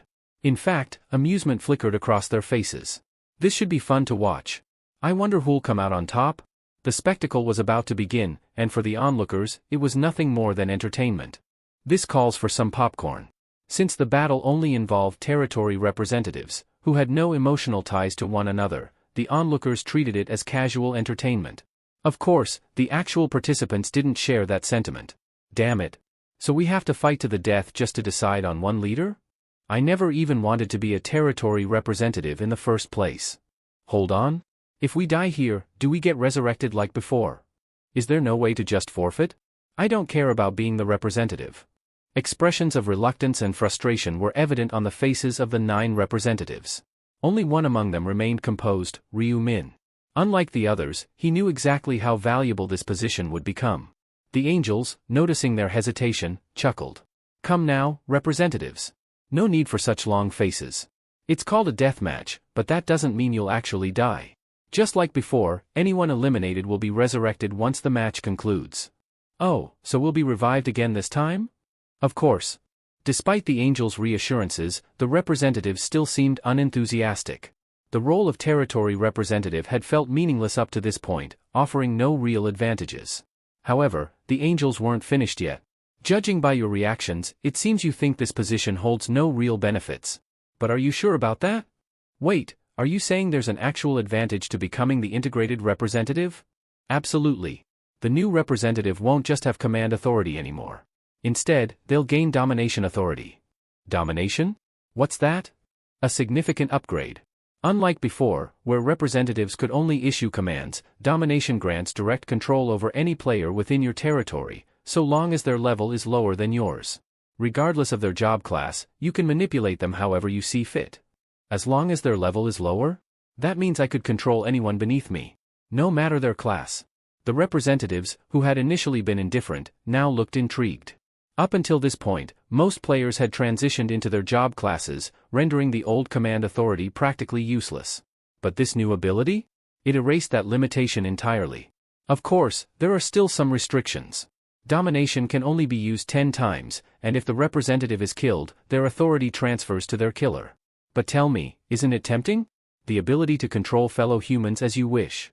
There was no need for a verbal answer. The gleam in the representative's eyes spoke volumes. They wanted this power. They were willing to fight for it. And Ryu Min was no exception. Up until now, being a territory representative wasn't worth much. But from this round onward? That changes. I must win this match and claim the title. His decision to eliminate Hwang Yongmin in the previous round had been intentional. He knew this moment was coming. Starting from the 5th round, the representative's authority would evolve into something truly useful. And then there was the hidden subquest. Regardless, Ryu Min's goal was set in stone. With my current level and combat prowess, even a 9-on-1 fight isn't a concern. Before the extra game could commence, the angels gathered in a tight circle, their voices buzzing with animated discussion. Not only did this newly integrated zone require a single representative, but it also needed a new angel to oversee and guide its players. Now that the territories have merged, we need to appoint a guiding angel, one of them pointed out. Right? We can't afford to bicker over it like last time, another added. However, despite recognizing the necessity, not a single angel appeared eager to take on the role. It seemed that whether human or celestial, no one was particularly keen on accepting unwanted responsibilities. So, is there anyone bold enough to volunteer? Elu asked, scanning the group expectantly. Silence. Not a single hand was raised. The lack of response was almost comical. Well, I guess I shouldn't have bothered asking, Elu sighed, shaking his head. All right, back to the real issue, Ellen interjected, steering the conversation back on track. Since no one wants to be the guide, what do we do? Any suggestions? The angels exchanged glances before offering their ideas. What if we leave it to chance and roll a die to pick? A game of luck, huh? It's not the most exciting method, but it's fair. Or we could take turns, rotating the role every now and then. Wouldn't that be unfair? The ones at the end might never get their turn. Besides, these zones will probably merge again soon anyway. As the angels mulled over their options, numerous ideas were thrown into the mix. What should have been a straightforward decision had taken on an air of gravity, their expressions growing more serious with each passing moment. Then, breaking the silence, Priscilla spoke up, her tone laced with amusement. Instead of resorting to a dull game of chance, why don't we tie it to this extra round? She paused, ensuring she had their attention before continuing. The zone representatives are about to battle, right? Let's make it interesting. The angel overseeing the first player to fall will automatically be assigned as the new guide, consider it a penalty for their bad luck. A ripple of intrigue spread through the group. Oh, that sounds exciting. Now that is a fun idea. I like Priscilla's proposal. Anyone else in favor? Count me in. Me too. A smirk played on Priscilla's lips as support for her idea grew. But just as it seemed settled, Olive raised her hand, her expression unwavering. Hold on. Instead of punishing the angel responsible for the first eliminated player, why don't we do the opposite? What do you mean? Someone asked. Simple, Olive said, tilting her head slightly. Rather than forcing the loser's angel to take the role, let's reward the one who oversees the last player standing. The winning angel would be granted a special title. How about Queen?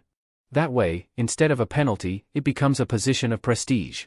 The decision was made. Rather than selecting an angel at random, the one assigned to the human who emerged victorious from the deathmatch would be crowned queen. Unsurprisingly, it was Olive, the angel responsible for the protagonist's region, who had pitched this bold suggestion. Hearing her idea, the red-haired angel, who had previously proposed the penalty system, visibly scowled, clearly displeased by the shift in direction. Some of the angels looked puzzled at first, uncertain what the title, Queen, truly entailed. But the more astute among them quickly filled in the blanks. Being the queen meant absolute authority. Complete submission.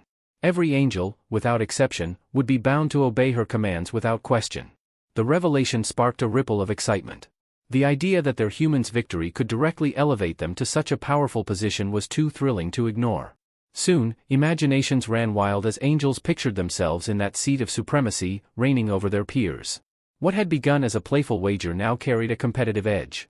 Applause broke out. Olive's suggestion had taken hold, and it was unanimously agreed upon. Still bristling, the red-haired angel gave Olive a side glance, muttering under her breath, "You must really believe your human has what it takes to win." Smiling without a hint of modesty, Olive replied, "You're not wrong." The red-haired angel smirked, trying to provoke her further. "Well, don't get too cocky. My representatives held the top spot in our regional rankings since the first round. He's not going down easily." Feigning a gasp, Olive gave a theatrical look of surprise, though inwardly, she was stifling a laugh. Rankings? As if that mattered. If her rival only knew the identity of Olive's chosen one, Black Scythe himself, her confidence would surely crumble. But Olive had no intention of revealing that just yet. With subtle amusement in her tone, she turned and asked, "So, do you accept the terms?" Reluctantly, the red-haired angel nodded. There was no valid reason to object. One by one, the remaining angels also voiced their agreement, each secretly placing their hopes on their human champions. Then, one of them chimed in, "Since this brilliant idea came from Olive, why not have her go down and explain it to the players?" Taking the cue, Olive gracefully descended from the sky, her wings unfurling with elegance as she addressed the crowd below. "We will now begin the bonus round to determine the representative of the unified territory," she declared with clarity. "Representatives, please step forward and gather beneath me." At her command, 10 individuals broke away from the watching crowd. Though some exchanged wary glances, they stepped up to the marked area without hesitation. Among them was the protagonist. As they took their places in the center, Olive raised one hand, and in response, the ground began to rumble. The players watched in awe as the land around them transformed. Fire erupted from cracks in the earth, reshaping the terrain. Massive stone columns thrust skyward, encircling the area as if summoned by an ancient power. Bit by bit, the land molded itself into a battlefield, an arena bathed in flames and tension. At the very heart of it all, a grand coliseum stood, towering and oppressive. Fear flickered across the faces of some representatives, but Olive was unmoved. Her smile was serene, her tone crystal clear. "The time has come," she said. "This is a battle to the end. You will fight until only one of you remains standing in this arena." With that declaration, the deathmatch began. If you step outside the arena's bounds, you won't return. No second chances out there, Olive warned, her voice echoing across the Colosseum. So if you value your lives, stay inside. Now, let the match begin. The moment her words rang out, the 10 representatives unsheathed their weapons, tension thick in the air. None made a move just yet, each eyeing the others warily. Among them, however, was a man clutching a gleaming longsword, his ambition burning brightly. In his mind, this was his chance to rise above the rest, to claim the title of king by cutting down every last one of them. He scanned the group, noting how hesitant everyone seemed. It didn't surprise him, they all recognized one another's strength. Still, he scoffed internally. None of these fools are stronger than me. He had reigned supreme in his region's rankings from the very beginning and had no intention of surrendering that top spot. What gave him even more confidence was the powerful rune engraved on his weapon, a dismantling rune. Just one slash, one graze even, and the rune's effect would tear through the target like a curse. It wasn't an exaggeration to say that his blade practically guided itself. It always knew the right point to strike. Thanks to that alone, he had annihilated over 300 players in the 4th round, 312, to be exact. Up in the sky, a few angels watched the standoff with mixed reactions. One of them let out a bored sigh, clearly unimpressed by the delay in action. Another hovered beside her, attempting to hype things up by shouting encouragements. The man with the rune wondered if the angels had some sort of bet going, based on how restless they looked. Regardless, he had waited long enough. This was the perfect moment to put on a show. With slow, deliberate steps, he strode confidently to the center of the arena, sword resting on his shoulder. He turned his gaze from one opponent to the next, searching for someone to serve as his opening act, the first kill that would set the tone for his dominance. His goal wasn't just to win. He wanted everyone, angels and humans alike, to remember his name and fear it. He planted himself in the middle of the battlefield, openly inviting an attack. His expression made it clear, "Come at me if you dare." Then, from the crowd, a lone figure began walking toward him. It was a man wielding a massive, dark scythe, an ominous sight that made the sword wielder's confidence falter for a moment. That weapon, it's not ordinary. Scythes weren't exactly common. Plenty of players had edgy nicknames with scythe in them, but the number of people who actually used one was close to none. It was far too large, far too unwieldy, unless someone had the skill to make it dance like a dagger. He squinted to read the other player's nickname. Black Scythe. His heart skipped a beat. No. It can't be. He tried to rationalize it, convincing himself that it was just a coincidence. Maybe someone else had chosen a similar name. But then he remembered, the system didn't allow duplicate nicknames. Each one was unique. There was no mistake. The man standing before him wasn't just some scythe-wielding lunatic. It was the Black Scythe. And in that instant, for the first time since the match began, the confident swordsman felt a chill crawl down his spine. It finally dawned on the swordsman, this wasn't just some skilled opponent. The man standing before him with that ominous Black Scythe was none other than the top-ranked player across every region, Black Scythe. The only player known to have reached level 30. The shift in the representative's demeanor was visible to all. The confidence he'd worn so arrogantly a moment ago crumbled into disbelief and fear. The angels, observing from above, were left stunned by the sudden change in mood. One turned to Priscilla, the red-haired angel responsible for that player, and asked hesitantly, "Wait, isn't that your representative?" Priscilla didn't respond right away. Her eyes were locked on the scene below, and her teeth dug into her nail out of sheer frustration. Her human wasn't moving, he just stood there, frozen, and she couldn't for the life of her figure out why. What the hell was he doing? Then, out of nowhere, Olive burst into laughter, an uncontrollable, almost mocking cackle that echoed through the sky. Priscilla's head snapped toward her. "What's so damn funny, Olive?" she growled. Wiping a tear from her eye, Olive grinned. "Ah, forgive me, really. But it's just too good. Look at your little champion down there, he's trembling while staring at my representative dragging a scythe like he's mowing the lawn." Following her gaze, Priscilla finally took in the sight of the man approaching her representative. The scythe he carried was massive, elegant, and dangerous looking. It made an impression, no doubt. But even so, Priscilla frowned.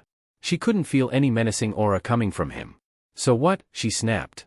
"Are you saying my representative is terrified just from looking at yours? Isn't that what it looks like?" Olive replied smoothly, her grin widening. Priscilla's irritation only deepened. "You're talking nonsense. You really think someone who's held the #1 spot in my region since the very first round would be scared of some flashy scythe? Don't make me laugh." Olive tilted her head, almost amused. "In your region, huh? Well, unlike yours, my representative hasn't just been #1 locally, he's never once dropped from the top of the global rankings." A few angels nearby immediately voiced their disbelief. "Come on, you expect us to believe that? Is she making stuff up now?" But Olive didn't flinch.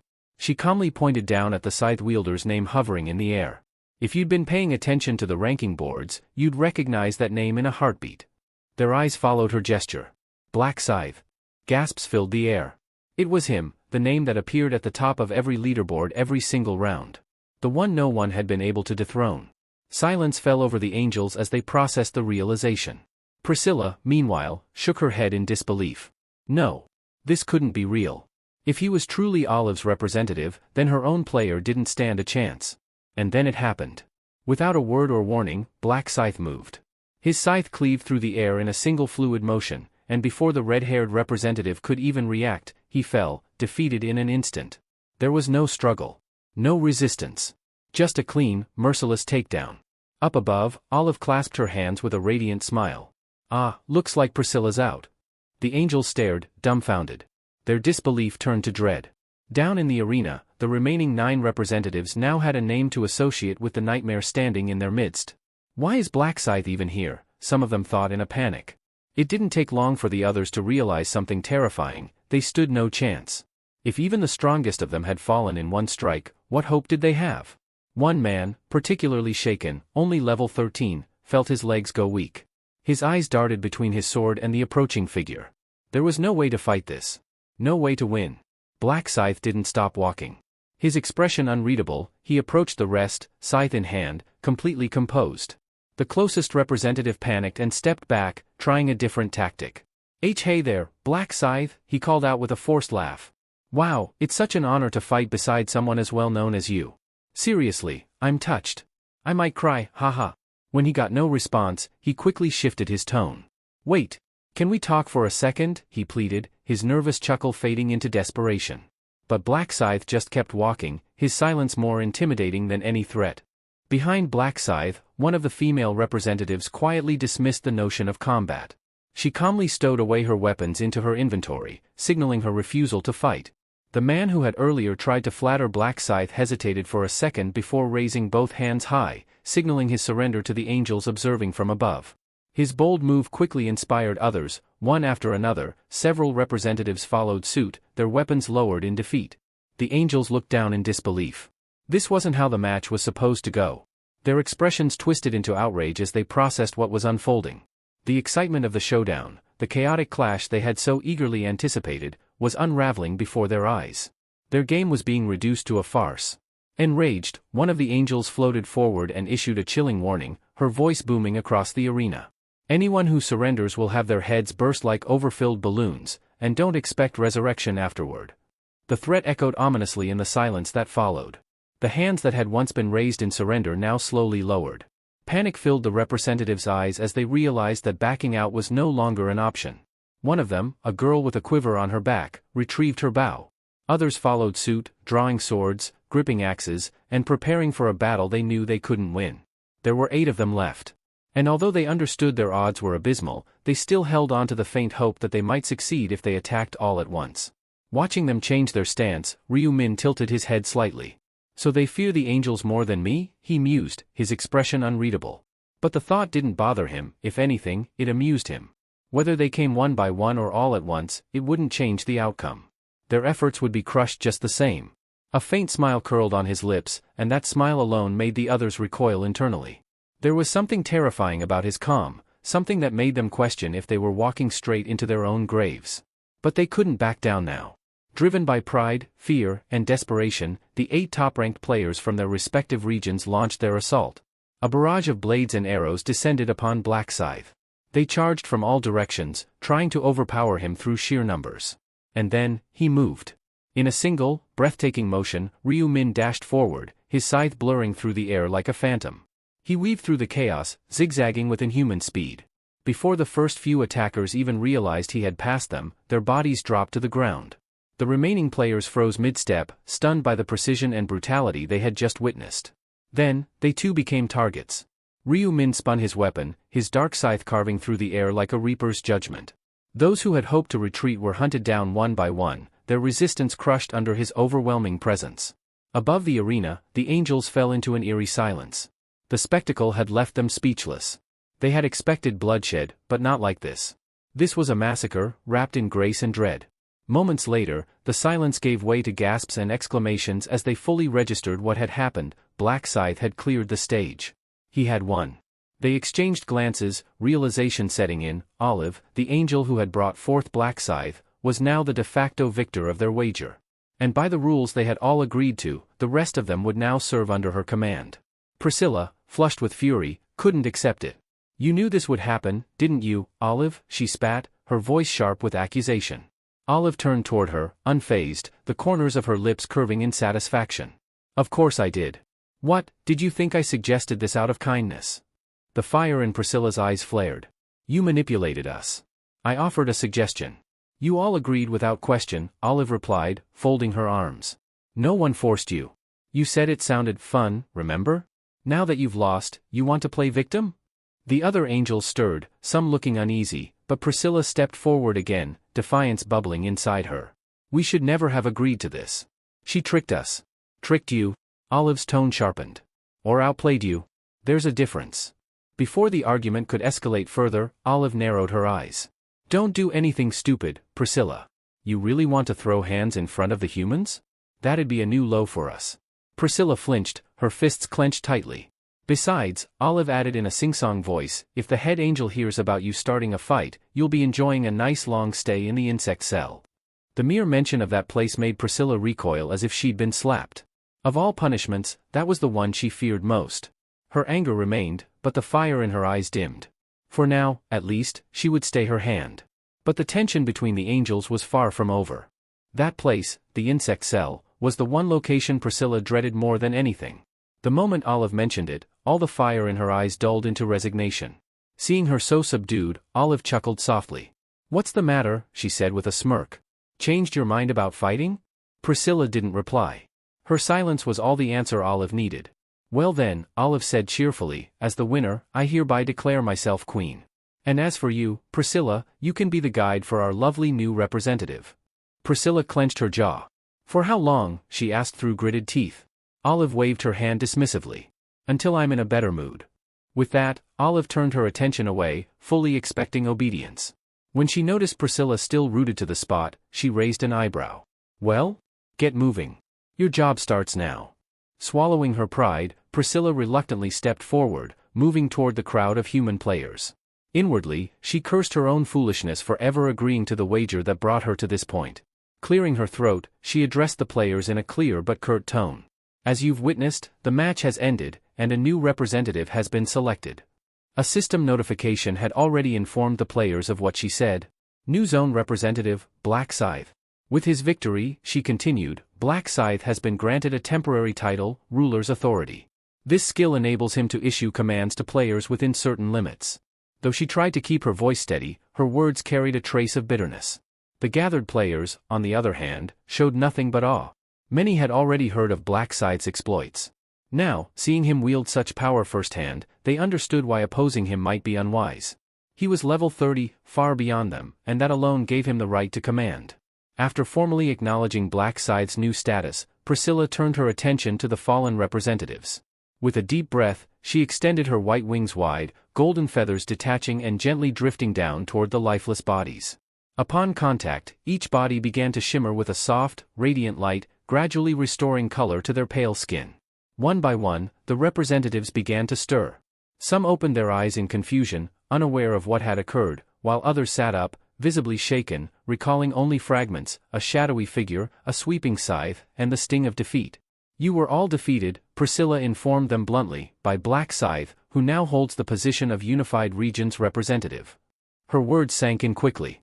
The expressions on their faces shifted from confusion to realization, then to reluctant acceptance. There was no room for argument. What had happened was undeniable. Priscilla wasted no time stripping away their former privileges. The authority you once held as representatives will now be revoked, she announced. However, this is not the end. Opportunities to regain status may come again. Despite her attempt at reassurance, it did little to lift the atmosphere. Disappointment hung thick in the air.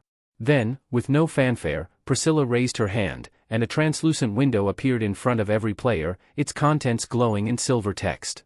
Main mission activated. Objective: defeat 300 orcs within the allotted time. Time limit: 10 hours. Secondary objective: acquire 4 equilibrium stones. Survival limit: only 25% of participants will advance to the next phase. Rewards and penalties remain undisclosed. A heavy silence followed as everyone read the message. The challenge was brutal. The numbers alone made it clear, only a quarter of them would make it through. With the looming presence of the orcs and the uncertainty surrounding the mysterious equilibrium stones, a sense of urgency and dread spread through the crowd. Murmurs and anxious whispers filled the air. No one knew exactly what failure would mean. But one thing was certain: this game had just become deadly serious. When the players began murmuring among themselves, clearly displeased by the mission details, Priscilla let out an exasperated sigh. Her golden eyes narrowed as she spoke with sharp sarcasm. Complaining already? Is it the survival rate that bothers you? Shall I reduce it even further? The grumbling came to an abrupt halt. Her words, laced with threat, carried more than enough weight to silence everyone. Satisfied, Priscilla continued, her tone dry. You've had it easy up until now. It's about time things got serious. Don't expect the same mercy moving forward. Her words stirred unease through the group, but not everyone looked worried. A few players exchanged confident smirks, their pride shielding them from doubt. These were the ones who didn't think of themselves as ordinary participants, they believed they had the strength to crush the orcs with ease. Priscilla caught their expressions but said nothing. Let them believe that, she thought. The battlefield would break their arrogance soon enough. As the discussion shifted, a voice from the crowd called out, raising a question that had been on several minds. What about the secondary mission? Why hide the reward? Instead of brushing it off, Priscilla turned toward the speaker with an amused look. Good question. You've probably noticed that unlike before, the secondary objective is actually visible now, she replied. And that's precisely why the reward is concealed. If I revealed both, where's the challenge? Ryu Min stood silently among the group, already tired of the cryptic nature of these so-called games. His memory was sharp, he hadn't forgotten that the 5th round's hidden reward had been the Equilibrium rune, one of the 8 essential runes. And only one could be acquired per zone. Of course, he knew that there were alternate paths to obtaining these rare runes, but those methods were even more punishing than the main quests. Just completing the mission wouldn't be enough, only the most qualified could truly earn the rune. Priscilla's voice broke through his thoughts. To those aiming for the hidden reward, you'll need to collect 4 equilibrium stones, she announced, her tone serious.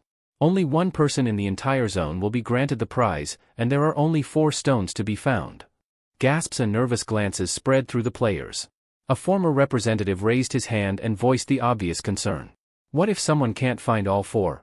Then the mission's pointless for them, right? Rather than soothe them, Priscilla's response only intensified the pressure. Don't worry, she said with a shrug.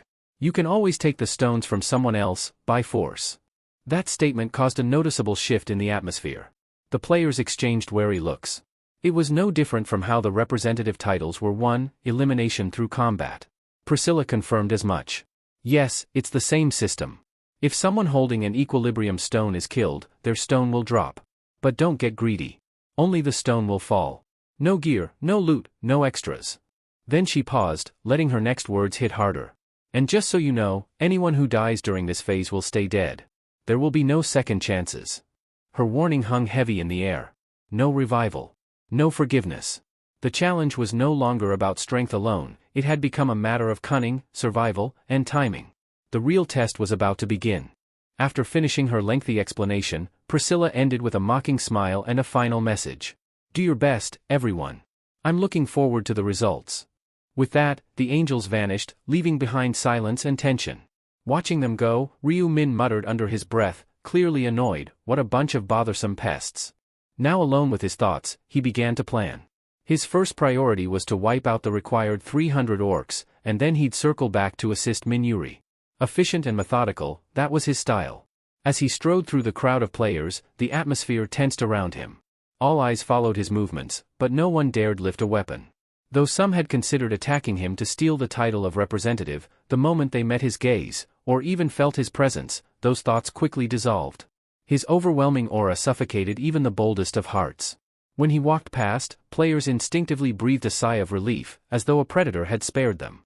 Elsewhere, a few former representatives gathered and debated their next move. Confused and aimless, one of them suggested an unorthodox idea. Why don't we follow him? Black Scythe always outpaces us anyway. If we trail him, maybe we can pick off the leftovers. Another man looked at him as though he'd lost his mind. Follow him? Are you insane? If he activates his authority as the representative, we could end up bound to him forever. Still, the first man shrugged. Better than wandering blindly. He always finishes first. If nothing else, we can learn something from him, assuming we don't get caught. Though most hesitated at first, fearful of being enslaved, they slowly began to consider the plan. The key, they realized, was distance. If they stayed just far enough behind, they could avoid triggering any control-based skill. But none moved right away. So, with a deep breath, the one who proposed the idea turned and left by himself, choosing to act rather than wait. Eventually, the rest followed his lead, straying from indecision and trailing quietly in the direction Black Scythe had gone. Not long after, Ryu Min arrived at the edge of a crimson forest where an orc village was tucked among the thick trees. Tall tents made of hide stood like domes, and the smell of roasted meat drifted through the air. He slipped through the foliage with practiced silence, his form blending with the shadows. Those following him from a distance crouched in the underbrush, watching as he moved without hesitation toward the village.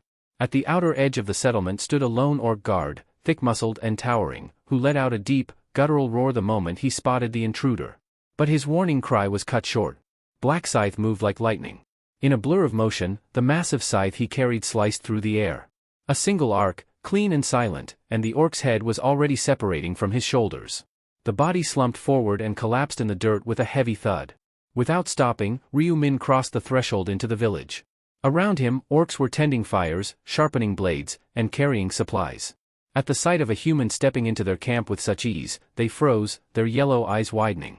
Then, all at once, they charged at him, weapons raised and war cries echoing. Ryu Min answered their aggression with graceful brutality. His scythe glowed with a sinister red energy as he spun into the crowd. Each swing was precise and devastating. Heads flew, bodies fell. The crimson arc of his weapon seemed to thirst for blood. 2 orcs tried to flank him, he didn't even glance in their direction before cutting both down with a single, reverse sweep. The earth beneath him became soaked with blood, but he remained untouched, his expression calm. When the skirmish was over, he walked forward with the same composed stride as before, completely unfazed, as though it had merely been a warm-up. His gaze fixed on the largest tent in the village, situated at the center like a chieftain's hall. Without a moment's hesitation, he stepped inside as if it were his own domain. Time passed. Eventually, Ryu Min emerged from the tent, his scythe resting on his shoulder and his pace unhurried. Whatever business he had within had already been settled. He glanced around once and continued deeper into the village, his mind already focused on the next part of his plan. And from the shadows of the trees, those who had dared follow him watched in awe and dread. Before long, the small group of players who had been discreetly tailing Black Scythe spotted him emerging from the orc settlement. His figure, unscathed and calm, contrasted starkly with the blood-soaked battlefield behind him. Witnessing the ease with which he had decimated the orc village, a few players began to believe that the creatures were no stronger than the gnolls they'd encountered in previous missions. But the one who had originally proposed following Black Scythe wasn't convinced. "Are you sure it looked easy because they were weak?" he asked, narrowing his eyes. "Or was it only because it was him?" His warning gave pause to the others. They realized he had a point. Just because Black Scythe made something look effortless didn't mean it was. Acknowledging the wisdom and caution, they agreed to stay alert. With their confidence bolstered by watching his actions, the group made the decision to strike out on their own and attack an orc settlement. After all, they had numbers, and in their minds, that would even the odds. Still, despite their shared goal, unity among them was shallow. One cloaked figure at the back was already scheming, considering how long he could tolerate being among what he deemed weaklings. Another planned to cooperate only until he determined whether he could survive better alone.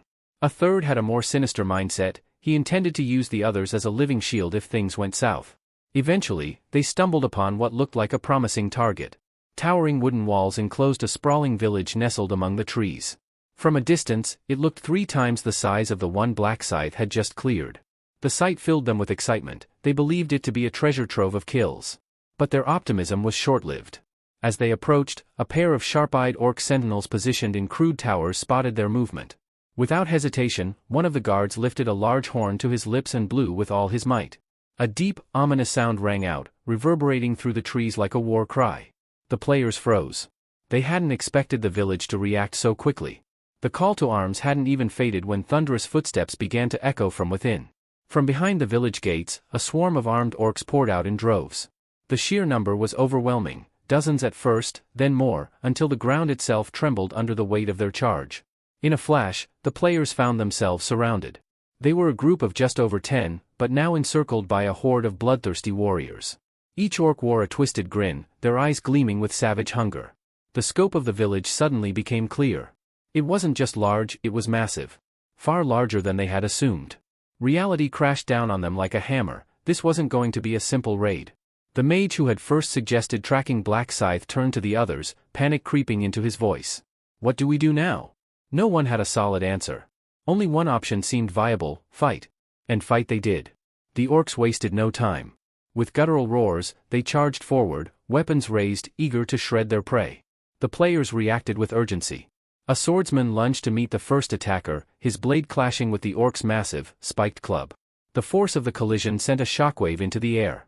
Yet, the impact caused the orc's arm to jerk backward, opening a brief window. Without hesitation, the player capitalized. His sword struck true, cutting the orc down. The moment ignited something in the group. Seeing one of their own take down an orc stirred hope. The tension thinned just slightly as they realized the orcs weren't as quick as expected.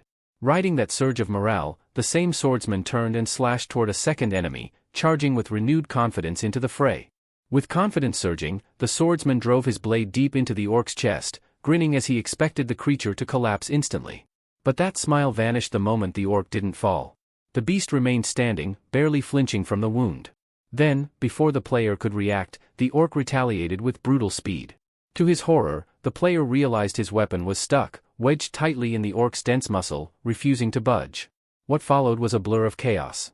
With a thunderous swing, the orc's spiked club crashed into the player's side, hurling him several meters away.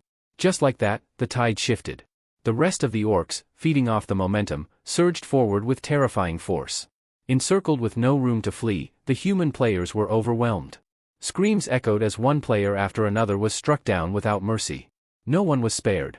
Caught beneath the sheer weight of a charging orc, the very man who had proposed following Black Scythe now lay pinned, his body crushed into the dirt. His breath came in short gasps, fear and regret flooding his mind. Is this really how it ends? Trampled like an insect, he wondered. His thoughts were silenced a moment later when the orc above him raised its weapon and brought it down. His scream, once sharp and loud, faded into nothing. Meanwhile, deep in the forest, Ryu Min advanced alone, silent and purposeful. He'd long since noticed the group that had been tailing him earlier. With 20 people moving together, there was no way to go unnoticed. Still, he hadn't paid them much attention. He figured they would be safe, at least as long as they avoided fortified orc settlements. Even for him, villages with sentry towers were trouble. The moment a guard orc sounded the horn, dozens of warriors would swarm the area like a flood. That's why Ryu Min always avoided those high-alert locations. With more than 200 such villages scattered across the map, it was best to choose his targets carefully. Over time, Ryu Min had become intimately familiar with these enemies. Orcs were built differently from humans, their bodies were so tough and tightly wound with muscle that weapons often got stuck if plunged in recklessly. That's why he never relied on stabbing blows. He always aimed for their weakest spot, the head. Even when outnumbered, he struck with surgical precision, his large scythe flashing crimson in the sunlight as he dispatched enemies with clean, efficient sweeps. It didn't matter how many orcs charged at once, if he struck true, none of them stood a chance. After clearing yet another orc village, Ryu Min brought down the final defender, a towering brute who let out a last guttural roar before collapsing beneath the scythe's arc. With the village now silent, Ryu Min checked his quest log. A bright notification greeted him. Quest complete, 300 orcs defeated. He had done it. In just under an hour, Ryu Min had become the first player in the entire region to complete the orc extermination objective. Satisfied, he closed the window and immediately turned his thoughts to Minuri. There was no time to waste. Activating his tracking ability, he focused on her presence and began heading back without delay. Elsewhere, in a different part of the forest, Choi Manji of the Young Explorers Club approached the group's leader, Cho Yang-ho. The man looked worn, his armor scratched and dirty, but he was still standing. "You all right, Yang?" Manji asked. Yang-ho nodded, though his breathing was heavy. "I'm fine. Just tired." Still, despite what they'd seen, he didn't fully believe that the orcs were truly that dangerous. His confidence in human strength hadn't yet been shaken, but that belief was about to be tested soon. Though the orcs walked with clumsy, lumbering steps reminiscent of pigs, the members of the Young Explorers Club weren't foolish enough to let appearances deceive them. They had already witnessed the power these creatures possessed in combat. As they regrouped under the canopy of blood-red trees, their leader, Cho Yang-ho, turned to one of his more reliable members. "Mankey, how many orcs have we taken down so far?" Mankey scratched his head before replying, "About 50, give or take." That number immediately caused Cho Yang-ho to frown. They had a strict goal: eliminate 300 orcs within a 10-hour window. At their current pace, they were far behind. Internally, he knew they wouldn't make it if things continued like this. However, the rest of the team didn't seem too worried. They believed they could make up for the slow start in the latter half of the mission. But Cho Yang-ho wasn't so optimistic. He understood that if they truly wanted to succeed, they would need to take risks, starting with a larger orc settlement. But as soon as he floated the idea, Mankey voiced concern. "Isn't that too dangerous?" he asked, glancing toward another member, who quickly agreed. "We struggled with just 3 orcs. A whole village? That's suicide." Another chimed in, suggesting they'd be better off sticking to smaller camps and picking off stray orcs. With nearly everyone expressing the same doubts, Yang-ho chose not to argue. Instead, he let the silence linger for a few seconds before speaking again. "I get it. But if we keep playing it safe like this, we're just postponing failure. We all know how this ends if we stay on this path. His eyes hardened, and his tone dropped. Even if it's tough, we need to push through. Remember this, there's no future aboard a sinking ship. The gravity of his words sank in, and with no one else objecting, the group pressed forward. Entering deeper into the crimson leaf forest, the outline of a massive orc village came into view. It was the same one they had scouted earlier. From a distance, Mankey was the first to spot a sentry post atop a wooden watchtower. "There's a guard," he said, pointing to a silhouette hunched over the lookout. Cho Young-ho nodded and immediately ordered the team to circle around the perimeter. They followed a narrow trail along the village's edge, hidden beneath thick foliage and trees that masked their movements. Eventually, they reached the side of the village's outer wall, an uneven wooden barrier built from logs and rope. There, tucked between two sections of fencing, was a gap just wide enough for them to squeeze through. Mankey knelt and peered into the village. "Strange? I don't see anyone," he whispered. Cho Young-ho exchanged looks with the others, then gave a subtle nod. With Mankey taking the lead, the group slipped through the gap and began exploring the village silently, sticking close to the walls and shadows. Walking through the empty paths between tents and wooden huts, Young-ho asked in a low voice, "Could they all be inside their shelters?" "Most likely," Mankey replied. "Judging by the village's size, we can probably expect around 5 orcs per tent." Cho Young-ho grew tense. Up close, the village looked even larger than he had imagined, easily big enough to house over 100 orcs. As the gravity of the situation weighed on him, one of the members whispered, "Should we strike one tent at a time?" Young-ho nodded. "That's the best bet? Hit fast, take them out before they react." "I agree," Mankey said. 5 orcs isn't a problem if we surprise them." Without wasting more time, the group positioned themselves around one of the larger huts. Cho Young-ho raised a hand, signaling for silence, then gestured toward the door. They waited for his signal to begin the ambush. Carefully and in complete silence, Cho Young-ho led his group through the narrow tent entrance. Inside, they found another wooden door that seemed to separate the inner chamber.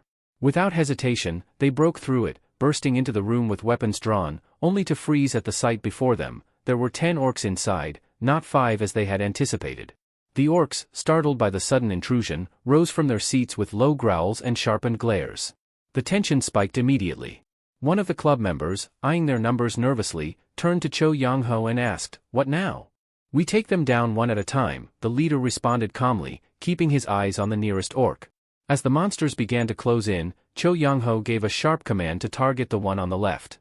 That orc, a hulking brute, lunged forward and swung his club, but it collided with a raised shield. In that brief opening, Cho Young-ho dashed in and slashed across the creature's leg, cutting deep enough to bring it crashing to the ground. Seizing the moment, Mankey moved in next. With a swift, upward swing, his blade sliced near the orc's shoulder. Their coordination worked perfectly, and within seconds, the first orc was eliminated while the others were still reacting. Suddenly, one of the orcs, a particularly large one with coarse blonde hair, let out an enraged roar. Like a wild boar, he charged through the room with terrifying speed, his mace swinging high. The blow connected with Mankey, sending him to his knees with a pained gasp. The sight ignited something in Cho Young-ho. Without hesitation, he sprinted forward, his blade aimed with precision. Before the orc could land another strike on Mankey, Cho Young-ho pierced its weak spot, felling the second beast. Mankey, though injured, was safe, for now. The remaining 8 orcs were now completely alert. They hadn't attacked yet, but the pressure in the room was suffocating. Mankey clutched his side while the rest of the club took stock of their situation. "We can't win this," one of the members whispered, eyes wide with fear. Cho Young-ho didn't disagree. They were outnumbered, and with one of their own wounded, things weren't looking good. Deciding quickly, he barked, "Retreat, now!" They bolted from the tent, carrying Mankey between them. But what they saw outside made their hearts sink.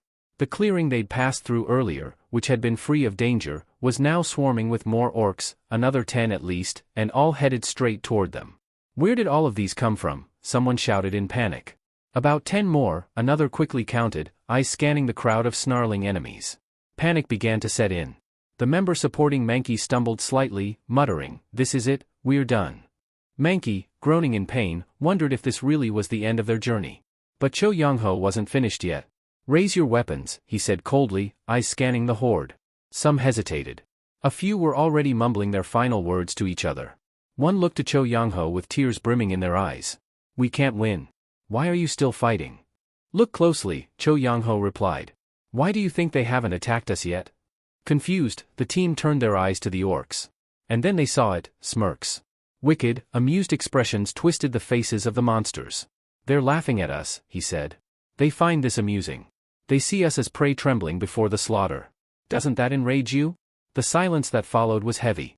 Do you enjoy being looked down on like this? Treated like insects in a cage? If this is the end, then take at least one of them with you. Let's fall with dignity. His words struck like thunder, lighting something inside their hearts. Slowly, each member raised their sword, a fierce determination replacing their fear. Even Mankey, wounded and barely standing, gritted his teeth and prepared to fight again. The orcs, seeing the humans change in attitude, stopped mocking. Their expressions shifted to cold focus as they began closing the distance slowly, menacingly. Cho Young-ho raised his hand once more. When I give the signal, strike together. Same target. But just as tension reached its peak, a loud explosion echoed across the village. A fiery glow burst from a distant section, lighting up the sky. Startled by the sudden noise, several of the orcs turned away, their attention drawn to the disturbance. Without hesitation, a few sprinted toward the source of the flame, abandoning their prey. The club members turned to look. What was that? One asked. A fire was spreading in the distance, though they couldn't tell how or why. Cho Young-ho narrowed his eyes. The chaos had worked in their favor, but not all the orcs had left. The original 8 from the tent still stood their ground. Their numbers are down, he called out. Now's our chance. With their leader's voice rallying them, the group lunged forward. Blades clashed and shouts rang out. Fueled by adrenaline and desperation, the team fought with everything they had. When the dust settled, the last orc collapsed to the ground. The players, covered in sweat and blood, stood, barely, but they were alive. One of the members dropped to their knees, panting. We only survived because of you, Captain. But Cho Young-ho shook his head. We all chose to fight. Without you, I wouldn't be standing here either. He turned to Mankey, who sat slouched against a tree. How bad is it? I've had better days, Mankey replied with a strained smile, his eyes wet with tears. But I'll live. Knowing Mankey needed to rest, Cho Young-ho instructed the others to hide and remain silent. Despite their protests, he insisted on going alone to investigate the earlier commotion. Moving cautiously between tents, Cho Young-ho noticed something odd. An eerie stillness had settled over the village. No orcs in sight. The air was heavy but calm. Once he felt safe, he advanced slowly, trying to find the source of the fire. That's when he heard it, a faint sound, followed by a strange glow. He turned the corner and stopped dead in his tracks. Dozens of orcs were strewn across the ground, lifeless. A golden light shimmered faintly from their corpses before their bodies began to dissolve into motes of light, disappearing into the air. Cho Young-ho walked between them, his face tense with disbelief. Who could have done this? Then, in the middle of the carnage, he spotted someone standing alone. A tall figure with a black cloak and a massive weapon, one that Cho Young-ho instantly recognized. Black Scythe? As if hearing his name, the figure turned, eyes meeting Cho Young-ho's. Black Scythe stared at the man's username, eyes widening in recognition. It clicked. That wasn't just anyone, it was him. The player known to the world as the Mercenary King. Ryu Min begins explaining the mercenary class. He says it's a close-range combat class, similar in nature to a warrior. Mercenaries often carry a wide variety of weapons, and their combat skills also resemble those of a warrior. However, there's one significant trait that sets them apart and makes them incredibly powerful: contracts. When a mercenary signs a contract with another person, they gain extraordinary strength and enhancements. Because of this, mercenaries often prefer to form parties, either with people they trust or by entering a contract with a special class holder known as the Mercenary King.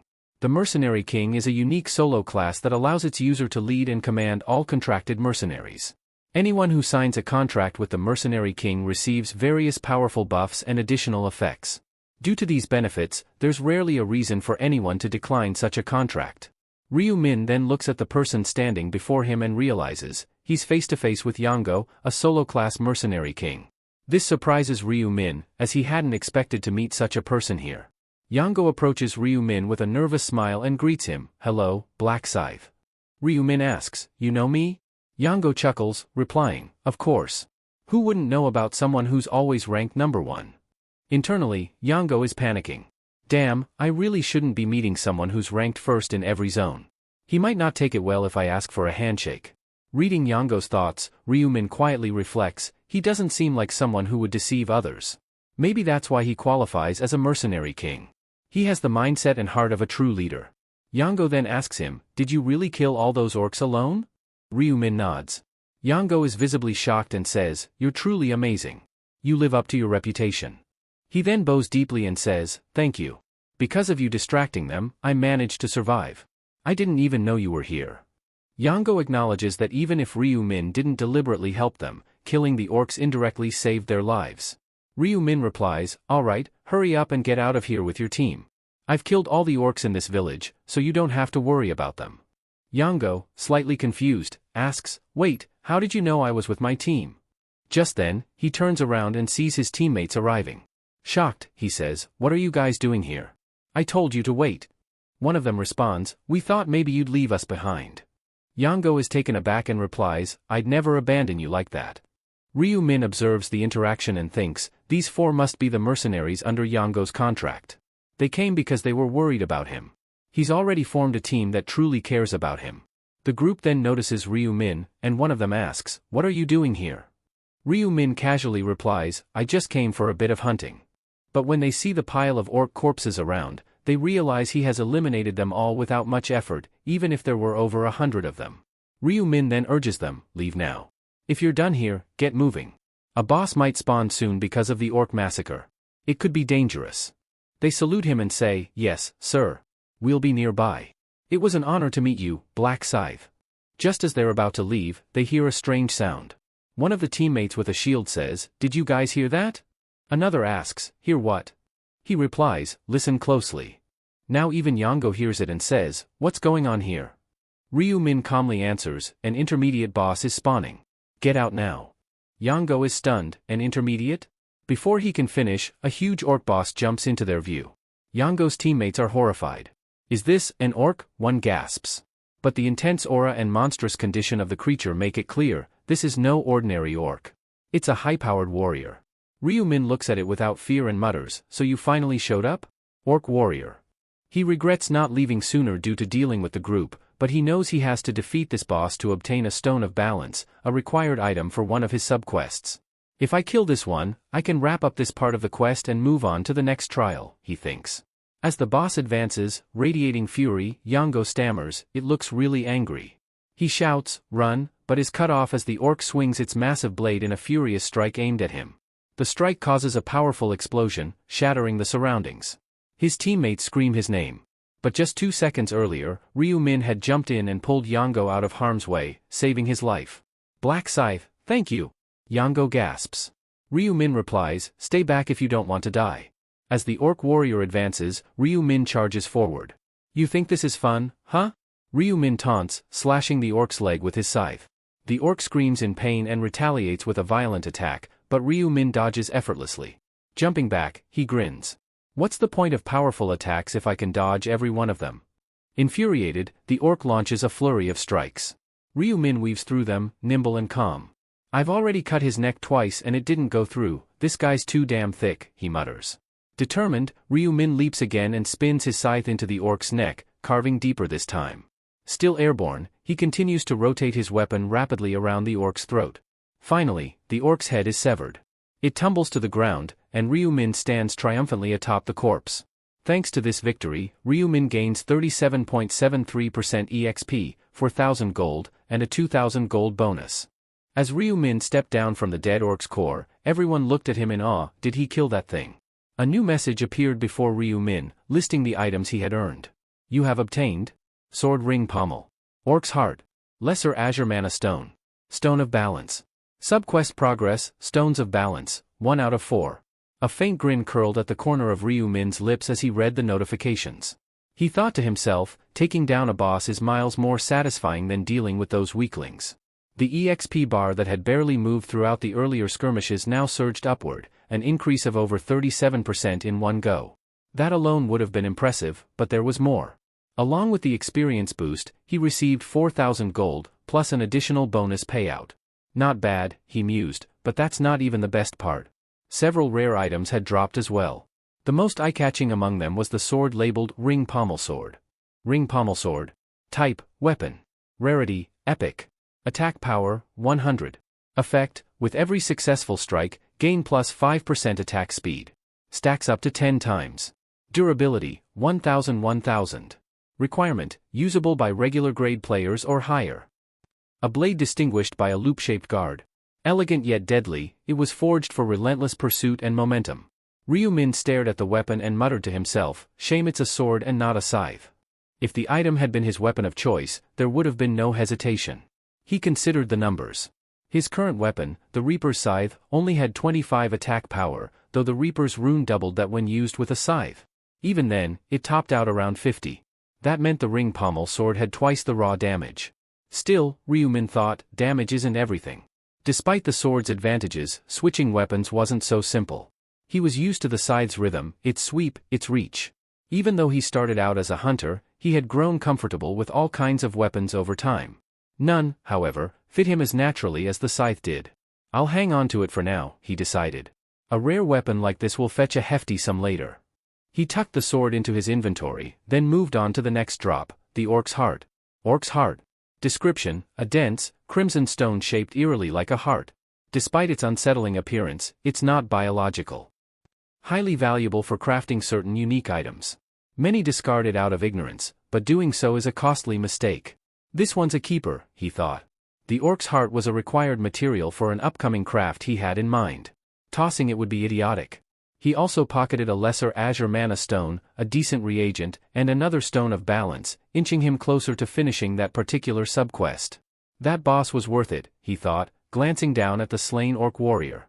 After wrapping up his inspection, Ryu Min turned around, and stopped. Yango stood there, eyes wide, clearly shaken by the display he had just witnessed.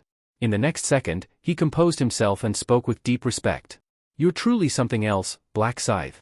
I wouldn't even dream of taking on that creature myself, let alone solo. He gave a sincere bow. Thank you. You didn't just defeat the monster, you saved our lives doing it. I'm not in the habit of letting people die when I can help it, Ryu Min replied simply. Yango hesitated, then asked, did you know it was going to appear? Ryu Min didn't feel like going into the mechanics. After clearing the regular orcs, a mid-boss typically shows up. Nothing unusual. With that, he turned, ready to move on. My business here is done. I'll be leaving now. Understood, Yango replied, bowing again. Thank you once more, Black Scythe. Safe travels. Ryu Min was about to walk off when he overheard a voice behind him. Let's go hunt. Seeing Black Scythe fight lit a fire in me. Their morale had clearly skyrocketed. But before they could move, one of Yango's comrades suddenly collapsed to his knees with a pained groan. Mangy. Yango rushed over in alarm. What's wrong? The injured man clenched his teeth. I can't go on. My body's at its limit. You said you were fine earlier. I said that because I was worried about you, Hyungnim, Mangy rasped. But now I can't keep up. Yango gritted his teeth, panic settling in. You have to endure. If we can survive until the round ends, we'll get healed when we return. Mangy weakly shook his head. You know it too. If we don't meet the 300 kill quota, we vanish. There's no second chance. I don't have the strength to keep fighting. Please, just leave me behind. A heavy silence fell. Ryu Min stopped walking. Yango, usually composed and reliable, was clearly rattled. You can still swing a weapon, right? We'll soften up the orcs, just finish them off. That should count. Mangy looked at his brother, eyes heavy with guilt. But if you focus on helping me, none of you will get enough kills. I'll drag everyone down. I don't want to slow you down, Mangy murmured, voice trembling with fatigue. Please, just go. I don't want you to see me like this. Zhou Yong's face twisted with helplessness as he crouched beside his injured comrade. No, he said firmly, shaking his head. I can't leave you like this. You're losing strength by the minute. How could I possibly turn my back on you now? From a few paces away, Ryu Min paused and narrowed his eyes, watching the exchange. He hadn't expected this reaction from Zhou Yong, the famed mercenary king, known for leading vast battalions with unwavering resolve. To see him so visibly distressed over one injured man was surprising. If it were Ryu One lying there like that? Ryu Min thought silently, recalling his own brother. He would have reacted the same. That moment of empathy led him to a decision. Looks like you're in a tough spot, Ryu Min said as he stepped forward, addressing the group. Mind if I take a look? Zhou Yong and the others turned toward him with expressions of confusion and uncertainty. Ryu Min's unexpected offer was met with silence, their hope tempered by skepticism. In their minds, there didn't seem to be any way to save Mangy now. Is there really something you can do? Zhou Yong asked cautiously. Ryu Min didn't answer with words. Instead, he knelt beside Mangy and examined the injuries. These are serious, he said, but not beyond repair. He placed a hand over the worst of the wounds and began to chant softly, words unintelligible to the others. Then, a soft green light radiated from his palm, bathing Mangy's battered form in a calming warmth. The group watched in stunned silence as the bleeding stopped and the wound visibly closed. The astonishment was palpable. Mangy looked down in disbelief, his mouth opening but no words coming out. "It's gone," he finally whispered, pressing a hand over the newly healed skin. "Even the pain, it's just gone." "That's right," Ryu Min replied calmly. What the others didn't know was that the healing he'd just performed had technically exceeded the skill's intended capabilities. Though the skill, First Aid, was categorized as a basic one, Ryu Min's intelligence stat, bolstered to an impressive 123, and the bonus 32% skill amplification from the rune, had turned it into something far more potent. Normally, the skill would only treat light injuries or stop bleeding, but in his hands, it could even mend a dislocated shoulder. "Try moving your arm," he instructed. Cautiously, Mangy rolled his shoulder. As the pain failed to return and his mobility returned, his eyes lit up in joy. "It works. I can move again. It doesn't even hurt." "Don't get carried away," Ryu Min warned. "It's an emergency patch-up, not a full recovery. Push yourself too hard and the injury could reopen. But for now, you should be able to fight without issue." "Black Scythe, thank you. I owe you my life," Mangy said with heartfelt gratitude. Jo Young stepped forward next, bowing slightly. "I'm deeply grateful. I can't thank you enough for saving one of my own." He opened his inventory and took out a crimson mana stone, low tier, but still valuable. The rest of the party followed suit, producing items from their own pouches. Some offered mana stones, others, spare equipment they'd intended to sell. Jo Young extended the items toward Ryu Min. "This might not be much, but please accept these as a token of our appreciation." Ryu Min raised a hand, intending to refuse. "That's not necessary." But before he could decline further, the gifts were already in his hands. "It's not about the value," Jo Young insisted. "You gave our friend hope when we had none. Whether you accept the gesture or not, know that I won't forget this favor. Someday, I'll repay the debt." In that moment, Ryu Min realized he'd gained more than gold or loot. He'd earned the trust and gratitude of the Mercenary King, a man whose strength would one day prove crucial. "I was going to pick up a basic skill anyway," he thought to himself, but this turned out to be an even greater return than expected. This encounter was bound to leave a lasting impression. Before parting ways, Ryu Min looked at Jo Young's group and said calmly, "Well then, take care.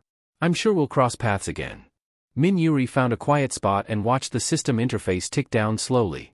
Time until round ends, 8 hours 55 minutes and 15 seconds. Main quest progress, orcs defeated, 0/300.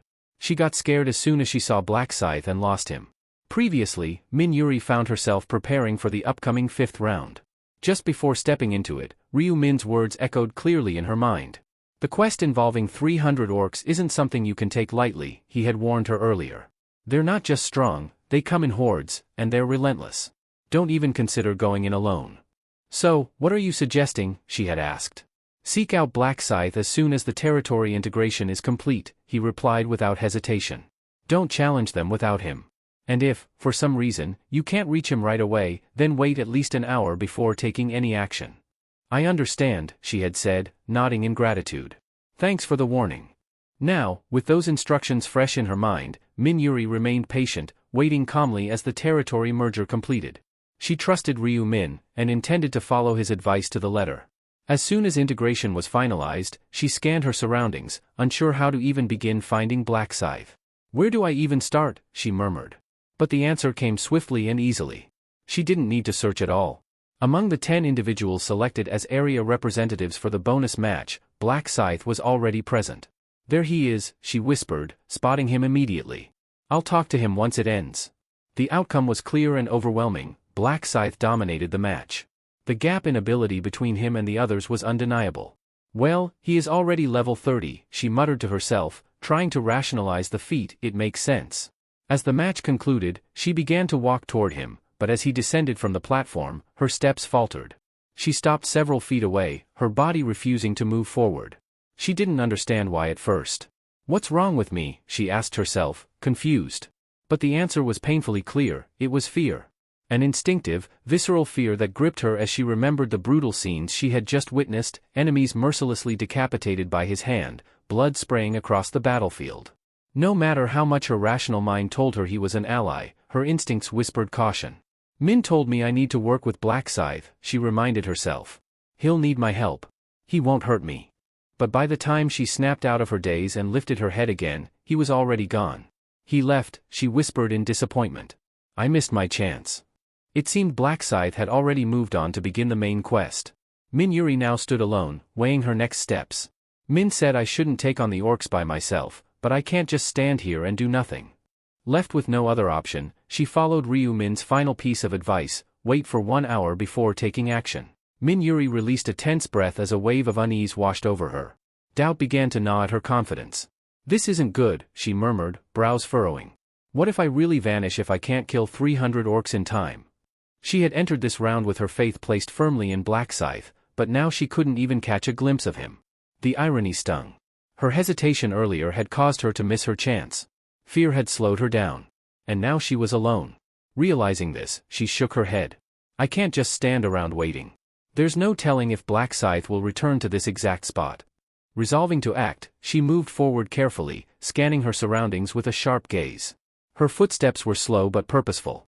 She didn't know where he had gone, but she had to try. I think he might have gone this way, she speculated, glancing down a well-trodden path that stretched through the trees. She followed it, one cautious step at a time. Roughly 10 minutes later, she spotted a faint silhouette ahead, structures in the distance, crudely built and worn by time. From their design, it was obvious, an orc village. Spikes, wooden barricades, and crude tents sprawled around the area. Could he be inside? She wondered aloud, but immediately shook her head. No. That's too reckless. I can't charge in blind. Just as she decided to pull back, her heart dropped. A rustling in the underbrush. A low growl. From the trees beside the path emerged the last thing she wanted to see, an orc. It looked exactly as she remembered from the briefings and the game-like system, green skin, brutal build, and rage-filled eyes. A battle axe rested heavily in its hand, and the creature snarled before charging straight at her. Min Yuri's heart raced. This isn't what I wanted. I was trying to avoid this. But retreat was no longer an option. With no time to lose, she activated one of her core support skills, Bless. A golden light shimmered over her body, amplifying her stats. Her agility, the primary attribute she had poured points into, jumped from 24 to 36. Even her strength, though lesser in focus, rose from 12 to 18. Drawing the gleaming rapier she had received during her class advancement, she readied herself. The blade, light and precise, suited her fighting style perfectly. Fortunately, she had a few things going in her favor. First, the orc was alone. No backup, no ambush, just a direct confrontation. Second, and more importantly, she remembered Ryu Min's advice, orcs are bulky and muscular, but their necks aren't as well protected. That's your best target in a fight. Recalling that tip, her confidence began to build. If she stayed calm, if she focused, she might just pull this off. The orc roared and closed the distance fast, lifting its axe high and bringing it down in a brutal arc aimed straight for her shoulder. Min Yuri's eyes narrowed. The orc's axe carved a deadly arc toward Min Yuri's shoulder. But her reflexes kicked in just in time. She twisted her body, narrowly avoiding the brutal swing.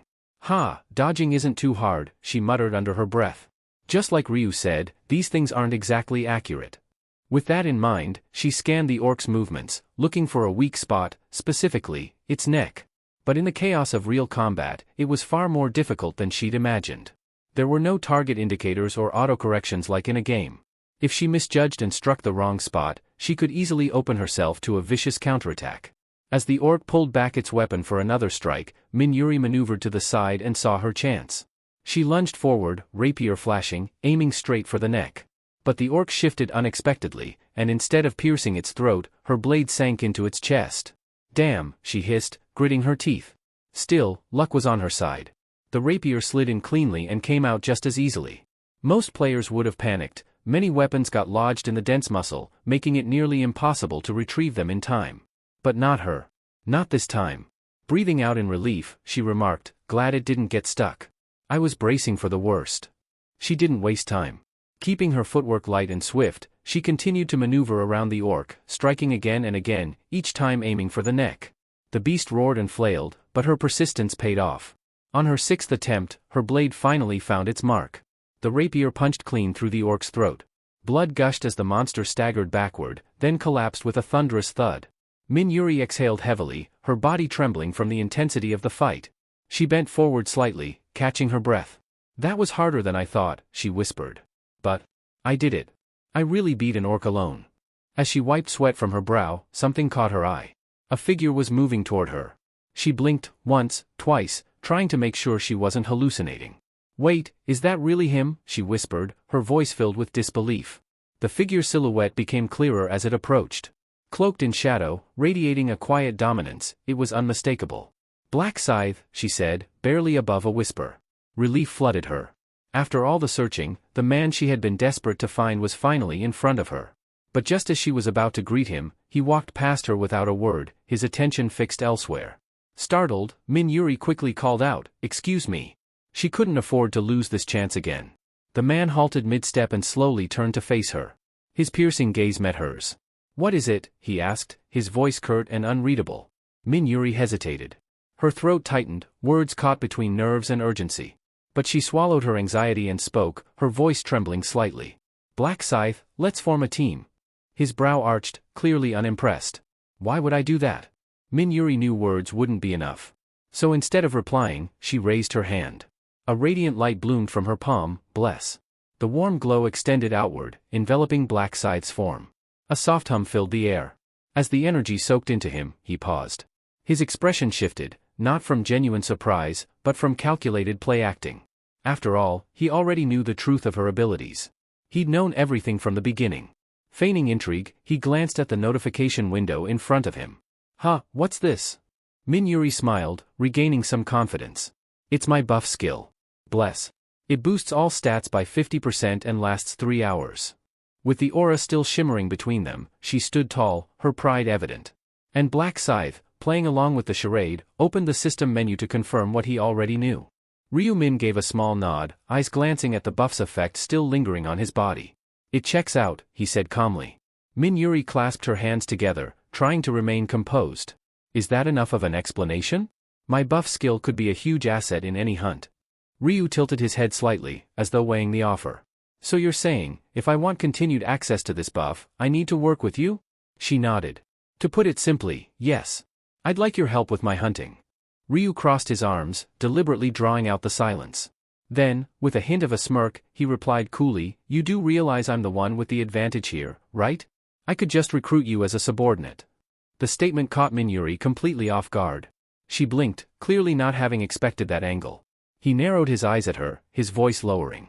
"Are you the kind of person who would betray a partner?" "Of course not," she quickly answered. "Good," Ryu said, finally relenting. "Then we'll try this partnership out." His tone softened just slightly as he added, "Since we're going to be cooperating, let's at least introduce ourselves.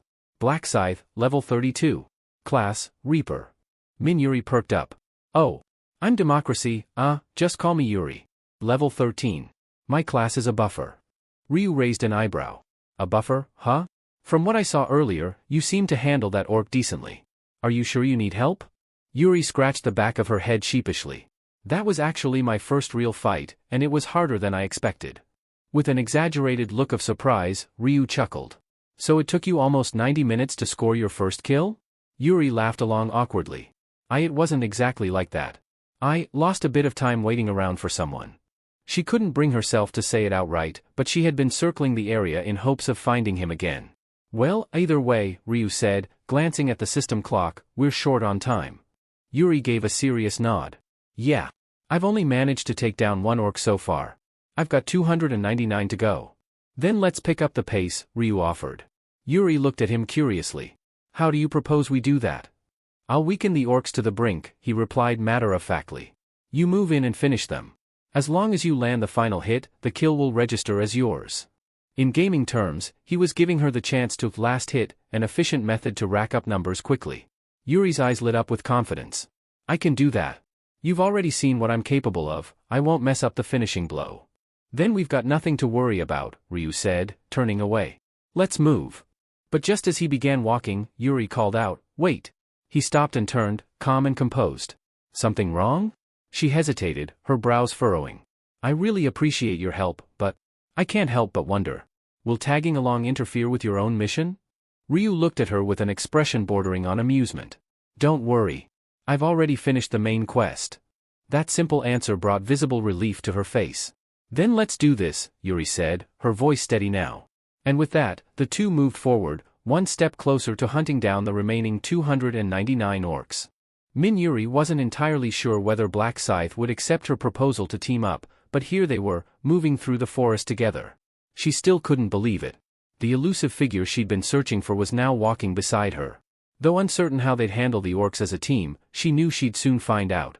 Their walk hadn't lasted long before danger emerged. 3 orcs stomped into view, snarling as they caught scent of the 2 humans. Yuri immediately took a step back and raised her rapier in a defensive stance, her nerves flaring. Just as she prepared to face them, Min calmly extended his arm in front of her. "Hold up," he said coolly. Without waiting for a response, he advanced. His scythe arced low with a fluid motion, the blade slicing through the air with terrifying speed. Thick green legs were severed effortlessly, the orcs crumpling to the ground as their massive upper bodies crashed into the dirt. Then, with a second swing that moved faster than Yuri could follow, Ryu's scythe carved through the air again. This time, it was their arms that were cleaved from their bodies. All 3 orcs, now reduced to head and torso remnants, writhed in pain and let out tortured howls.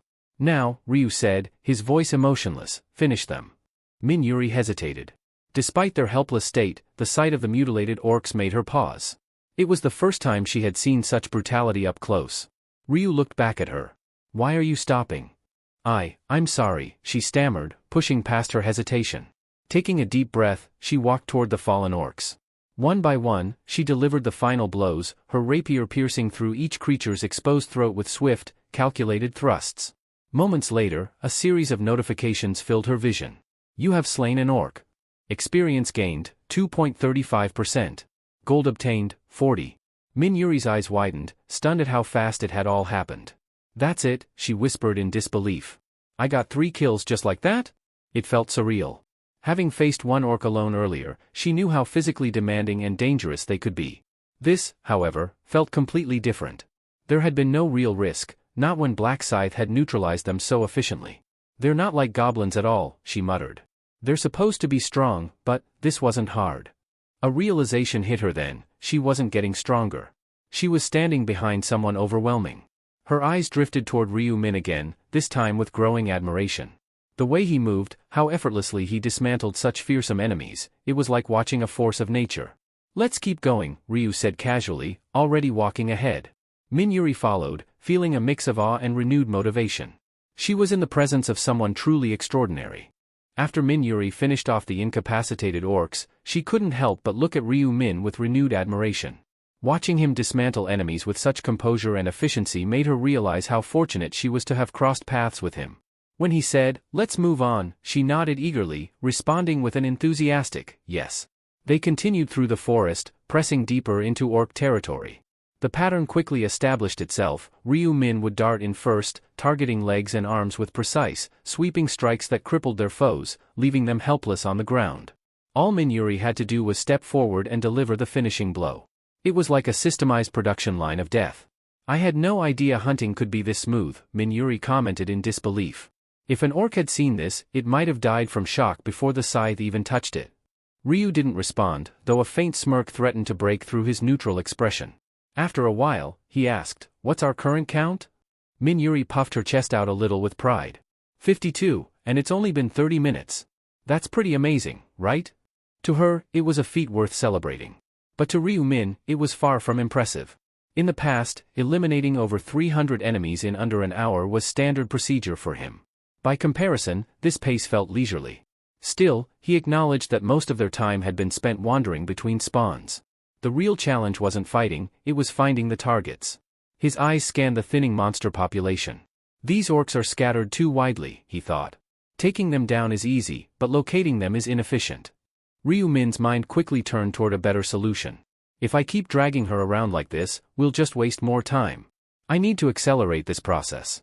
But if I take Yuri in a orc village, it could be dangerous for her. I can't fight and protect her at same time." He remembered the orc shaman.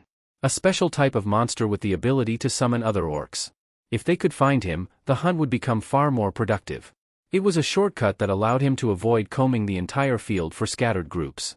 Coincidentally, their current route naturally aligned with the direction of the shaman's lair. It was a perfect opportunity. They pressed on. Along the way, Yuri's spirits stayed high. "At this pace, we might hit the 300 mark within 3 hours, she said brightly. Ryu glanced sideways at her. 3 hours? That's too long. We'll finish it within 1. She blinked in confusion. 1 hour? Did I hear that right? Yes. Under an hour, he confirmed without a shred of doubt.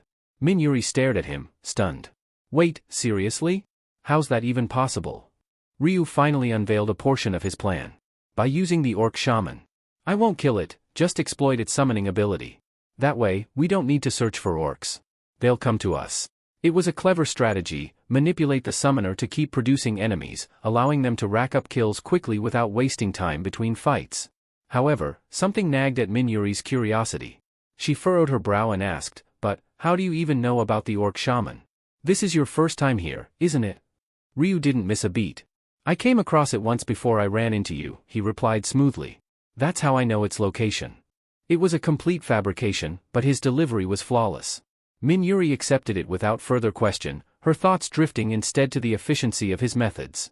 So that's how he does it, she murmured to herself, eyes gleaming with admiration. And so, the two of them advanced toward their next objective, a single goal in mind, to crush the quota in record time. Min-Yuri found Ryu Min's explanation convincing enough to ease her concerns. Then, with a steady voice, he assured her, I'll make sure nothing puts you in danger. His calm confidence made her heart stir slightly. Her initial surprise faded, replaced by a soft smile. You're more thoughtful than I expected, she said, almost playfully. Maybe that old saying is true, you don't really know someone until you've spoken with them. Before long, the pair reached a secluded village nestled in the wilderness.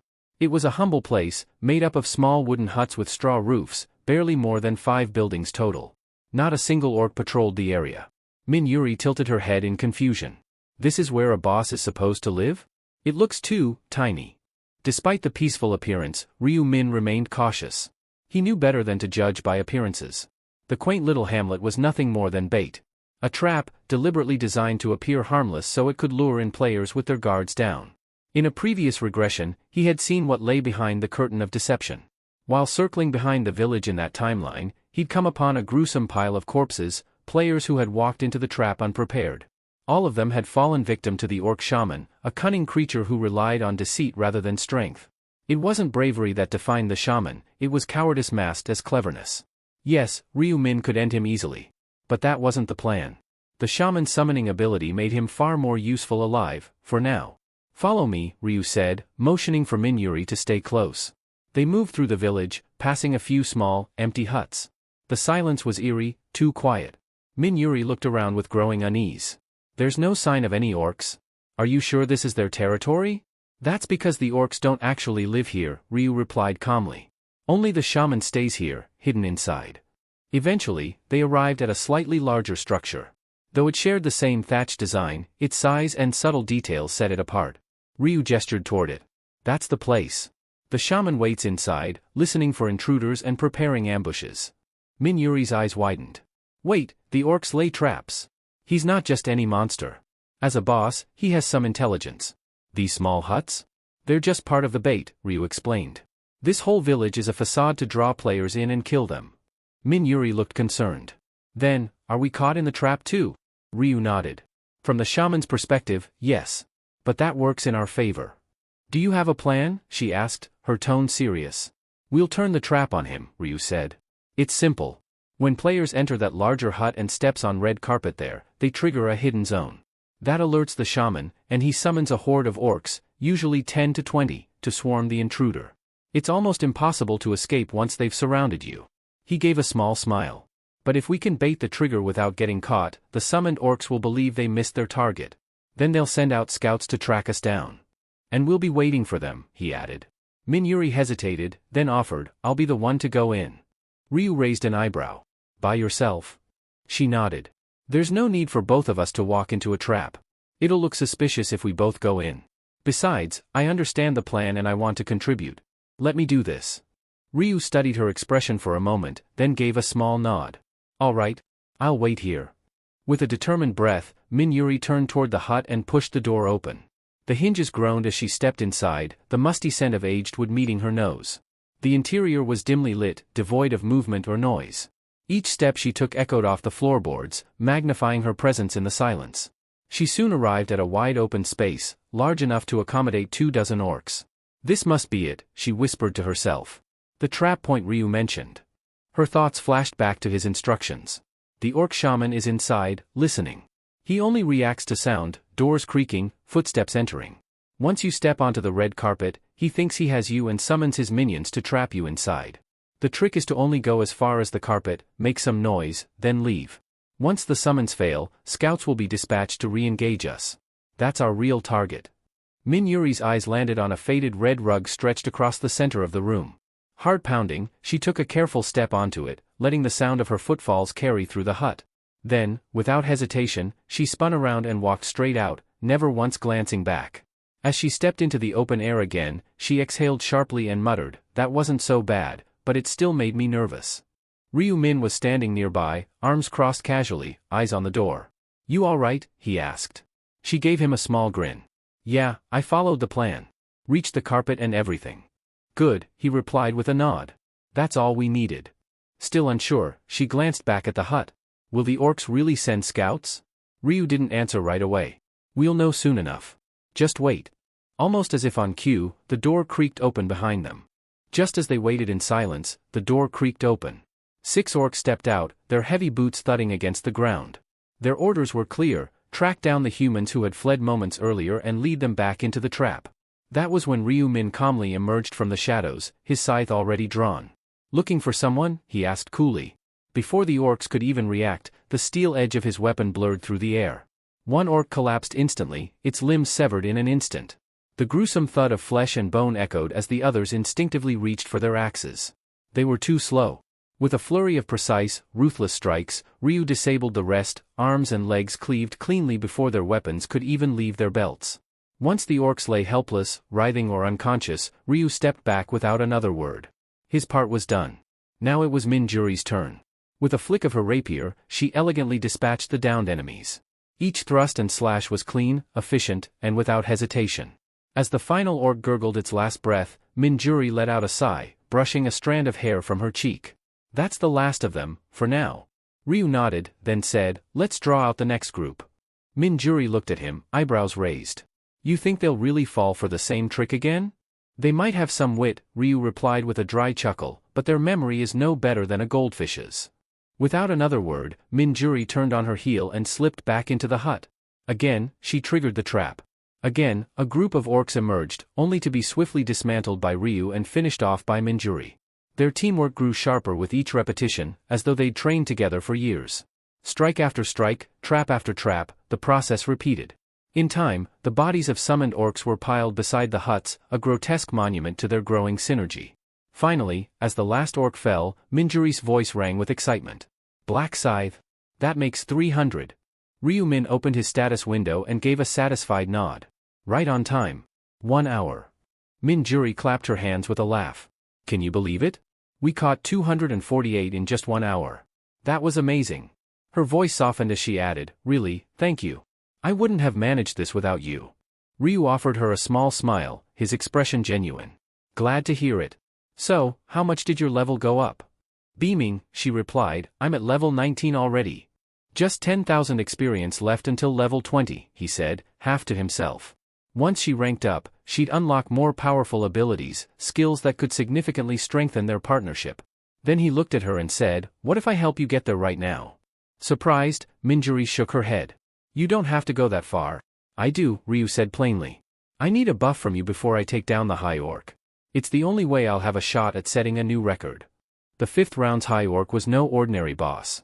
It was an elite enemy, dangerous enough to rival a mid-tier boss, and under stricter kill conditions. Time was critical. If he wanted to beat the record, everything had to be perfect, including having the right support. But before he could explain further, Min Juri lifted a hand gently to stop him. "You've already helped me so much. You don't need to do more." Ryu arched a brow. "So, are we done hunting together?" "What? No," she replied quickly, almost flustered. "After everything you've done? I wouldn't dream of walking away now. This time, I'll be the one helping you." He smiled. "Then help me by reaching level 20. Let me handle the rest until then." She didn't respond immediately. Instead, she stood in thoughtful silence. There was no irritation in her eyes, only quiet contemplation. She glanced at him and murmured inwardly, "I can't believe someone like Black Scythe is looking out for me like this." Finally, she looked up at him with a soft smile, grateful, touched, and more determined than ever. "All right.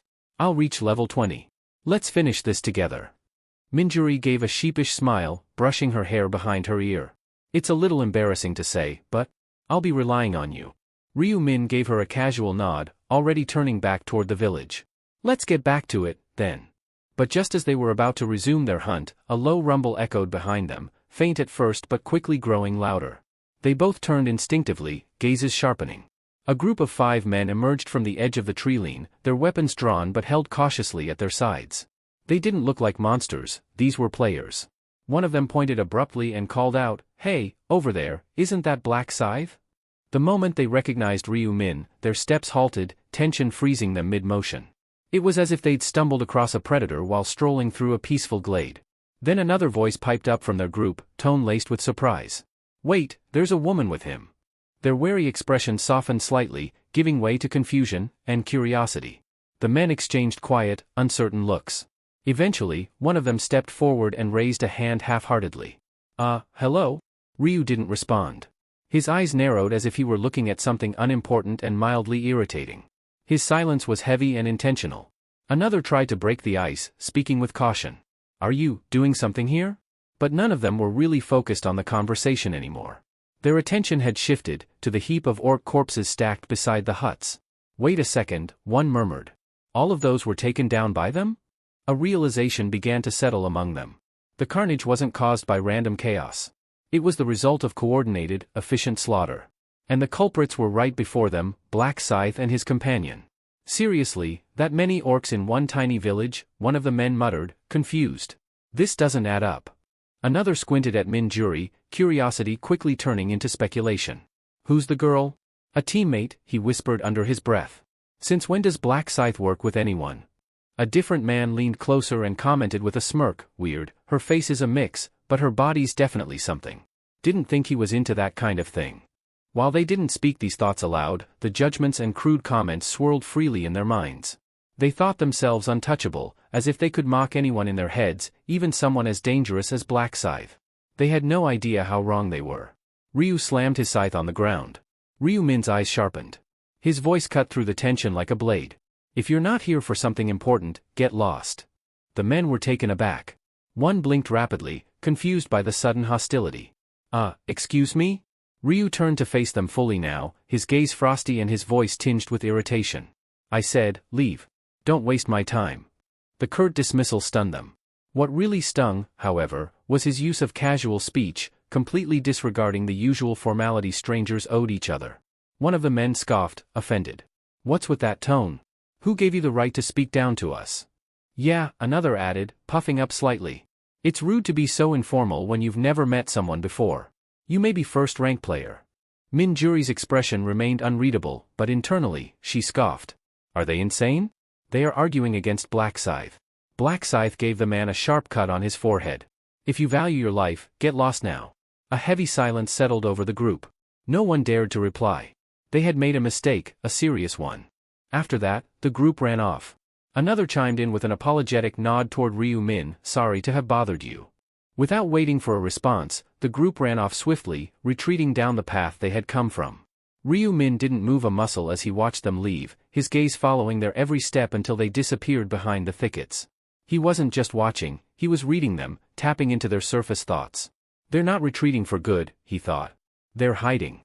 Observing. They're curious about my methods, especially the way I've been handling the orcs."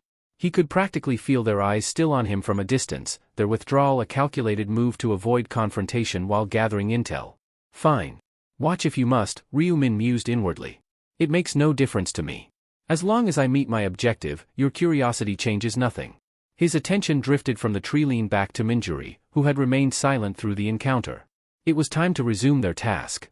"I should deal with the boss soon," he muttered to himself. "But first, I'll make sure Minjuri reaches level 20. Turning to her, he said, "Let's get back to it." However, Minjuri didn't move immediately. Instead, she tilted her head and looked at him curiously. Minjuri stared at him for a second longer, then slowly nodded. Ryu offered a small reassurance. "Don't worry about them. Let them waste their time watching. Just stay focused, we'll keep hunting." Meanwhile, further off in the woods, the 5 men who had been dismissed stood clustered behind a large boulder, partially concealed by brush. "I think we're far enough away now," one whispered. Another glanced back cautiously. "What now?" Are we just going to watch? A third gave a low chuckle. Of course. I mean, aren't you at least a little curious? Black Scythe isn't exactly known for letting others see how he works. I was wondering the same, another added. How did he manage to summon or attract so many orcs in one tiny village? The fifth member crossed his arms, eyes fixed on the direction they had come from. We keep our distance, observe from the shadows. If we're careful, we won't get caught. A smirk formed on one man's lips. Afraid you'll get squashed like one of those buzzing pests? Not even a little, he replied with mock bravado. Let's get closer. Driven by their shared curiosity and a reckless sense of daring, the group began inching forward, weaving through trees and underbrush, careful not to make a sound. There, he's still over there, one of them whispered as they approached a low hill. From their vantage point, they spotted the edge of a modest cottage nestled at the heart of the ruined village. And beside it, just as before, stood Black Scythe and his companion, ready to resume their grim task. From this distance, we should be safe from his detection, one of the observing men whispered, crouching low behind a bush. Their eyes stayed fixed on the scene ahead, where Ryu Min, standing outside the small thatched cottage, faced off against a fresh wave of orcs that emerged from the nearby shadows. Without hesitation, he moved like a silent reaper, his blade slicing through limbs with chilling precision. Severed arms and legs hit the ground with dull, sickening thuds, quickly forming a grotesque heap. And just as suddenly as it began, Ryu Min stepped back, as if signaling that his role was done. He stood there like a conductor whose final note had been struck, withdrawing from center stage. Watching in hushed awe, one of the men murmured, "Why isn't he finishing them off?" The answer came moments later when Minjuri dashed forward, rapier glinting in the light. She pierced through the weakened orcs effortlessly, ending their suffering with swift jabs. Another observer furrowed his brows. Is he helping her level up? What kind of tactic is that? A third one muttered, baffled. What's he trying to gain from this? It was hard for them to process. The Black Scythe, widely known as the top-ranked player, someone they had always associated with ruthless efficiency and solo dominance, was now taking time to assist a woman in grinding experience. The notion itself felt absurd. One of them scoffed under his breath, just what kind of charm does she have to earn that kind of treatment? They continued watching, feeling the weight of disparity.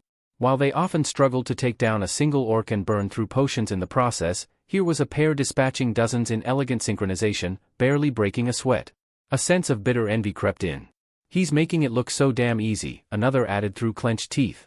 But as they continued watching, something else caught their attention, something more subtle. Hold on, one said, narrowing his eyes. Look closely at that woman, doesn't something seem off about her? One of the hidden men furrowed his brows and pointed quietly toward the cottage. Do you see that? He whispered. Every time she steps into that thatched house, the orcs come pouring out right after her. The others turned their attention toward the cottage, watching as Minjuri once again stepped out, trailed by a new group of snarling orcs. It had happened multiple times by now, not just once or twice. It was a consistent pattern. They follow her, he added, tone low and tense. Like moths to a flame. I've been keeping count, at least 30 have emerged so far. Someone else muttered, doesn't that seem suspicious? How could so many orcs be packed into such a tiny house? Another, glancing between the pile of slain orcs and the quaint structure they'd come from, made a grim deduction. If each of those corpses came from that single cottage, then we're looking at hundreds, maybe 300 or more. A third man ran a hand over his mouth in disbelief. It's not natural. The only explanation I can think of is, that place isn't just a building. It's a spawn zone. The group fell quiet as the idea sank in. That's gotta be it, someone eventually agreed. A hidden orc respawn point. It's the only thing that makes sense. Otherwise, this entire scene would be impossible. In the game-like world they lived in, areas that continuously regenerated monsters weren't unheard of. But finding one hidden within a nondescript village cottage? That was something else entirely. Then anger stirred among them. A frustrated voice hissed, so that's why they drove us off earlier. They didn't want competition for the spawn point. They're farming the orcs for themselves. Another slammed his fist into his palm. Bastards. They're hogging all the experience and loot. Though their fury simmered, they knew better than to confront Ryu Min head-on. As the Black Scythe, his power was unmatched, and his reputation brutal. Let's just wait, one of them finally said through clenched teeth. Once they clear out, we'll move in and take over. Simple as that. The others nodded reluctantly, each of them burning with resentment but lacking the strength to do anything about it. So, they hunkered down and waited, not realizing that this decision, to stay and watch, would end up sealing their fate. Back near the cottage, Minjuri was practically beaming. Her cheeks were flushed with excitement, and her grip on the sword was tighter than usual. "Black Scythe," she called out, eyes shining. "I hit level 20. It had taken her less than 20 minutes. A rapid ascent no ordinary player could hope to match. Ryu Min looked over at her with his usual calm. "Congrats." She nodded enthusiastically. "I even unlocked a new ability, Bless. Its effectiveness jumped up from 50 to 60%. Ryu raised a brow. "Can you try using it on me?" "Sure," she said with a grin. "Just a second." She raised her hand, and a warm, golden glow began to radiate from her palm. The light gathered, shimmered, then surged forward toward Ryu Min like a wave of divine energy. As it enveloped him, a translucent system notification appeared in front of his eyes. As the newly activated skill surged through him, a notification blinked across Ryu Min's vision. Bless, activated, all stats increased by 60%. Duration, 2 hours 59 minutes and 59 seconds. An emerald light enveloped his mind and body, flooding his senses with strength and clarity. It felt like being wrapped in raw, divine energy. Minjuri stepped closer and proudly announced, "That was my latest buff skill." She then raised her hand again, this time casting another spell. A wave of wind-like energy flowed from her fingers as she said, "This one's called Swift. It boosts both your attack and movement speed by 60%. Swift, activated, attack speed plus 60%, movement speed plus 60%. Agility increased by 40. Duration, 29 minutes and 59 seconds. Though its effect didn't last nearly as long as Bless, Swift was by no means trivial. A speed enhancement of this magnitude, even for half an hour, was a powerful edge, especially when coupled with a significant agility bonus. It wasn't just a buff, it was a combat accelerator, a true game changer. Ryu nodded in recognition. "That's a solid skill," he said, already calculating how it would shorten his kill times. "I'll keep it refreshed every 30 minutes, Minjuri chimed in cheerfully. "No need to worry about its short window." "Good. In that case, let's wrap up the grind here and go after the orc shaman next." Minjuri hesitated for a moment. "Isn't it still efficient to farm here? These orcs keep coming." "It is," Ryu admitted, "but we can't camp here forever. There are stronger bosses we need to take down. We move when the job is done." She looked up at him, eager. "Then, is there anything I can do to help when we fight the boss?" His voice grew sharp, more command than suggestion. "Don't get in the way. I'd rather you stay safe than become a burden." Minjuri wasn't offended. Instead, she smiled faintly, sensing the concern buried under his strict tone. "Got it. I'll be careful." Before heading toward the cottage again, Ryu Min took one final glance to the side, toward the 2 o'clock direction, without turning his head too obviously. A faint smirk crossed his lips. "They're still there," he thought. The same 5 men he had previously sent away were now crouching in the distance, thinking they were hidden. But they had no idea he'd sensed them long ago. The rune of inner thoughts allowed him to pick up faint traces of their intent and emotions, like reading whispers in the wind. "So," he mused internally, "they're still bad-mouthing us. Even now." He let out a silent exhale, not of frustration, but of resolve. He had already devised something, an improvised little lesson. A subtle test of character. A way to expose their cowardice and ill intent. With the corner of his mouth lifting ever so slightly in a sly grin, Ryu turned back to the cottage and pushed open the door. Minutes later, the silence shattered, literally.